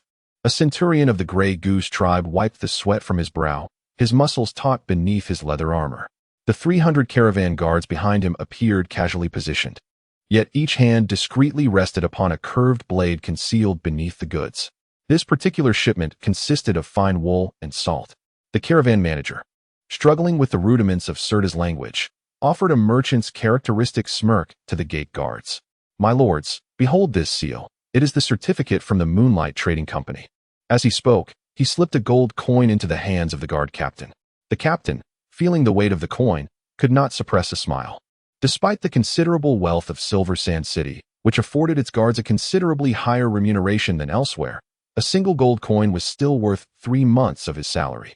However, this scene was fortuitously observed by General Leonardo, who was patrolling the city walls. For reasons unbeknownst to him, in recent days, Leonardo had felt an inexplicable unease, a premonition that something significant was impending. In response to this instinct, he had intensified his patrols, and at this moment, he chanced upon the unfolding spectacle. Just as the guard captain was about to wave them through, a commanding voice thundered from above the walls. "Halt!" Clad in heavy armor, General Leonardo descended the steps with purposeful strides. "General, what brings you here?" The guard captain immediately bowed in respect upon seeing him. Leonardo remained silent, his keen gaze slicing through the air like a blade, scrutinizing the posture and alertness of the caravan guards, which seemed far too rigid and vigilant for mere merchants accustomed to traversing the land. "The Moonlight Trading Company?" Leonardo suddenly inquired in the language of the plains. "Is your leader Taken?" The caravan manager instinctively nodded. "Indeed, it is Taken." However, his words abruptly faltered, his complexion draining of color. "Quickly, close the gates." Leonardo's roar reverberated across the walls. "They are of the plains people." In an instant, chaos ensued at the city gate. The captain of the guard, caught off guard, found that several of his subordinates had already responded to General Leonardo's command, rushing towards the gate in a flurry to prepare for its closure. Realizing their exposure, the warriors of the Grey Goose faction immediately overturned their cargo, revealing glinting curved blades that slithered out like venomous serpents. However, the defenders of Silver Sand City reacted even swifter. A phalanx of spearmen surged forth from the gate's passage, while dozens of top bows emerged atop the walls. "Release the arrows." A torrential downpour of arrows cascaded down, transforming the Grey Goose warriors, disguised as merchant guards, into human pincushions. The centurion of the Grey Goose faction bellowed in fury as he drew his curved sword, only to be pierced through the throat by Leonardo's blade. Blood splattered against the city gate, creating a grotesque tableau. 5 miles away, atop an earthen rise, the leader of the Grey Goose faction, Batu, snapped his whip in fury. He turned to the herald and shouted, "Sound the charge! Assault the city gate!" As the deep, sonorous call of the horn resonated across the plains, 2,000 cavalrymen surged towards Silver Sand City like a black tide. Leading the charge were several modified supply wagons, their tarpaulins ripped away to reveal fearsome makeshift battering rams. Leonardo on the city walls inhaled sharply. "Prepare the burning oil. Position the boulders," he shouted hoarsely, urging the lighting of the beacon. At that moment, the first wave of cavalry had already reached the moat. Arrows fell like rain, and steeds and riders alike fell with anguished cries. Yet, even more cavalry pressed forward, swiftly filling a section of the moat with sandbags. "Release the boulders." Massive stones tumbled from the ramparts, shattering several siege engines. Boiling oil cascaded down, igniting the area beneath the walls into a roaring inferno. The acrid stench mingled with the wails of the wounded, soaring to the heavens. On a distant hilltop, toEmperor listened intently to the scout's report, his handsome visage betraying no signs of elation or dismay. The plan had been exposed, yet he remained unperturbed. This was merely one of the options. According to his intelligence, the garrison of Silver Sand City numbered no more than 3,000. Even if their covert attempt to seize the gate had failed, forcing them to resort to a direct assault, so what? Could 60,000 warriors from the plains not conquer a city defended by a mere 3,000? It should be noted that while Silver Sand City was affluent, it was not necessarily fortified. Its walls barely reached 8 meters in height. "Sound the horn," toEmperor waved dismissively. "Let Silver Sand City witness the true might of the cavalry of the plains." He issued the command, caressing the golden dagger at his waist. After breaching the city, the wealth within would be his, a cruel smile playing upon his lips. This order spread like wildfire through the ranks. 60,000 cavalrymen erupted in a thunderous cheer. Countless pairs of eyes greedily fixated on the city that shimmered like silver in the setting sun. As the deep, resonant call of the cowhorn echoed across the fields, innumerable black dots suddenly appeared on the horizon. 60,000 cavalry surged towards Silver Sand City like a tidal wave, their hooves shaking the very earth. On the city walls, Leonardo listened to the terrifying crescendo, his hand gripping his sword, trembling slightly. He understood that the city of Silver Sand was destined to endure a baptism of blood and fire this night. However, what truly filled him with dread was the unsettling realization that this was likely just the beginning of the Southern tribes' advance. Chapter 60. The enviable coalition of Southern nobility. After 7 days of arduous marching, the 30,000-strong coalition of Southern nobility, led by Lynn, finally crossed the borders of the South. As Lynn sat astride his warhorse, gazing at the undulating plains of the central region in the distance, the silver eagle banner behind him fluttered fiercely in the wind, sunlight glinting off the polished armor, casting a dazzling sheen. They were not the only forces making their way northward. Along the roads, various noble armies marched in the same direction. Some formations were impeccably organized, their armor gleaming, banners vibrant, unmistakably composed of the elite under a great noble's command. Others appeared disjointed, with soldiers clad in a hodgepodge of leather armor. Some even bore makeshift weapons such as hoes and pitchforks, evidently hastily conscripted farmers. Occasionally, one could spot a few joint forces, disparate family crests huddled together, struggling to present a semblance of a unified front. As the coalition of Southern nobility passed by, these armies invariably halted in their tracks, soldiers wide-eyed and agape, awestruck by the sheer scale and impeccable equipment of this formidable force. "Is that the Silver Eagle banner?" a young noble gasped in hushed tones. "The army of the Soulbright family," exclaimed another knight, enviously tracing the contours of his worn leather armor. Indeed, the South was fabulously wealthy. As the coalition advanced, the sound of iron boots striking the ground was a harmonious cadence, pikes standing tall like a forest, banners snapping in the breeze. And the cavalry formation exuded an imposing presence. In stark contrast, the other noble armies appeared as mere makeshift rabble. The lesser nobles watched from a distance, both in awe and trepidation, unwilling to approach. Once Lynn's troops had passed, they collectively chose to follow in their wake, as if proximity to such a powerful army would offer them an extra measure of safety. not far behind the main body of troops. Countess Margaret Ross sat elegantly upon her white mare. Upon witnessing the sudden halt of the advancing forces ahead, she furrowed her brow in concern.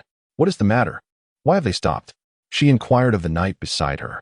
The knight galloped forth to investigate and soon returned, his face etched with disbelief. "My lady, it is the coalition of southern nobility. You must see for yourself." When Margaret ascended a nearby rise, her breath caught in her throat.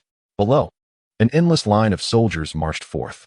The disciplined formations, the shining armor, the forest of pikes. She had never beheld such a majestic army. "Is this the might of the South?" she murmured softly, her fingers instinctively tightening around the reins. Beside her, the elderly steward John remarked quietly, "Milady, that is the army of the Solbright family.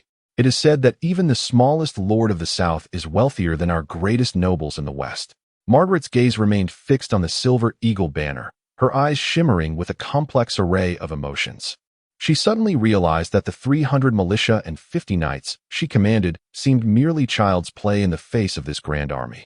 "Let our troop follow them," she resolved with sudden determination. "Maintain a distance, but do not lose sight of them." Meanwhile, at a greater distance, Viscount Richard of Golden Oak Ridge struggled to uphold the order of his motley crew. Upon witnessing the nobles ahead voluntarily clearing a path, he momentarily thought he had encountered the royal guard. "Whose army is that?" he inquired of the old knight Mars beside him. Mars squinted, then straightened his back. "My lord, that is the army of the Solbright family, guardians of the South. Behold their silver eagle banner." Richard's jaw dropped. He had heard tales of the South's wealth, yet witnessing it firsthand surpassed his imagination. Some soldiers were equipped even more splendidly than he, a viscount. "We must follow them," Richard stammered. "Keep a courteous distance. But we must follow this army." Sir Mars beamed with satisfaction. "A wise decision, my lord. Following the coalition of southern nobles, we shall at least reach the front lines safely.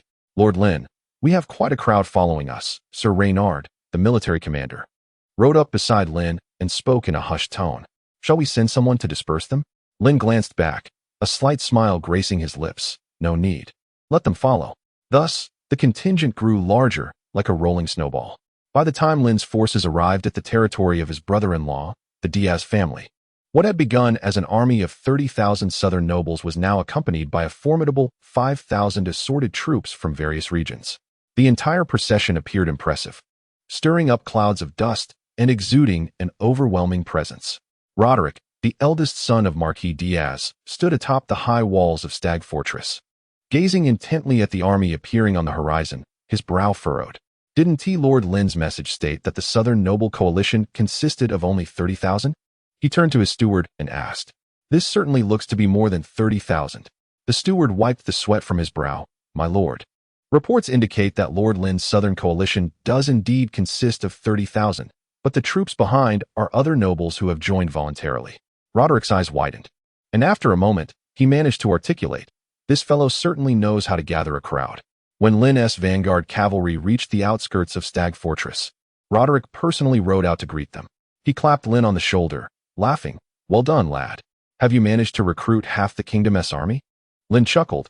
"You jest, brother-in-law. They are merely passing by."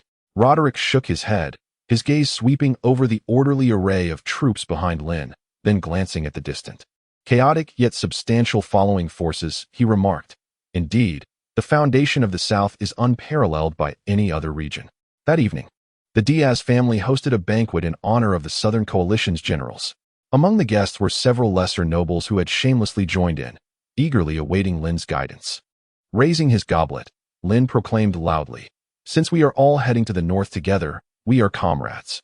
Setting forth on the morrow, may we strive together in unity." The nobles were instantly filled with exuberance, raising their goblets in response. For them, establishing a connection with the heir of the Solbright family was a tremendous honor. Observing this scene, Roderick inwardly sighed. This lad not only brought soldiers, but also gathered a retinue. In the banquet hall of Stag Fortress, bronze chandeliers cast a warm golden glow upon the long table adorned with deep red tablecloths.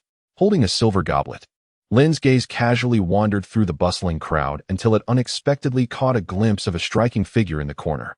A young woman, clad in a deep green velvet gown, stood alone beside a tapestry, her chestnut curls adorned with a pearl hairnet that shimmered softly in the light.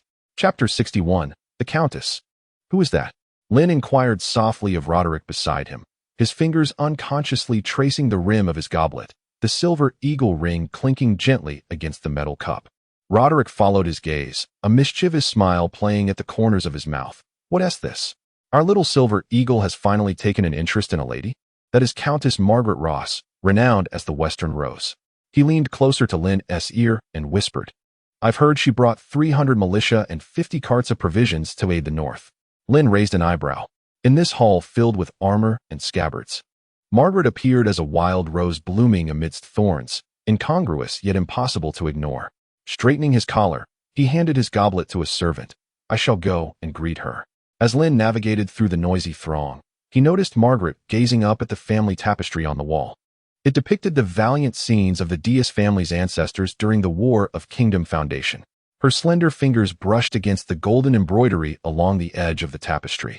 Trembling slightly, this piece, titled The Battle of Stag Valley, had required 3 pounds of gold thread and 2 years to complete. Lynn came to a halt beside her, his voice gentle. Yet, compared to the true battlefield, it ultimately lacks the scent of blood. Startled, Margaret took a step back, her pearl earrings swaying gently with her movement. Upon recognizing him, her emerald eyes widened in astonishment. Young Master Lynn. She hurriedly curtsied, her skirt blooming like petals. Please forgive my oversight. Despite Margaret being a countess and Lynn technically lacking any title, merely being the heir of the Solbright family, the disparity in their actual standings was immense. The number of earls in the entire kingdom of Cran barely exceeded 200, perhaps around 180. In contrast, there were only 5 dukes. Moreover, the Ross family, particularly among the count families, ranked among the less esteemed. Any viscount family from the southern regions could easily overshadow the Ross family. This was precisely why Margaret felt compelled to bow upon seeing Lynn. There is no need for such formality, Lynn gestured lightly, his gaze settling upon the emblem on her chest. A blooming red rose entwined with a sword and shield, the Ross family, heir to the Iron Rose of the West. Margaret pressed her lips together, a gesture that revealed 2 small dimples on her cheeks. Have you heard of my family? She inquired. Of course, Lynn replied, accepting 2 glasses of wine from the server and handing one to Margaret. During the Battle of Blackwater River 30 years ago, 2,000 soldiers from the Ross family valiantly defended the crossing for 3 days, allowing the kingdom's army time to regroup. He paused deliberately, aware that this part of history was seldom mentioned nowadays. Margaret's fingers suddenly tightened around the wine glass, her knuckles turning pale. She lowered her lashes, casting a shadow on her cheeks. After that battle, fewer than 10 adult males of the Ross family survived. Her voice was as soft as a feather landing. My grandfather, 3 uncles, and 6 great-uncles are all buried by the banks of Blackwater River.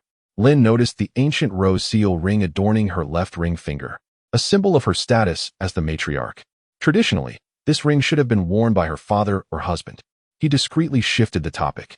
I hear you brought provisions to support the front lines? That is quite rare among the nobility. The Rose Manor had a bountiful harvest last year. Enough stores to feed the villagers for 2 years. Margaret lifted her head, a flicker of defiance gleaming in her eyes.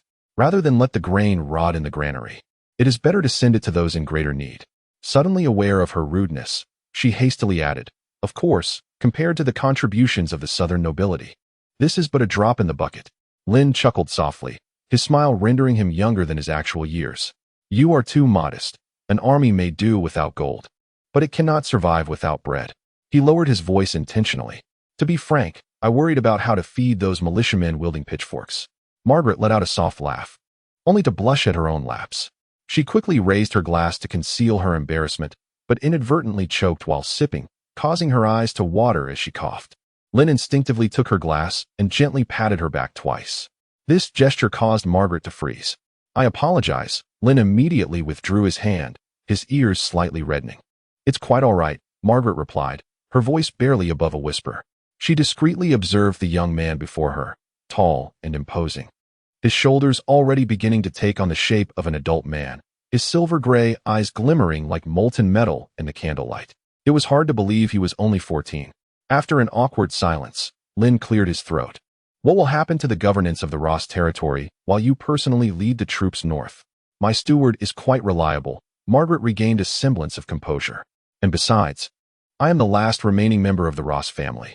She smiled wryly as she caressed the rose seal ring. rather than anxiously await news in the castle. It is better to see the battlefield with my own eyes.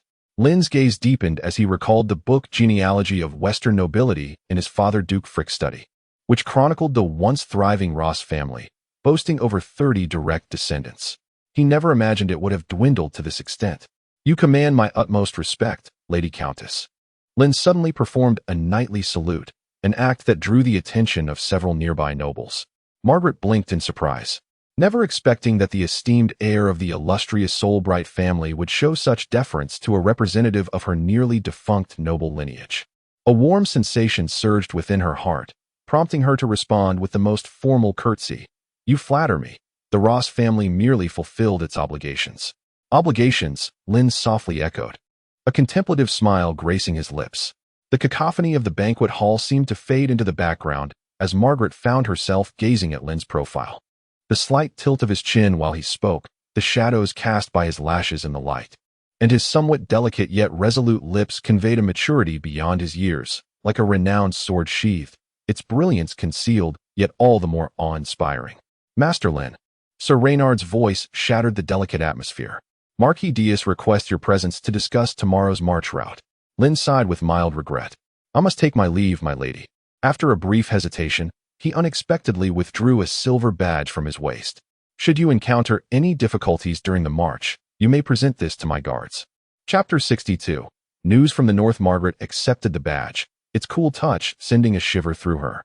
The finely engraved silver eagle poised for flight aligned perfectly with the lines of her palm.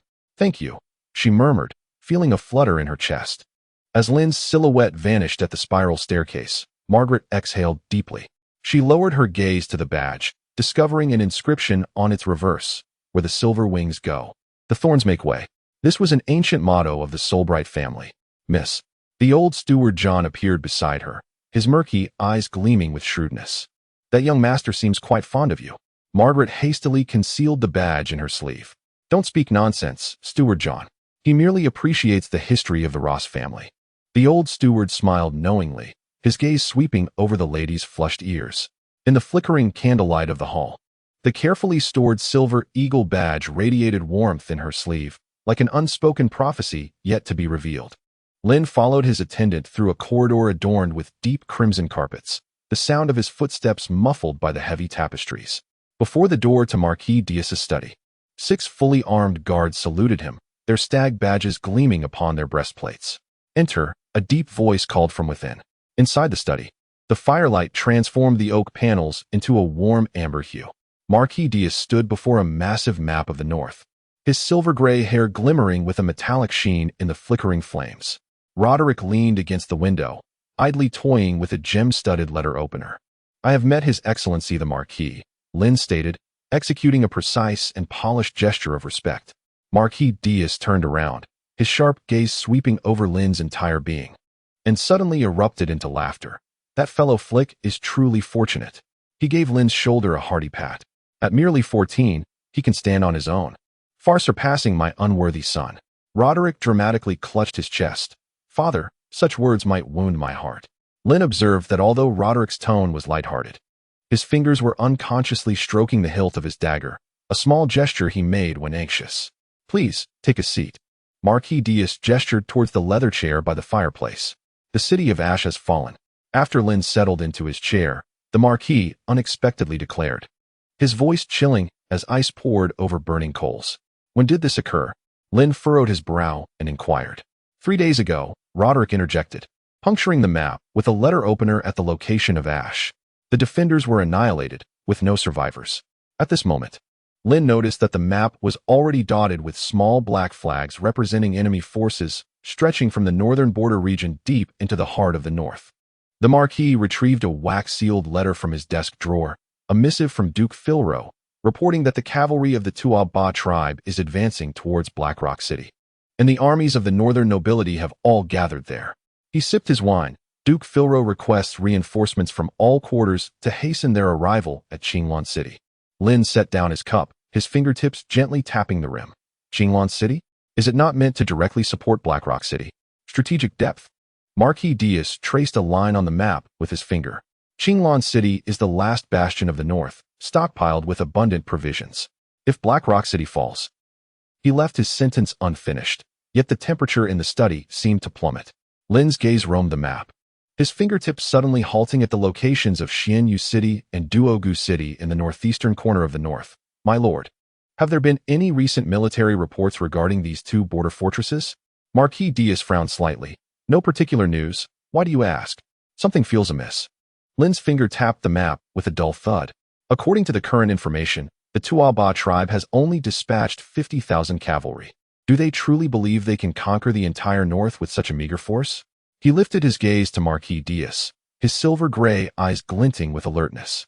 The north is mountainous, making it difficult for cavalry to deploy. If they merely intend to raid, historically, they would send perhaps only 10 to 20,000 to slip through the narrow paths and seize a few spoils before retreating. If they aim for a large-scale invasion, this number is woefully insufficient. This was precisely where Lynn's confusion lay. In truth, had it not been for the concern that the Tuaba tribe might replicate their tactics from 30 years prior, King Edward would not have mobilized the noble armies from across the realm to support the north. While the current strength of the northern nobility does not match their former glory, collectively, they could muster 50 to 60,000 troops without difficulty. Furthermore, with the three major legions stationed in the north, it would be feasible to defend against the Tuaba tribe's 50,000 cavalry, especially by relying on several sturdy fortresses. Roderick ceased his idle manipulation of the letter opener. Could the Tuoba tribe be attempting to replicate the tactics from 30 years ago? In the autumn of 3 decades prior, a coalition of several tribes under the Tuoba banner mobilized 40,000 cavalry, seeking to descend upon the borders of the clan kingdom to gather supplies for the winter. To their astonishment, the northern defenses were virtually non-existent, collapsing at the slightest provocation. The tribal cavalry effortlessly breached the northern boundary, embarking on a spree of looting and destruction throughout the region, amassing considerable resources to return to their respective tribes. This news swiftly reached the ears of the then Khan of the Tuoba tribe, Tuoba Yi, who had scarcely held the position for 2 years and whose authority was still tenuous. Tuoba Yi was eager to divert internal strife through a grand external conflict, thus consolidating his rule. Upon learning that cavalry from multiple tribes was rampaging through the northern territories of the clan kingdom, he astutely recognized an exceptional opportunity. Consequently, Tuoba Yi summoned the numerous tribes under his command, amassing over 200,000 cavalry for a significant invasion of the clan kingdom. What began as a mere raiding expedition ultimately escalated into a large-scale invasion, leaving the clan kingdom ill-prepared, initially believing they faced only a few thousand cavalry, confident that the forces of the northern nobility and border guards could repel them. By the time King Edward received word of the Tuoba tribe's full-scale incursion, it was already too late. At that point, much of the northern region had fallen, with only a handful of fortresses, including the Duke of Philro's Qinglan City, still holding out. The vanguard of the Tuoba cavalry had even breached the boundary between the north and the central regions, advancing into the heart of the kingdom, their sights set on the capital. In an instant, the capital trembled, the clan kingdom was shaken, and King Edward hastily ordered the mobilization of all noble forces to resist the Tuoba tribe, simultaneously seeking aid from the neighboring Serta kingdom. Had it not been for the timely arrival of reinforcements from various nobles, coupled with Serta's assistance, even the capital might have succumbed. Chapter 63. The Ambitions of Count Pat. Marquis Diaz stroked his beard in contemplation. It is indeed somewhat suspicious, yet the urgency in the north leaves us with no alternatives. Perhaps I am being overly cautious. Lynn shook his head, forcing himself to relax his tense shoulders. However, both Xianyu City and Duogu City are eerily quiet. When the royal army gathers in the north, even if the Tuoba tribe harbors any schemes, they shall not stir up a tempest, remarked Marquis Diaz as he patted Lynn's shoulder. He approached the liquor cabinet and filled 3 glasses. Your father and the elder prince will arrive in 2 days. Shall we wait for them before setting out? Lynn accepted the glass, but did not drink immediately, his furrowed brow reflected in the amber liquid. Time is of the essence. I shall lead the allied forces at dawn, aiming to reach Qinglan City within 5 days. Very well, Marquis Diaz declared, downing his drink in one swift motion. Let Roderick take 4,000 elite troops to accompany you. I shall remain at Stag Fortress to await your father's arrival. After the conversation concluded, Lynn stood upon the castle terrace, gazing at the seemingly endless campfires below. Roderick approached, holding a wine goblet. You have instilled too much hope in these young nobles." Lynn shook his head. "It is not I who have given it. They have chosen hope for themselves." He raised his goblet in a toast to the night sky, to those who choose to fight even in the face of despair. The following dawn, the coalition, bolstered by 4,000 troops from the Diaz family, continued its march northward. The Silver Eagle banner led the way, trailed by the hopes of the entire kingdom of Clan. The basalt walls of Blackrock Castle shimmered with a cold, iron-gray light in the morning sun. toEmperorvia rode a pure black steppe warhorse, squinting at the sprawling encampments on the southern highlands. The family banners of the northern nobles fluttered in the autumn wind, appearing from a distance like a sea of blooming flowers. "The great prince seems to have ensnared the fish in his net," grinned Yun, the leader of the Iron Wolf tribe. "It has saved us quite a bit of bait." toEmperorvia caressed his riding whip, a cold smile playing at the corners of his mouth. "Send the orders, let the entire army set up camp and bring forth the siege engines." He gestured towards the gentle slope on the west side of Blackrock Castle, instructing his men to challenge the castle daily, yet without launching a true assault. "What is the strategy?" questioned Yun, a flicker of confusion in his one eye. "Patience is key in fishing. Once the beacon fires of Xianyu City are lit, these northern nobles will scatter like frightened sheep." Meanwhile, atop the watchtower of Blackrock Castle, Count Pat observed the encampment of the Tubal tribe with keen interest. When he saw the steppe warriors leisurely assembling their trebuchets, he could not suppress a laugh. "Why does the Lord laugh?" inquired his deputy, Viscount Hine, perplexed. Pat patted the parapet. "Look at those steppe barbarians. They haven't even brought enough battering rams, and yet dare to assault Blackrock Castle?" He turned to point towards the southern highlands. "We have 40,000 reinforcements ready outside, and additional noble forces from across the kingdom will arrive shortly. The Tubal tribe is courting death." Viscount Hine hesitated, but 30 years ago, it was a battle of each city fighting alone. Count Pat suddenly raised his voice, drawing the attention of the surrounding soldiers. "And now, Duke Philro commands from Qinglan City, unifying the forces. Reinforcements are hastening day and night." He excitedly waved his arms. "I will show the Tubal tribe what it means to be cornered." Count Pat stood alone before the grand military map in the command room of Blackrock Castle, his fingers tracing the blue flags representing reinforcements. Candlelight cast his shadow upon the stone wall, warping and twisting with the flickering flame. His fingertips suddenly halted at the black piece representing the Tubal cavalry, a smile uncontrollably forming on his lips. If 50,000 cavalry could be annihilated here, this thought ignited like wildfires within his chest. Count Pat turned towards the gilded full-length mirror. The man reflected, nearing 50, still stood tall as a pine. He envisioned the image of himself adorned with a marquise crown, his throat involuntarily swallowing. "Tot," he suddenly called out loudly. The aide hurriedly pushed the door open. "My Lord Count." Count Pat's finger struck the map with authority. "Send word to the Northern Nobles Coalition in the southern city. Tomorrow, dispatch 2,000 soldiers to feign an attack on the right flank of the toEmperorvia camp." A cunning glimmer sparkled in his eyes. "Make sure the defeat appears genuine. Let those prairie wolves savor a taste of victory." The aide, Todd, displayed a look of confusion. "My Lord Count, shouldn't we be holding our position and awaiting reinforcements?" "Fool." Count Pat seized Todd by the collar, then immediately released him, lowering his voice. "If we don't bait the hook, how will the fish take the bait?" He patted Raymond's stiff cheek. "Once the coalition of nobles and the prince's royal guard arrive, we shall strike at the heart." He gestured with his open hand, his nails scraping against the map with a jarring sound. Suddenly, Count Pat strode to the corner oak cabinet and retrieved a dusty bottle of aged tequila from a hidden compartment. This was the royal wine bestowed upon him by King Edward 2 decades prior, which he had hesitated to uncork. "Do you know why I have saved it until now?" he mused, caressing the royal purple and gold seal on the bottle. "I have awaited a moment worthy of it." As the amber liquid filled the crystal glass, Count Pat's hand trembled slightly. He took a sip, allowing the fiery liquor to scorch his throat, as if he had already tasted the sweetness of victory.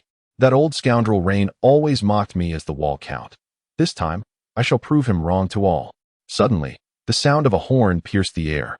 Count Pat hastened to the window, witnessing the toEmperorvia cavalry provocatively challenging outside the city. Those prairie horsemen brandished their curved blades, hurling foul insults in broken common tongue. In days past, Count Pat would have been furious. Yet at this moment, he wore a sly smile reminiscent of an old fox. "Curse and shout all you wish. In half a month, I shall adorn the gates of Black Rock City with your heads." He turned and retrieved his ancestral two-handed greatsword from the weapon rack. The last time this sword tasted blood was during the Blood Autumn battle 30 years ago, when Count Pat's father had slain 7 toEmperor cavalrymen with it. "Bring forth." Count Pat suddenly shouted. "Polish my armor. It must shine every morning." He thought to himself about the day he would be bestowed the title of Marquis and would wear it to the royal capital. As the attendants hurriedly began to polish the armor, Count Pat stepped onto the balcony, surveying the bustling soldiers within the city and the sprawling enemy encampment outside. The night breeze carried the coolness of early autumn across his face, yet it could not dispel the boiling ambition within his breast. Just hold on for 10 days. No, merely 7. He gripped the railing tightly, his nails digging into the hard oak. In that moment, the defender of Blackrock City, the commander of the Iron Wall Legion, seemed to envision how the bards would sing of Marquis Pat's great victory over the toEmperor beneath Blackrock City, immortalizing him as a renowned hero of the realm. Chapter 64. The Fall of Xianyu City, Part 1. Xianyu City lies 300 miles northeast of Blackrock City. As Earl Patton envisioned how he would vanquish the toEmperor tribe and be elevated to the rank of Marquis by King Edward, the atmosphere remained tranquil in this place, indicating that the tense ambience of Blackrock City had not permeated here. The garrison of Crescent Moon City was part of the Rock Legion, one of the 3 great legions of the Kingdom of Cran. The number of troops was comparable to that of the Iron Wall Legion stationed at Blackrock City. However, approximately 1/3 of the Rock Legion's forces were dispersed among dozens of fortifications surrounding Crescent Moon City, leaving only around 13,000 soldiers within the city itself. Although the commanding general of Crescent Moon City's defenses, Marquis Houghton of the Rock Legion, had long since ordered heightened vigilance, the officers and soldiers beneath him dismissed this command, continuing with their usual routines. In their view, the scouts had not detected any enemy activity near Crescent Moon City, and with several watchtowers positioned ahead, they believed that in the event of an unexpected situation, lighting a signal fire would afford them ample time to react. They regarded Marquis Houghton as merely overly anxious. Little did they know that the leader of the Black Hawk tribe, Yolo, was leading a contingent of 30,000 cavalry on a covert route through Cedar Ridge, preparing to launch a surprise attack on Crescent Moon City from behind. The moonlight was obscured by dense clouds, rendering the depths of Cedar Ridge's forest impenetrably dark. Yolo crouched beside a moss-covered boulder, his rough fingers tracing the nearly eroded markings left by warriors of the Blood Spear tribe 30 years prior. "It is here," a seasoned guide murmured, his right hand, missing 2 fingers, gesturing towards a gap in the trees. Beyond this thicket lay the southern wall of Crescent Moon City. Yolo squinted, discernibly spotting the silhouette of the distant wall through the shadows of the trees.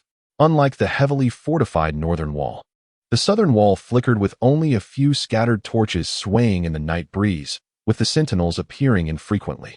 Crescent Moon City had originally been established to guard against the tribal cavalry of the Dos Prairie to the north, never anticipating an assault from the less protected southern flank. Thus, the defenses on that side were exceedingly weak. A sinister smile curled at the corners of Yolo's mouth as he retrieved a bone whistle inlaid with obsidian from his waist. With a nearly inaudible sound, 30 lean warriors converged like phantoms. They bound oiled hemp ropes around their waists, donned dark cloaks over their leather armor, and wrapped their curved blades in cloth to prevent any reflection. After Yolo whispered instructions to them, the 30 warriors silently vanished into the depths of the dense forest. At the stroke of midnight, Blake, the sentinel on the southern wall of Crescent Moon City, was dozing off, leaning against the parapet. He had consumed nearly half of his low-quality barley wine. "This cursed weather," Blake muttered, tightening his cloak, wholly oblivious to the shadows flitting beneath the wall. The 30 prairie warriors moved stealthily like geckos against the wall, their rough fingers digging into the crevices of the bricks. The foremost warrior retrieved an iron hook from his mouth, affixing it to an oiled rope, and after swinging it a few times, he hurled it towards the battlement. A soft click echoed as the iron hook lodged itself in the gap of the drainage channel. The warrior exerted a forceful tug before commencing his ascent. His deerskin boots barely made a sound as they treaded upon the cracks in the bricks, with only the occasional faint clatter of falling debris disturbing the silence. Just as the first grassland warrior scaled the battlements, Blake happened to turn around. Before he could utter a cry, a calloused hand covered his mouth and nose. As the icy curve of a blade grazed his throat, he caught a whiff of the subtle scent of mutton fat on the blade, a distinctive method by which the nomads maintained their weapons. After dispatching the sentinel, The vanguard swiftly divided into two groups. 10 remained to guard the walls, while the remaining 20 silently descended along the horse path. Their objective was unequivocal: the guardroom at the southern gate. Inside the guardroom, 2 sentinels were drinking to keep warm.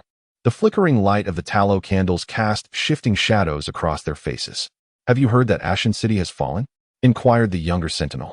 Just as the older sentinel was about to respond, his eyes widened in alarm upon noticing a shadow that had materialized behind the younger man. Before he could raise the alarm, a short spear pierced his throat. The younger sentinel, filled with terror, turned to behold a face smeared with soot and eyes gleaming like those of a wolf. As he reached for the hilt of his knife, he felt a chilling sensation in his chest. Looking down, he saw a bloodied blade protruding from his torso. Once the area was cleared, the grassland warrior murmured in his tribal tongue. He withdrew his curved knife from the lifeless body and hastened towards the gate mechanism, studying the intricate gears and winches by the candlelight. This should be released first. The subsequent warrior grasped the chain, and together they turned the winch.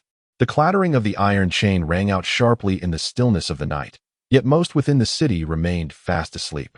As the last bolt was removed, the heavy southern gate emitted a grating creak, gradually opening a narrow gap. Seeing this signal, Yolo, the chief of the Black Hawk tribe waiting outside, immediately ordered the horn to be blown. The sound of the horn shattered the tranquility of Xianyu City. The first to awaken was the barracks of the 3rd Battalion of the Rock Legion. Captain Collins sprang from his bed, his bare feet meeting the frigid floor, the cold air instantly dispelling his drowsiness. "Enemy attack. Assemble everyone."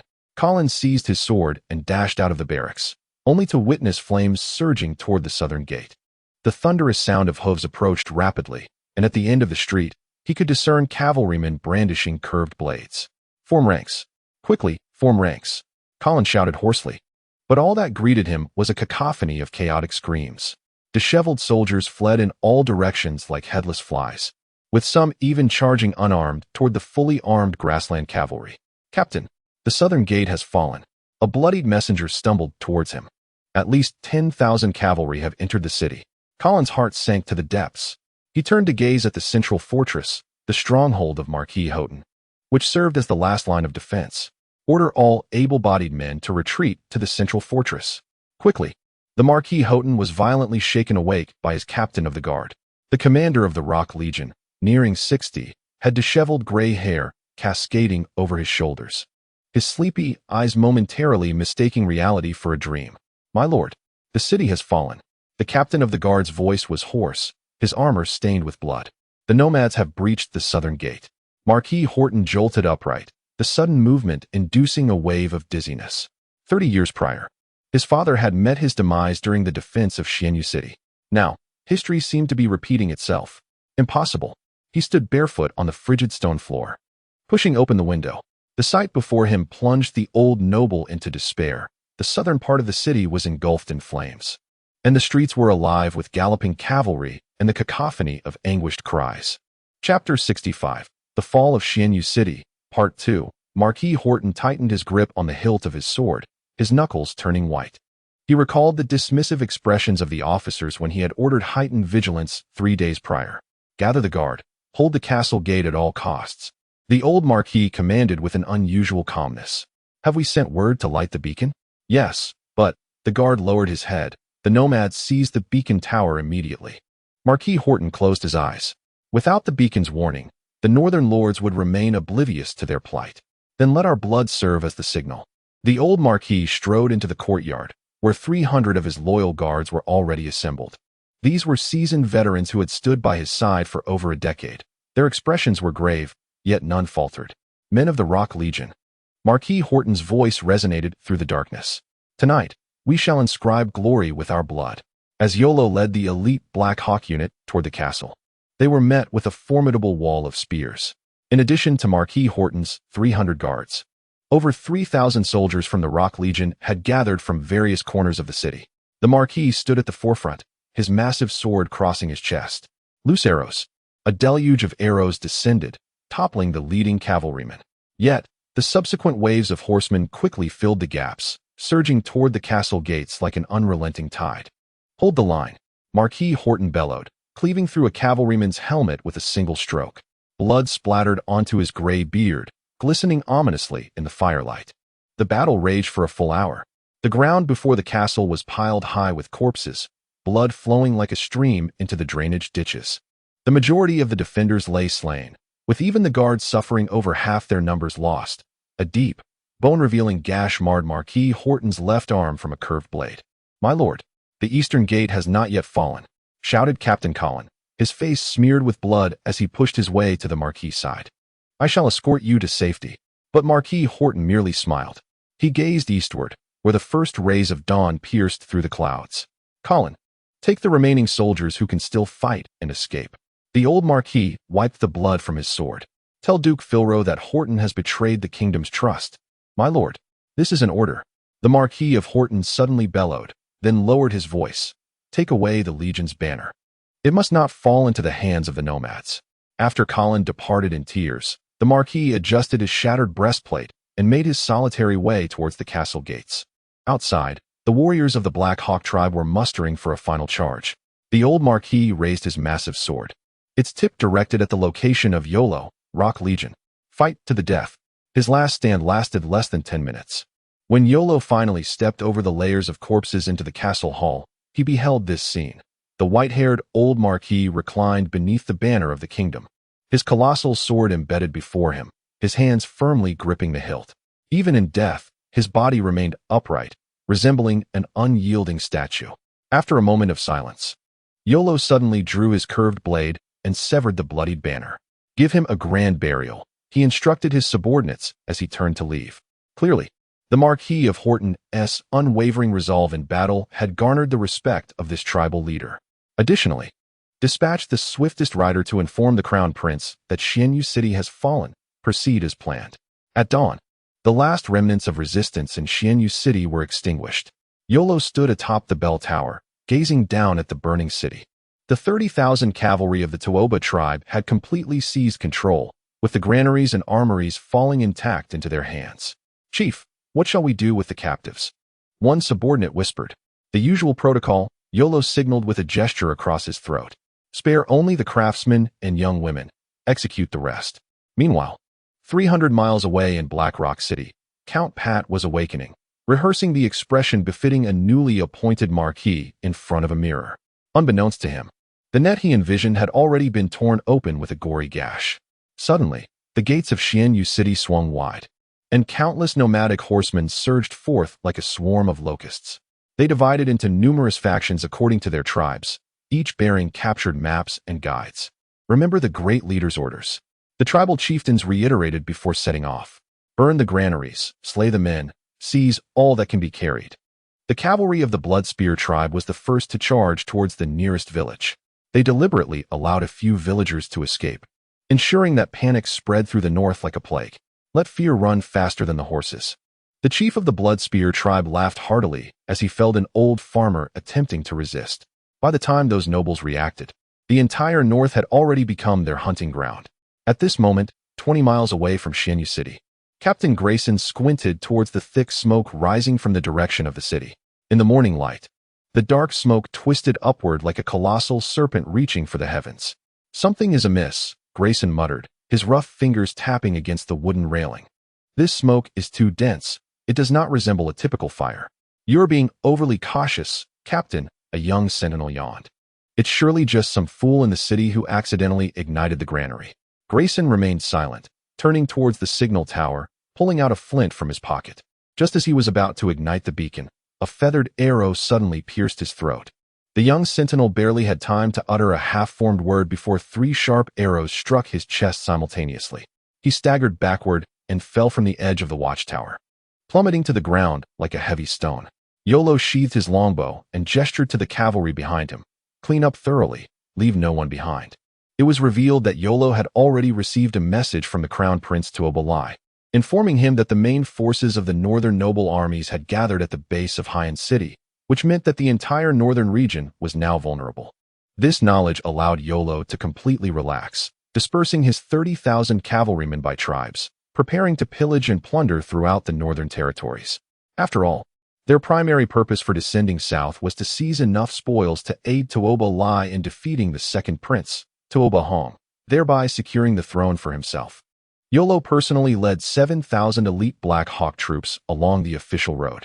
They chose to traverse small paths, executing the guards at the watchtowers from a distance and circumventing villages. Great Chief, ahead lies the outer post of Qinglan City, reported the scout in a hushed tone. It appeared that the garrison had yet to receive any alarms. Yolo licked his cracked lips. From the captured prisoners, he learned that Qinglan City was the last strategic hub of the northern region, stockpiling supplies for the entire northern army. More importantly, the northern guardian, ConquerorTransmigrated, was currently within the city. Chapter 66. The crisis in the north. Meanwhile, on the mountain path 50 miles from Qinglan City, Captain Colin of the 3rd Battalion of the Rock Legion, along with over 30 surviving soldiers, was desperately making their way forward. Each bore wounds, and the standard of the Rock Legion was tightly wrapped against Colin's chest, already soaked with blood. Just hold on a little longer, Colin rasped, encouraging his comrades. There will be horses at Homu Ridge. Suddenly, a soldier, struck in the leg by an arrow, collapsed to the ground. Captain, you must go on without me. He struggled to pull out the blood-stained seal of the Rock Legion. Take this to the Duke. With reddened eyes, Colin accepted the seal, only to hear the distant sound of urgent hoofs. The group hurriedly hid in the bushes by the roadside, witnessing a band of cavalry from the plains galloping past, their saddles laden with bloody severed heads. Oh gods, a young soldier covered his mouth, retching. They are headed to Qinglan City. Colin's face turned pale. Quickly, we must reach them first. Yet, as he looked at his battered soldiers, his heart sank. In their current state, it was impossible for them to outrun the swift steeds of the plainsmen. Yolo's fingers slowly traced the map, finally resting on the position of the White River crossing. On the sheepskin map, this unremarkable crossing was marked as the vital artery connecting Haiyan City and Qinglan City. Great Chief, the captives revealed that 2,000 guards from the Moulton family are stationed here. The deputy commander Badu pointed at the map. This is the only route to Haiyan City. A glimmer of brilliance flickered in Yolo's eyes. He had originally intended to launch a surprise assault on Qinglan City, capturing the Duke of Filro, the Guardian of the North. However, the formidable defenses of Qinglan City posed a significant challenge. It is worth noting that 30 years ago, Qinglan City was one of the few fortresses in the north that had not fallen. Yolo turned to Badu, a sinister smile curling at the corners of his mouth. Qinglan City can wait, but the White River crossing, his finger jabbed heavily on the map, must be seized before sunset today. Subsequently, 7,000 cavalry of the Black Hawk Division whirled southwest like a black tempest. They advanced along the dry riverbed, their horses' hooves muffled by cloth, moving almost silently. Great Chief, the White River is ahead. A scout rushed in to report. The crossing's garrison was changing shifts, appearing utterly unprepared. Yolo ascended a high vantage point, spotting the distant crossing with smoke curling upwards. The blue lion banner of the Mortons drooped lazily at its pole, while a few soldiers leaned against the railing, dozing. Archers, prepare, Yolo commanded in a hushed tone, instructing that the first volley of arrows should simultaneously take out the watchtower and the standard-bearer. He glanced back at the cavalry standing ready behind him, suddenly drawing his curved sword. Remember, leave no survivors. We must ensure that the nobles beneath Black Rock City realize their retreat is cut off only when they have run out of supplies. As the first arrow whistled through the air, Marquis Morton was in his tent at the crossing, examining intelligence from Black Rock City. The old Marquis, 58 this year, had sustained a disability in his left leg during the war 30 years ago, yet he still insisted on personally commanding the defense of this critical crossing. Enemy attack. The piercing alarm rang out simultaneously with the shriek of arrows slicing through the sky. Marquis Morton sprang to his feet, only to have his cane slip from his grasp. As he struggled to rise, the entrance of the tent was already stained with blood. My lord, the prairie barbarians. At least 5,000 cavalry. The captain of the guards burst in, half his face bloodied. The eastern watchtower has fallen. The old Marquis's complexion turned ashen in an instant. He fully understood what the loss of the White River crossing signified. The retreat of the Northern Coalition beneath Black Rock City would be severed. Light the signal fire. Send word to Black Rock City and Qinglan City. The Marquis tore down the sword hanging in the tent. The rest of you, hold the bridge at all costs. The battle was fierce yet brief. 2,000 defenders could not withstand the onslaught of 7,000 elite cavalry for even half an hour. As Yolo stepped over the fallen bodies to reach the bridge, he beheld this scene. The white-haired Marquis Morton stood alone at the center of the bridge. his disabled left leg forcing him to lean against the railing for support. The old Marquis's sword had broken, yet he still pointed the shattered blade defiantly at the approaching foe. "Marquis Morton?" Iolo squinted and inquired. "I was meant to die 30 years ago, today. It seems I shall perish on this wretched bridge." The Marquis spat blood with a bitter smile. "If you intend to kill me, do it. Less talk." Iolo unexpectedly raised his hand, halting his men from shooting.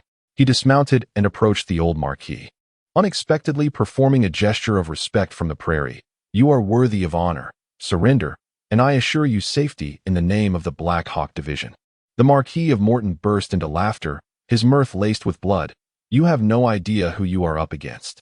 Before his words could fully escape his lips, the old Marquis suddenly lunged with all his might at Iolo, his broken sword aimed directly at his throat. Iolo deftly sidestepped, instinctively swinging his curved blade. Blood splattered onto the wooden planks of the bridge.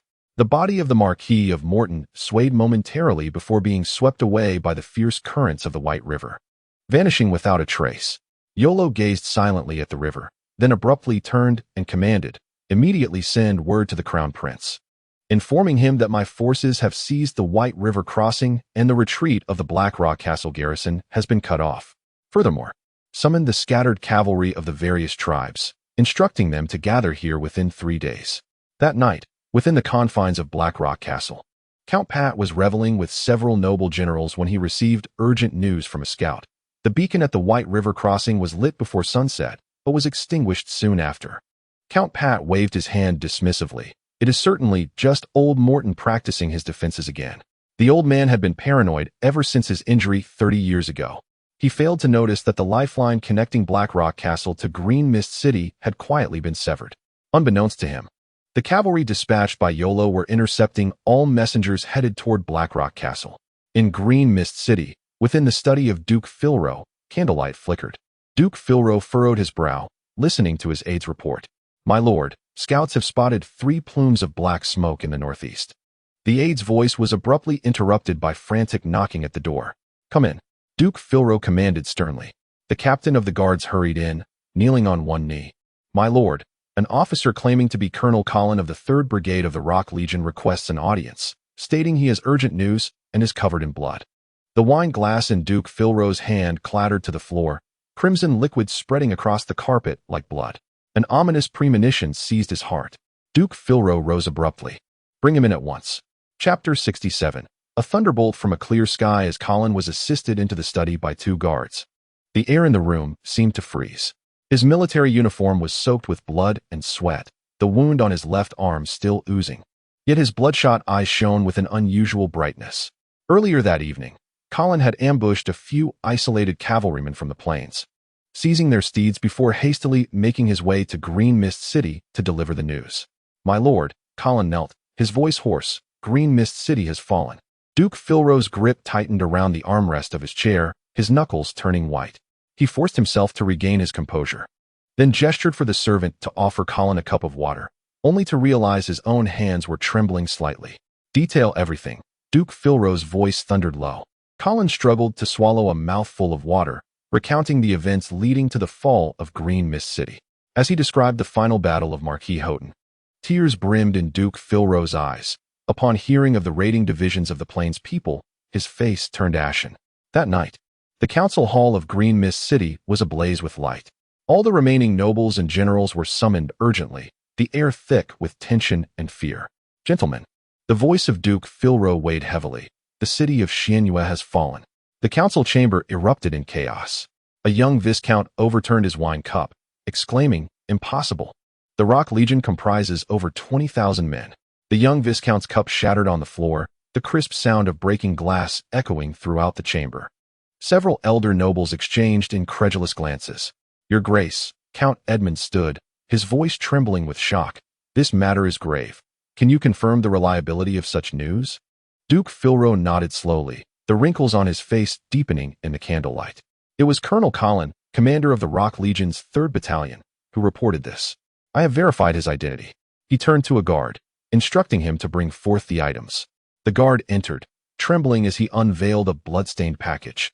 A charred deep blue military flag unfurled gradually. It was the standard of the Rock Legion. The golden mountain emblem at the flag's corner was marred, yet still discernible. The fabric was soaked with brown stains of blood, and the edges bore scorch marks. Within the package lay a bronze seal, embossed with the words Rock Eternal. The Legion's standard and the Legion's seal. The voice of veteran Carson suddenly choked. That old fool Horton really. A profound silence enveloped the chamber. Everyone understood the significance of these two items. The Legion's standard represented the soul of the army, while the seal served as a testament for troop mobilization. Such items could not depart from the commander's possession unless the city had fallen and the army destroyed. Count Edmund suddenly slumped into his chair, weakly murmuring, "So Shenhua City has truly." The profound silence was abruptly shattered by a knock at the door. The captain of the guard rushed in, pale-faced, followed by 3 blood-soaked soldiers. "Your Grace, the White River Crossing." The leading soldier collapsed to the ground, his voice hoarse. "The White River Crossing has been lost. Marquis Morton is dead." This proclamation struck like a hammer, leaving everyone dazed. Count Edmund's staff clattered to the floor, producing a jarring sound in the hushed council chamber. "When did this happen?" Duke Philro's voice was surprisingly calm, yet the veins in his hand gripping the chair back bulged ominously. At sunset, the soldier managed to swallow hard. A band of prairie cavalry ambushed the White River Crossing. The Marquis held the bridge to the last. He did not finish, but everyone could envision the scene. An aged Marquis, leaning on his cane, facing the surging tide of enemies alone. A wave of panic swept through the council chamber. The nobles began to whisper among themselves.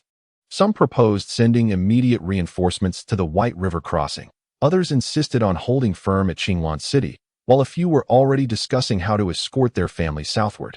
All understood the critical importance of the White River Crossing and the dire implications of its loss.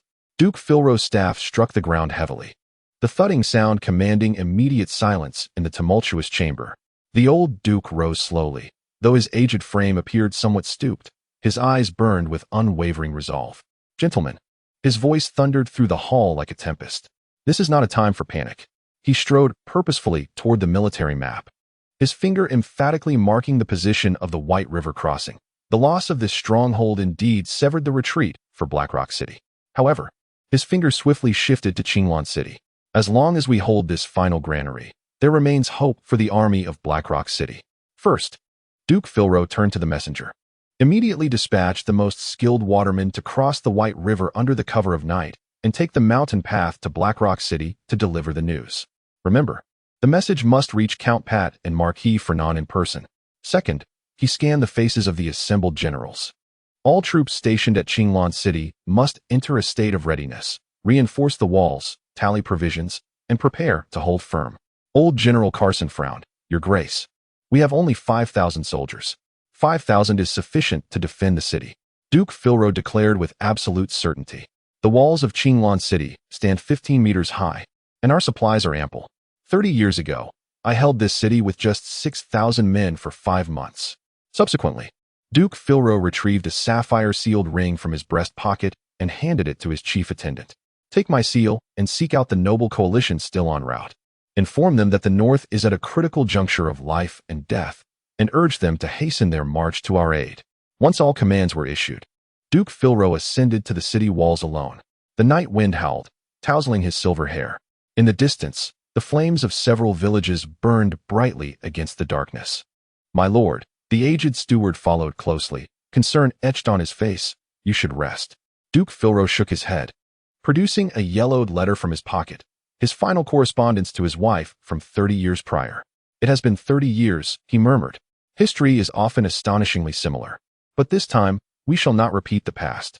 He turned to gaze within the city, where soldiers were urgently fortifying the defenses, women busily transported arrows, and even children lent a hand packing provisions. Qinglan City resembled a finely tuned war machine, operating at full capacity. "Pass the word." Duke Philro's voice rang out with unwavering conviction in the night breeze. "From this day forth, I stand with Qinglan City, united in fate." With this decree, the bells atop the city resonated thunderously, their deep tones piercing the night sky, echoing into the distance. This peal signified both a warning and a vow. The people of the North would never yield easily. Chapter 68. The burning north. The castle of Viscount Kelvin was the first to ignite in fierce flames. Amidst the darkness before dawn, the elderly Viscount was roused by the urgent tolling of bells. He dragged his gout-ridden legs to the window, witnessing countless torches advancing toward the castle like hellish fireflies on the hillside. "Father, it is the people of the steppe." His eldest son, Locke, burst through the door, his armor only partially donned. "How did they arrive here?" "We received no warning." The old steward stumbled in, his face ashen. "My lord, the eastern gate has been breached." The fingers of Lord Kelvin gripped the windowsill tightly. How could these devils have crossed the border fortress? Were they not still confronting the garrison at Blackrock City? "Locke, take your mother and sister through the secret passage." Lord Kelvin's voice was unnaturally calm as he began to don the ceremonial attire he had worn 2 decades prior at the king's coronation. "I will buy us some time." "Father, we shall face this together." "That is an order," Lord Kelvin suddenly bellowed, a terrifying light igniting in his murky eyes. "As long as our bloodline endures, the Kelvin family shall not perish." When the cavalry of the plains burst through the inner fortress gates, they beheld a middle-aged nobleman seated regally in the hall. Adorned in a deep blue garment embroidered with gold thread, his chest laden with medals. In his right hand, he grasped an ancestral sword, while his left rested upon the family lineage book. The leading plains warrior laughed heartily, raising his curved blade and shouting in broken common tongue, "Surrender, and you shall not be harmed." Lord Kelvin slowly lifted his gaze, a faint smile gracing his lips. "Nobility of the north shall never bow to the plainsman." The first arrow pierced his shoulder, the second embedded itself in his abdomen. Lord Kelvin trembled as he rose, blood saturating his opulent attire. As a third plainsman charged forward with a battle axe, he summoned his last strength to swing his sword, leaving a crimson mark upon the assailant's face. When the axe fell, the last sounds he heard were his daughter's cries echoing through the secret passage and the crackling of the burning library. The parchment scrolls chronicling 3 centuries of the Kelvin family's history transformed into fluttering fire butterflies in that moment. The farmers of Streamwood Village, upon seeing the dust raised by distant riders, mistook them for their lord's patrol. "Odd. Today is not the tax collection day." Old John squinted through his failing eyesight, his pitchfork deeply embedded in the haystack. It was not until the thunderous sound of hooves shook the earth that the villagers sensed something amiss. The riders donned for armor, colorful ribbons tied upon their heads, emitting sharp whistles. "It is the plainsmen." The blacksmith Ram's scream shattered the village's tranquility. Women rushed towards the barn clutching they as the thick smoke ascended. He heard his mother singing a lullaby, reminiscent of the nights when nightmares plagued his childhood. The boy desperately pried at the loosened wooden planks in the corner, the searing air singeing his lungs. When he emerged from the burning barn, the skin on his back had adhered to his clothing. Hidden within the creek, Alan beheld the entire village transformed into a colossal torch, the black smoke obscuring half the sky. Madame Isabel's castle stood atop a hill beside a tributary of the White River, where the 70-year-old matron was tending to the branches within her estate. Upon hearing the sound of the horn, her silver shears clattered onto the cobblestone path. "Madam, cavalry has been spotted by the river." A guard rushed in, his face ashen. At least 200 of them. The elderly lady removed her gardening gloves, revealing hands marked with age spots. "How long can our walls withstand this?" The walls had only yesterday been found cracked on the southern side, and the mason had stated it would take 3 days to repair. Madame Isabel closed her eyes, recalling the scene from 50 years prior when her husband had taken her to survey their lands. The borders had been peaceful for 30 years. Who would bother to maintain the fortifications anymore? "Open the granary and let the villagers into the inner city," she commanded, removing her apron to reveal a deep green gown embroidered with her family crest. "Additionally, send someone to Green Mist City for aid." When the vanguard of the steppe warriors arrived, they were astonished to find the drawbridge retracted, with armed civilians crowding the ramparts. A silver-haired woman donned in a splendid gown was distributing hunting bows to a dozen farmers. "Loose arrows." Madame Isabel's voice resonated louder than anticipated. A sparse volley of arrows flew forth, and miraculously, one steppe cavalryman clutched his neck and fell from his horse. The attackers, enraged, swiftly procured sturdy tree trunks to batter the city gates. The long-neglected gates cracked open at the third impact. The elderly lady retreated with the last 30 or so defenders to the mill. They constructed barricades from flour sacks, the elderly wielding kitchen knives, women grasping rolling pins, and children clutching stones. As the steppe warriors stormed in, Madame Isabel hurled an oil lamp into the mound of flour. The explosive shockwave toppled half the mill. When the steppe warriors unearthed the old lady's lifeless body from the rubble, They discovered she had clutched her husband's sword until her last breath, a faint, frozen smile lingering at the corners of her mouth. On the walls of Green Mist City, Duke Philro's nails dug deeply into his palm. Northeast, northwest, and directly north, at least a dozen beacons blazed in the night, like wounds bleeding upon the earth. That direction belongs to the Kelvin family, the old steward's voice trembled. And also to Poplar Hill and Creekwood Village. Duke Philro's stomach felt as though it were filled with lead. In every place where flames flickered, there were faces he recognized.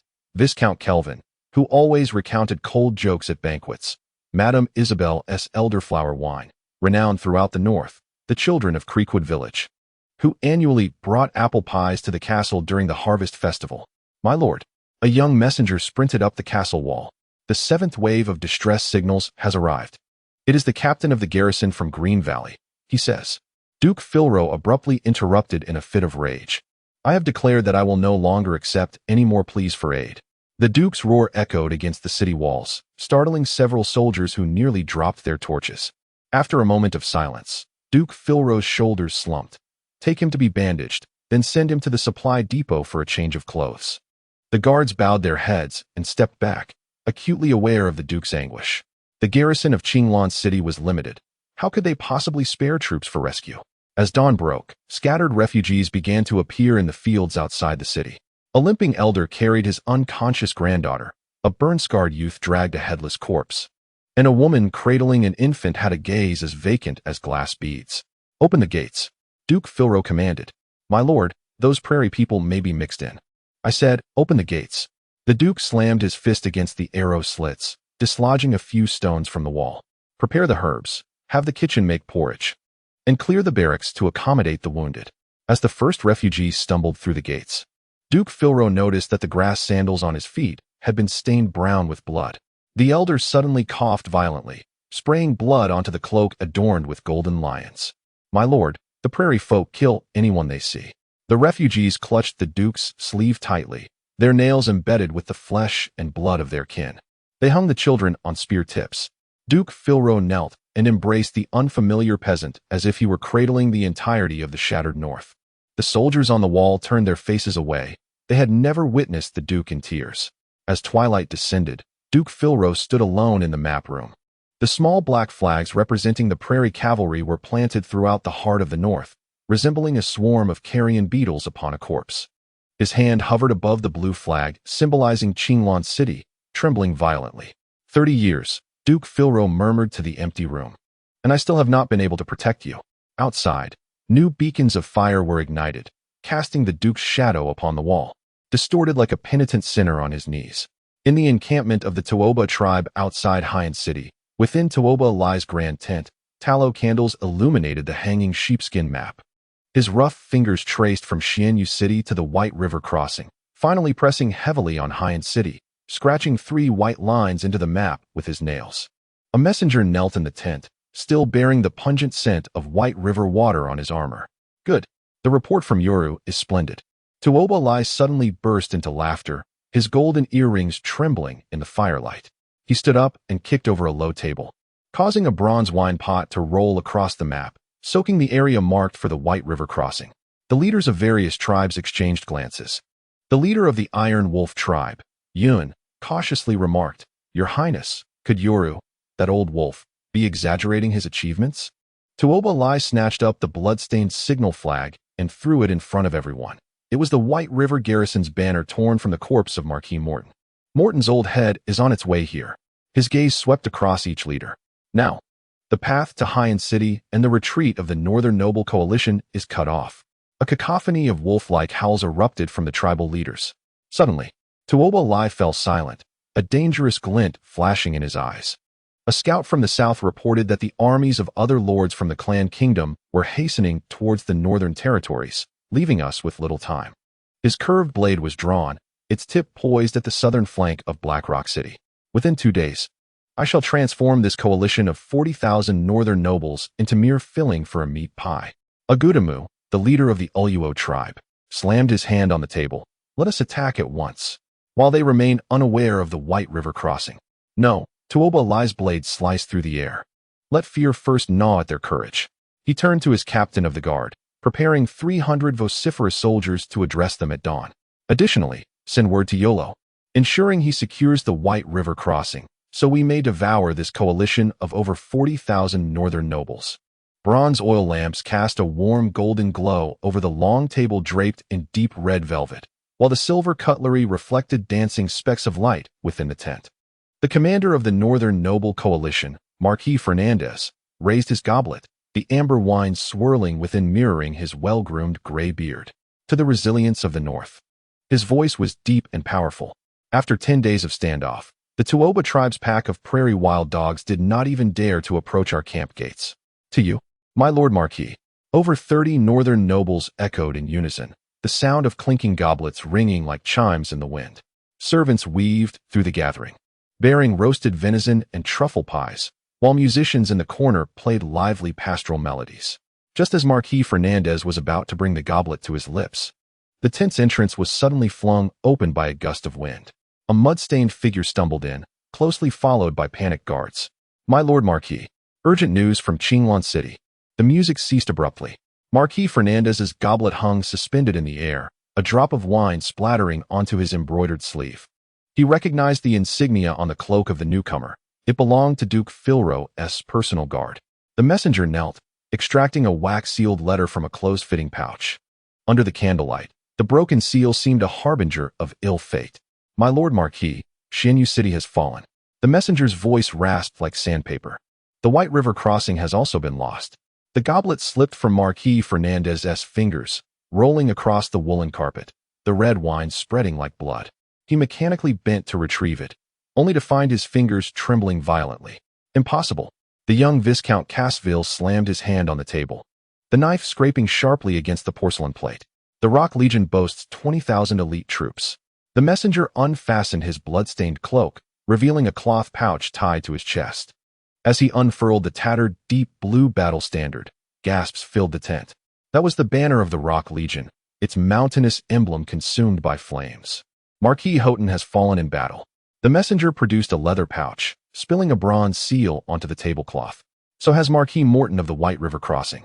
Marquis Ferdinand propped himself against the edge of the table and slowly rose, his sharp eyes, set beneath graying brows, fixated intently on the map. The mark representing the White River Crossing lay a daunting 80 miles south of Black Rock City. By the gods, the voice of Marquis Ferdinand suddenly aged a decade. We are encircled. The tent erupted into chaos. An elderly count fainted outright, while the guards frantically called for assistance. 3 young nobles simultaneously rushed towards the exit, only to be halted by the guards' long spears.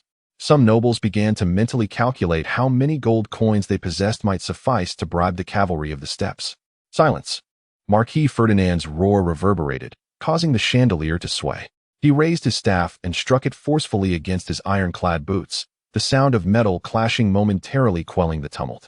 Viscount Wayne, he pointed at the young noble eager to flee. Do you intend to swim across the White River? The young noble, named, froze in place. His lavish silk cravat drenched in cold sweat. His castle stood on the northern bank of the river, and at this moment, it was likely already, my lords. Marquis Ferdinand inhaled deeply, forcing himself to release his widening knuckles. I understand your panic. My wife and granddaughter are presently at Eagle's Nest Castle. His voice faltered, the words catching in his throat before he continued. But running amok is tantamount to courting death. My lord, we must retreat at once. While the nomads have yet to retreat where? Marquis Ferdinand overturned the table, silver forks and porcelain plates crashing to the floor.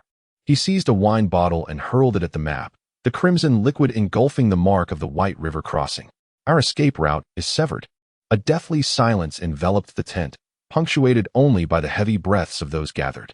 Seizing the moment, Marquis Ferdinand unfurled Duke Philro's letter, quickly scanning it by candlelight. Upon reading that Green Mist City still held firm, a flicker of hope ignited in his dim eyes. Listen closely. He jabbed his staff at the map. Duke Philro remains steadfast in Green Mist City. Reinforcements from nobles across the kingdom will arrive within 5 days at the latest. He surveyed the assembly. As long as we can hold on until then. 5 days? A viscount shrieked. My lands are currently being ravaged and burned. In a sudden flourish, Marquis Ferdinand drew his sword, its cold gleam slicing through the air, a strand of the viscount's golden hair falling to the ground. If you further disturb the morale of the troops, I shall enforce martial law. This threat took effect. The nobles reluctantly returned to their seats, though their gazes were already wandering.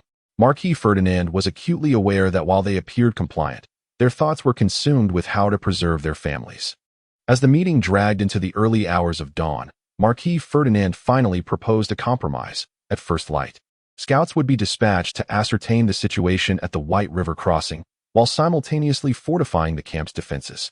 He deliberately looked towards several prominent nobles. Your private soldiers shall temporarily join the patrols to enhance vigilance. The assembly responded half-heartedly. As the meeting adjourned, Marquis Ferdinand noted several nobles huddled together, whispering conspiratorially. What troubles one the most is Count Roger, who stares vacantly towards the north, his fingers unconsciously caressing the family crest on the hilt of his sword.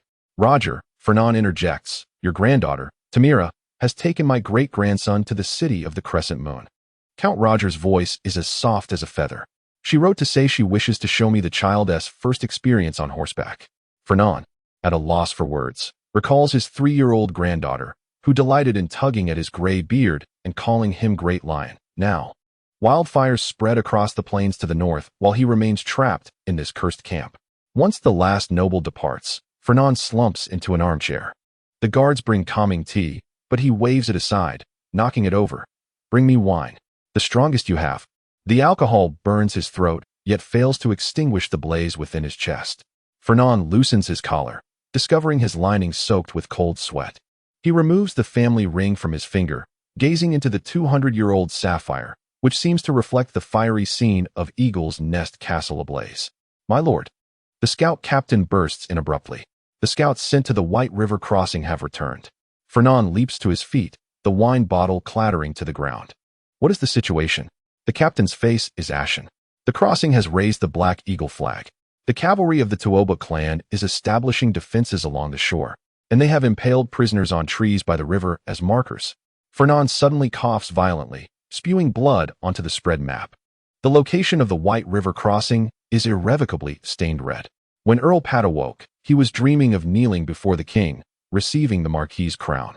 Yet, as the golden crown touched his forehead, it transformed into the icy iron gauntlet of the captain of his guards. My lord, a messenger from Qinglan City. The captain's voice seemed to emanate from a great distance. He spoke of the city of the crescent moon. Pat jolted upright, his silk robe clinging to his back with cold sweat. Outside, the night was still as dark as ink, and the watchtower bell had just struck thrice. In the study, the shadow of the messenger flickered in the firelight. As the man turned, Pat noticed a blood-soaked cloth covering his left eye, while his right hand gripped a charred piece of blue fabric tightly. My lord, the messenger's voice creaked like rusted hinges. The city of the crescent moon has fallen. Suddenly, a spark erupted from the hearth, illuminating the tattered golden mountain emblem on the cloth. Pat recognized this insignia as that of the Rock Legion. He had seen Marquis Horton wear it countless times at military meetings. What of Marquis Horton? Pat's voice trembled. Tears glistened in the messenger's single eye. He has perished in the city of the crescent moon. A wave of dizziness washed over Pat. Furthermore, the White River crossing has also fallen, the messenger continued, each word cutting like a dull knife. Marquis Morton has died at the crossing. Enough.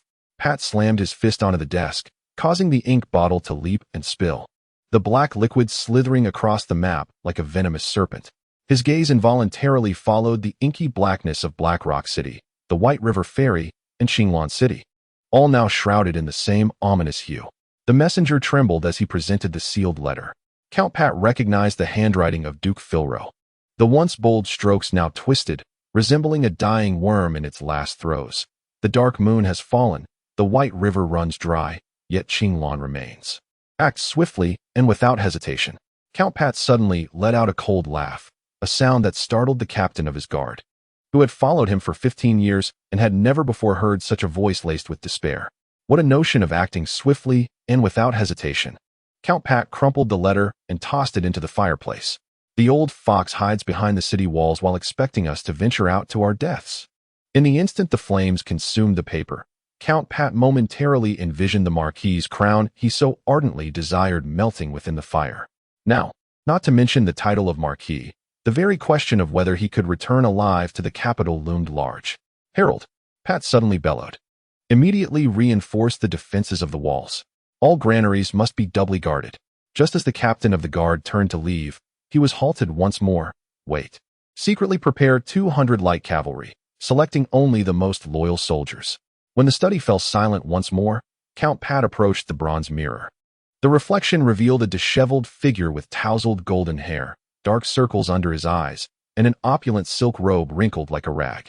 Chapter 71. Psychological Warfare in the Darkness Before Dawn. 300 warriors of the plains simultaneously unfastened the damp cloths covering their mouths. They drank a specially concocted herbal tea, hissing like venomous serpents. Cowards of the clan kingdom. The first voice pierced the morning mist, akin to a fireball hurled from a catapult, crashing against the walls of Black Rock City. Behold the gifts from your homeland. The sentinels atop the walls rubbed their bleary eyes, witnessing the plainsmen erecting a row of tall poles before them. Atop each pole hung embroidered aprons from northern women, tiger head shoes for infants, and woolen socks for the elderly. At the center stood a towering pole, 3 zhang high, upon which the head of Marquis Morton slowly rotated, its desiccated lips seemingly still uttering the final oath. The Rock Legion has been annihilated. The White River Ferry is festooned with black eagle flags. The clamorous waves of sound crashed against the stone walls. Your wives are warming our beds and our tents. Your children are roasting over the fire. At the southwestern watchtower of Black Rock City, a young sentinel dropped his spear with a clatter. Hailing from White River Village, he recognized the blood-stained hair and apron hanging from the pole. It was a birthday gift, hand-stitched by his wife for her mother. This cannot be true, the sentinel staggered back, in apparent response to his doubts. A dozen prisoner carts were suddenly thrust forward from the plains ranks. Ragged northern farmers were herded to the edge of the moat, forced to cry out in their native tongue, "Save us! Green Valley Town has been burned to the ground. They have slaughtered all boys taller than the wheel." Sister Martha has been dragged into a tent for 3 days. At the rear of the cart, an elderly man, having lost both legs, crawled forward, leaving a trail of blood behind him. He raised his head, causing a gasp to erupt from the walls above. This is the sentinel of Green Valley Town, who once served in Black Rock City, where many soldiers are familiar with him. Commander Hans. The veterans are rushing to the arrow stack, quickly open the city gates. When Count Pat witnessed the news and ascended the city walls, he beheld a most horrifying scene. The prairie cavalry dragged 3 children with lassos, the eldest scarcely 10 years of age. The children were forced to kneel before the ranks, while the cavalrymen raised their curved blades high. "No!" Count Pat shouted in despair. The flash of steel cut through the air, and 3 small heads rolled onto the sandy ground. The horsemen laughed boisterously as they tossed the headless corpses over the city wall. The old man with a broken leg emitted a sound that was not quite human, suddenly biting into his wrist, blood spraying forth over half a meter. Chaos erupted atop the battlements. A dozen soldiers from the north cried out as they charged toward the winch, only to be struck down by the arrows of the overseers. One soldier, struck by an arrow, crawled over the bodies of his comrades, his fingertips mere inches from the winch handle. His eyes still fixed on the corpses of the children outside as he breathed his last. "Steady! This is the enemy's ploy." Count Pat's roar was drowned in the tumult. He drew his sword and felled 2 fleeing soldiers, only realizing with horror that one was his own squire whom he had personally promoted. The chaos in the Southern Coalition camp was even more pronounced. When the prairie men brought forth the surviving noble women from the city of Xianyu, the Iron Blade Knights mutinied. "That is my sister." Knight Commander Roll tore off his blue cloak. "Open the gates, or we shall trample them." The Marquis Fernand's staff struck Roll's helmet, sparks flying. "I dare anyone to try." The noble woman, pushed to the forefront, wore a vacant expression. Mechanically, she unfastened her garments, revealing a chest marred by bite marks, and spoke in a poetic tone, "The North is finished." Suddenly, Count Rog let out a beastly howl. The old count shoved past his guards and rushed toward the gates, unarmored. He was shot through the knee by an arrow only 20 paces from the gates. Yet he continued to drag himself forward. "Grandfather Tamira is here." Count Rog's outstretched hand clawed at the sand, leaving 5 trails of blood. Marquis Fernand seized a bow and personally shot the noble woman. At the moment the arrow pierced her heart, clarity returned to her eyes, and a smile of relief graced her lips. "All troops, heed my command." Marquis Fernand leaped atop the bodies to the gates. "Those who retreat shall face the annihilation of their kin." The turmoil barely subsided when the overseer's executioners felled the 12th fleeing soldier. Yet Marquis Fernand knew that the soldiers' gazes had transformed. The once glorious spark of honor in their eyes had vanished, replaced by the despair of trapped beasts. In the distance, atop a hill, toEmperorvia drank mare's milk from a golden cup. He reveled in the chaotic spectacle of the northern noble camp. As one would appreciate a meticulously orchestrated play. Old Fox Uluo, toEmperorvia chuckled to the tribal leaders beside him. These actors sent forth are more useful than 50,000 cavalry. The leader of the Iron Wolf tribe, Wuan, obsequiously presented a roasted leg of lamb. The great prince is wise. He has caused them to falter without losing a single soldier. toEmperorvia suddenly smashed the golden cup to the ground. The liquid splattering like blood. This is merely the beginning. Convey the orders. The entire army must prepare for the imminent slaughter.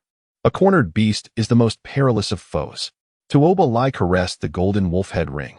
Recalling the teachings of the venerable Khan toEmperorvia, a true hunter must understand how to lead the prey into its own trap. In the distance, the mournful howls of wolves echoed, eliciting a satisfied smile from toEmperorvia. In mere days, the waters of the White River would be stained crimson. During the noon joint military conference, Count Pat's proposal sparked a tumult. Breakthrough? Now, Marquis Fernand exclaimed incredulously, "Have you lost your mind?" Count Pat drove a dagger into the map. The loss of the White River crossing is a fact, yet Qinglan City remains steadfast. His blade pointed to a nearly invisible dashed line. Following this ancient path would lead to the banks of the White River in 2 days. Only to be hunted down like rabbits by toEmperorvia's cavalry, Count Maurice scoffed. They would relish our departure from the city. The argument raged until sunset. When Marquis Fernand ultimately acquiesced to the plan for a breakout, a frantic guard rushed in. "My lord, the Iron Blade Knights have breached the western camp walls."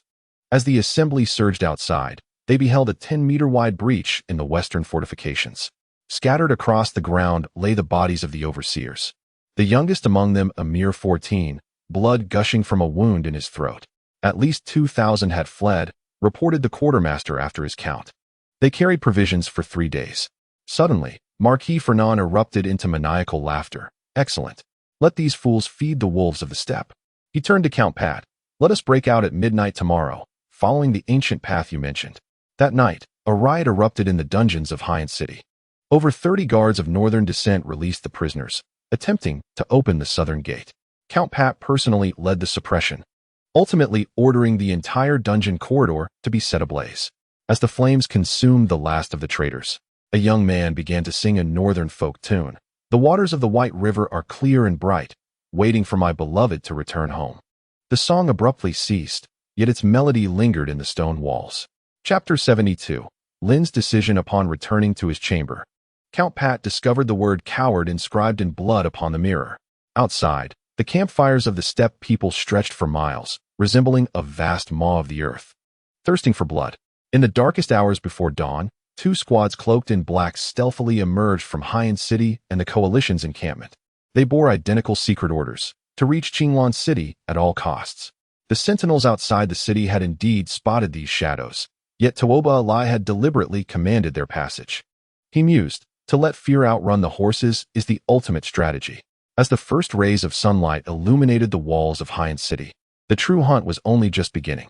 At the White River crossing, the chief of the Black Hawk tribe, Yolo, was using Marquis Houghton's ceremonial sword as a toothpick, its jeweled blade still bearing remnants of breakfast mutton. "Great chief, how long must we hold out?" His deputy could not help but inquire. The Black Hawk division suffered a loss of 400 elite troops to seize the crossing, and now they must stand guard here like mere sentinels. Euro spat out a piece of flesh, which fell perfectly onto the floating corpse beneath the bridge. They would remain until the blood of the Northern Coalition drenched the White River. Abruptly, he prodded the chin of his deputy with the tip of his sword. "What? Do you wish to hang your head at the bridge's edge?" "By royal decree," commanded the prince, as a messenger knelt to present a parchment. "At noon tomorrow, we shall ambush the retreating forces." Euro unfurled the parchment, revealing toEmperorvia's wild script. Imbued with a scent of blood, at all costs, block the crossing. Allow no northern noble to escape. Bring their head to me. Suddenly, Euro erupted into laughter, startling the crows that were feasting on the corpses at the bridge. He turned to gaze northward, where the first rays of dawn pierced the clouds, resembling a bloodied spear thrusting into the earth. "Do you hear that?"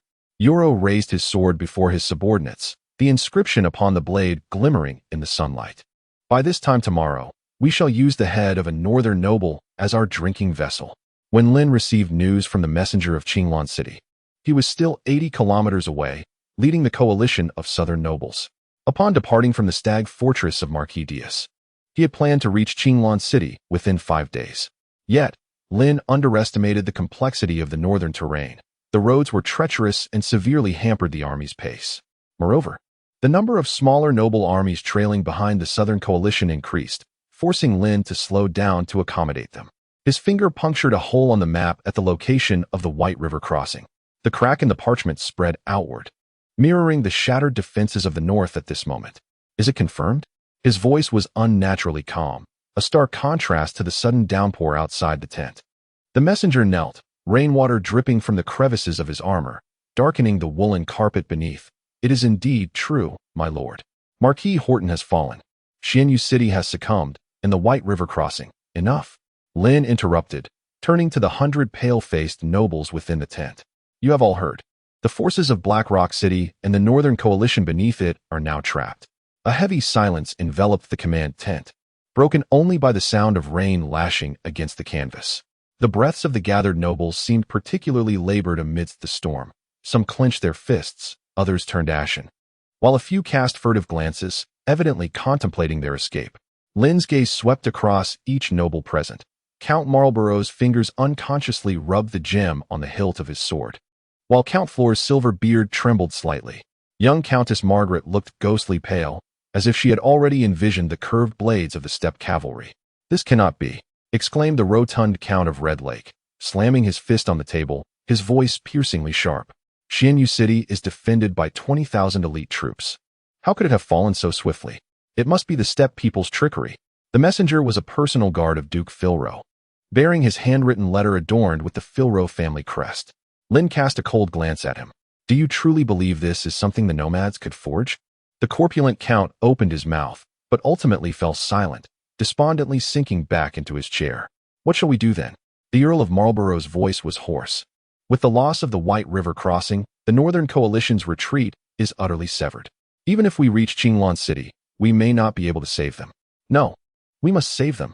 Viscount Richard suddenly rose, his cloak emblazoned with the golden oak crest shimmering in the candlelight. If the Northern Coalition is annihilated, the entire North will fall into despair. At that point, the nomadic cavalry could advance unimpeded, directly threatening the royal capital. The tragedy of 30 years prior will replay itself. Easier said than done, a noble retorted sharply. Though we may have 100,000 troops at our backs, how many are truly capable of battle? Most are farmers and hastily conscripted militia. If we rashly march, we risk encountering the nomadic cavalry in the wilderness, and we may struggle to protect ourselves. Shall we simply watch the North fall? Viscount Richard glared at him, his hand resting on the hilt of his sword. Enough. Lin's voice rang out sharply, his silver-gray eyes sweeping across the assembly, piercing as a blade. The tent fell silent, save for the patter of raindrops against the fabric. Lin inhaled deeply, forcing himself to regain composure. He understood that this was not a time for quarrels. He needed to make a decisive choice. Gentlemen, Lin began slowly, we have two options. His finger traced the map. First, to march with all haste, aiming to reach Qinglan City within 2 days. Second, to proceed methodically, maintaining formation, but requiring at least 4 days. 4 days? Can the North endure for that long? Lin replied coldly, if we march hastily, we might encounter the nomadic cavalry in the wild. The messenger reported that tens of thousands of nomads are ravaging the heart of the North. If our forces are shattered, the North will truly be lost. Young Master Lin speaks the truth, the Earl of Marlborough intoned gravely. Our army appears vast, yet our true elite comprises only the 10,000 troops of the Solbright family and 20,000 from the Southern Noble Coalition. The remainder. He left the sentence unfinished, yet all understood that the forces of the minor nobles were largely composed of hastily recruited farmers, many lacking even adequate armor. In the event of an encounter with the nomadic cavalry, they would likely crumble at the first assault, potentially throwing our own formations into disarray. Shall we simply stand by and watch the North succumb? No one has suggested abandoning the North. Lin's voice was low yet resolute. But we must exercise caution. Chapter 73. The breakout. He turned to the messenger. Deploy 3 times the number of scouts to survey all roads, valleys, and dense forests within 20 miles ahead. Upon sighting any trace of the nomadic cavalry, Report back immediately. Furthermore, Lynn's finger tapped the map. Convey to the entire army that from tonight onward, we shall travel light. All unnecessary burdens such as gilded carriages, silk tents, and silver utensils must be discarded. Each individual is to carry provisions for only 3 days. And we must expedite our march. The countenance of a noble darkened in an instant. Young Master Lynn, my family crest carriage is an heirloom. Then let it be inherited in the mud, Lynn retorted coldly. Do you wish to take your ancestral carriage to the grave, or do you wish to return alive? The noble's face reddened, yet he ultimately refrained from further protest. Additionally, all cavalry of the united forces shall be concentrated and led by Ruiz, who will scout the periphery of Qinglan City. What? Splitting the troops? Sir Leonard, the military commander, frowned. Young master, is this not too perilous? It is not a division of forces, Lynn replied, shaking his head. It is an exploration. We must ascertain the location of the main force of the nomads. If they are indeed lying in wait outside Qinglan City, we must alter our strategy. He turned to Ruiz, lowering his voice. Your task is reconnaissance, not combat.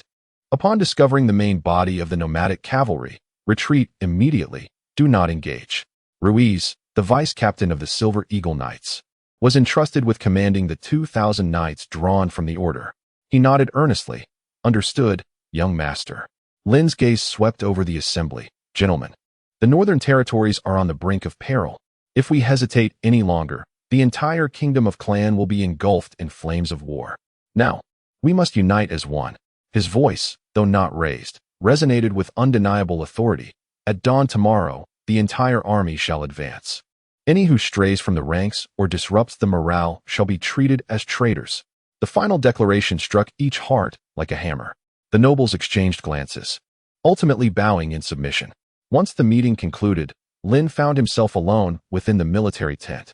He stood before the map, his fingertips gently tracing the location of the White River crossing, where he had punctured a hole, symbolizing the collapse of the northern defense line. On the walls of Qinglan City, the biting wind cut like a blade, stinging the cheeks. Duke Philro stood beside the arrow slits, his grizzled beard coated with a light frost. It was now October, and the temperatures in the north had plummeted. The Duke's gaze extended beyond the city walls, surveying the distant encampment of the nomadic cavalry. The campfires twinkled like stars upon the dark plains, yet there were no signs of an impending assault. Strange, the Duke murmured, his rough fingers unconsciously rubbing the stones of the wall. Memories from 30 years prior surged forth like a tide. The nomads had once besieged like ravenous wolves, granting the defenders no respite. My lord, what do you see? The captain of the guard approached, following the Duke's gaze. Outside, the nomadic camp lay eerily silent, with only the occasional whinny of a horse breaking the stillness. Why do they not attack? The Duke furrowed his brow. The nomads were known for their brutality and would never miss an opportunity for slaughter. At this moment, the cavalry outside Qinglan City was summoned by the leader of the Black Hawk tribe, Yolo, as ordered previously. These riders, originally scattered across the northern territories, had engaged in plunder. Although Yolo commanded them to assemble at the White River crossing, only slightly over 10,000 responded. Approximately another 10,000, disregarding Yolo's orders, continued their rampage across the northern lands. Yolo found himself powerless, although appointed by the great Prince Tuoba Lai as the leader of this detached force. His 30,000 troops were drawn from numerous tribes. Tribes like the Blood Spear, which were vassals to Prince Tuoba Lai, complied with his commands. Yet some tribes merely descended south to raid at the prince's invitation, maintaining only a cooperative relationship with him. Thus, they naturally paid little heed to Yolo's directives. To ensure safety, Yolo stationed the assembled cavalry to monitor Qinglan City and prevent any unforeseen incidents. Meanwhile, he led the remaining 6,000 warriors of his Black Hawk tribe to guard the White River crossing, preparing to support Prince Tuoba Lai in encircling the retreating noble army from Haiyan City. The captain of the guards hesitated momentarily before whispering. The scouts report that there are only over 10,000 cavalry outside the city. Moreover, what more? They come from various tribes, their tents scattered, and there have even been minor skirmishes. Duke Philro furrowed his brow tighter. He turned his gaze northward, towards Haiyan City, where the main forces of Tuoba Lai were stationed. What are they waiting for? The captain pondered and cautiously suggested. Perhaps they await siege engines? After all, the nomads are not skilled in besieging. The Duke shook his head. No, they await a far more significant quarry. You mean, Duke Philro did not respond, but continued to gaze towards Hyan City, as if he could envision the soldiers of the Northern Coalition falling like autumn leaves beneath the relentless pursuit of the Toba cavalry. Darkness enveloped the camp of the Northern Noble Coalition, the air thick with tension and fear. Marquis Fernand stood outside the tent, staring into the distance towards Hyan City, his fingers tightly gripping the hilt of his sword, knuckles whitening from the strain. "Send the order, break through as planned." His voice was low and hoarse. The captain hesitated. "My lord, do we truly act now? If we wait any longer, we shall all perish," Marquis Fernand replied coldly. After a moment of silence, the captain nodded and turned to relay the command. However, as the order to break through spread throughout the camp, chaos instantly engulfed the Northern Noble Coalition. "Break through. Quickly. Everyone retreat towards the White River." The shouts of officers echoed in the air, but the response was not a synchronized retreat. Instead, it was a cacophony of screams, curses, and disordered footsteps. "Make way! Make way! Don't block the path! Get out of the way! Where's my horse? Who stole my horse?" What should have been an orderly evacuation devolved into a frenzied stampede, akin to a flock of terrified sheep rushing towards the gates. Marquis Fernandez stood atop a height, his countenance ashen as he beheld the unfolding chaos. He had previously conferred with Count Pat, devising a strategy wherein the Iron Wall Legion would provide rearguard support while the Northern Nobility Coalition would attempt to break out, alternating their cover to ensure the main force could retreat safely toward the White River. Chapter 74. The Pursuit, but now, damn it. Marquis Fernandez abruptly drew his longsword, pointing it toward the tumultuous crowd. "All of you, heed my command. Evacuate, in order. Those who disobey shall be executed." Yet, his words fell on deaf ears. The Northern Nobility Coalition was merely a conglomeration of private soldiers from various noble houses. While they could maintain a semblance of order in less dire times, faced with the specter of death, each individual was consumed by the instinct to save themselves. "My lord," an officer stumbled forward. "The Algernon family has already broken through." They did not wait for orders. Fernandez gritted his teeth, his gaze sweeping the distance.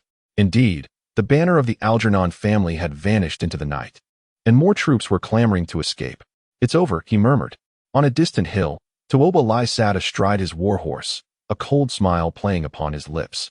"It has begun." The chieftains and commanders beside him could hardly contain their anticipation, their steeds restless beneath them. The cavalry gripped their curved sabers, eyes glinting with a bloodthirsty light. "Your Highness," a centurion exclaimed eagerly, "they are in disarray." Tuoba Lai slowly raised his hand, casting his gaze over the eager commanders. "Remember," his voice was frigid and ruthless, "do not be hasty in slaughtering them. Let them flee. Allow them to believe they can escape." Then, with a sudden downward motion of his hand, he commanded, "Kill." Thunderous roars erupted as the earth trembled beneath the iron hooves of the cavalry. The soldiers of the Northern Nobility Coalition had scarcely burst from their camp when they were met with the terrifying sound of a charging cavalry. Tens of thousands of riders. "Run! Quick, run! The prairie men are coming." Panic consumed them in an instant. Soldiers discarded their weapons, fleeing frantically. However, the fate of infantry facing cavalry in the open fields was already sealed. Annihilate them. The prairie cavalry surged like a tidal wave, their sabers glinting ominously in the moonlight. A soldier from the north, turning back, had his skull cleaved in half by a curved blade. Cries of agony rang out as the fleeing coalition soldiers fell in droves, the earth stained crimson with their blood. Marquis Fernandez, mounted, watched this horrific scene, his heart nearly ceasing to beat. Form ranks, he roared, attempting to organize a defense. Yet the fleeing soldiers had succumbed to madness.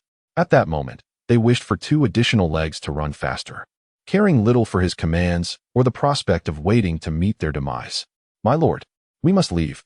The captain of his guard seized the reins. "If we do not depart now, it will be too late." Fernandez gritted his teeth, and finally, with a fierce dig of his heels into the horse's flanks, he charged forth with his personal guard. Meanwhile, the gates of Black Rock City swung open with a thunderous crash. Count Pat, leading the Iron Wall Legion, surged forth, intending to shield the main forces of the Northern Nobles Coalition as they retreated. However, upon glimpsing the fleeing coalition forces in the distance, his complexion turned ashen. It was over. Although the Iron Wall Legion stood as one of the 3 esteemed legions of the Clan Kingdom, a disciplined regular army, their morale plummeted upon witnessing the slaughter of their comrades. "My lord, The deputy urgently exclaimed, "What shall we do?" Count Pat inhaled deeply and unsheathed his long sword with fervor. Iron Wall Legion, advance. The retreat, organized by Count Pat, remained relatively orderly. The heavy infantry formed a shield wall, their spears resembling a dense forest as they moved steadily southeast. Yet, hardly had they traversed half a mile from Black Rock City when the first rain of arrows descended from the heavens. "Raise your shields." The sound of arrows embedding into the iron shields crashed upon them like a hailstorm. Through the gaps, Count Pat discerned that the hills on either side had become a thicket of cavalry, weaving back and forth like wolves on the hunt, relentlessly depleting the stamina of the retreating forces with their barrage of arrows. "Do not halt. Press on." At that moment, chaos erupted in the rear ranks. "My lord, the second squad has disbanded." Count Pat turned, his pupils narrowing in horror. The second squad, which had been tasked with protecting the rear, had inexplicably broken formation and was now fleeing wildly to the southwest. Behind them, hundreds of light cavalry from the plains had caught up, their curved sabers reaping the lives of the fleeing soldiers like scythes. "Fools!" Count Pat bellowed. "Bring them back." But it was too late. The panic-stricken soldiers infected the entire rear guard like a plague, and the formation painstakingly maintained by the Iron Wall Legion began to crumble. As dawn broke, the pursuit reached its zenith. The prairie cavalry abandoned all semblance of formation, pursuing the scattered northern soldiers in groups of 3s and 5s. Some nobles fell to their knees in supplication, only to have their skulls crushed under the hooves of galloping horses. Others sought refuge in the woods, only to be pinned to trees by arrows. Count Pat, with the remnants of 3,000 Iron Wall Legion soldiers, finally broke into the ancient path. Arrows protruded from his armor, and his left arm hung limply, yet he clutched the military banner with fierce determination. Ahead, barely a dozen miles away, only a handful of men remained beside Marquis Fernand. The Marquis' steed had long since perished. Now he leaned on a broken sword, limping along the mountain path with the assistance of his attendants. Behind them, the ground was littered with the corpses of thousands of Iron Wall Legion and Northern Noble Coalition soldiers, attracting flocks of crows. toEmperorvia rode his warhorse slowly across the battlefield, occasionally using his spear to probe for any survivors. "Your Highness, shall we pursue those stragglers that have fled into the mountain path?" toEmperorvia gazed toward the shadowy mountain road in the southeast, a glimmer of amusement flickering in his lone eye. "No need," he chuckled lightly. "I am curious to see how they shall cross the White River without boats, especially since the Black Hawk cavalry of Euro awaits them on the other side." As he spoke, he casually picked up a blood-stained northern flag from the ground and flicked it lightly. The flag fluttered down, draping over the body of a young soldier. The soldier clutched a fragment of his spear until the very end, its tip directed towards the homeland. At noon, Marquis Ferdinand and Count Pat stood united at last. By this time, fewer than 5,000 remained by their side, the rest of the troops having either perished or been scattered. The noblemen were reduced to fewer than 10, each bearing the countenance of survivors who had narrowly escaped death. "The White River," gasped Marquis Ferdinand. "If we can cross the White River, we shall survive." Count Pat nodded silently, his gaze sweeping behind them. The prairie cavalry that had pursued them had vanished, indicating a temporary reprieve from danger. "Let us go." The two led the remnants of their forces, sprinting towards the White River. The other surviving nobles, ignoring their fatigue, swiftly followed suit. Yet, unbeknownst to them, the White River had already been sealed off by the Black Eagle cavalry of Yolo. Awaiting Marquis Ferdinand and Count Pat was yet another massacre. Chapter 75. The Death Crossing. At the White River crossing, the sky hung heavy with ominous clouds. Roland, the commander of the Iron Blade Knights, halted his warhorse, his heart nearly ceasing as he surveyed the scene before him. On the opposite bank, the Black Eagle cavalry stood ready, their curved sabers glinting coldly, arrows poised on their strings. Farther afield, a myriad of tents sprawled along the riverbank, resembling a thicket of black thorns. The water of the White River surged tumultuously, the murky currents crashing against the rocks on either side, producing a dull roar. Roland stood at the crossing, gazing at the densely packed tents and cavalry opposite him, his grip on his sword trembling ever so slightly. The knights behind him began to stir, their steeds restlessly trampling the muddy ground. These once proud knights now bore tattered armor, their capes stained with blood, their eyes filled with fear and despair. "Commander, what shall we do?" The voice of the adjutant quivered. Roland offered no response. his gaze fixed intently on the wooden bridge that had once connected the northern territories, now transformed into a gateway of death. Several corpses lay sprawled upon the bridge, evidently the earliest fleeing soldiers who had attempted to cross, only to be mercilessly shot by the Black Eagle archers. "We cannot pass," someone murmured softly. Roland whirled around, his voice rising in anger. Silence. He inhaled deeply, forcing himself to regain composure.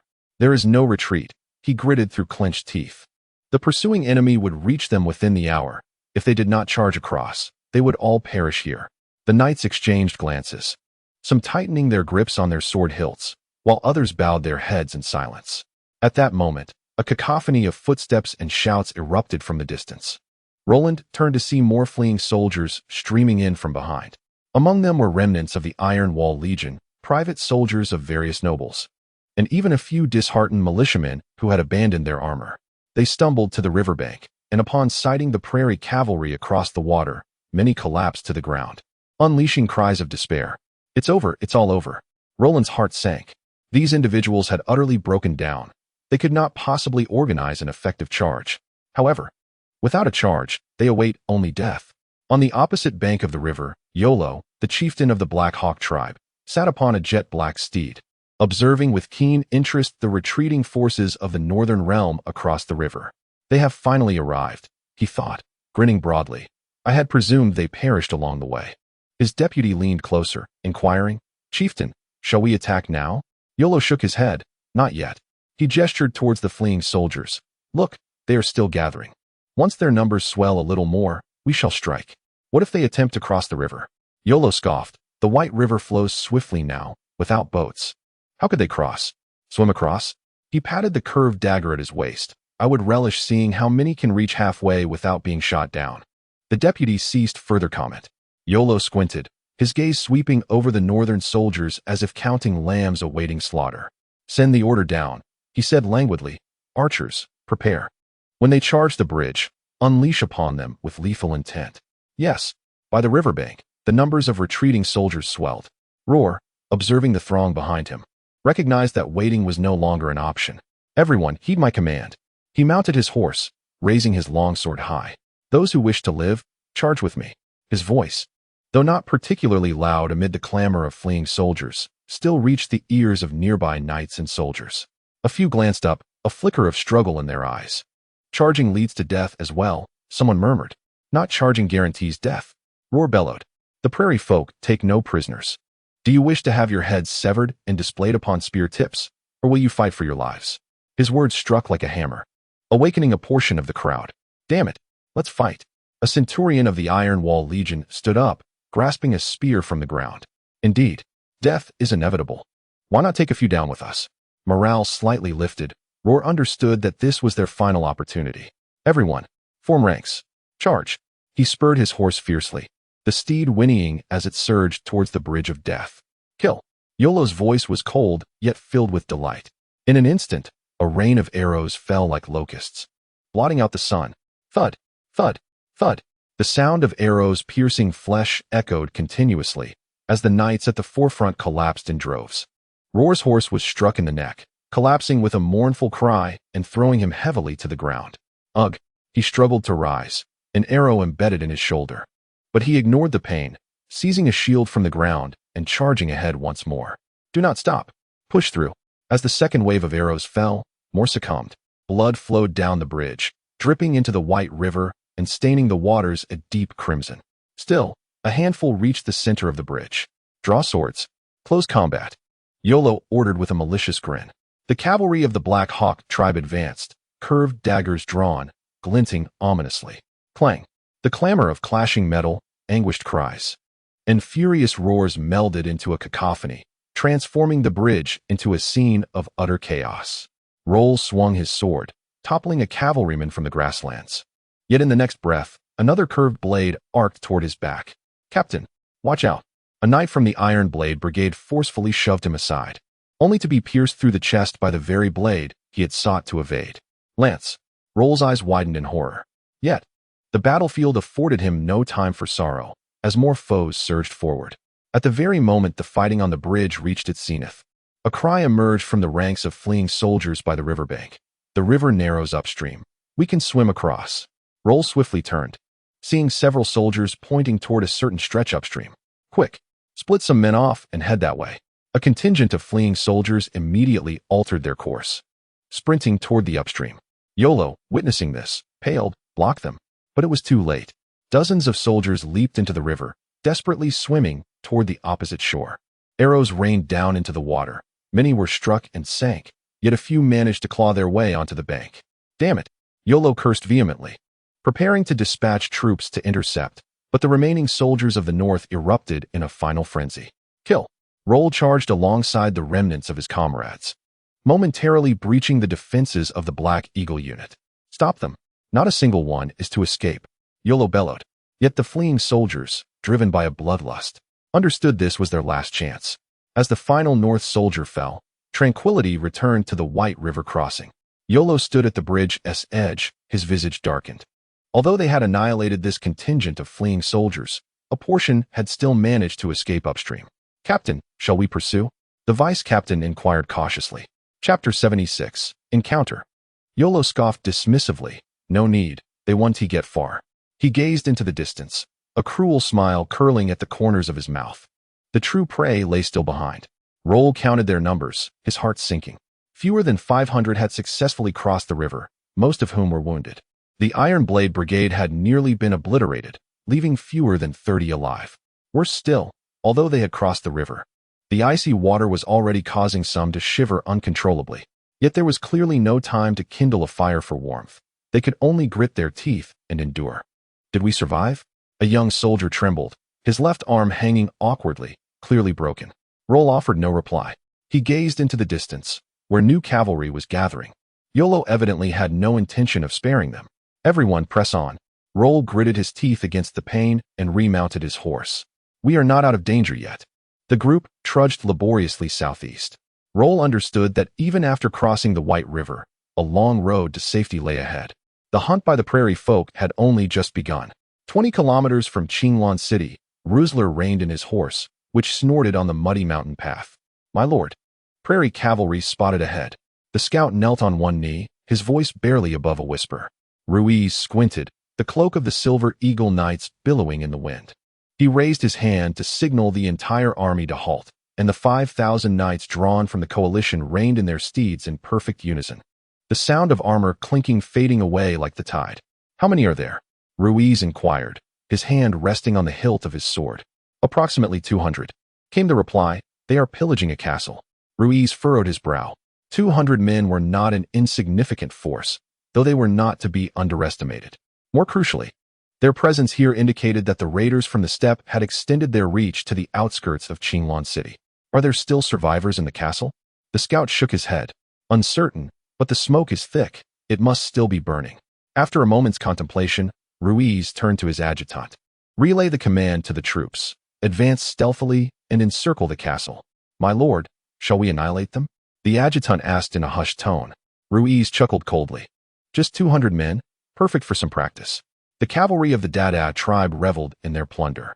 The castle gates had long been shattered, thick smoke rising from the towers, while bodies lay scattered across the streets, both soldiers and civilians. Several warriors from the steppe dragged weeping women, while others busied themselves tying stolen silverware onto their horses. They remained blissfully unaware of the danger closing in, until, rumble, rumble, the ground trembled, and the thunder of iron hooves echoed. The centurion of the Dada tribe suddenly looked up, his pupils dilating. From the horizon, a dark wave of cavalry surged forth, the banners of the Silver Eagle emblazoned in the wind. Enemy attack. His shout barely escaped his lips when the first volley of arrows descended from the sky. Thud, thud, thud. The sound of arrows piercing flesh rang out, and the unsuspecting Dada cavalry fell in droves. Form ranks. Form ranks. The centurion bellowed, but it was too late. The charge of the Silver Eagle Knights was unstoppable, their iron hoofs crushing all resistance. Ruiz led the charge, his sword flashing like lightning as he swiftly severed the heads of two foes. Blood splattered onto his armor. Yet he did not so much as blink. The battle concluded with remarkable swiftness. Of the 200 Dada cavalry, over 150 lay slain, while the remaining few knelt in surrender, trembling uncontrollably. Ruiz dismounted, and walked through the bloodied ground towards the captives. "To which tribe do you belong?" he inquired in a stilted dialect of the steppe. The captives remained silent.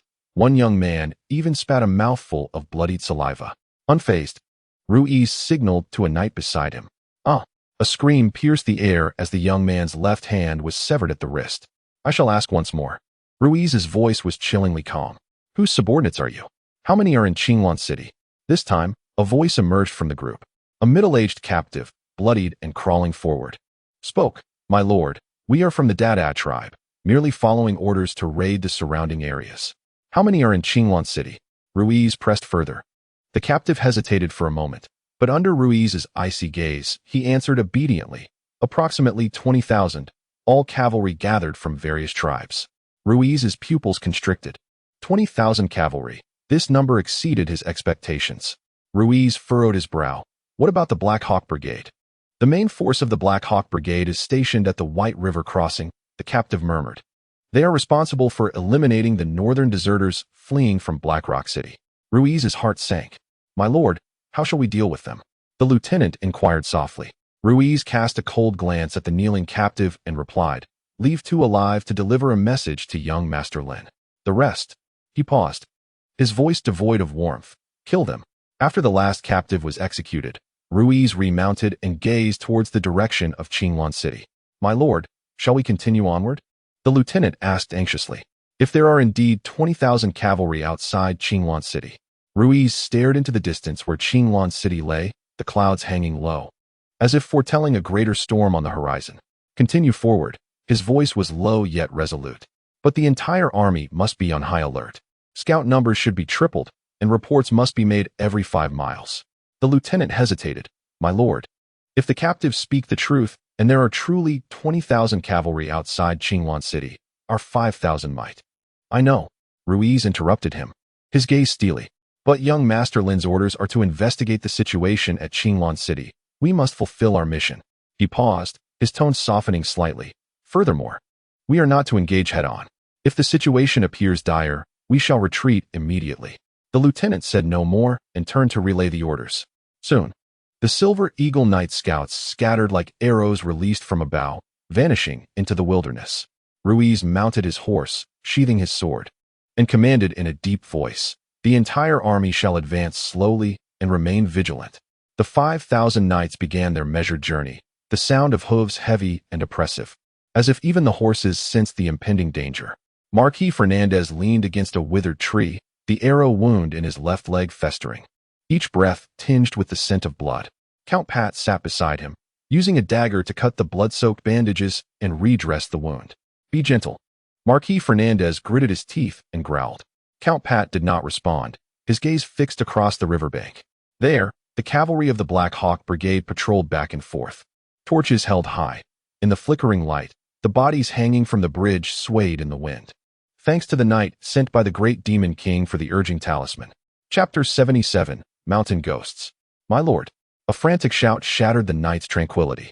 A figure stumbled through the underbrush, dropping to one knee, breathless. "There is news." Marquis Fernandez fought against the pain, bracing himself against the sturdy oak beside him. Moonlight filtered through the leaves, casting mottled shadows on his pale face. "Speak." His voice rasped like a rusty sword. The scout drew a breath and quickly reported. In the twilight, Captain Roll of the Iron Blade Knights charged the crossing bridge, suffering immense losses. Yet only a handful managed to swim across the narrow upper reaches of the White River. Count Pat stood with furrowed brows. "Upstream? What is the flow like there?"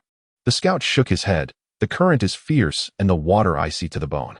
Marquis Fernand's expression darkened. "What is the situation on the opposite bank?" The scout spoke softly. "The cavalry from the steppes has intensified their patrols, with a squad of horsemen every 100 paces and torches burning throughout the night. It is now impossible to cross the river unnoticed." Count Pat remained silent for a moment before suddenly inquiring. After Roll crossed, did the steppe people pursue? The scout nodded. "They did, but Captain Roll led his men into the eastern Black Pine Forest, and the steppe cavalry retreated after a short pursuit, seemingly unwilling to venture deep into the woods at night." Marquis Fernand scoffed. "It seems they intend to trap us here." Count Pat rose, patting the scout on the shoulder.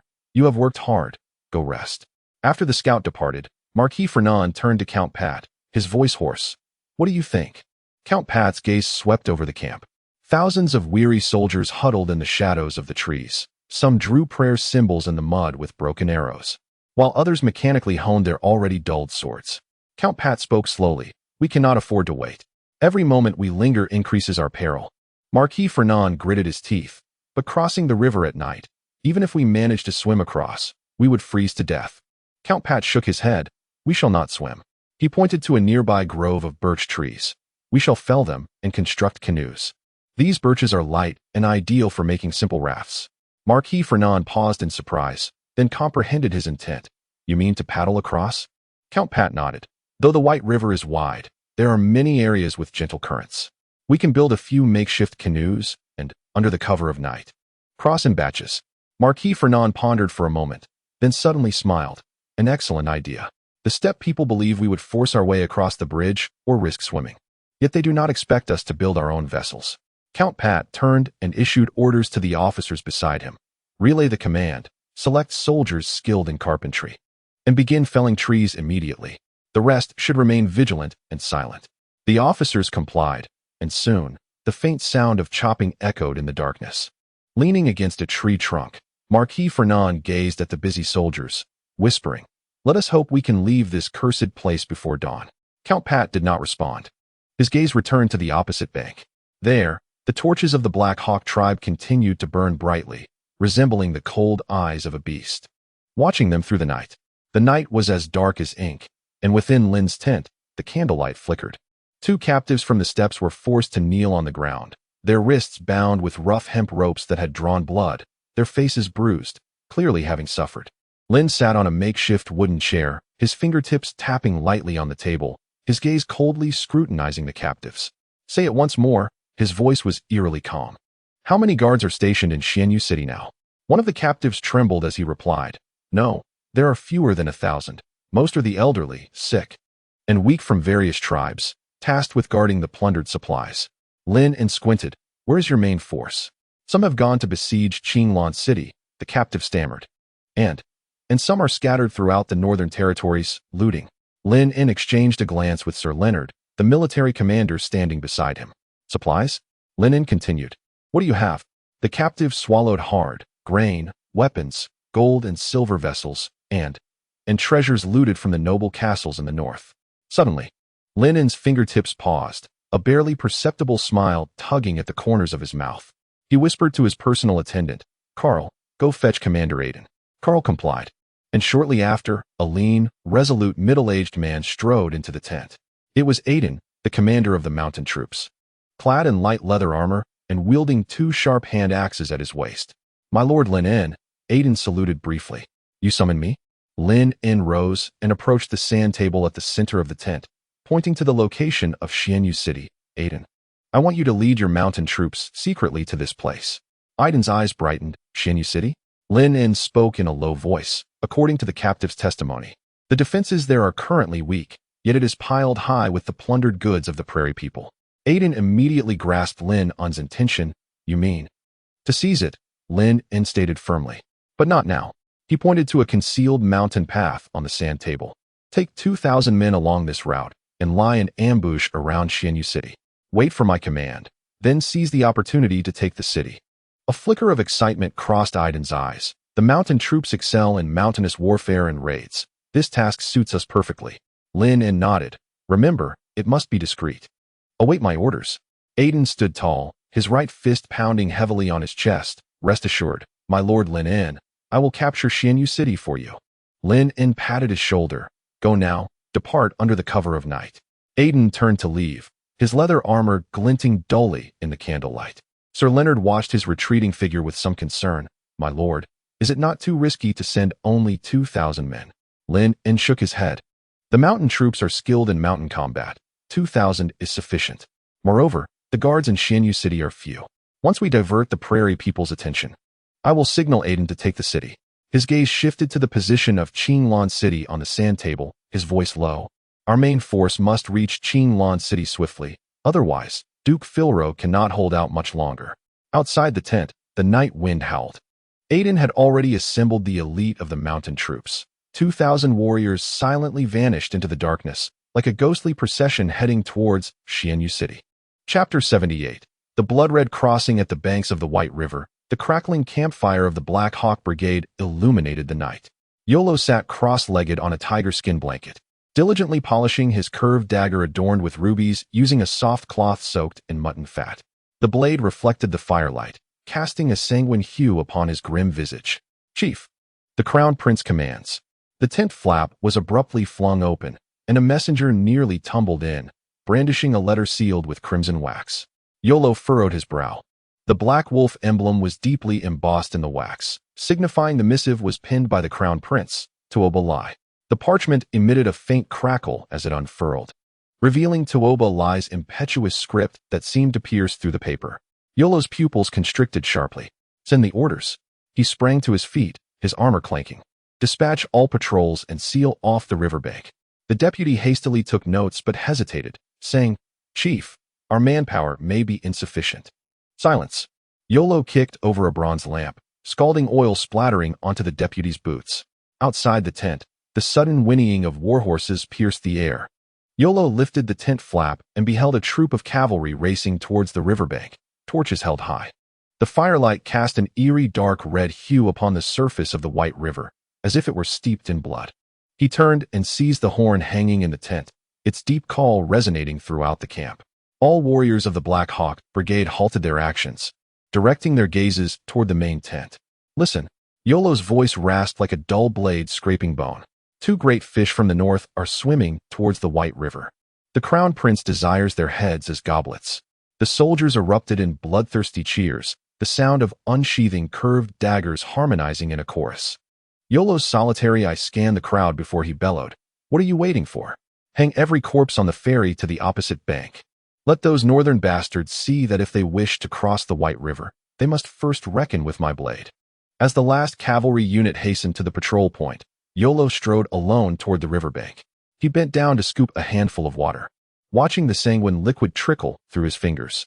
Amid the roar of the rushing water, the distant hooting of a night owl from the opposite jungle echoed, reminiscent of the lament of the dying.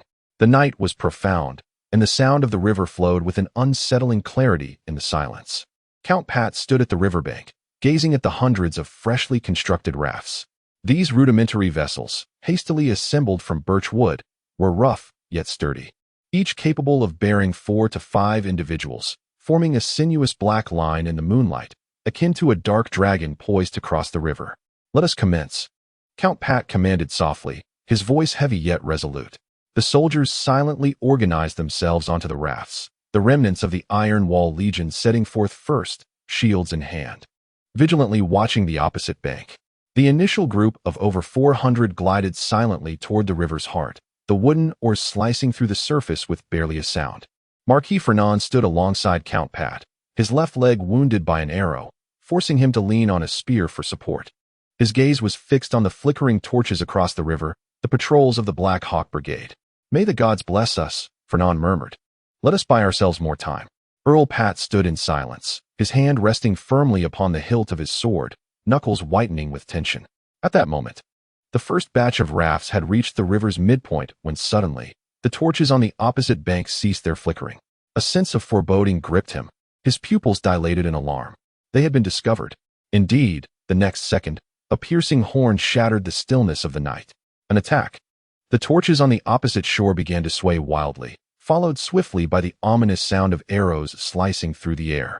"Raise your shields." The first wave of soldiers crossing the river bellowed as they lifted their shields, the rain of arrows clattering against the iron-clad wooden shields. Yet, despite their efforts, some still fell, struck by arrows and plunging into the water, their cries drowned by the rushing current. "Row faster. Do not stop." A centurion of the Iron Wall Legion shouted hoarsely from the front of the raft. More rafts began to navigate the river, casting dark silhouettes across its surface. The cavalry on the opposite bank appeared to be in disarray, their arrows scattering, losing effectiveness. Seizing the opportunity, Earl Pat commanded, "Second wave, advance." 400 more soldiers boarded the rafts, rowing with all their might towards the far shore. In the Black Hawk camp, Yolo was roused from his slumber by the sound of hurried footsteps. "Chief, the Northerners are crossing the river." His guards rushed into the tent in a flurry. Yolo sprang up, a surge of murderous intent igniting in his eyes. How many? Countless. The entire river is filled with rafts. Grasping his curved sword, Iolo burst from the tent. The camp was in chaos, cavalry mounting their steeds in haste, racing towards the riverbank. Upon arrival, the sight before him ignited a fury within him. Over 100 rafts scattered across the river's expanse, resembling a horde of dark water spiders, frantically making their way to the opposite shore. The first wave of northerners had already landed and were engaged in fierce combat with the patrols. Loose arrows. All of you. Loose arrows. Iolo roared. Sound the horn to rally all cavalry. Not a single one must escape. The arrows rained down once more, but their impact was minimal. Concealed by the night, the rafts were too small a target, and the river too expansive to effectively block. Chief, they are too dispersed. His deputy exclaimed anxiously. A glint of ferocity flashed in Iolo's eyes. Divide our forces. Every 100 men form a team, and cut them down along the river. In the heart of the river, Earl Pat stood resolutely upon the raft, his longsword deflecting the incoming arrows. One by one, soldiers beside him fell, the blood pooling around their ankles. Hold firm. We are almost there. The far bank loomed near, as the first wave of soldiers established a small foothold. The raft collided violently with the shore, and he leaped down, his blade swinging to sever a prairie cavalryman's horse leg. Iron Wall Legion, form up. More rafts approached the bank, and the northern soldiers surged forth, clashing with the oncoming Black Hawk cavalry.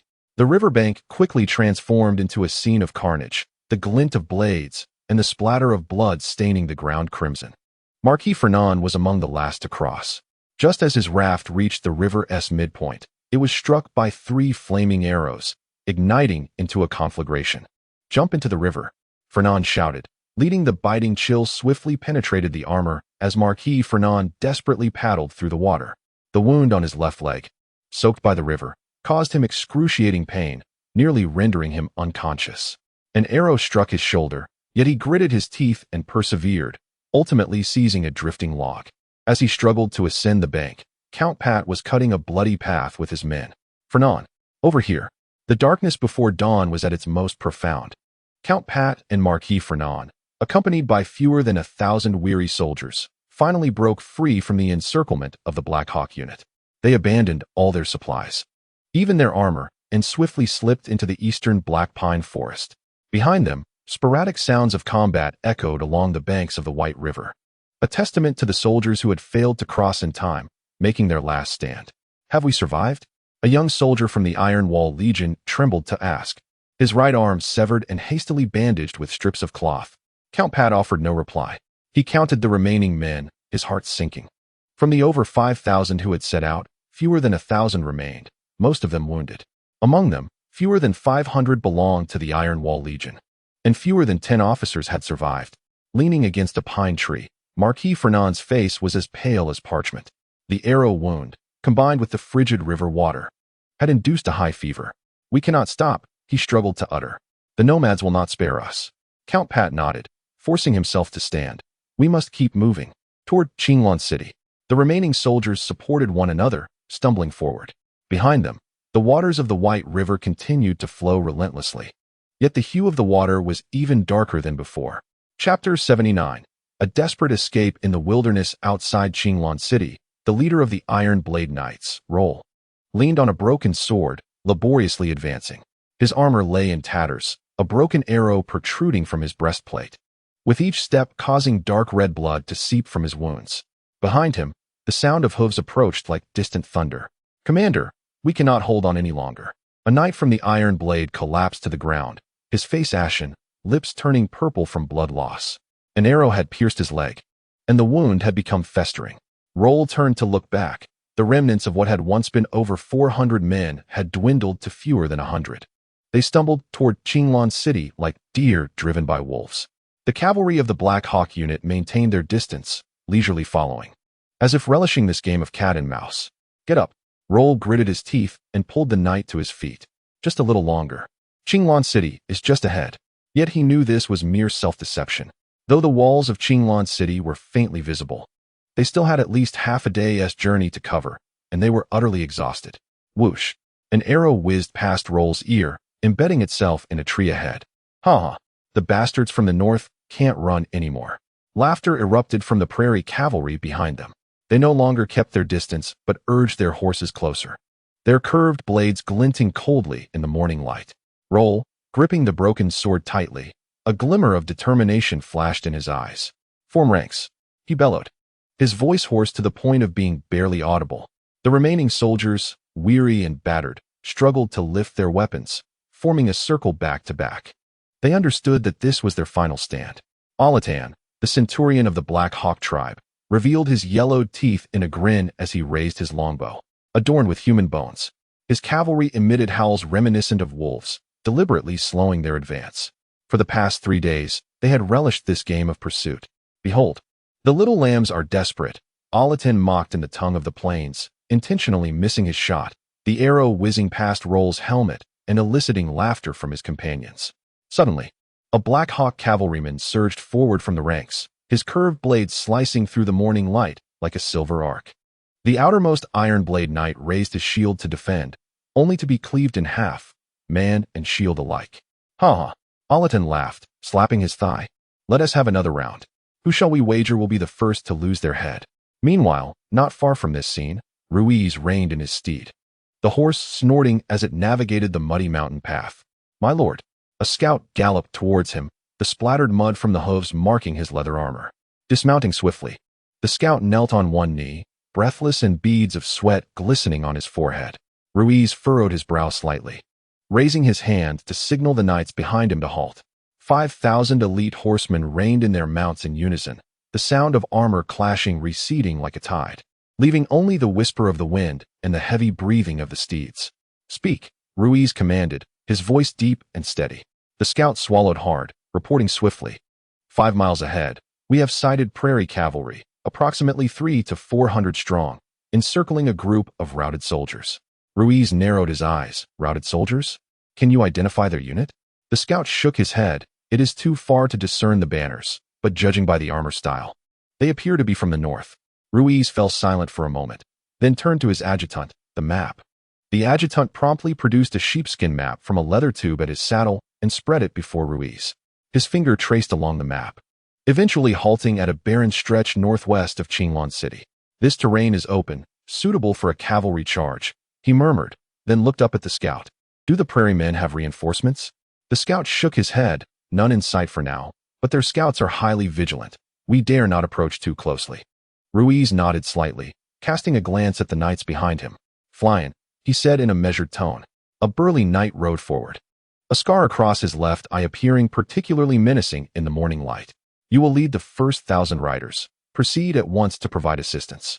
Ruiz's tone brooked no argument. Remember, strike swiftly and decisively. Do not linger in battle. Flion grinned widely, his right fist thumping heavily against his chest. Rest assured, my lord. Not a single one shall escape. Ruiz nodded and added, if there are any high-ranking officers among the routed, ensure they are brought back. Yes. Flion turned his horse, raising his sword high. First 1,000 riders, follow me. 1,000 knights harmoniously echoed, their steeds whinnied, and iron hooves thundered as they surged forth into the wilderness. Ruiz watched them depart, and then commanded his adjutant, prepare the troops, proceed with caution. The adjutant hesitated. My lord, shall we not provide reinforcements? Ruiz shook his head, his gaze profound. The nomads are cunning. This may be a ruse. He lifted his eyes to the distant horizon, where, in the morning light, the silhouette of Qinglan City flickered into view. Dispatch the scout team. Expand the reconnaissance radius. I wish to know the movements of all nomadic cavalry within a 20-mile radius. Yes. The scouts mounted their horses and swiftly vanished along the dust-laden mountain path. Ruiz withdrew his gaze, tightening his grip on the reins. Every detail on the battlefield could determine life or death. He needed to exercise utmost caution. Roll's arm felt numb, the broken sword weighing heavily in his grasp. Alatan's cavalry began to circle them like a pack of wolves toying with their prey. With each charge, a wounded soldier fell. Blood soaked the parched grass beneath them, and the air was thick with a metallic scent reminiscent of rust. Commander, a trembling voice came from beside him. Roll did not respond. His eyes were fixed on Alatan's sinister grin, his grip on the broken sword tightening. Just then, a deep horn blast suddenly resonated from the east, piercing through the laughter of the nomads. Alatan's smile froze on his face. He abruptly turned to the source of the sound. On the horizon, a silver line was rapidly expanding. It was a tide of steel, the silver eagle flag. A wounded soldier cried out, his voice laced with incredulous joy. Roll lifted his gaze to see the blue field adorned with the silver eagle banner fluttering in the morning light. Thousands of fully armed knights were charging in a wedge formation, their hooves thundering, shaking the very earth. Alatan's complexion turned ashen. Retreat! Quickly! He bellowed, turning his horse. But it was too late. The charge of the Silver Eagle Knights was unstoppable, closing in with blinding speed. The foremost knight raised his lance, instantly impaling 3 Black Hawk cavalry. Kill! Leave none alive. Frillian's voice resonated like thunder. With a sweep of his heavy sword, he cleaved a Black Hawk cavalryman and his steed in two. Chapter 80. Arrival. The battle swiftly transformed into a massacre. The pride of the nomadic cavalry, their mounted archery, proved utterly ineffective against the heavily armored knights of the Silver Eagle. These knights could be seen as quasi-nobility, well-trained and equipped. In contrast, although the nomadic cavalry were valiant warriors, they essentially remained in a state of half-herdsmen, half-soldiers. In terms of training and equipment, they could not compete with the regular knights. Against infantry, the nomadic cavalry held a significant advantage. However, when facing knights under equal numbers, they were destined to be crushed. Especially given the current disparity in forces. Their curved blades clashed against the knight's plate armor, merely sparking a cascade of embers, whereas with each swing of the knight's long swords, a torrential downpour of blood ensued. Alatan, in a frenzy, lashed his warhorse in a desperate attempt to flee the battlefield. Suddenly, a lance pierced through his back, hoisting him off his mount. A gasp escaped his lips as he struggled mid-air, only to behold his slayer, a knight adorned with silver eagle insignia on his gauntlet. You, Alatan coughed blood, are no ordinary. The knight coldly flicked his lance, discarding Alatan's lifeless body into the dust. We are knights of the Silver Eagle Order, the knight declared icily. Remember this, do not provoke the wrong people in your next life. The battle concluded swiftly. Over 300 riders of the Black Hawk cavalry met their demise, with nearly 290 slain on the spot, while fewer than 30 fled in panic. In contrast, the first 1,000 riders suffered minimal losses, only 30 casualties, of which 4 were fatalities. Roll sat despondently on the ground, gazing at the reinforcements that had descended like an angelic host. The knights were methodically clearing the battlefield with deft precision. Their armor gleamed in the morning light, and their steeds were tall and robust, outfitted with an astonishing level of craftsmanship. In comparison, the Iron Blade Order of Knights paled significantly beside the Silver Eagle Order. The disparity in both numbers and equipment was glaring.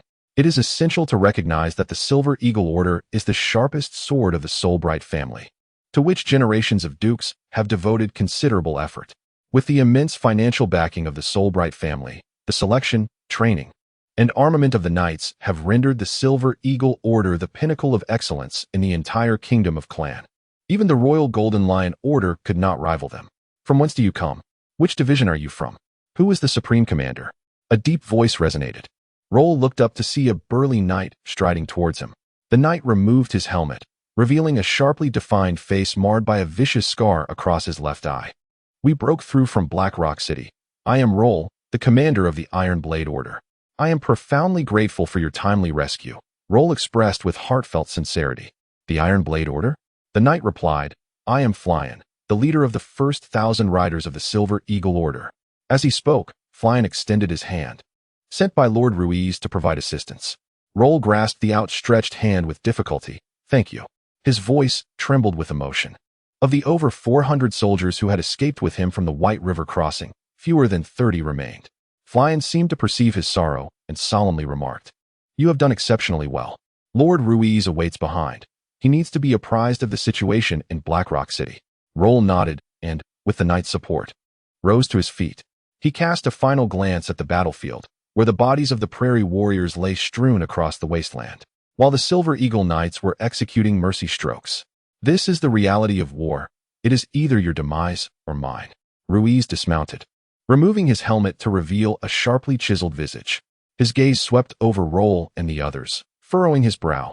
Are you from the Iron Blade Knights? Roll opened his mouth, only to find his throat parched and unable to produce a sound. He could only nod, and then his legs buckled, causing him to collapse to the ground. Water! Quickly, Bring water. Ruiz supported Roll and called out to the knights behind him. And a physician. These people are on the brink. As the cool water poured down his throat, Roll regained his voice.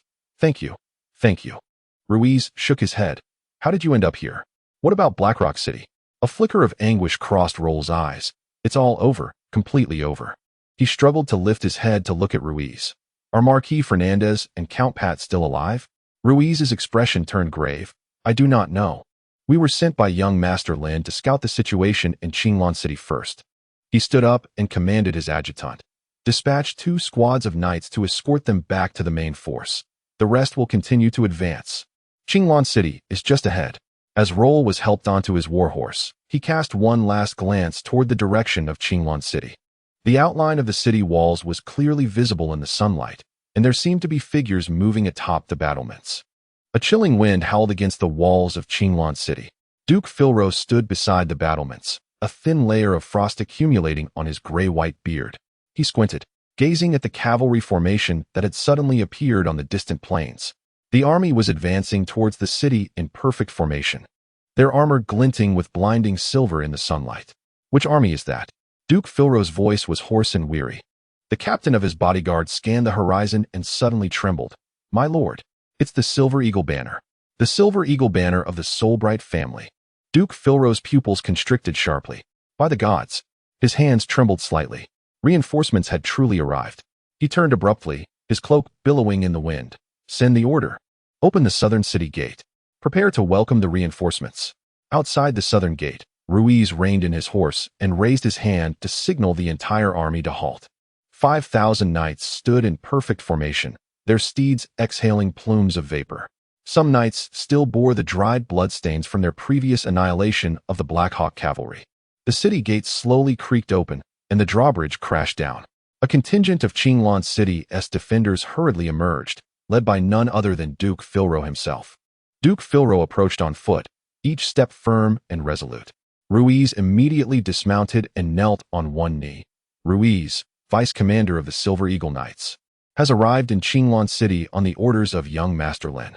Duke Philro quickly stepped forward, lifting Ruiz to his feet. Rise. His gaze swept over the knights behind Ruiz, his voice trembling slightly. How many of you have come? 5,000 Vanguard Knights. Ruiz stood tall. Young Master Lin leads the main force of the Southern Noble Coalition, along with additional noble armies from other regions that joined along the way. We shall arrive by tomorrow with forces exceeding 100,000. A wave of jubilant cheers erupted from atop the city walls. The defenders brandished their spears, some even shedding tears of joy. They had finally awaited hope. Duke Philro took a deep breath, the fatigue in his eyes seemingly alleviated. Very well. He patted Ruiz on the shoulder, suggesting they would discuss matters further upon entering the city. Chapter 81. The army approaches the city at the Black Hawk Regiment's camp by the White River crossing. Tuaba Lai sat upon a tiger-skin chair, toying with a golden-hilted, curved sword. Heavy footsteps echoed from outside the tent, and Yolo lifted the tent flap, kneeling on one knee. Your Highness. Rise, Tuaba Lai replied, lifting his gaze with a hint of a smile. I hear you let a few fish slip away? A shadow flickered in Yolo's eyes. The remnants of Fernand and Pat have crossed the river on rafts. Around 1,000 have escaped. I have dispatched men in pursuit. Tuaba Lai chuckled softly, sheathing the curved sword. No matter. He stood and approached Yolo, patting his shoulder. You have done well. The battles at Xianyu City and the White River crossing were splendid. Yolo's tense shoulders relaxed slightly.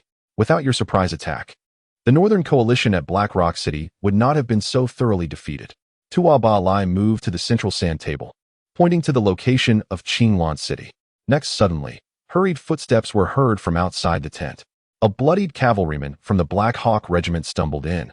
His armor shattered, his face smeared with a mixture of dust and sweat. He staggered forward, kneeling on one knee, his voice hoarse and urgent. Your Highness, we encountered a knightly force. Tuaba Lai, previously languid in his tiger-skin chair, leaned forward, his expression sharpening. Explain. The cavalryman gasped for breath, fear lingering in his eyes. Captain Alaten led us in pursuit of a band of northern remnants, on the verge of annihilating them, when suddenly a knightly force emerged. Yolo narrowed his eyes, inquiring, what sort of knightly force? They are not ordinary knights. The cavalryman's voice trembled, their armor gleamed with silver light, their steeds were towering. charging like an iron wall. We barely engaged them, and in a single encounter, our forces were nearly decimated. The expressions of the leaders in the tent shifted dramatically. "Where is Alatan?" Yolo asked in a low voice. The cavalryman bowed his head, his words barely escaping his clenched teeth. "He fell in battle, pierced by a silver-armored knight's spear." Tu'aba'alai's fingers lightly caressed the hilt of his curved sword. A glimmer of coldness in his eyes. What characteristics did this knightly force possess? The cavalrymen suddenly looked up. They bore the silver eagle banner. Their armor was all engraved with the silver eagle emblem. Silver eagle? Yun, the leader of the Iron Wolf Regiment, rose abruptly, astonished. The Soulbright family. An uproar filled the tent. Tu'aba'alai slowly stood, a cold smile gracing his lips. "It seems reinforcements from the Kingdom of Clan have arrived." Silence enveloped the tent, interrupted only by the occasional crackle of charcoal in the brazier. Tu'aba'alai's fingers tapped lightly on the edge of the sand table, his expression fluctuating with dark thoughts. "Silver Eagle Knights," he repeated softly, a cold smile suddenly curling at the corners of his mouth. "The Soulbright family can no longer remain idle?" A flicker of seriousness crossed Yoro's eyes. "Your Highness, the military power of the Soulbright family is formidable and should not be underestimated." "Humph, and so what?" Tu'aba'alai abruptly turned, his black cloak swirling, creating a gust within the tent. Outside, hurried footsteps echoed again as a scout knelt, reporting. "The southern gate of Qinglan City is wide open. A cavalry unit has entered the city." "How many?" "Approximately 5,000 riders." Tu'aba'alai narrowed his eyes. "Are there any other forces?" "None have been discovered so far." The tribal leaders exchanged glances, murmuring that it seemed to be merely the vanguard. After a moment of silence, Tu'aba'alai suddenly burst into laughter. "Excellent." He strode to the sand table, pressing his finger heavily on the location of Qinglan City. "Since they have come, let us entertain them." "Your Highness, do you mean?" Yoro hesitated. A glint of cunning flickered in Tu'aba'alai's eyes. "The transport of supplies from Xianyu City will take time. We must keep the attention of the clan people firmly on Qinglan City." He surveyed the crowd, his voice low and dangerous. "Dispatch orders to the entire army. We shall set up camp beneath Qinglan City, adopting a posture for a decisive battle. But remember, our goal is not to fight to the death, but to delay them." The leaders responded in unison, the sound of clashing armor resonating throughout the tent. At dusk, the defending soldiers of Qinglan City stood atop the walls, gazing at the surging army from the grasslands like a tide. The sound of war drums reverberated through the air as a dark mass of cavalry unfurled across the plains, resembling a moving sea of black. At least 50,000. Duke Philro gripped the hilt of his sword, knuckles whitening. Ruiz stood beside him, the silver eagle armor glinting coldly in the sunset. Tu'aba'alai has come in person.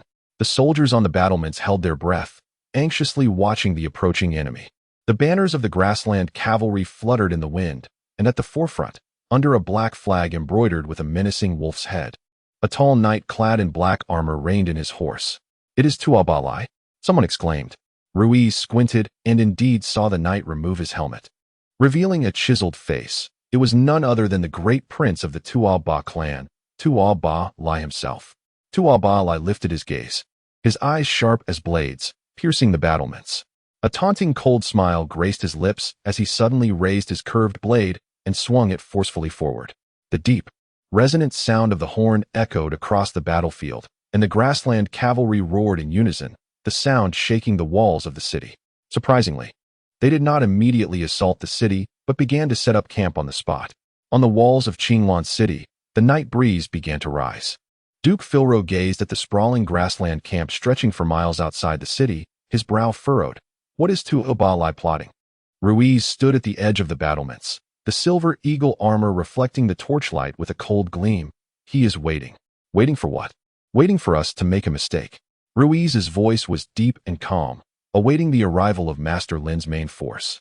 Duke Philro suddenly turned his head, asking, "Are you suggesting that he intends to encircle and attack the reinforcements?" Ruiz did not respond immediately, his gaze sweeping over the scattered campfires beyond the city. The encampment of the To'oba tribe was meticulously arranged, with cavalry patrolling the periphery and archers occupying the high ground, while the central tent was strategically positioned to block the crucial route to Qinglan City. "Order the messenger," Ruiz suddenly barked. A silver eagle knight approached swiftly. "My lord."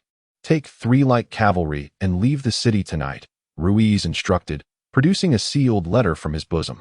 Ensure it is delivered personally to Master Lynn.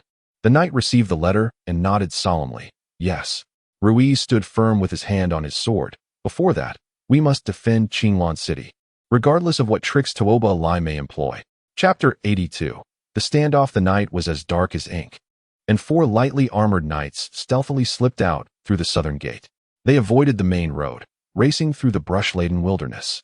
The lead knight clutched the sealed letter tightly, with only the howling wind and the heavy breaths of the warhorses accompanying him. Suddenly, a sharp whistle pierced the air. An arrow flew through the darkness, striking one of the knights squarely in the back. Ambush! The lead knight roared, drawing his sword. From the shadows, dozens of prairie cavalry surged forth from all directions, their curved blades glinting ominously in the moonlight. Split up, the lead knight commanded, swinging his sword to fell the nearest foe, shouting to his companions. We must deliver the letter. The 3 warhorses bolted in different directions, pursued by the prairie cavalry. Arrows fell like rain, and another knight was thrown from his steed. The lead knight gritted his teeth, spurring his horse onward, finally shaking off his pursuers. An arrow was embedded in his shoulder, blood soaking half of his armor. Yet the letter remained intact in his grasp. Hold on, he murmured to himself, galloping desperately toward the direction of the main force to the south. At dawn, within the camp of the Southern Nobility Alliance, Lynn stood before a sand table, his countenance darkened as he listened to the bloodied messenger's report. toEmperorvia is personally stationed beneath Qinglan City. His fingers drummed against the edge of the sand table. 50,000 cavalry. Sir Reynard whispered beside him, Master Lynn. This may very well be a trap. toEmperorvia seeks to lure us into a direct confrontation. Lynn fixed his gaze upon the small flag representing Qinglan City on the sand table and suddenly inquired, what else did Ruiz say? The messenger swallowed hard. Lord Ruiz mentioned unusual movements from the prairie people towards Xianmun City. They might be transporting looted supplies. Indeed, Lynn scoffed coldly. toEmperorvia has no intention of a head-on clash. He is merely buying time for a retreat. Inside the military tent, Lynn's fingertips lightly tapped the table as his gaze fell upon the position of Xianmun City on the sand table. A faint smile crept upon his lips, a glimmer of sharpness flashing in his eyes. From the interrogations of captured prairie warriors, Lynn had already discerned toEmperorvia's true intentions. The great prince of the toEmperor tribe descended southward not for the conquest of cities, but rather to amass sufficient wealth and prestige to vie for the throne against the second prince, toEmperor Hong. Ashen City, Black Rock City, and Green Mist City. Lynn's fingers grazed the sand table lightly, a cold laugh escaping his lips. It was merely a fade. toEmperorvia captured the cities without fortifying them, plundering swiftly before retreating, even going so far as to feign a decisive battle at Green Mist City, all to divert the attention of the forces of the clan kingdom, allowing his cavalry to plunder wealth without restraint. The fruits of these raids now lay piled in Xianyu City, awaiting transport back to the steppes. That was his lifeline. A glimmer of brilliance flickered in Lynn's eyes. The stockpiles in Xianyu City contained not only grain and gold, but also a substantial amount of standardized weaponry. These strategic resources could equip tens of thousands of troops. If he could seize Xianyu City, it would not only thwart toEmperorvia's ambitions, but also provide Lynn with a handsome profit. Lynn lightly tapped the table, his gaze shifting to the outside of the tent. Several days prior, he had secretly dispatched Aiden, leading 2,000 elite mountain troops, to lie in wait within the dense forests near Xianyu City, awaiting his command. toEmperorvia believed he was fishing, but Lynn's smile grew ever colder, unaware that he himself was the fish. His voice echoed within the command tent. Relay the order to the entire army. Pack up immediately. The main force shall advance eastward towards Green Mist City to confront toEmperorvia. The midday sun scorched the earth as clouds of dust rose over the desolate wilderness east of Green Mist City. Noble banners fluttered in the wind, the silver eagle, the golden ram, the stag, countless emblems glimmering in the sunlight. 100,000 troops unfurled like a tide, the gleam of armor and spears merging into a singular sight, resembling a vast sea of metal from afar. Upon the city wall, Duke Philro leaned against the parapet, his grizzled beard quivering slightly. At last, they have arrived. The defenders erupted in cheers, some even kneeling in excitement to kiss the stones of the wall. On a distant hill, several scouts from the toEmperor tribe observed this scene coldly. Go inform the great prince, the lead scout remarked with a hint of derision. The clan's grand army has arrived. In toEmperorvia's grand tent, laughter erupted after hearing the scout's report. Yun, the leader of the Iron Wolf tribe, pounded his thigh, laughing uproariously. 100,000? More like 100,000 sheep awaiting slaughter. The scout knelt on one knee, continuing his report. Of those, only about 30 to 40,000 are well-equipped and organized. The remainder appears to be mostly hastily conscripted farmers, their formations loose and lacking discipline. The scout paused before adding, some even wield pitchforks and hoes. Yolo, the leader of the Black Eagle tribe, licked his lips. Great prince, this presents an opportunity. While they are still establishing themselves, our 5,000 iron cavalry can shatter them with a single charge. The various leaders in the tent nodded in agreement, some already unable to contain their eagerness. Hand resting on their sword hilts, rising to their feet. toEmperorvia sat in a tiger skin chair, his fingers gently tapping the hilt of his curved blade, his gaze profound. Do you truly believe this is an opportunity?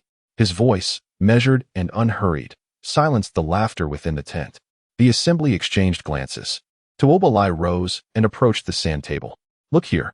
His finger traced the line between Qingluan City and the camp of reinforcements. The two locations formed a critical angle. Should we assault the main camp, the knights within the city could strike at any moment, severing our retreat. He scanned the faces of those present, his eyes sharp. We can indeed vanquish those farmers, but at what cost? The lives of tens of thousands of valiant warriors for mere momentary satisfaction? A hush fell over the tent. Remember our objective. toEmperorvia's voice was low and resolute. Before the supplies have been fully transported from Xianyu City, our task is merely to hold them at bay. He returned to his seat, settling slowly. Once I ascend to the throne, there will be ample opportunity to confront the Kron people. The leaders fell silent for a moment before nodding in agreement. Agudomu, the chief of the Wulawa tribe, muttered unwillingly, it seems we are granting those farmers an advantage. toEmperorvia scoffed, instructing the herald, convey to all units to reinforce patrols, but refrain from unauthorized attacks. His gaze drifted outside the tent, as if piercing through the fabric to confront the distant Kron army. Within the central tent of the Allied forces, Lynn, having listened to the scout's report, allowed a slight smile to grace his lips. toEmperorvia did not launch an attack. Sir Reynard shook his head. They merely increased patrols, while their main force remains inactive. Indeed, a clever man. Lynn chuckled softly, his fingers gently tapping the table. His fingers danced along the edge of the sand table, his gaze flitting between Qingluan City and Xianyu City. Send the orders, he suddenly declared, his tone calm and composed. Instruct the vanguard to heighten their defenses, but do not provoke them. Sir Reynard furrowed his brow. Young Master Lynn, should we not seize the opportunity to strike? Lynn shook his head, a knowing smile gracing his lips. At present, both toEmperorvia and I are waiting. Waiting for what? For time. Lynn's finger paused at the location of Xianyu City, lightly tapping it. toEmperorvia is awaiting the completion of the supply transfer, while His gaze shifted toward the outside, as if he could see through the layers of tents to the distant Xianyu City. Am waiting for Aiden to take his position. Chapter 83. The bloodied king the night in the royal capital was abruptly awakened by the sound of urgent hoofs. Emergency military situation. Open the city gates swiftly. A blood-soaked herald galloped through the silent streets, the iron hooves of his steed striking sparks from the cobblestones. The night watchman hurriedly pushed aside barriers, while a few inebriated nobles stumbled and fell to the roadside. Urgent military report.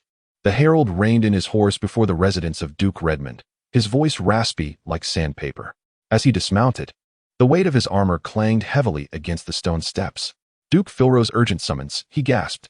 The gates of the residence creaked open, and the Duke's chief bodyguard emerged briskly, flanked by two attendants. In the flickering firelight, the bodyguard's iron armor glimmered coldly. Bring it forth. The captain of the guard took the blood-stained scroll, the wax seal now shattered. He turned swiftly, striding through the corridor, the sound of his footsteps resonating distinctly within the silent mansion. In the chamber, Duke Redmond was reviewing documents by candlelight. Upon hearing the urgent knocking, he furrowed his brow. My lord, urgent news from the north, the captain of the guard announced, kneeling on one knee, presenting the letter with both hands. Redmond set down his quill and accepted the missive. By the flickering candlelight, his eyes scanned the parchment swiftly.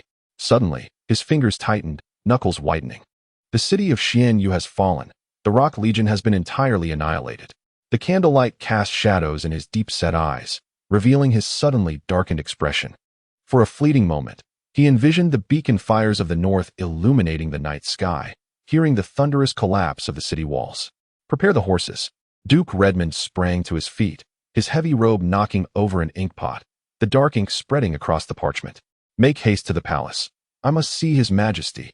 The captain hesitated. "My lord, it is already midnight. His Majesty may be resting." Redmond seized the sword hanging at the head of the bed, the glint in his eyes causing the captain to instinctively take a step back. "Do you understand what this signifies?" His voice rumbled like distant thunder. "By dawn, the north will turn into a hell on earth." As he strode through the courtyard, the midnight bells of the palace began to toll. Amid the heavy chimes, Redmond faintly heard the funeral knell of the north's downfall. Meanwhile, in the palace of Prince William, the candlelight flickered, illuminating the prince's face, twisted in anger. Father is blatantly favoring Aragon. He kicked over a low table, wine goblets and fruit platters crashing to the floor, shattered porcelain splintering and red wine spilling like blood onto the opulent carpet. A few aides stood by, heads bowed, not daring to speak.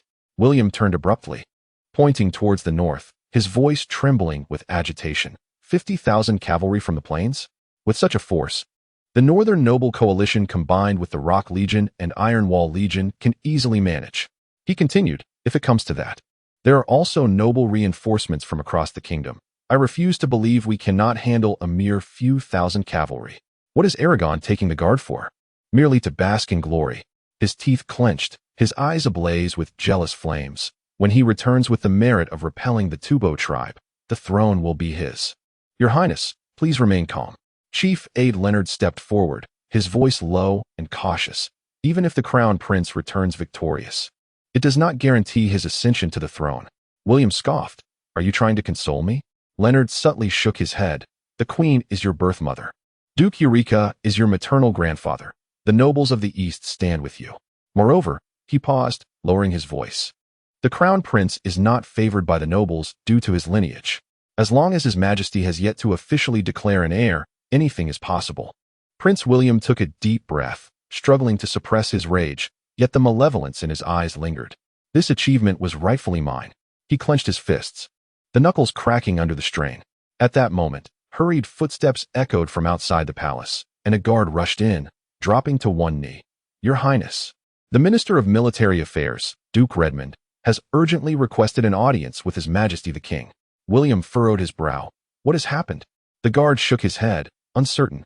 "But it is said to be an urgent report from the north." A sense of foreboding arose in both William and Leonard as they exchanged glances. Duke Redmond hastened through the palace corridors, tightly gripping a handwritten letter from Duke Philro. His countenance was as grim as iron, with beads of cold sweat forming on his brow. "My Lord Duke, His Majesty is resting." A court attendant attempted to intervene. "Stand aside," Redmond barked.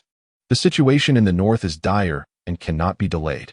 The attendant, intimidated by his fervor, quickly stepped aside.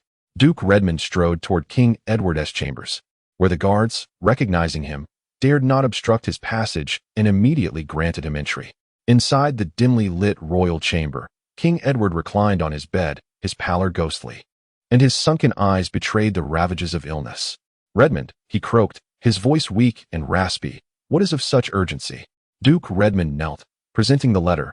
"Your Majesty, an urgent report from the north." King Edward raised a feeble hand, prompting an attendant to take the letter, unfold it, and present it before him. The contents of the letter were succinct, yet each word struck the heart of King Edward like a hammer. "The city of Xianyu has fallen. The Rock Legion has been annihilated. Marquis Houghton has perished. The White River Crossing has been lost. The Iron Wall Legion and the Northern Noble Coalition have been cut off, facing imminent peril. The nomads have amassed forces beneath Qinglan City. The north is in crisis." With a violent gasp, King Edward coughed up blood, staining the pristine sheets crimson. "Your Majesty, fetch the royal physician at once." The chamber erupted into chaos as attendants rushed forward in alarm. Duke Redmond's expression shifted dramatically as he hurried to support the faltering king. King Edward coughed violently, blood at the corners of his mouth, a harrowing sight. His fingers gripped the bedclothes tightly, disbelief etched in his eyes. How could this be happening? His voice trembled, as if he had aged a decade in an instant. The tragedy of 30 years prior seemed poised to repeat itself. News of the king's spitting blood spread like wildfire through the capital, and soon all the high-ranking officials were urgently summoned to the council chamber. The royal physician had stabilized King Edward's condition, yet the old king's complexion remained ashen, as if he might collapse at any moment. "Gentlemen," King Edward's voice, though frail, carried an undeniable authority. "The North is in grave danger." Chapter 84. The Queen's scheme. Subsequently, King Edward succinctly relayed the urgent missive from Duke Philro, which immediately incited a tumultuous uproar within the council chamber. The fall of Shenhua City? The annihilation of the Rock Legion? Was the retreat of the Iron Wall Legion obstructed? Would Black Rock City succumb to ruin? Could the tragedies of 30 years past be destined to repeat themselves? The ministers engaged in fervent discourse. Some expressed their outrage, others their dread, and a few had already begun to strategize their own self-preservation. Straining against his ailment, King Edward cast his gaze over the assembly, finally settling on Duke Redmond. "Redmond, where are the noble reinforcements summoned from various regions?" he inquired. Stepping forward, Duke Redmond replied solemnly, "Your Majesty, the coalition of nobles from across the kingdom, led by Lynn, the heir of the Solbright family, crossed the Stag Fortress 7 days ago and has entered the northern territories. Based on their journey, they should now be nearing Qinglan City. And what of Prince Aragon's royal guard?" King Edward pressed further. "The guard only passed the Stag Fortress 3 days ago.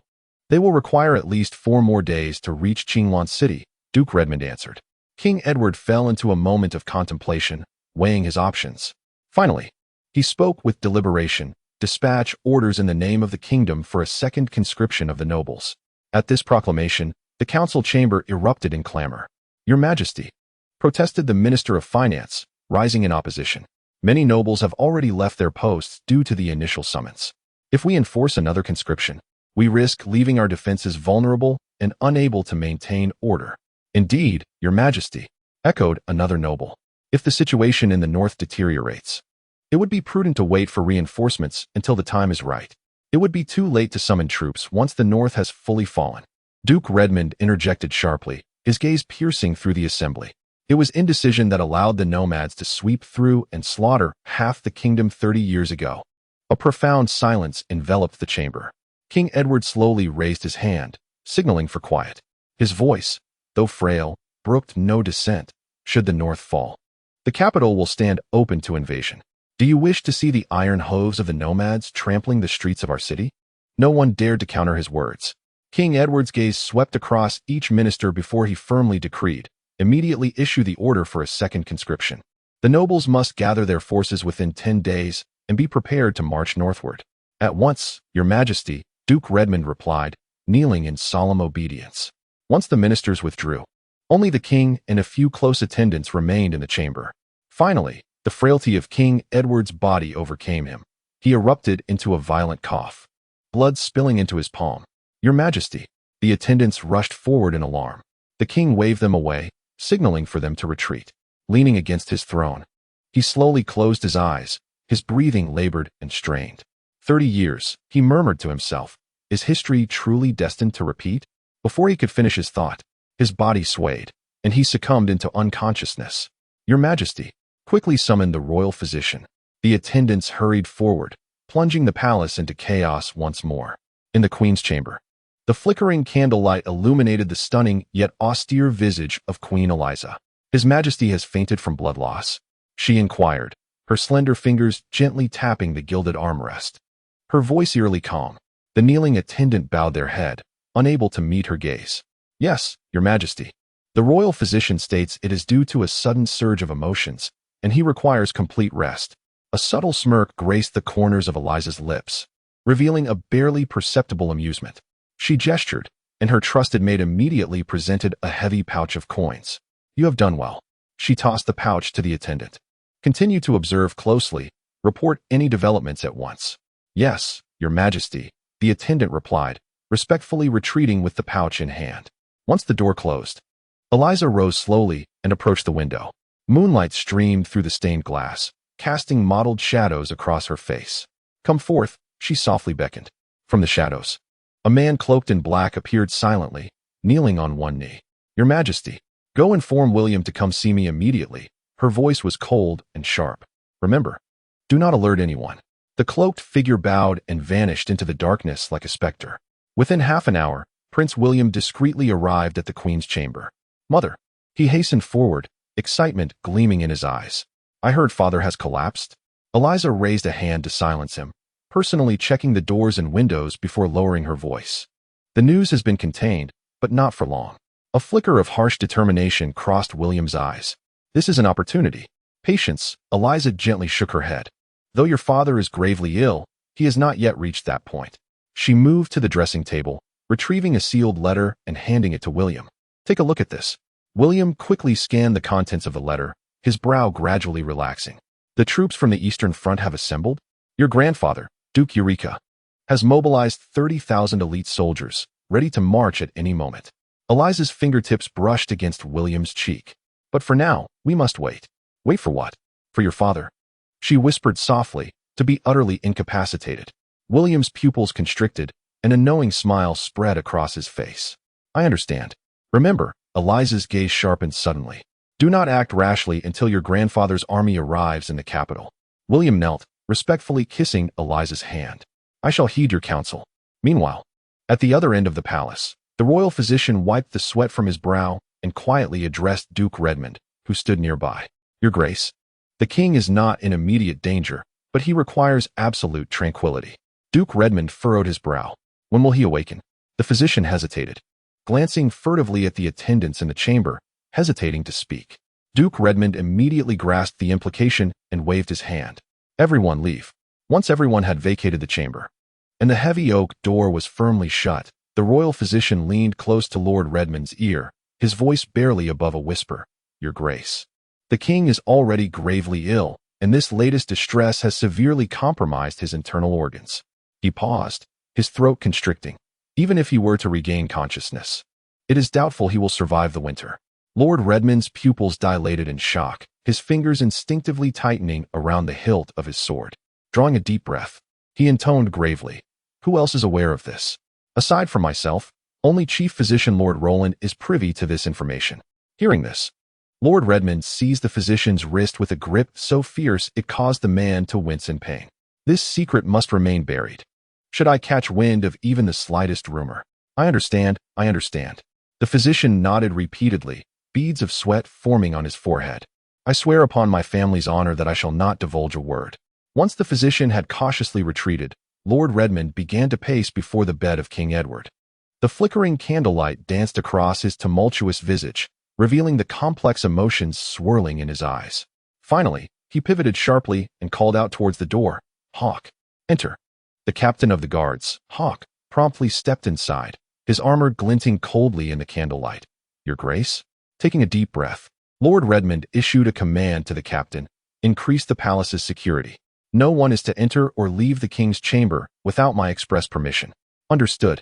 As Lord Redmond exited the chamber, the night breeze caressed his face, bringing with it a hint of chill. He gazed towards the queen's chamber, a flicker of doubt crossing his features. "I hope it is not too late," he murmured to himself before striding purposefully towards the military office. The reports from the north, the king's precarious health, the undercurrents in the capital, everything was spiraling toward an uncontrollable outcome. In this game of power, even the slightest misstep could lead to irrevocable ruin. Chapter 85.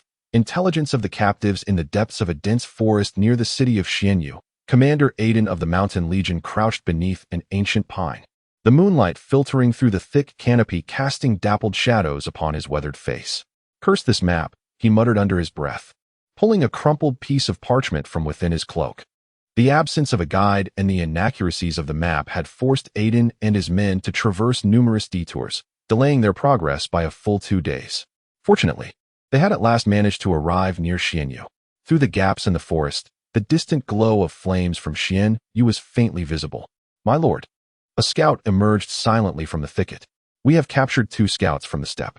At this news, Aiden slowly rose from the ground and followed the scout to a clearing in the woods. There, 2 bound steppe cavalrymen knelt on the ground, their faces smeared with blood. "Can you speak Kron?" Aiden inquired, pressing the tip of his sword against one captive's throat, the cold metal glinting ominously in the moonlight. The captive defiantly turned his head away, his bloodshot eyes filled with animosity. Aiden signaled, and a rugged mountain warrior stepped forward. firmly covering the captive's mouth with his coarse hand. Another warrior unsheathed his hunting knife, and under the terrified gaze of the captive, he swiftly severed one of the man's ears. A muffled scream escaped the captive's mouth, stifled by his own hands, as blood gushed through the warrior's fingers, staining the fallen leaves beneath them. Aiden turned to another captive, the tip of his sword lightly tracing the contours of the man's cheek. "Now, it is your turn." The captive trembled uncontrollably, his teeth chattering. "I can speak Kron." "Excellent." Aiden sheathed his short sword, crouching down to meet the captive's gaze. "How many guards are stationed in Crescent City?" "About 1,200, the captive stammered, his eyes darting towards the bloodied figure of his companion. "They are all the old, weak, and sick left behind by the tribes." A glimmer of insight flashed in Aiden's eyes, aligning perfectly with the intelligence Lynn had previously gathered from another captive. However, to be prudent, Aiden decided to test the veracity of the captive before him. He abruptly rose, kicking the captive to the ground. "Nonsense," he barked. "Crescent City must be hoarding all your spoils. How could it possibly defend itself with just over 1,000 men?" The captive lay on his back, fearfully observing Aiden as he signaled to his fellow warrior. As the gleaming knife approached, the captive thrashed in desperation.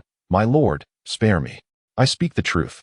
Aiden raised his hand, signaling the warrior to halt, and looked coldly down at the captive. "This is your final chance." There were originally over 10,000. The captive hastily replied, his voice quivering with terror. "But 3 days ago, 3,000 elite were dispatched to escort the first batch of supplies back to the plains. Additionally, over 5,000 cavalry have scattered across the northern territories to continue their plundering." Aiden pressed the tip of his sword against the captive's throat. "Why divide your forces?" Because the Crown Prince sent word." The captive swallowed hard. He said the reinforcements from the Kron Kingdom are being held back at Qinglong City. The tribal leaders believed this was their last opportunity for wealth, and so they abandoned the supplies to rush off and raid. Aiden scoffed coldly. "So now, only a collection of the old, weak, and sick remain in the city?" The captive nodded vigorously. "They are all that is left. The true warriors have gone off to pillage." With a sense of relief washing over him, Aiden's eyes squinted in satisfaction. Akin to a lynx spotting its prey, what remains of the supplies in the city? "About 2/3, the captive answered. Aiden slowly straightened, sheathing his short sword. In the moonlight, his silhouette resembled a razor-sharp blade, radiating a chilling intent to kill. "Take them away and keep watch," he commanded, waving his hand as 2 warriors swiftly dragged the captives into the depths of the thicket. Turning towards the center of the camp, Aiden whispered to the captain of the first 1,000, "Bessie, immediately send the swiftest messenger to Qinglong City to inform Lord Lynn." He paused, a cold smirk curling at the corners of his mouth. "Tell him, the hawk is in position and ready to strike at any moment." Bessie nodded in acknowledgement, promptly turning to carry out the orders. Aiden then approached an ancient pine, his rough palm gliding over the carvings etched into its bark. This is a distinctive marking method utilized by their mountain legion. Each passage leaves behind symbols only recognizable to their own. "My lord, the messenger has departed." Bessie soon returned to report. "It is anticipated that he will arrive at Qinglong City within 2 days." Aiden nodded, his gaze sweeping across the weary soldiers engaged in rest. The 2,000 elite warriors of the Mountain Legion, either seated or reclining, were seizing every moment to recuperate. Adorned in camouflage woven from leaves and vines, they nearly melded into the forest under the moonlight.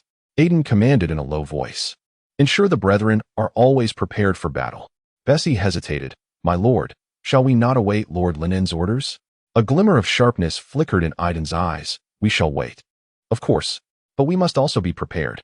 The moonlight, like water, spilled over the resolute faces of these warriors from the southern Sunset Mountains, who were soon to inscribe their own legends upon the battlefield of the north. In the distance, the lights of Xianyue City flickered in the night, resembling a slumbering giant, blissfully unaware of the impending fatal strike. Meanwhile, within the confines of Xianyue City, the commander Bartle was troubled over a map. The mountains of supplies within the city left him in despair: grains, weapons, silverware, and even artworks pilfered from the noble estates of the north. Originally planned for transport within a fortnight, 10 days had passed, and only a third had been moved. Bartle irritably raked his greasy hair back, his fingers tracing lines upon the map. The parchment spread upon the table was densely annotated with the locations of various supply warehouses, the granary in the east, The armory in the south, and the temporary treasure vault in the north, hastily converted from the noble district. These greedy wolves, he exclaimed, slamming his fist upon the table, causing the candle flames to flicker violently. His deputy, Hassan, cautiously offered a cup of mare's milk wine. My lord, please temper your anger. The leaders of the various factions seek to acquire more spoils. Spoils. Bartle scoffed, downing the wine in one gulp. The crown prince had repeatedly instructed that supplies be prioritized for transport. Yet these individuals, upon hearing that the Kron were pinned down at Qngln city, had raced away faster than rabbits. Hassan recoiled, hesitant to respond. As Bartel's confidant, he well understood the temperament of this commander. Chapter 86. The time has come. Bartle rose and walked to the window. Xianyue city, illuminated by moonlight, was eerily quiet, with only a few torches flickering on the city walls. Those were the elderly and infirm, the remnants left behind by the various factions. Have our tribal cavalry been dispatched? He suddenly inquired. Hassan nodded. Indeed, my lord. Per your instructions, 500 elite warriors have been sent, leaving only 200 to defend the city. Bartle grunted in satisfaction. Since they could not stop those greedy individuals, it was better to allow their own people to share in the spoils. After all, Xianyue city was quite secure at present. The main force of the Kron was still languishing at Qngln city. What is the progress of the transport? Hassan's expression grew troubled. My lord, we are currently severely understaffed. It is likely to be delayed by 10 days beyond our original estimate. Bachelor furrowed his brow, but soon relaxed. Well, the crown prince should understand. He patted Hassan on the shoulder, instructing him to expedite the loading of supplies, stating that once those rascals had had their fill, they should immediately escort the second batch of provisions back to the steppe. Just as Hassan was about to comply, Bachelor suddenly called him back. Wait, how is the city's defense arranged? According to standard protocol, 2 teams were assigned at each of the 4 gates, stationed at the watchtowers. That is far too few. Bachelor interjected. Double the manpower, no, quadruple it. Hassan gaped in astonishment. My lord, is this truly necessary? The clan. Fool. Bachelor snapped sharply. Precisely because the clan's main force is occupied, we must exercise greater caution. What if a small detachment attempts a sneak attack? Hassan quickly lowered his head in acknowledgement, though he privately regarded Bachelor's caution as excessive. In his view, the reinforcements from the clan kingdom were entirely preoccupied with the crown prince toEmperorvia's forces at Qinglong city, leaving Xianyue city devoid of any imminent threat. After Hassan departed, Bachelor stood alone by the window, gazing at the distant, shadowy mountains. For some reason, he felt an unusual stillness in the night, a quiet so profound it set his nerves on edge. I hope I am merely overthinking, he murmured to himself, extending his hand to close the window. The night deepened, yet the conference hall of Qinglong city remained brightly lit. The long table was flanked by nobles clad in opulent garb and armored generals, each face etched with solemnity. Lynn occupied a central position on the left side, the silver eagle emblem glinting coldly in the candlelight. At the head of the left flank sat his father, Duke Flick, whose demeanor was calm and whose gaze was piercing. Facing Duke Flick was Duke Philro, the guardian of the northern territories. At the head table, the crown prince Aragon impatiently drummed his fingers on the surface. Adorned in a battle robe embroidered with golden threads, a gem-studded sword hanging at his waist, his brow furrowed in irritation. It has been 7 days.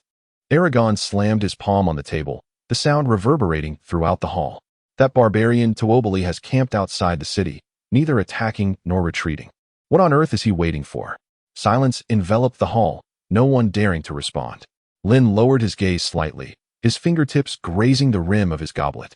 A cold smile forming in his heart, for he alone knew the answer. toEmperorvia was simply awaiting the completion of the supply transfer from Xianyue city. However, he would never voice this thought aloud, as he too was waiting for Aiden's signal. At that moment, the doors of the conference hall swung open, and a guard strode in briskly, kneeling on one knee. Your Highness, the remnants of Marquis Fernandez and Count Pat have just entered the city. Oh, Aragon raised an eyebrow. How many did they bring back? Fewer than 500, the guard replied in a hushed tone. Moreover, Marquis Fernandez is gravely injured, and the physician is doing all he can to save him. Aragon scoffed coldly. With over 60,000 troops from the Black Rock City garrison and the Northern Noble Coalition, they return with such a pitiful number? Utterly useless. Lynn furrowed his brow slightly, but remained silent. Duke Frick spoke at an opportune moment. Your Highness, It is already a feat for Count Pat to break through with the remnants of his troops. Our forces have gathered over 150,000 soldiers at Qinglan City. The urgent matter at hand is to deliberate on how to confront Tuoba Lai.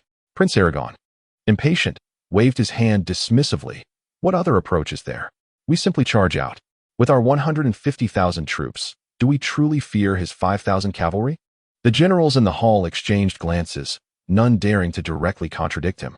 Lynn raised his gaze, sweeping his eyes across the assembly before finally resting on Aragon. Your Highness. Tuoba Lai remains immobile, which surely indicates some cunning scheme. A rash attack may not be prudent. Aragon sneered coldly. Lynn, are you instructing me on warfare? Lynn slightly lowered his head, his tone respectful yet firm. I do not presume to do so. I merely suggest that Tuoba Lai is cunning and multifaceted, necessitating a cautious approach. Aragon snorted derisively, about to retort when suddenly, a flurry of hurried footsteps echoed from outside the council chamber. Lynn's personal attendant, Carl, hurried in, leaning close to whisper in his ear. A glint of determination flickered in Lynn's eyes as he rose and offered a slight bow to Prince Aragon. Your Highness. What do you think? Aragon waved his hand impatiently. Go on.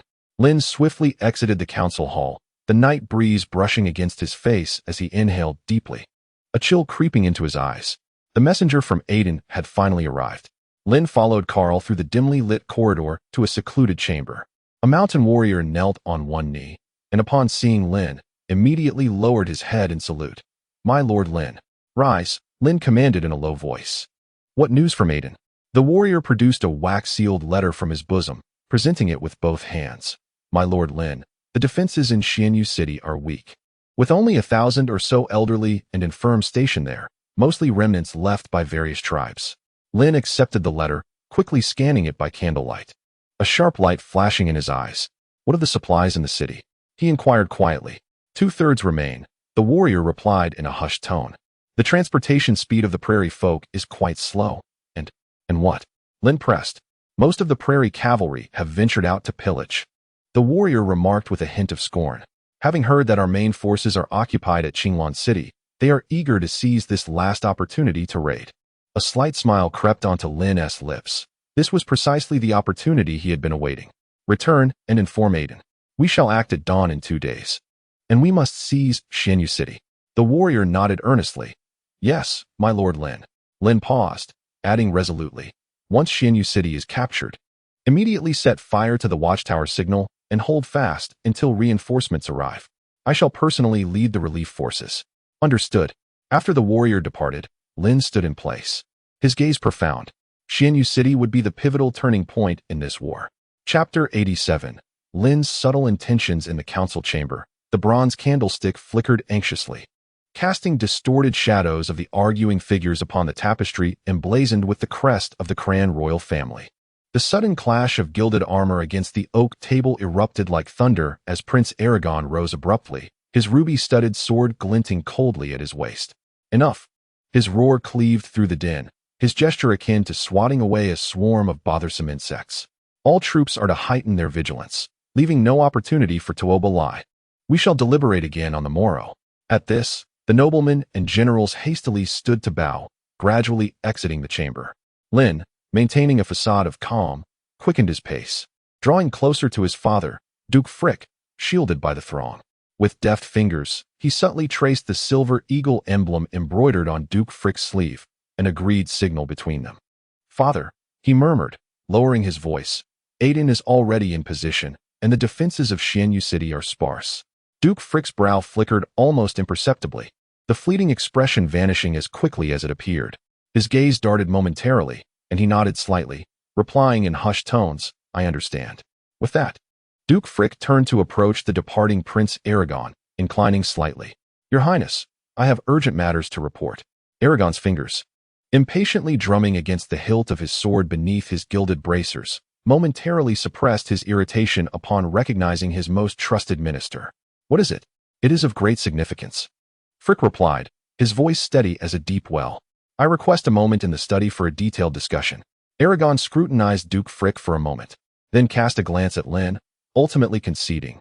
Very well, I am curious to hear what insights you both possess. He flicked his sleeve and strode out of the council chamber, two royal guards immediately trailing behind him. Duke Frick and Lynn exchanged a glance before following closely behind. Navigating through the dimly lit corridor, Aragon pushed open the door to the study, impatiently gesturing for the guards to withdraw. "Speak," he commanded, striding directly to the desk and tapping the surface with his fingers. "What is so shrouded in mystery?" Duke Frick inclined his head slightly. "Your Highness, Lynn has crucial military intelligence to convey." Aragon raised an eyebrow, turning his gaze toward Lynn. "Oh." Lynn stepped forward, his voice low yet clear. "Your Highness, my scouts have recently captured several prisoners from the plains. From their accounts, I have learned that the defenses of Xianyu City are currently weak, with only 1,000 elderly and infirm stationed there." Moonlight filtered through the stained glass, casting mottled shadows across Lynn's face, conveniently obscuring the glint of calculation in his eyes. He deliberately withheld the fact that he had already been aware of this information and had dispatched Aiden to lead 2,000 mountain warriors to lie in wait near Xianyu City for orders. He merely stated that the intelligence was freshly gleaned from the captives. A flicker of surprise crossed Aragon's eyes. "Is that true?" "Absolutely," Lynn affirmed. Lynn nodded, deliberately pausing to ensure Aragorn's full attention was captivated. The captive also mentioned that within the city of Xianyu, a third of the supplies looted by toEmperorvia from the northern territories were stockpiled. "A third? Are you certain?" Aragorn abruptly stood, his sword clashing against the edge of the table with a sharp sound. Lynn observed the slight tremor in Aragorn's fingertips due to excitement. This was precisely the reaction he sought. In truth, Aiden had long stationed 2,000 mountain legions outside Xianyu, and the spoils within the city exceeded that figure. Lynn maintained his composure. The captive spoke with his own lips. It should not be doubted. Aragorn paced back and forth, his fingers incessantly caressing the hilt of his sword. Lynn understood that the prince was calculating the worth of this unexpected fortune. "What is your plan?" Aragorn suddenly halted, his piercing gaze fixed on Lynn. Lynn lowered his head slightly to conceal the scheming in his eyes. The prince may continue confronting toEmperorvia with the main force, thereby restraining his troops. "I am willing to personally lead the Soulbright family's army to launch a surprise attack on Xianyu." He raised his head, his tone earnest. "Once successful, the supplies within the city will be divided equally." Aragorn eagerly interrupted, excitement flickering in his eyes. "Half for you, half for me." It was impossible for Aragorn not to be thrilled. It should be noted that the Rock Legion and the Iron Wall Legion, the two principal forces of the clan kingdom, had now been entirely decimated. The reconstruction of these two legions was inevitable after the war, and at that time, this stockpile of supplies would prove invaluable. Furthermore, he could extend his influence into the rebuilt legions, thereby augmenting his chances of ascending to the throne. A barely perceptible smile graced Lynn's lips. The prince is indeed wise. As he bowed, the moonlight conveniently obscured the cold glint in his eyes. The lie of a third served as the perfect bait, neither scaring off the prey nor preventing the hunter from claiming the largest share of the spoils. Duke Frick timely added, "Your Highness, this action will simultaneously weaken toEmperorvia and enrich our military supplies. Truly a twofold gain." Aragorn nodded in satisfaction, finding Lynn much more agreeable than before. He clapped Lynn on the shoulder. "Excellent. Tomorrow you shall lead the troops and ensure the capture of Xianyu." "At your command," Lynn bowed, a flicker of coldness passing through his gaze. "A third of the supplies?" "Huh." After leaving the study, Lynn walked alongside Duke Frick on their way back to the camp. Frick's deep voice, mingling with the night breeze, reached him. "You concealed the true quantity." This was not a reproach, but an approval. "Does father not blame me for deceiving the prince?" Lynn's light laughter carried a sharp edge. "A greedy hound, upon scenting the blood of an entire stag." Frick's profound gaze drifted toward the lights of Qinglan City, would bite off the hunter's fingers. "The prince is insatiably greedy. If he were to discover it was 2/3, he would likely lead the troops himself." Frick's eyes darkened. At that point, the situation would change, and it would be less than favorable. Lynn nodded. "I have commanded Aiden to take action in 2 days." Frick suddenly halted, the moonlight casting a tall shadow of his figure. "Remember, the true owners of this supply are the northern nobles." His voice was barely a whisper, nearly vanishing into the wind. "They have long since become mere phantoms, father." Lynn's tone was colder than the night breeze. "The bones beneath the Black Rock City and the curved blades of the prairie cavalry have long ground the power of the northern nobles to dust." Duke Frick's gaze was as inscrutable as an ancient well. Yet, hatred endures the test of time far more than noble crests. You have seized their wealth today, and they will undoubtedly retaliate in the future. Lynn scoffed. Let them try. His voice bore the taste of iron and blood. The night wind swept the embers of distant campfires past the city walls, the cloaks of the father and son fluttering in the gusts. The lights of Qinglan City flickered in the night, like countless prying eyes witnessing the impending storm of bloodshed. Lin narrowed his eyes, the outline of Xianyu City gradually crystallizing in his mind. There lay not only supplies capable of altering the course of battle, but also a meticulously laid trap, waiting for the greedy to ensnare themselves. Chapter 88. Undercurrents. The morning mist wove like a veil around the camp outside Qinglan City. Lin stood in the center of the encampment, his silver-gray armor glinting with a chilling sheen in the dim light. Behind him, 8,000 elite soldiers of the Soulbright family had formed ranks, their iron boots crushing the dew on the grass, producing a soft, rustling sound. The commander of the Silver Eagle Knights, Ruiz, rode up beside Lin, whispering, "Young Master Lin, has there been any suspicion from the Crown Prince?" Lin smirked slightly. The avaricious are always easily deceived. Ruiz chuckled lightly. If he knew that the supplies in Xianyu City exceed 1/3, he would likely lead his troops personally to seize them. Therefore, we must act swiftly. Lin mounted his horse, his gaze sweeping over the ready army. Dispatch the order for the entire force to travel light and hurry, ensuring arrival outside Xianyu City within 3 days. Ruiz nodded and then galloped towards the front of the ranks, the banner of the Silver Eagle emblem fluttering in the morning breeze. The 8,000 elite soldiers surged forth like an iron tide, quietly departing Qinglan City, racing towards the northwestern Xianyu City. Meanwhile, within Tuoba Lai's tent, he was poring over a map, the gilded wristbands glimmering coldly in the candlelight. Suddenly, hurried footsteps echoed from outside the tent, and a messenger knelt, presenting a sealed letter with a wax seal. "Your Highness, urgent news from Xianyu City." Tuoba Lai furrowed his brow, snatching the letter and violently tearing open the wax seal with his fingertips. The scrawled handwriting of Bartle leapt into view on the parchment. What nonsense! Tuoba Lai slammed the letter down onto the table, causing the candle flame to flicker violently. He seized the messenger by the collar, fury nearly erupting from his eyes. That useless Bartle. It took him 7 days to transport merely 1/3?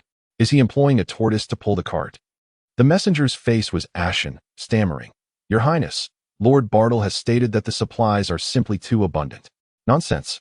Tuoba Lai brusquely shoved the messenger aside, pacing back and forth within the tent, his boots thudding heavily against the ground. Is Xianyu City stockpiling gold? Why the delay? He abruptly turned, his hawk-like gaze sweeping over the gathered generals. Who among you has been to Xianyu City? What is truly happening? One centurion, steeling himself, stepped forward. "Your Highness, I previously escorted prisoners through Xianyu City and indeed witnessed the warehouses brimming with supplies." Tuoba Lai scoffed. "And so, just because there is an abundance, does that justify a delay of half a month?" The centurion lowered his head, daring not to speak further. Anxiety gnawed at Tuoba Lai's heart. The standoff beneath Qinglan City had persisted for 7 days, and though no conflict had erupted during this time, a facade of tranquility cloaked the underlying peril. While he dismissed the opposing army of the clan kingdom, he recognized that, despite being inferior to his own elite force of over 50,000 cavalry, they still boasted several thousand capable soldiers, including the renowned Soulbright family. Moreover, the opposing force numbered over 100,000. They were not mere swine. The longer the delay, the greater the risk of unforeseen developments. The pressing priority now was to ensure the safe transport of supplies from Xianyu City back to the grasslands. For this would afford him the opportunity to overshadow the second prince, Tuoba Hong, and ascend to the position of Khan of the Tuoba clan. This was paramount to Tuoba Lai. However, he understood that urgency would not suffice. The over 10,000 cavalry in Xianyu City were not truly his subordinates in the fullest sense. They were merely opportunists seeking fortune alongside him. Their relationship was purely one of collaboration. Silence enveloped the tent, broken only by Tuoba Lai's heavy breaths echoing within. He forced himself to regain composure, his fingers unconsciously tracing the curve of the scimitar at his waist, a blade that had severed countless enemies' heads. He could not afford to act rashly. Now was not the time for fury. Drawing a deep breath, he spoke with a voice as thunderous as the storm. "Relay to Bartle that the transport must be completed within half a month. Otherwise, he shall present himself before me." The messenger, as if granted a reprieve, hurriedly exited the tent. toEmperorvia then turned his gaze to the generals within, a glint of ruthlessness flashing in his eyes. From this day forth, the entire army shall intensify disturbances against Qinglan City. We must not allow them to perceive any anomalies regarding Xianyu City. Understood, Your Highness. The generals responded in unison. At noon, the tranquility outside Qinglan City was abruptly shattered. Enemy attack. The clarion call of alarm reverberated through the skies, and the defending soldiers gripped their weapons tightly. In the distance, billowing dust heralded the approach of thousands of cavalry, arrows raining down like locusts, overwhelming the city walls. Aragon strode confidently atop the ramparts, his cloak embroidered with golden threads swirling wildly in the wind. Squinting toward the enemy outside, he sneered. Has toEmperorvia finally lost his composure? Duke Frick stood beside him, his silver-gray eyes inscrutable. Your Highness, this is likely just a probe. Aragorn let out a grunt.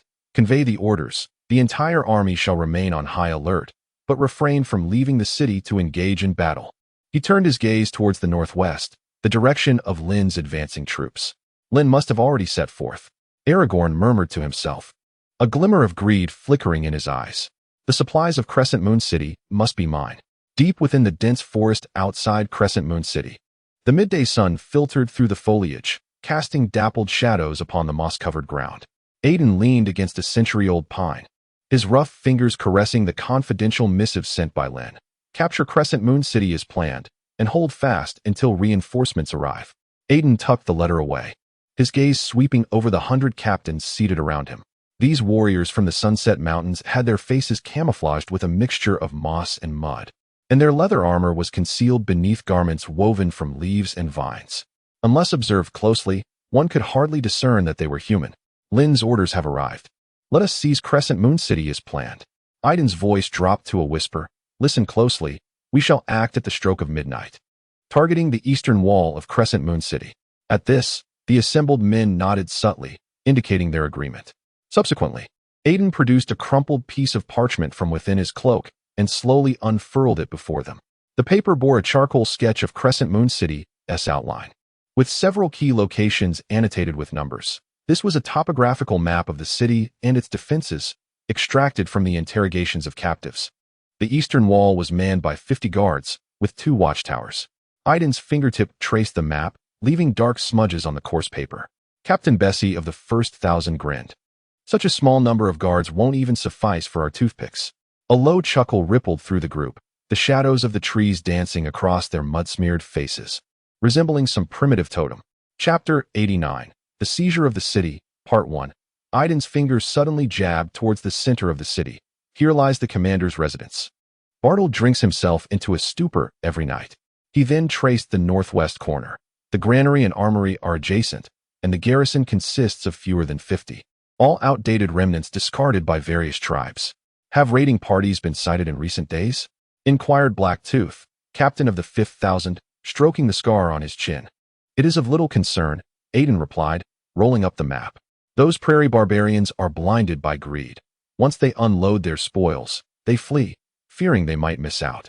He sneered, if they dare return tonight, they shall unwittingly deliver us our bounty. The sound of bowstrings being tautened echoed softly from the shadows. A silent response from the warriors. Bessie's First Thousand would be responsible for breaching the eastern gate and swiftly eliminating the guards within the city, ensuring immediate control over Commander Bartel's residence. Meanwhile, Blacktooth's 5,000 would seize the granary and armory upon entering the city. Not a single grain of wheat or a weapon shall be spared. Aiden extinguished the charcoal marks on the ground. Remember, every gold coin in this city must belong to the Soul Bright name. The warriors dispersed silently like melting snow melt, leaving only faint impressions upon the carpet of pine needles. Crescent Moon City, the commander's residence. After listening to the messenger's report, cold sweat beaded on Bartel's forehead. Should we inform the Crown Prince of the truth? Inquired Deputy Commander Hassan cautiously. Just say it was due to the cavalry from various factions. Silence. Bartel interrupted sharply. Do you wish for my demise? He irritably raked his greasy hair, his gaze sweeping across the map sprawled on the table, marked with the areas ravaged by the cavalry, the Black Pine Forest, White River Village, Iron Spine Valley. Over 5,000 elite troops were currently dispersed throughout the Northern Territory, indulging in plunder and destruction. These greedy wolves. Bartle slammed his fist on the table. When the leaders of the factions learned that the forces of the clan kingdom were held up by Crown Prince Tobali at Qinglan City, they immediately swarmed out like sharks sensing blood, eager to seize this final opportunity for gain. Bartle was utterly powerless to stop them. Although he had been appointed as the defender of Xianyu City by Crown Prince Tobali, the tribal leaders paid him no heed. In their eyes, all held equal status. Thus, Bartle reluctantly sent his own tribe's cavalry to partake in the spoils, only to find himself with a hot potato in his hands now. Inform the Crown Prince of the truth? Bartle scoffed. He would be the first to take my head. While Bartle was not a subordinate of Crown Prince Tobali, he understood the significance of this supply to Tobali. Should Tobali truly become incensed, a leader of a mid-sized tribe like Bartle would not withstand the wrath. The other tribal leaders would certainly not risk offending Tobali, who was poised to ascend to the position of Khan. Hassan swallowed hard. But it is utterly impossible to transport the remaining supplies within half a month. Then let the impossible become possible, Bartle exclaimed, seizing a cup and downing its contents. Fermented mare's milk dripping down his beard. Dispatch orders immediately. All guards halt their patrols and mobilize to load the carts. Hassan's eyes widened. My lord, what about the city defenses? We cannot afford to concern ourselves with that. Bartel's voice rang out, filled with urgency. Failing this mission means death for both of us. With that, Bartle grabbed the wine jug from the table, tilting it back for the final swig of mare's milk, the fiery liquid coursing down his throat. He slammed the jug back onto the table, causing the wooden base to crack. Hassan, Bartle shouted hoarsely, his words slightly slurred from intoxication. Send word immediately. Hassan bowed his head, unable to meet Bartel's bloodshot gaze. My lord, what message shall I convey? Tell those damned bastards. Bartle sprang to his feet, his chair toppling over with his abrupt motion. Within 3 days, we must return to Xianyu City with everyone. His palm struck the table with force, causing the wine cup to leap. Otherwise, Bartel's cold laugh echoed, a glint of ferocity in his eyes. I shall inform the Crown Prince in full about their plundering and the delays in transport. Hassan swallowed again, cold sweat forming on his brow. My lord, those tribal leaders may not yield easily. Do they dare? Bartel seized Hassan by the collar, the pungent scent of alcohol wafting onto the deputy's face. Inform them that if the prince's plans are delayed, the prince will have the heads of their entire clan hung from the flagpole. Hassan staggered back a couple of steps, hastily lowering his head. Yes, my lord. I shall make the arrangements immediately. Hassan hurried out of the hall, colliding with several guards slumped against the wall. These warriors of the steppe bore weary expressions, their armor caked with dust and grime from transporting supplies. Stand up, Hassan bellowed sharply. Go to the stables and select the fastest horses. Relay the orders. An older soldier rubbed his aching back, muttering softly. Not only do we have to move the goods, but we also have to deliver messages. We cannot even have a warm meal. Silence. Hassan kicked the man's leg. If you wish to live, hurry up. The soldiers grumbled as they rose, sluggishly, making their way to the stables. Hassan watched their retreating figures, inwardly cursing this lazy bunch, who had no comprehension of the gravity of the situation. In the town square, mountains of supplies were being loaded onto carts, box after box. Hurry up. Don't dawdle. A centurion cracked his whip across the back of a soldier lagging behind. This batch must be loaded before nightfall. The struck soldier let out a muffled groan, gritting his teeth as he hefted a heavy sack of grain, veins bulging on his forehead. This work should have been done by those marauders. Enough chatter. The centurion glared at him. Lord Bartel decreed that everything must be transported within 3 days. The surrounding soldiers exchanged glances filled with resentment. Yet none dared to voice another complaint. They silently toiled, transporting silverware, food, and weaponry, their sweat soaking through their tattered garments. At the edge of the square, a few soldiers, seizing the opportunity while the overseer was distracted, quietly slumped against the wall. Damn it, I'm exhausted. A young soldier rubbed his sore shoulder. Those tribal cavalrymen are feasting outside, while we toil like laborers. Shoo, keep your voice down. One comrade nervously glanced around. If Lord Bartel hears. What of it? The young soldier scoffed. He is likely too drunk to even hold a knife steady. The group chuckled softly, but soon the overseer's roar startled them into action once more, returning them to their burdensome labor. Chapter 90. The Seizure of the City, Part 2. As the last vestiges of daylight were swallowed by the dense forest, 2,000 warriors of the Mountain Legion began to coat their weapons with wet mud. This ancient wisdom of the hunters of the Sunset Mountain states that mud can absorb the reflective gleam of metal while also concealing the scent of blood. Aiden crouched atop a tree branch, gazing at the flickering torches illuminating the eastern gate of Xianyu City in the distance. Those dancing lights swayed like drunken men, and faintly, the melodies of the guards' prairie songs could be heard. "My lord," a scout below whispered, "3 raiding parties have just returned to the city, and it seems they have seized quite a bounty." Aiden narrowed his eyes, realizing things were going even more smoothly than anticipated. The returning cavalry, laden with spoils, were surely boasting of their exploits. Who would notice the shadows outside the city? Relay the orders. He gracefully leapt down from the tree trunk, landing without disturbing even a single pine needle. Proceeding as planned, the moonlight was suddenly obscured by dark clouds, as if even the stars were yielding to the impending slaughter. As night fell, Bartle slumped once more in the grand hall of the mansion, a newly opened jar of wine before him. "My lord," Hassan entered cautiously. "The orders have all been dispatched, but what?" Bartle, inebriated, lifted his gaze. "The tribes may not return so swiftly," Hassan murmured. "We still lack sufficient manpower." "Then let all the guards prepare the supplies." Bartle waved his hand impatiently. "Patrolling? Defending the city? To hell with that. The utmost priority is to transport the provisions." Hassan hesitated, ultimately bowing his head and withdrawing. As the mansion's doors closed, Bartle had already succumbed to a deep slumber, snoring thunderously while cradling the jar of wine. Unbeknownst to him, outside the eastern wall of Xianyu City, soldiers of the Mountain Legion were stealthily advancing like phantoms upon the cliffs. At midnight, on the eastern cliffs of Xianyu City, Bessie clung to the nearly vertical rock face like a gecko, his rough fingers digging into the crevices. Several meters below, the torches on the city wall flickered faintly like fireflies, the rhythmic snores of the guards barely audible. "All 20 are asleep," reported a scout at his side in hushed tones. "2 at the watchtower are dozing off."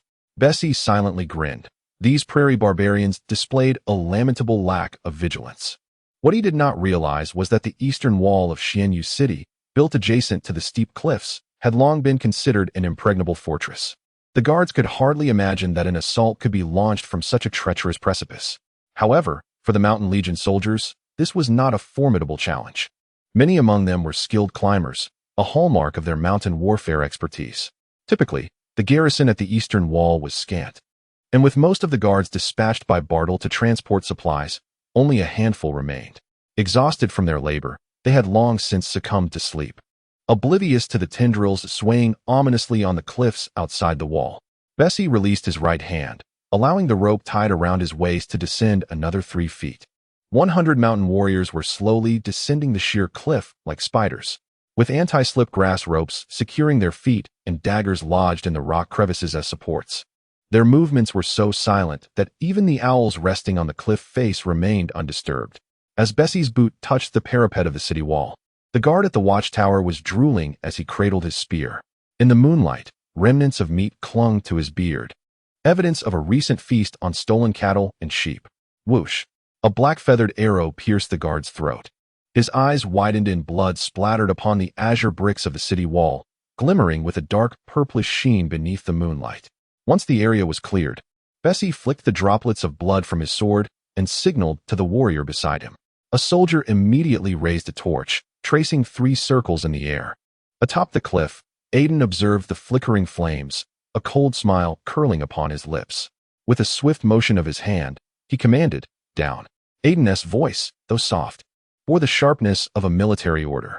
In an instant, dozens of vines tensed simultaneously as the mountain troops glided down the cliff like specters, adhering to their predetermined sequence. Their movements were swift and silent. Not even a pebble stirred under the tread of their boots upon the city wall. Half an hour later, 2,000 mountain troops had assembled at the eastern wall. "Action," Aiden whispered. At his words, Bessie gestured, and 1,000 mountain warriors promptly followed in his wake. They advanced along the wall in groups of 3, their broadswords glinting coldly in the moonlight. Bessie divided the first 1,000 into 3 elite factions, one tasked with securing the city defenses, another with controlling the military camp, while he himself led 100 of the finest mountain warriors directly towards the residence of the commander, Barthel. These soldiers bore poisoned daggers at their waists and lightweight hunting bows strapped to their backs. "Remember," Bessie lowered his voice significantly, The guards within the residence may still be awake. We shall first eliminate the outer sentries, then breach the door.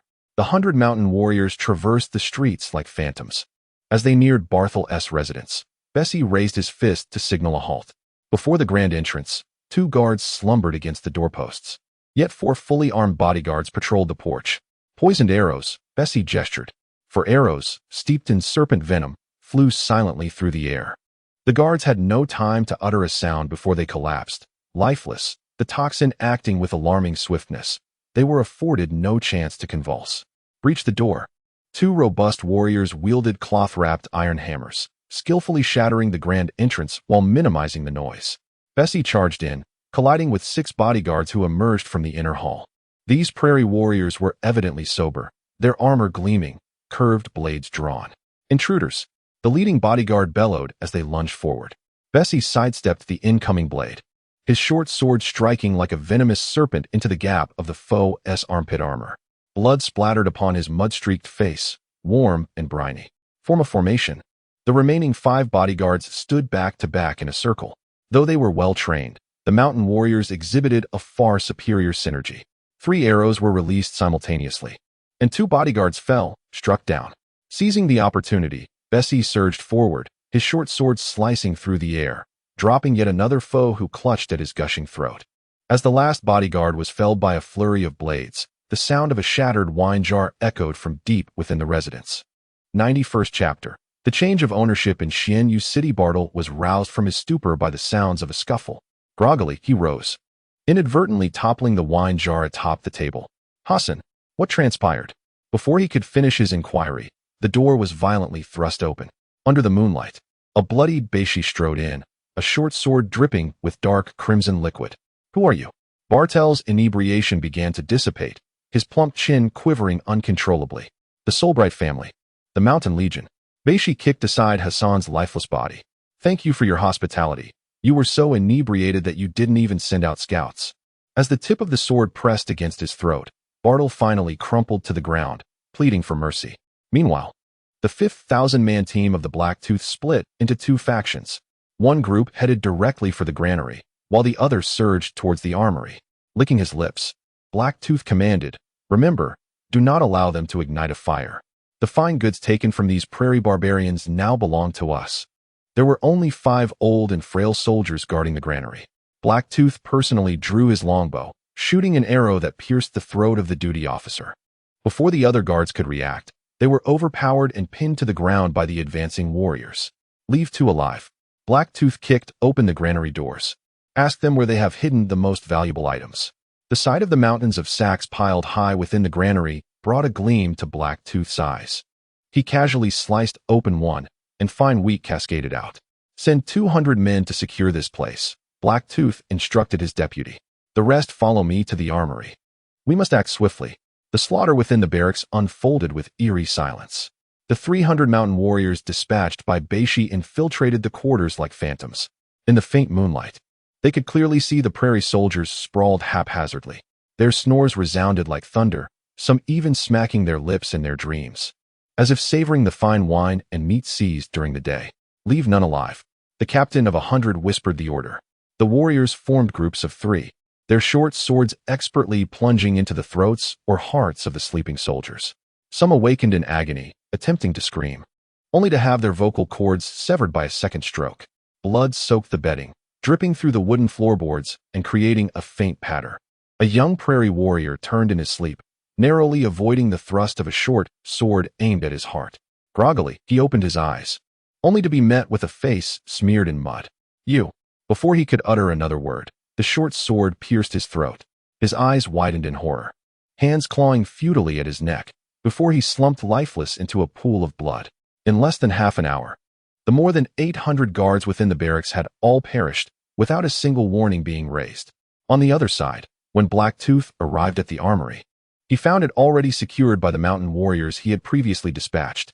My lord, the area has been cleared. A warrior stepped forward to report that the guard consisted of merely 20 men, all sound asleep as if in a deep slumber, unable to grasp their weapons. Haichi grinned, a satisfied smile spreading across his face. Well done. Inside the armory, thousands of pristine long spears were neatly arranged. and hundreds of barrels of arrows were stacked in a corner, alongside entire crates of broadswords and armor. Haichi casually drew a broadsword, its blade glinting with a chilling sheen under the moonlight. A fine piece, he nodded in approval. At that moment, a soldier hurriedly approached. My lord, the captive has revealed something. Haichi raised an eyebrow. What has he disclosed? The treasury. The soldier lowered his voice. Beneath the armory, there lies a secret chamber filled with gold, silver, and precious artifacts. Haichi's eyes sparkled with anticipation. Lead the way. The soldier guided Haichi to a hidden door in the corner of the armory. Pushing open the heavy wooden door, a narrow staircase descended, culminating in an iron-barred gate secured by a massive lock. Break it open, Haichi commanded. Two soldiers wielded hammers, swiftly shattering the chains. Upon opening the iron door, the sight before them left everyone breathless. Entire crates of gold coins shimmered in the torchlight, silverware formed small mountains, and bundles of spices and jewels lay scattered about. In one corner, exquisite noble armors adorned with gemstones and gold were displayed. By the mountain gods, murmured a mountain warrior, what could this all be worth? Haichi's breath grew heavy as he grasped a handful of gold coins, allowing them to slip through his fingers, producing a crisp, clinking sound. My lord, a soldier hesitated, his eyes gleaming with avarice. Haichi suddenly snapped back to reality. He recalled the Mountain Legion's regulations that all spoils must be registered uniformly. Those who concealed any would face execution. Seal everything, he barked. Whoever dares to hide even a single gold coin shall lose their hand. The soldiers immediately composed themselves, swiftly beginning to tally the supplies. Haichi dispatched a trusted aide to report to Aiden, while also assigning more guards to oversee the treasury. This wealth must be managed personally by Lord Aiden. As the first rays of dawn penetrated the clouds, Xianyu City had completely fallen under the control of the Mountain Legion. Aiden stood atop the city wall, surveying the blood-soaked and treasure-laden city below. Beishi approached, escorting the tightly bound Bartle, while Haichi arrived with the list of treasures. My lord, Haichi knelt, presenting the list with both hands. The granary, armory, and treasury have all been secured, and all supplies have been registered. Aiden took the list, glanced over it, and a slight smile graced his lips. Well done. He turned to Beishi. What are the casualties? 13 dead, 19 wounded. Beishi wiped the blood from his face. We annihilated over 1,000 enemies, capturing more than 100, including the defending Commander Bartle. Aiden nodded, finding the cost far less than he had anticipated. He then looked down at the tightly bound Bartle. At this moment, the commander of Xianyue City knelt on the ground, his plump chin quivering incessantly, the scent of alcohol long replaced by a sheen of cold sweat. Batel, is it? Aiden's voice resonated with a chilling calmness. I have a question I wish to pose to you. Batel swallowed hard, a dry rasp escaping his throat. What do you wish to know? Those cavalrymen who ventured out to pillage. Aiden crouched down, his short sword lightly tapping Batel's chubby face. When will they return? Batel's eyes flickered nervously. I don't know. Don't know? Aiden let out a cold laugh, turning to Bessie. It seems our esteemed commander requires a bit of assistance. Bessie understood the cue, seizing Batel by his hair and pressing his face against the edge of the city wall. Below, at a distance of several dozen feet, the corpses of prairie soldiers lay sprawled, blood staining the blue bricks. Can you see clearly now? Bessie whispered in Batel's ear. The next to be thrown down may very well be you. Batel trembled all over, a sudden warmth spreading in his trousers. Wait, I will tell you. Aiden raised a hand, signaling Bessie to halt. I dispatched orders yesterday, Batel stammered. I commanded all tribes to return to Xianyue City within 3 days. Aiden narrowed his eyes. 3 days? Why, yes. Batel nodded vigorously, calculating the distance. The earliest group could arrive by this evening. Aiden stood, a cold smile curling at the corners of his mouth. 3 days would suffice. The 8,000 elite troops led by Lynn would arrive by tomorrow at the latest. Take him away, Aiden commanded with a wave of his hand. Lock him in the dungeon. Do not let him perish. Bessie yanked Batel up as if he were a pig, his boots dragging awkwardly across the ground. Light the signal fire immediately, Aiden ordered. Inform Lord Lynn that Xianyue City is now under our control. 3 plumes of smoke shot straight into the sky, particularly conspicuous in the morning light. Aiden gazed into the distance, his eyes glinting with a steely resolve. Next, let us observe how the prairie people respond. Shortly thereafter, Haichi ascended the city wall, brandishing the freshly drawn defensive map. My lord, the defenses have been re-established as per your directives. Aiden accepted the map, his gaze sweeping over the markings. Excellent, he nodded. Send scouts westward. Upon sighting any traces of the cavalry, they are to report immediately. Haichi hesitated momentarily. My lord, what if those cavalrymen return prematurely? Then let them taste the arrows from their own arsenal, Aiden retorted with a cold smile. Convey the order. All warriors shall take turns resting while remaining vigilant. At noon, Aiden personally visited the underground treasury. The flickering torchlight illuminated the mountain of treasures, the golden sheen almost blinding. What is the tally? He inquired of the recording clerk. The clerk's hands trembled slightly. A preliminary estimate suggests over 1.5 million gold coins, with silverware valued at no less than 800,000 gold coins, and Aiden raised his hand to interrupt him. All shall be sealed until Lord Lynn arrives to decide their fate. He turned to the watchful soldiers, his tone suddenly turning frigid. Remember, anyone who dares to hoard even a single gold coin shall have their hands severed and displayed upon the city walls. The soldiers responded in unison, none daring to meet Aiden's icy gaze. Outside the Black Forest, a contingent of approximately 500 cavalrymen from the steppe was regrouping. In the center of the encampment, their leader, Udo, kicked over a recently plundered oak barrel, the amber liquid soaking into the earth. Return to Xianyu City within 3 days? He glared at the messenger, his scarred visage appearing more menacing in the firelight. What is Bartle to issue commands to me? The messenger knelt, forehead pressed to the ground. My lord, Bartle said this is the order of the crown prince. Nonsense. Udo seized the messenger by the collar. The crown prince sends us south to plunder, not to serve as his porters. The messenger trembled as he produced a wax-sealed letter from his bosom. Bartle also mentioned that if you do not return. His voice trailed off, growing ever softer. He would inform the crown prince that you delayed the transport of supplies. Udo's expression turned a shade of ashen fury. He released the messenger, his fists clenched tightly, the knuckles cracking ominously. He understood the significance of the supplies destined for Xianyu City. They were a bargaining chip in the crown prince Tuoba Lai's struggle for the throne. If he truly delayed matters, even if their tribes did not fall under Tuoba Lai's banner, they would likely suffer dire consequences. My lord, his second-in-command ventured cautiously. There is still a village to the north that has yet to be raided. Silence. Udo kicked over his subordinate, his voice seething with anger. Send the order down. We return to Xianyu City immediately. His fierce gaze fixed upon the direction of the city as he commanded the messenger. Inform Bartle that we shall arrive before sunset. A similar scene unfolded across several locations in the northern territories. In Iron Spine Valley, the leader of the Vulture tribe seized the parchment from the messenger's hands. What? We return now? I have just discovered a noble's castle. Upon reading the crown prince's furious orders, his arrogance quickly deflated. Gather your belongings, we depart at once. In Baiha village, the warriors of the Della tribe were tying their spoils onto their steeds. After reading the letter, their leader tore it to shreds in frustration. Damn Bartle. Yet moments later, he ordered the assembly horn to be sounded. In the Black Marsh, the most unruly leader of the Bloodhoof tribe studied the letter in silence for a long time before finally instructing his guards, send 200 men to continue raiding. The rest shall return with me to Xianyu City. As the sun dipped towards the horizon, the earliest of Udo's party could finally see the outline of Xianyu City. My lord, something seems amiss, his second squinted. Why is the silver eagle flag displayed on the walls? Udo abruptly reined in his steed. In the fading light of dusk, the flag of the silver eagle was clearly visible on the eastern wall of Xianyu City, while the patrolling steppe guards were nowhere to be found. Prepare for battle, he commanded sharply. Send 3 men to scout ahead. As 3 scouts approached the city gates, a sudden barrage of arrows rained down from the battlements. 2 fell lifeless to the ground, while the remaining scout, struck in the shoulder, staggered back to safety. The leader, a member of the clan tribe, clutching his wound, the scout shouted, the city of Xianyu has fallen. Uter's face turned ashen. He recalled the mountains of supplies within the city and the treasures in the treasury.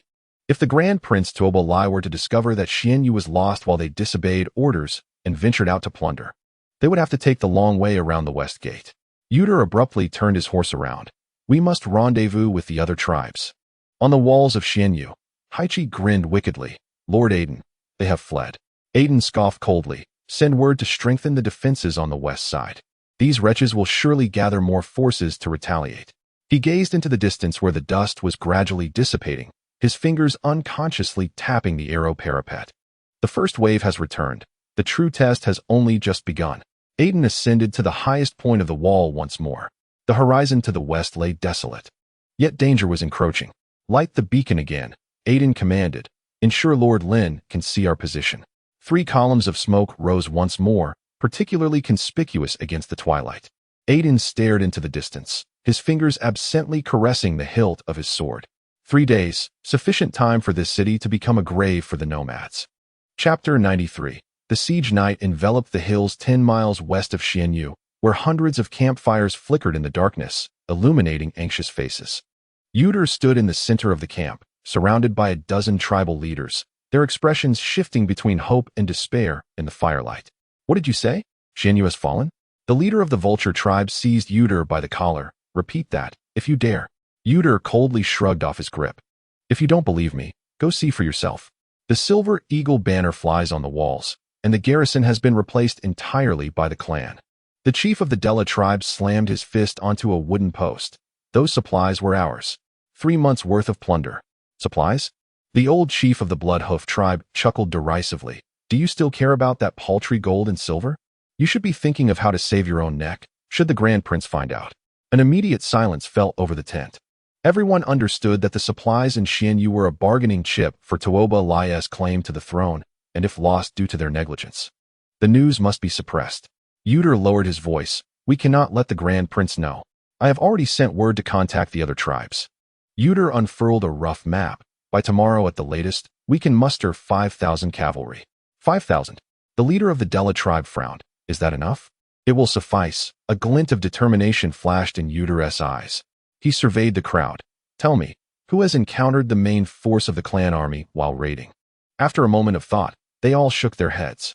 Thus, I deduced that this army cannot be large. Otherwise, they would not have evaded our watchful eyes. Udo asserted, it is highly likely that these are the raiding forces of the Kron. The elder chieftain, Bloodhoof, stroked his beard. If that is indeed the case, then we still have a chance. Hence, we must act swiftly. Udo slammed his fist on the map, speaking fiercely.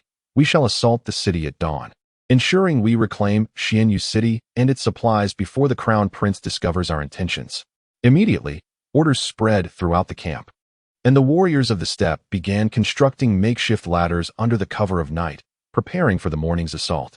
Standing at the edge of the camp, Udo gazed at the blurred outline of Xianyu City in the distance. The night breeze fluttered his cloak, bringing with it a chill. Chief, his deputy whispered, what if we fail to breach the city tomorrow? Then we shall await our fate, dangling from the flagpole at the hands of the Crown Prince. Udo replied with a cold smirk. On the walls of Xianyu City, Aiden stared at the faint glow of fire in the west. My lord, they are gathering. Bessie informed him, joining Aiden's side. The scouts estimate at least 3,000 troops. Aiden nodded. Send the order. All warriors shall sleep in their attire, and archers will take turns on the walls. Aiden's lips curled into a slight smile. If they dare to come, we shall give them a surprise. The darkness before dawn was at its deepest. On the hills west of Xianyu City, 3,000 cavalry were lined up in formation. Udo, mounted on his steed, surveyed the gradually revealing contours of the city walls. Remember, he instructed the tribal leaders, when the sun sets, the silver eagle flag must fall as well. Otherwise, none shall escape a dire fate. Meanwhile, within the city, Aiden polished his short sword.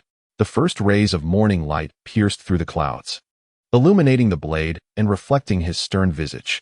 Come forth, you barbaric horsemen, and witness the might of the mountain folk. As the dawn's first light broke through the clouds, the clarion call of the steppe cavalry shattered the morning stillness.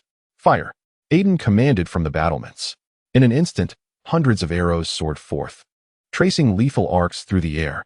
The foremost cavalrymen were thrown into disarray, the cries of horses mingling with the screams of fallen warriors. Second squad, fire! Another volley of arrows rained down. Charge! 1,000 gold pieces for the first to scale the walls. Udo's roar echoed across the battlefield. 3,000 cavalry surged like a tide toward the walls, the thunder of their hooves shaking the ground. The front line dismounted abruptly, shouldering the hastily constructed ladders as they pressed onward. As arrows cascaded down, the valiant warriors of the steppe fell one by one.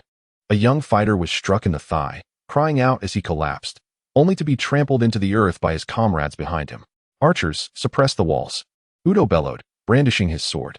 300 mounted archers began to circle the walls, their arrows raining down like a swarm of locusts upon the battlements. A mountain warrior, emerging to shoot, was met with 3 arrows that pierced his face, sending him crashing backward off the walls. Finally, several ladders reached the battlements. The steppe warriors, gripping their curved blades, began to climb, the rough wooden ladders creaking under their weight. Pour the oil. The voice of Black Tooth thundered from the ramparts. Scalding fire oil cascaded down the ladder, accompanied by heart-wrenching screams. 5 warriors from the steppe were instantly engulfed in flames, plummeting from the sky in agony. More terrifyingly, the burning oil ignited the ladder, consuming the subsequent climbers in its inferno. Press on. No retreat. Udo personally supervised the battle, ruthlessly striking down a faltering soldier with his blade. In the third wave of assault, over 30 steppe warriors finally ascended the city walls, their eyes ablaze as they lunged at the defending troops, their curved swords gleaming menacingly in the morning light. Drive them down. Bessie charged forward, his dagger piercing the throat of a steppe warrior with deadly precision. Blood sprayed across his face, enhancing his ferocity. By noon, the steppe warriors began to falter once more. The base of the walls was littered with over 700 corpses, the cries of the wounded echoing in torment. Incompetence. All worthless. Udo roared in fury, brandishing his bloodied, curved blade. Who ordered you to retreat? He plunged into the throng of retreating soldiers, swiftly dispatching 3 men with brutal efficiency. Blood splattered across his fearsome visage, resembling a demon from the depths of hell. The chief of the vulture tribe could no longer bear the sight. Udo, are you mad? These are our kin. Kin? Udo sneered, seizing the collar of his garment. If we fail to reclaim Xianyu City, the crown prince will have our entire clan hanged from the flagpole. This statement fell upon the hearts of all like a bucket of ice water. The elderly chief of the Bloodhoof tribe turned silently, bellowing to his subordinates. Did you all hear? If you wish to avoid extermination, we shall continue our assault this afternoon. Aiden stood beside the battlements, gazing at the retreating steppe cavalry. Their formation had collapsed, resembling a pack of wounded wolves dragging their weary bodies back to camp. What are the casualties? Aiden inquired in a low, gravelly voice. Bessie wiped the blood from his face, panting heavily as he replied, 125 dead, 237 wounded. Aiden fell silent for a moment. This figure was far graver than he had anticipated. Chapter 94. Desperate assault. Though the steppe warriors were ill-suited to siege warfare, Aiden's mountain warriors were equally inept at defense. Moreover, spurred on by their tribal leaders and the promise of substantial rewards, the steppe fighters fought fiercely. Had it not been for the ample supplies within the city and the advantage of the walls, the mountain warriors' casualties would likely have been even greater. The archery of the steppe people was exceedingly accurate. Bessie gritted his teeth, stating, "Our warriors are hit the moment they expose themselves. Most of the casualties stem from their mounted archers." Aiden nodded, his gaze sweeping over the haphazardly strewn bodies below the walls. There were both mountain warriors and steppe fighters among them. Blood trickled through the cracks of the bricks, glistening a blinding red under the sunlight. Their losses were even more severe. Bessie continued, "At least 700 have perished, with even more wounded." Aiden narrowed his eyes, staring towards the distant steppe camp. Smoke was rising, indicating that the enemy was regrouping. "Lord Lynn will arrive by tomorrow at the latest," Bessie murmured. "My lord, if we can hold out for just one more day, those few thousand cavalry outside the city pose no threat. Relay the orders." Aiden turned to the warriors behind him and said, "Everyone take turns to rest, seize the time to eat, and tend to your wounds." He gestured towards several large cauldrons at the foot of the city wall. The cooks have prepared hot soup and bread, 1 portion each, with priority for the injured. The warriors nodded silently, a flicker of relief finally breaking through their weary expressions. Black Tooth approached from the direction of the armory, carrying a bundle of arrows. "My lord, there are still enough arrows, but only 10 barrels of oil remain. Use it sparingly," Aiden replied in a low voice. The afternoon assault may be even more intense. He gazed towards the encampment on the grasslands outside the city, his brow furrowed. These nomads will not yield easily. They understand the consequences of failure better than we do. Within the nomadic encampment, the atmosphere was oppressively grim. After hearing his subordinate report the casualties, Udo kicked over a pot of boiling horse meat. Scalding broth splattered onto the nearby grassland warriors, yet no one dared to speak. "Useless. All of you are worthless," he roared, his scarred face contorting with rage. "Over 1,000 casualties, and we barely touched the walls." The leader of the vulture tribe wore a sullen expression. Our warriors have done their utmost. But the clan's defenses are too formidable. Done their utmost? Udo sneered. Will the crown prince accept such excuses? This remark silenced everyone. The elder chief of Bloodhoof slowly spoke. We must change our tactics this afternoon. How shall we change them? The leader of the Della tribe asked irritably. We have no siege equipment. Ladders are burned as soon as they are raised. Our cavalry archers can suppress the defenders on the walls, but our arrows are dwindling. Udo narrowed his eyes, unexpectedly revealing a sinister smile. Then let us use lives as fodder. He turned to the messenger. Convey this order, for the afternoon assault. All tribes must send forth their elite forces. Those who first scale the walls shall be rewarded with a fortune, and those who retreat.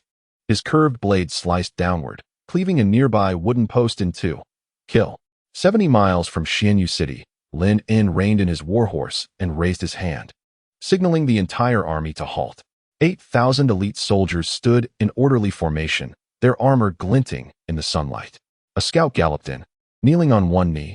Young Master Lynn. 3 signal fires have been lit towards Xianyu City. Lynn's lips curled into a smile as he turned to Ruesi beside him. It seems Aiden has succeeded. Ruesi stroked his steed's mane, a glimmer of approval in his eyes. That lad has indeed not disappointed you. Lynn's smile faded, his tone suddenly turning cold. Ruesi, lead 2,000 Silver Hawk Knights to provide immediate support. You must reach Xianyu City before nightfall. Ruesi clasped his fists in acknowledgement. As you command. He turned, leaping onto his warhorse, shouting, Silver Hawk Knights, follow me. Instantly, 2,000 knights surged forth like a silver tide, the thunder of hooves stirring up a cloud of dust. Lynn watched them depart before issuing the order. The entire army shall continue advancing. We must reach Xianyu City before noon tomorrow. The remaining 6,000 elite soldiers set off once more, while the distant signal fires continued to burn defiantly. Under the blazing sun, the nomads' encampment was shrouded in an atmosphere of impending doom. As the midday respite came to an end, various tribes from the grasslands gradually arrived, restoring the forces of the prairie people to 3,000 strong. Listen well, Udo proclaimed from a hastily erected platform, thousands of eyes fixated upon him. His voice sliced through the air like a blunt knife against bone. Before the sun sets, I demand to see the silver eagle flag disappear from the city walls. With a swift motion, Udo drew his curved blade, its tip pointed directly at the direction of Xianyu City. The first to scale the walls shall be rewarded with a fortune and granted the title of 100 Household Leader. He raised his voice, each word laced with venom. If the city falls, we shall live together. If the city stands, we shall die together. The leaders of the various tribes exchanged glances, ultimately drawing their weapons in solemn silence. The horns sounded abruptly, and the 3,000 warriors of the prairie let out a primal roar, surging towards the city walls like a tidal wave. On the battlements of Xianyu City, Aiden stood aloft, observing the movements of the grassland warriors. They are regrouping, Aiden murmured. This afternoon's assault will be more frenzied than the morning's. Bessie furrowed his brow. My lord, while we have an abundance of arrows, our oil supply is dwindling. If they launch an all-out attack, let them come, Aiden sneered. Send word to reposition all archers to the western wall and concentrate fire on their mounted archers. The blistering afternoon sun bore down upon the battlefield as the horn of the prairie people rent the brief tranquility once more. Kill! Udo's roar echoed across the front lines. The 3,000 warriors surged towards the city walls, this time with no reservations. Udo's captain of the guard led the charge, brandishing his curved blade, followed by 300 armored elite warriors. Loose arrows, Aiden's voice commanded from the battlements. A rain of arrows descended, yet the prairie warriors pressed on, shields held high. Their mounted archers surrounded the walls, unleashing a barrage of arrows that suppressed the defenders' counterattacks. Oil! Pour the oil! Blacktooth bellowed atop the wall. The last 10 barrels of oil were cast down, engulfing several siege ladders in flames.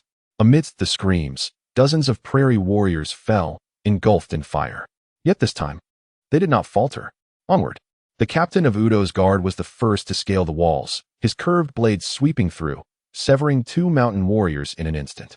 Bessie, leading a group of soldiers, clashed with him, the sound of short swords and curved blades ringing out in a cacophony of metal. Die!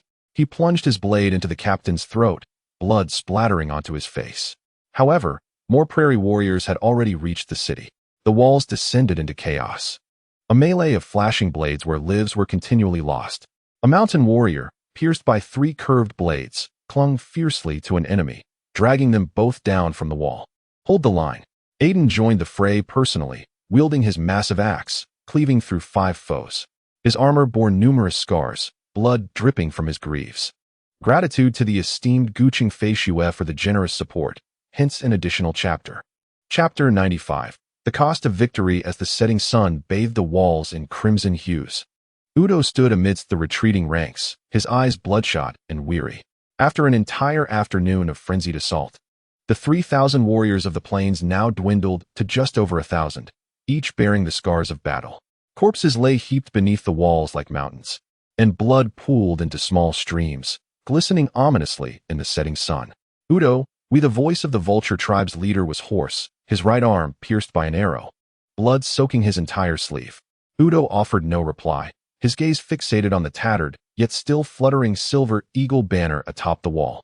The eagle depicted on the flag seemed to mock his impotence. Retreat, Udo, urged the elder chieftain of the Bloodhoof tribe, leaning on a broken blade. His voice aged and weary. If we continue, we shall perish here. Udo's fists clenched tightly, the sound of cracking knuckles echoing in the air. Before he finally relented, relay the order to withdraw. Just as the plainsmen began to regroup their remaining forces, the earth suddenly trembled. On the distant horizon, a silver wave surged towards them with astonishing speed. Cavalry. No, knights. A warrior cried out in terror. Leading the charge was Ruiz, followed by 2,000 silver eagle knights, crashing into the chaotic ranks of the plainsmen like a torrent of steel. The exhausted warriors had no strength to resist, instantly scattered in disarray. Form up. Quickly, form up. Udo bellowed hoarsely, but it was too late.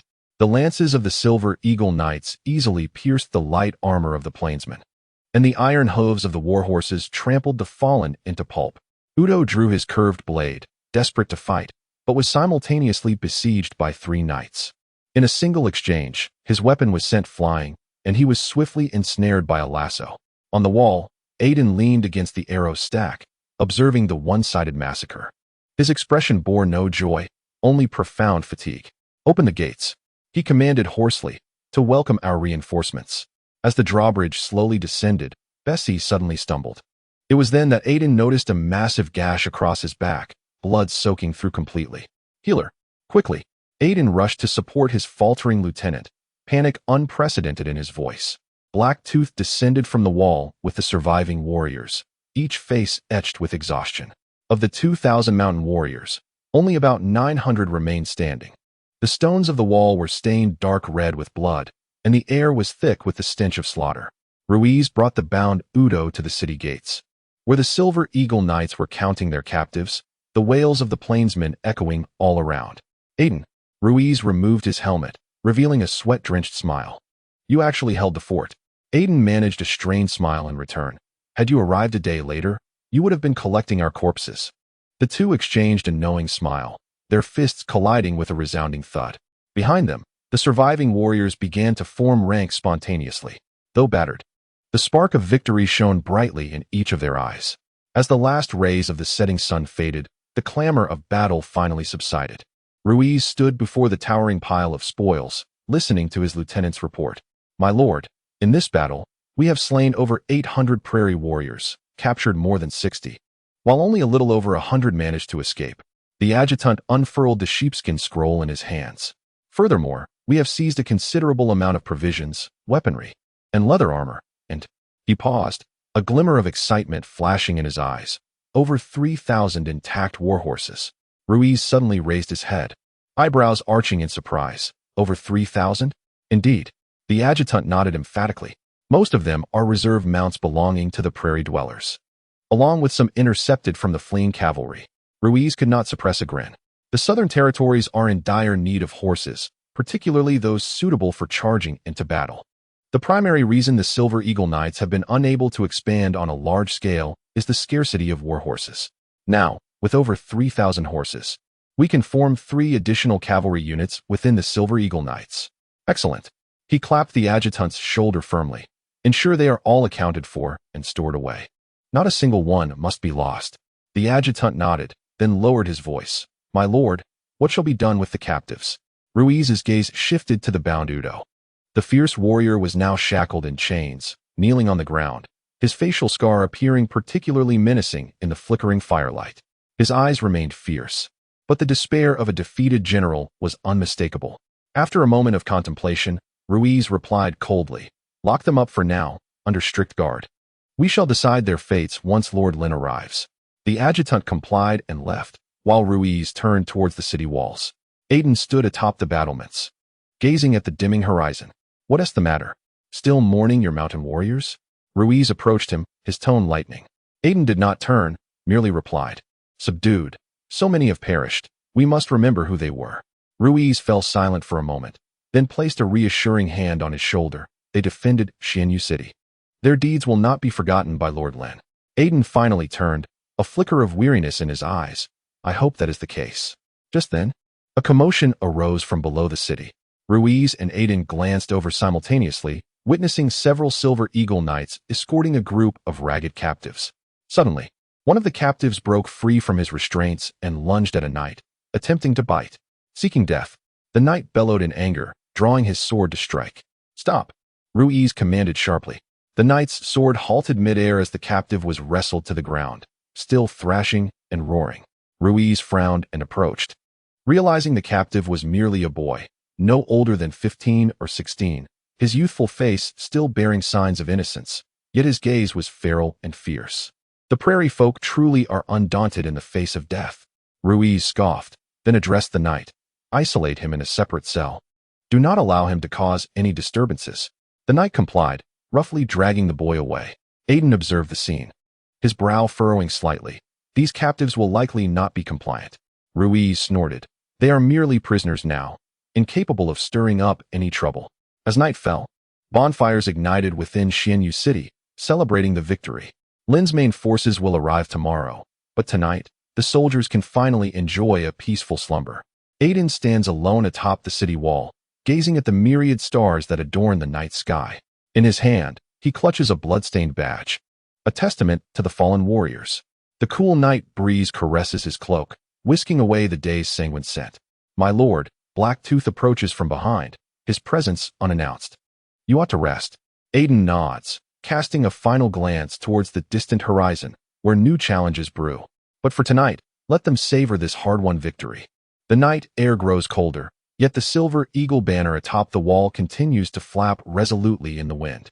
Chapter 96. The harvest. The night is as dark as ink, and 100-strong remnant of cavalry, led by the chief of the Daila tribe, races through the wilderness like a pack of wounded wolves.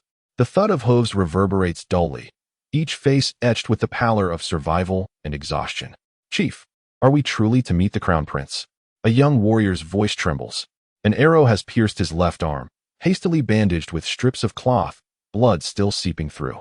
The chief of the Daila tribe does not respond immediately, gripping the reins tightly. The night wind howls, sweeping back his disheveled hair and revealing bloodshot eyes. "If we do not go, our kin will perish." The night wind shrieks, and the Daila chief's grip on the reins tightens, his knuckles whitening from the strain. If it were possible, he would turn his horse around and lead the surviving 100 back to the tribe. But he cannot. The crown prince Toba Lai remains oblivious to the fall of Xianyu City. Should they flee now, they would not be met with mercy. Toba Lai's methods are known to all within the Toba tribe. If he loses the chance to ascend to the throne due to their retreat, his wrath will bring a bloodbath upon the entire tribe. The Daila chief grits his teeth, a bitter metallic taste rising in his throat. The only path to survival now is to deliver the news before Toba Lai uncovers the truth. Perhaps, in light of his proactive report, Toba Lai may spare their kin from his vengeance. The surrounding warriors follow in silence, no one daring to speak. They all understand the peril that lies ahead. Yet none voice dissent. "Increase your speed," the Daila chief suddenly shouts. "We must reach the outskirts of Qinglan City before sunset tomorrow." The whip cracks sharply, and the 100 riders surge forward once more. The sound of hooves echoes dully as the remnants gallop through the night, like wolves driven to desperation. Aware of the chasm that lies ahead, yet compelled to press on, they dare not light torches, relying solely on the faint moonlight to navigate. Some, grievously injured, tumble from their mounts, their comrades unable to spare even a glance back. The noon sun spills its light upon the mottled walls of Xianyu City. as 6,000 elite troops, led by Lynn, surge forth like a silver torrent towards the city gates. The iron armor glimmers coldly under the blazing sun, and the rhythmic march reverberates, causing the ground to tremble slightly. My lord Lynn has arrived. A sentinel atop the wall calls out loudly. Ruiz and Aiden have long awaited him at the city gate. When the banner adorned with the silver eagle graced their sight, both men instinctively straightened their backs. "Well done," Lynn said, dismounting and patting Aiden on the shoulder. A smile of approval graced Lynn's face, yet his eagle-like eyes swiftly surveyed each mark of battle upon the city walls. Aiden knelt on one knee, declaring, "My lord, I have not disgraced my mission." "Rise," Lynn replied, personally assisting him to his feet. Within the residence of the former Commander Bartle, Lynn sat upon a chair draped in wolf fur, his fingertips gently tapping the armrest as he listened intently to Aiden's report. "My lord Lynn, we have seized over 500,000 bushels of wheat, more than 30,000 weapons, and over 4,000 sets of armor." Aiden's voice remained steady, though a hint of fatigue lingered in his eyes. "Additionally, we discovered a treasure trove in the armory's underground, containing vast quantities of gold, silver, and precious goods." Lynn nodded slightly, a satisfied smile gracing his lips. "Excellent." He paused, shifting his gaze to Aiden. "What of our casualties?" Taking a deep breath, Aiden's voice grew somber. "In this battle, we have slain over 4,500 cavalrymen and captured more than 200. The mountain warriors suffered 1,107 fatalities, with 934 remaining, half of whom are wounded." Lynn's fingers stilled on the armrest, a moment of silence enveloping them. The mountain warriors had undergone rigorous training. Losing a 1,000-man unit struck him with profound sorrow. "Aiden, you have performed admirably." At last, Lynn spoke, his tone laced with recognition. "Upon our return to the southern territories, I shall allocate warriors from various clans to replenish your ranks." Aiden knelt once more, solemnly expressing, "Thank you, my lord." Lynn's gaze shifted to Ruiz. "Ruiz, what have you acquired?" Ruiz grinned broadly, excitement gleaming in his eyes. "Master Lynn, we have captured over 3,000 warhorses, all exceptional steeds from the plains." A spark ignited in Lynn's eyes, his smile deepening. "Splendid. With the warhorses stored at Silver Eagle Fortress, we can expand our cavalry by 2,000 riders." Lynn's fingers caressed the armrest, joy radiating from him. In his eyes, the value of these steeds far surpassed that of gold and silver. "Ruiz, these steeds are more precious than any treasure trove," Lynn declared with rare enthusiasm. "Wealth is ultimately extraneous, but these horses, which can directly enhance the prowess of the Silver Eagle Knights, are invaluable." Rising, he paced within the hall, the clinking of his armor echoing softly. "Upon our return to Silver Eagle Fortress, we shall promptly commence the selection of knights." Lynn halted, his gaze fixed intently upon Ruiz. "I require you to transform these steeds into 2 complete cavalry units within 3 months." Ruiz stood tall, his right fist thumping against his chest. "I shall not fail you, my lord." Subsequently, Lynn set aside the battle report and adjusted his armor, declaring, "Let us go and see the injured soldiers." Aiden immediately stepped forward to lead the way. "My lord, please follow me."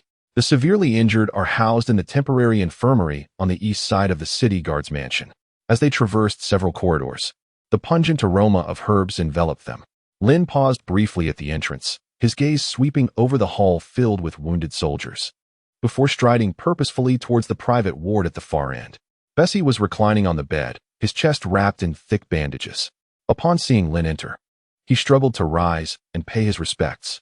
"Remain still," Lynn urged, quickly advancing to press down on his shoulder. "The physician has advised that you require 2 months of rest for your injuries." A hue of shame washed over Bessie's pallid face. "I have brought disgrace upon my lord." "Nonsense." Lynn's voice rose sharply.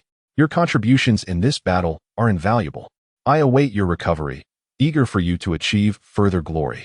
Bessie's eyes instantly welled with tears, his rough hand gripping the blanket tightly. "I am willing to serve my lord unto death. The warriors of the Khan clan fear not death." Lynn nodded in satisfaction, retrieving a silken pouch embroidered with a silver eagle motif from his breast. "This is a specially formulated healing salve from the Soulbright family, which will aid in your recovery."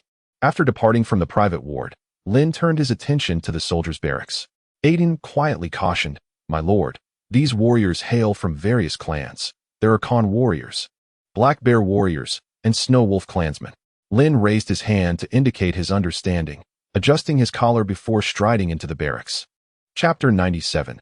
The fury of toEmperorvia, my lord Lynn has arrived, exclaimed a young warrior with a severed left arm, his wolf-tooth necklace signifying his allegiance to the Snow Wolf clan. Lynn gestured for the others to remain seated and approached the first soldier's bed. Which clan do you belong to? I am Gru of the Black Bear clan, my lord, the injured soldier responded excitedly, revealing an arm adorned with a bear claw tattoo. What a noble black bear warrior, Lynn commended, nodding appreciatively. I have heard that your clan has a tradition of hunting a black bear to prove oneself upon recovery. Gru's eyes sparkled with excitement. My lord knows of our clan's tradition. Lynn smiled, patting his shoulder. Once you are healed, I shall gift you a fine hunting knife. He continued to move from bed to bed, inquiring about each warrior's clan and injuries. As he exited the barracks, Lynn glanced back. Dozens of eyes from various clans shimmered with a shared loyalty. Turning to Aiden, he instructed, "Take me to see the treasury." Aiden promptly led the way to a heavy iron door. Upon seeing Lynn's presence, the guards hastily swung open the imposing door. In the flickering candlelight, the sight within the treasury dazzled Lynn. Chests overflowing with gold coins gleamed enticingly in the fire's glow.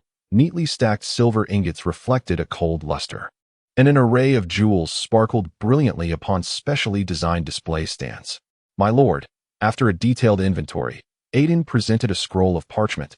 There are over 1 million gold coins, more than 50 million silver coins, and over 300 million copper coins here.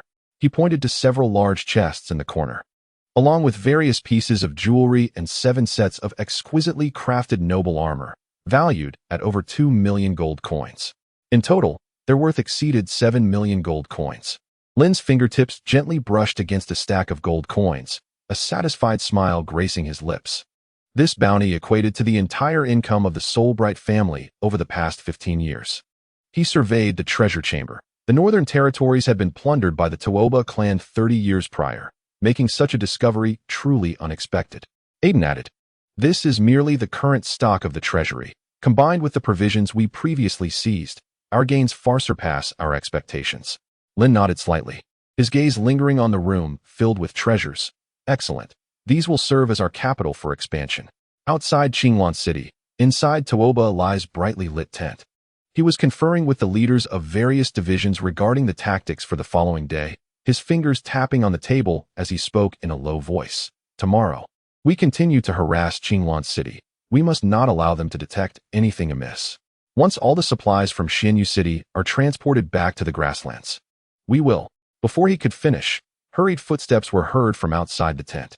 A guard lifted the curtain and knelt on one knee. "Your Highness, the leader of the Daila clan requests an audience, claiming to have urgent military news." toEmperorvia's brow furrowed. "The leader of the Daila clan? Isn't he in Xianyu City?" The guard replied softly. "He is covered in blood and insists there is a matter of great importance to report." A sudden heaviness gripped toEmperorvia's heart, an ominous premonition washing over him. He abruptly stood up. "Bring him in." The tent curtain was lifted once more, and the leader of the Daila clan stumbled in, his armor battered and stained with dried blood. The people inside the tent were taken aback, with the Black Hawk clan leader, Yolo, instinctively gripping the hilt of his sword. "Your Highness," the Daila leader rasped, collapsing to his knees. "Xianyu City has fallen."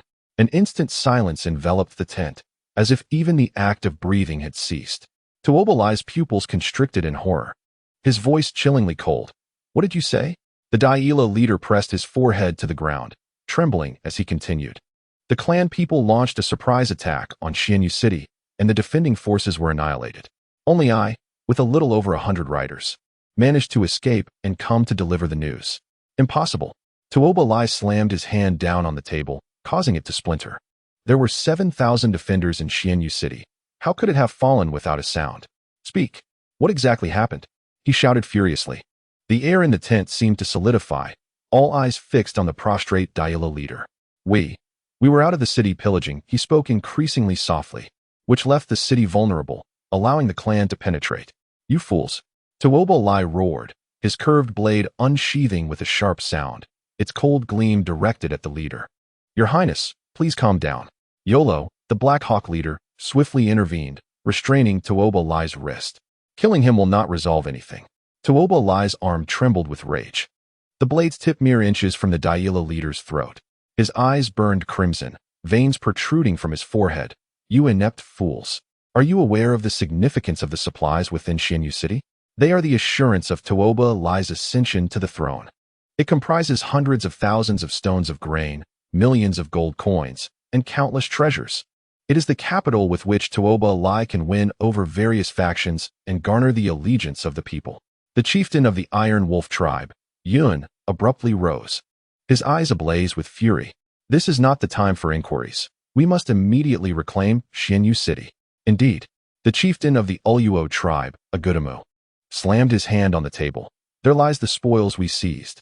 If we fail to recover it, our journey south will be in vain. The tent erupted in fervor, with each chieftain eagerly volunteering for the battle. They were indifferent to the fate of the Dai La tribe. Yet the resources of Xianyu City represented wealth earned through bloodshed. Yolo fixed his gaze on the kneeling chieftain of the Dai La tribe. Speak clearly. How many clan people have occupied Xianyu City? Under what banner do they fight? The chieftain of the Dai La tribe's throat constricted, beads of sweat forming on his brow. Approximately 4,000 to 5,000, but among them, there is a cavalry unit of over 2,000. His voice trembled. They bear the Silver Eagle banner. The revelation of the Silver Eagle banner caused Yun, the Iron Wolf chieftain, to gasp in shock. A collective intake of breath swept through the tent. Even the furious Tuoba Lai's pupils constricted. Yolo's expression darkened. The Soulbright family? Tuoba Lai inhaled deeply, suppressing the murderous intent surging within him. He slowly sheathed his sword, his voice as cold as iron. Yolo, your subordinate is here. You will lead 30,000 cavalry to continue to restrain the clan's main force. Tuoba Lai enunciated each word with gravity. You must not allow them to reinforce Xianyu City. Yolo nodded earnestly. Rest assured, Your Highness, as long as I draw breath. The clan shall not step outside Qinglan City. Tuoba Lai turned towards the entrance of the tent, barking orders. Relay the command. The rest shall depart with me immediately. He strode towards the tent's exit, but suddenly halted, turning to glare at the chieftain of the Dai La tribe. You had better pray we can reclaim Xianyu City. Otherwise, neither you nor your kin shall survive. The night wind howled as 2,000 prairie cavalry surged forth from the camp like a black torrent. Tuoba Lai led the charge, his armor glinting coldly in the moonlight. His eyes burned with an unprecedented urgency and wrath. Xianyu City must be reclaimed. Chapter 98. Glory and ambition upon the towering walls of Qinglan City. The Crown Prince Aragon and Duke Frick stood side by side. The night wind rustled their cloaks, creating a haunting sound. In the distance, countless torches suddenly illuminated Tuoba Lai's camp, resembling a serpentine dragon of fire swiftly moving towards the northwest. It seems Lynn has succeeded. Duke Frick stroked his grizzled beard, a glint of shrewdness in his eyes. Tuoba Lai intends to rush to the aid of Xianyu City. Aragon clenched his fists, his knuckles whitening, exclaiming excitedly, half of those supplies belong to me. He abruptly turned to Duke Frick. We must immediately dispatch troops to reinforce Lynn in. Crown Prince, remain composed. Duke Frick pressed his hand upon Aragon's shoulder, gesturing towards the fire dragon. Observe the number of torches. They have mobilized barely 20,000. Meanwhile, Lynn commanded 1,000 elite troops in Xianyu City, fortified by robust city defenses. He smiled meaningfully. Do you believe Tuoba Lai can gain any advantage? Upon hearing this, Aragon's furrowed brow relaxed. He realized he had perhaps been overly anxious. Had it been any other army stationed, reinforcement might indeed have been necessary. Yet, these were the elite warriors of the Soulbright family, their combat prowess beyond doubt. The fire dragon gradually vanished into the night. Aragon took a deep breath and nodded. Send the order. Starting tomorrow, we shall alternately dispatch troops to harass the camp of the prairie people. They must not send a single soldier to Xianyu City. Yes, Your Highness. Duke Frick replied in a hushed tone. In Xianyu City, in the central square, hundreds of bodies adorned with the totems of the Khan clan. The Black Bear tribe, and others lay in orderly rows, each swathed in pristine linen. Beside them were the broken swords, bloodied shields, and dulled battle axes they had wielded in life. Aiden stood upon the platform, his voice somber and solemn. Brave warriors, your blood has been shed, but your souls shall never extinguish. Surrounding the square, the surviving mountain warriors stood in silence, their expressions devoid of sorrow, replaced by an almost cold resolve. This was the tradition of the mountain clans. A warrior's death was not an end, but a return to the glory of their ancestors. Lynn stood at the forefront, the silver eagle emblem on his cloak fluttering gently in the warm breeze. He remained silent, gazing at the bodies, his eyes sweeping over each visage concealed beneath the white cloth. Ignite! As Aiden's command resonated, soldiers bearing torches stepped forward, casting flames upon the pyre. With a roar, the fierce fire erupted, consuming the warriors' bodies in a fervent embrace, black smoke billowing skyward. The air was thick with the scent of burning resin and flesh. Yet no one stepped back. Lynn slowly raised his hand to his chest. "I shall reclaim your debts." His voice was soft, yet clear to Ruiz, who stood beside him. The gaze of the Silver Eagle Knight commander flickered momentarily before he bowed his head in silence.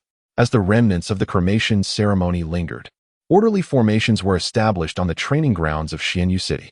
Lin stood upon the platform, his silver eagle cloak rustling in the wind, his gaze sweeping across the thousands of fervent eyes below. There was the wild spirit of the mountain warriors and the sharpness of the Silver Eagle Knights. Yet at this moment, all eyes burned with a singular desire, glory and achievement in battle. "Today, we bid farewell to our brave warriors." His voice, though not loud, resonated clearly in every ear. "But their blood shall not be shed in vain." He waved his hand, and a dozen guards ascended the platform, carrying gleaming armor, sharp blades, and heavy purses. "Now, it is time for the living heroes." The first called forth was a young warrior from the Snow Wolf clan, with a piece of his left ear missing, a scar from the siege. "Talon." Lin called out his name with a resounding voice. "You stood vigilant at the breach in the city wall, having slain 7 warriors from the grasslands, thereby securing precious time for your comrades. Henceforth, you shall no longer be an ordinary soldier." Lin personally affixed a silver eagle insignia to his leather armor. "I hereby appoint you as the captain of the 10-man squad, leading your brethren." Talon's chest heaved violently, his eyes glimmering with disbelief. A deep wolf howl erupted from the audience, a cheer from the Snow Wolf clan warriors. Talon pounded his fist heavily against his chest and knelt on one knee. "I shall serve you until my death." Batu. The next to be called forth was a burly warrior, the captain of a 10-man squad from the Khan clan. A fresh scar marked his face, slanting from brow to cheekbone, a testament to the battle for the city. "During the siege, you had slain 3 prairie centurions, stabilizing the situation." Lin's voice resonated with strength. "Henceforth, I appoint you as the centurion of the first 1,000. Bata clenched his fist, his voice hoarse yet resolute. "Khan clan, I vow to follow you unto death." A deep roar of approval surged from the audience, a cheer from the Khan warriors. Camo, a seasoned warrior nearing 30, stepped forward, also hailing from the Khan clan and serving as a 100-man captain. His armor bore numerous blade marks, yet his gaze remained sharp as that of a hawk. "In the battle for the city, you commanded your 100 warriors to steadfastly defend the walls, repelling 5 assaults from the prairie people without yielding an inch." Lin raised his voice slightly. "Henceforth, you shall serve as the vice-captain of the first 1,000. A flicker of excitement crossed Camo's eyes. Yet he knelt calmly on one knee. "Khan clan, I pledge my loyalty unto death." Hell, this warrior was lean yet muscular, his arms bulging with strength, and his eyes fierce as a wolf. He was a 100-man captain from the 5,000, hailing from the Black Bear clan. "During the raid on Xianyu City, you led your men to infiltrate the armory, slaying the guards and seizing both the armory and a treasury." Lin's gaze held rare approval. "Henceforth, you shall serve as the vice-captain of the 5,000. Hal struck his chest with a heavy fist, his voice deep yet filled with power. "Black Bear clan, I am willing to brave fire and water for you." As each name was called, the atmosphere below grew increasingly fervent. "If only I had known then. I should have claimed a few more prairie heads." A Khan warrior lamented as he pounded his thigh in frustration. "Next time, I shall be at the forefront." Another warrior glared at the honored comrades on stage, his eyes filled with envy and desire. Even the knights of the Silver Eagle Order could not help but whisper amongst themselves. "These mountain brutes are quite formidable," one knight murmured. "Humph. Next time we must see some glory as well. We cannot let them take all the limelight." His companion tightened his grip on the hilt of his sword. Chapter 99. The Temptation of Gold. Finally, Lin's gaze fell upon Aiden, Bessie, and Blacktooth. Bessie lay half-reclined on a stretcher, pale yet with eyes still sharp. The right arm of the black-toothed warrior was bound in bandages, yet he stood upright. Aiden remained calmly by his side, seemingly indifferent to the accolades. "You 3 have made the greatest contributions," Lin spoke slowly. "However, This battle is not yet concluded, barring any unforeseen circumstances. The army of the steppe dwellers is hastening toward us. He paused, his voice suddenly rising. Once we have utterly vanquished the steppe people and returned to the southern borders, I swear by the name of the soul-bright family that your rewards shall not cease here. An uproarious cheer erupted from the crowd, with even the severely injured Bessie straining to raise his fist, hoarsely shouting, "Victory to the Silver Eagles! Long live the soul-bright family! Victory to the Silver Eagles! Long live the soul-bright family!" The deafening roar echoed across the training grounds, the shouts of thousands of warriors causing the very earth to tremble. Standing upon the platform, Lynn's silver eagle cloak fluttered amidst the fervent clamor. He raised his hand to signal for silence, yet the fire in his gaze burned brighter than ever. As the cheers began to wane, Lynn's voice rang out once more, "Bring it forth." This command left everyone momentarily stunned. The warriors exchanged puzzled glances, uncertain of Lynn's intentions. A contingent of personal guards approached slowly from the rear, each group of four laboriously carrying heavy wooden chests. The heavy footsteps and the dull thud of the boxes resonated clearly in the stillness of the training ground. Several large wooden chests were arranged neatly on the platform, positioned orderly behind Lynn. Though unadorned, these chests required 4 strong men to lift. The warriors craned their necks, curiously inspecting the mysterious boxes, murmurs of speculation rising among them. "You must be wondering what treasures lie within these chests." Lynn's voice carried a hint of mystery, a knowing smile gracing his lips as he approached the first wooden box, his hand gently gliding over the rough timber. Though some had not received accolades, Lynn's gaze swept over every face in the crowd. "But I, Lynn Soulbright, shall never shortchange any warrior who has bled for me. Open them." At his command, the guards simultaneously lifted the lids of all the chests. In an instant, blinding golden light erupted in the midday sun, illuminating the entire training ground. "Gold! By the gods above!" The exclamations of astonishment reverberated throughout the arena. Mountains of gleaming coins filled the chests, shimmering under the sunlight with a dazzling brilliance. Every warrior held their breath, eyes wide in disbelief, as if witnessing the most exquisite sight in existence. Even the typically composed Silver Eagle Knights could not help but step forward, many of whom had never before seen such a bounty of gold amassed together. The mountain warriors stood in stunned silence, some instinctively rubbing their eyes, questioning whether they were ensnared in a dream. Lynn, satisfied by the astonished crowd below, reached down to grasp a handful of coins, letting them slip through his fingers like grains of sand. The crisp sound of coins clashing resonated beautifully in the silent training grounds. In this battle, every individual played a role. His voice, though not loud, reached each ear with clarity. "These are rewards you rightfully deserve." This proclamation ignited the atmosphere, akin to a spark meeting dry tinder. The warriors could no longer contain their excitement, their cheers soaring to the heavens. Some even leaped in exhilaration, brandishing their weapons. The shimmering gold coins represented not merely wealth to them, but a validation and reward for their blood-soaked struggles. Lynn's voice resonated clearly. "To the mountain warriors who participated in the raid on Xianyu City and the defense, each shall receive 3 gold coins." A thunderous cheer erupted from the mountain warriors below. 3 gold coins, an amount equivalent to 2 years of pay for a common soldier. "The Silver Eagle Knights," Lynn continued, "you have successfully pursued the remnants of the Grassland Army, each receiving 1 gold coin." Although this reward was modest, the knights wore expressions of satisfaction, as their duration of participation was the briefest, and such a reward exceeded their expectations. Additionally, he announced extra rewards: 2 gold coins for the severely injured and 1 for the lightly wounded. Lynn's voice grew even more resonant. "As for the fallen heroes," he paused, his tone becoming solemn, "each will receive a compensation of 20 gold coins, which I shall personally ensure reaches their families." This figure caused all to gasp in astonishment. 20 gold coins could sustain a mountain family for decades. A flicker of solace passed through the eyes of the mountain warriors who had lost comrades. At least their families would not face starvation. "Long live Lord Lynn!" someone shouted, and soon the entire training ground erupted in deafening cheers. Lynn raised his hand for silence, a deeper smile gracing his lips. "There is one final reward decree." He surveyed the crowd to ensure everyone was attentive. "From this day forth, for every enemy slain, a reward of 1 gold coin shall be granted." This statement ignited the warriors' fighting spirit like a spark in dry brush. 1 gold coin for each head. A warrior from the Black Bear clan excitedly swung his battle axe. I aim to slay 10. 10.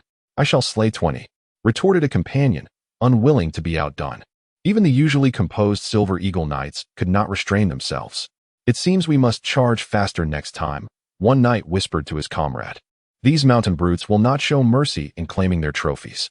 Lynn observed the fervent scene below with satisfaction. The greed and fervor in the eyes of these warriors were precisely the weapons he needed. He turned to Ruiz and whispered, "Send word. We shall hold a victory feast tonight, with ample food and drink." Young Master Lynn, but Ruiz hesitated. What if the Grasslanders launch a nocturnal attack? Have no worry. Lynn let out a cold laugh, remarking that Tobalai's army would not arrive until at least the following day, and added that their scouts were no mere novices.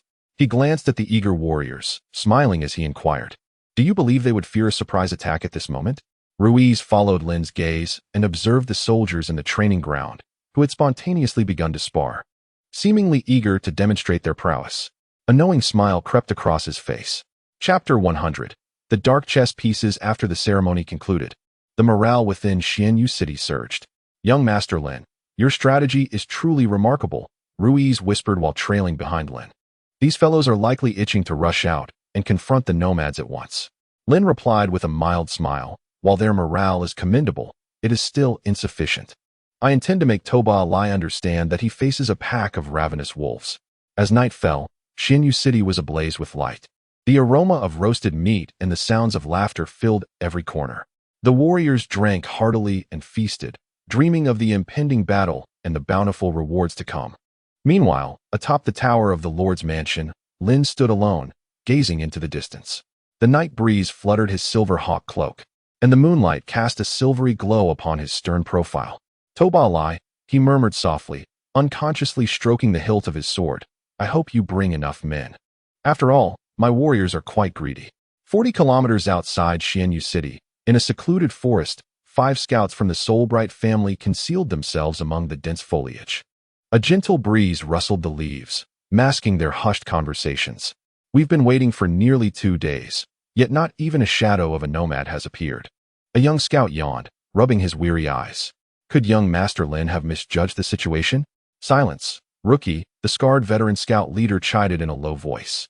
"With the mountains of supplies amassed in Xianyu City, if you were a nomad, wouldn't you risk everything to reclaim them?" The young scout shrank back, silenced by the rebuke. Just then, the lookout at the treetops suddenly stiffened, urgently whispering, "Their movement." In an instant, everyone held their breath. Initially, it was merely a distant tremor, akin to muffled thunder rolling across the horizon.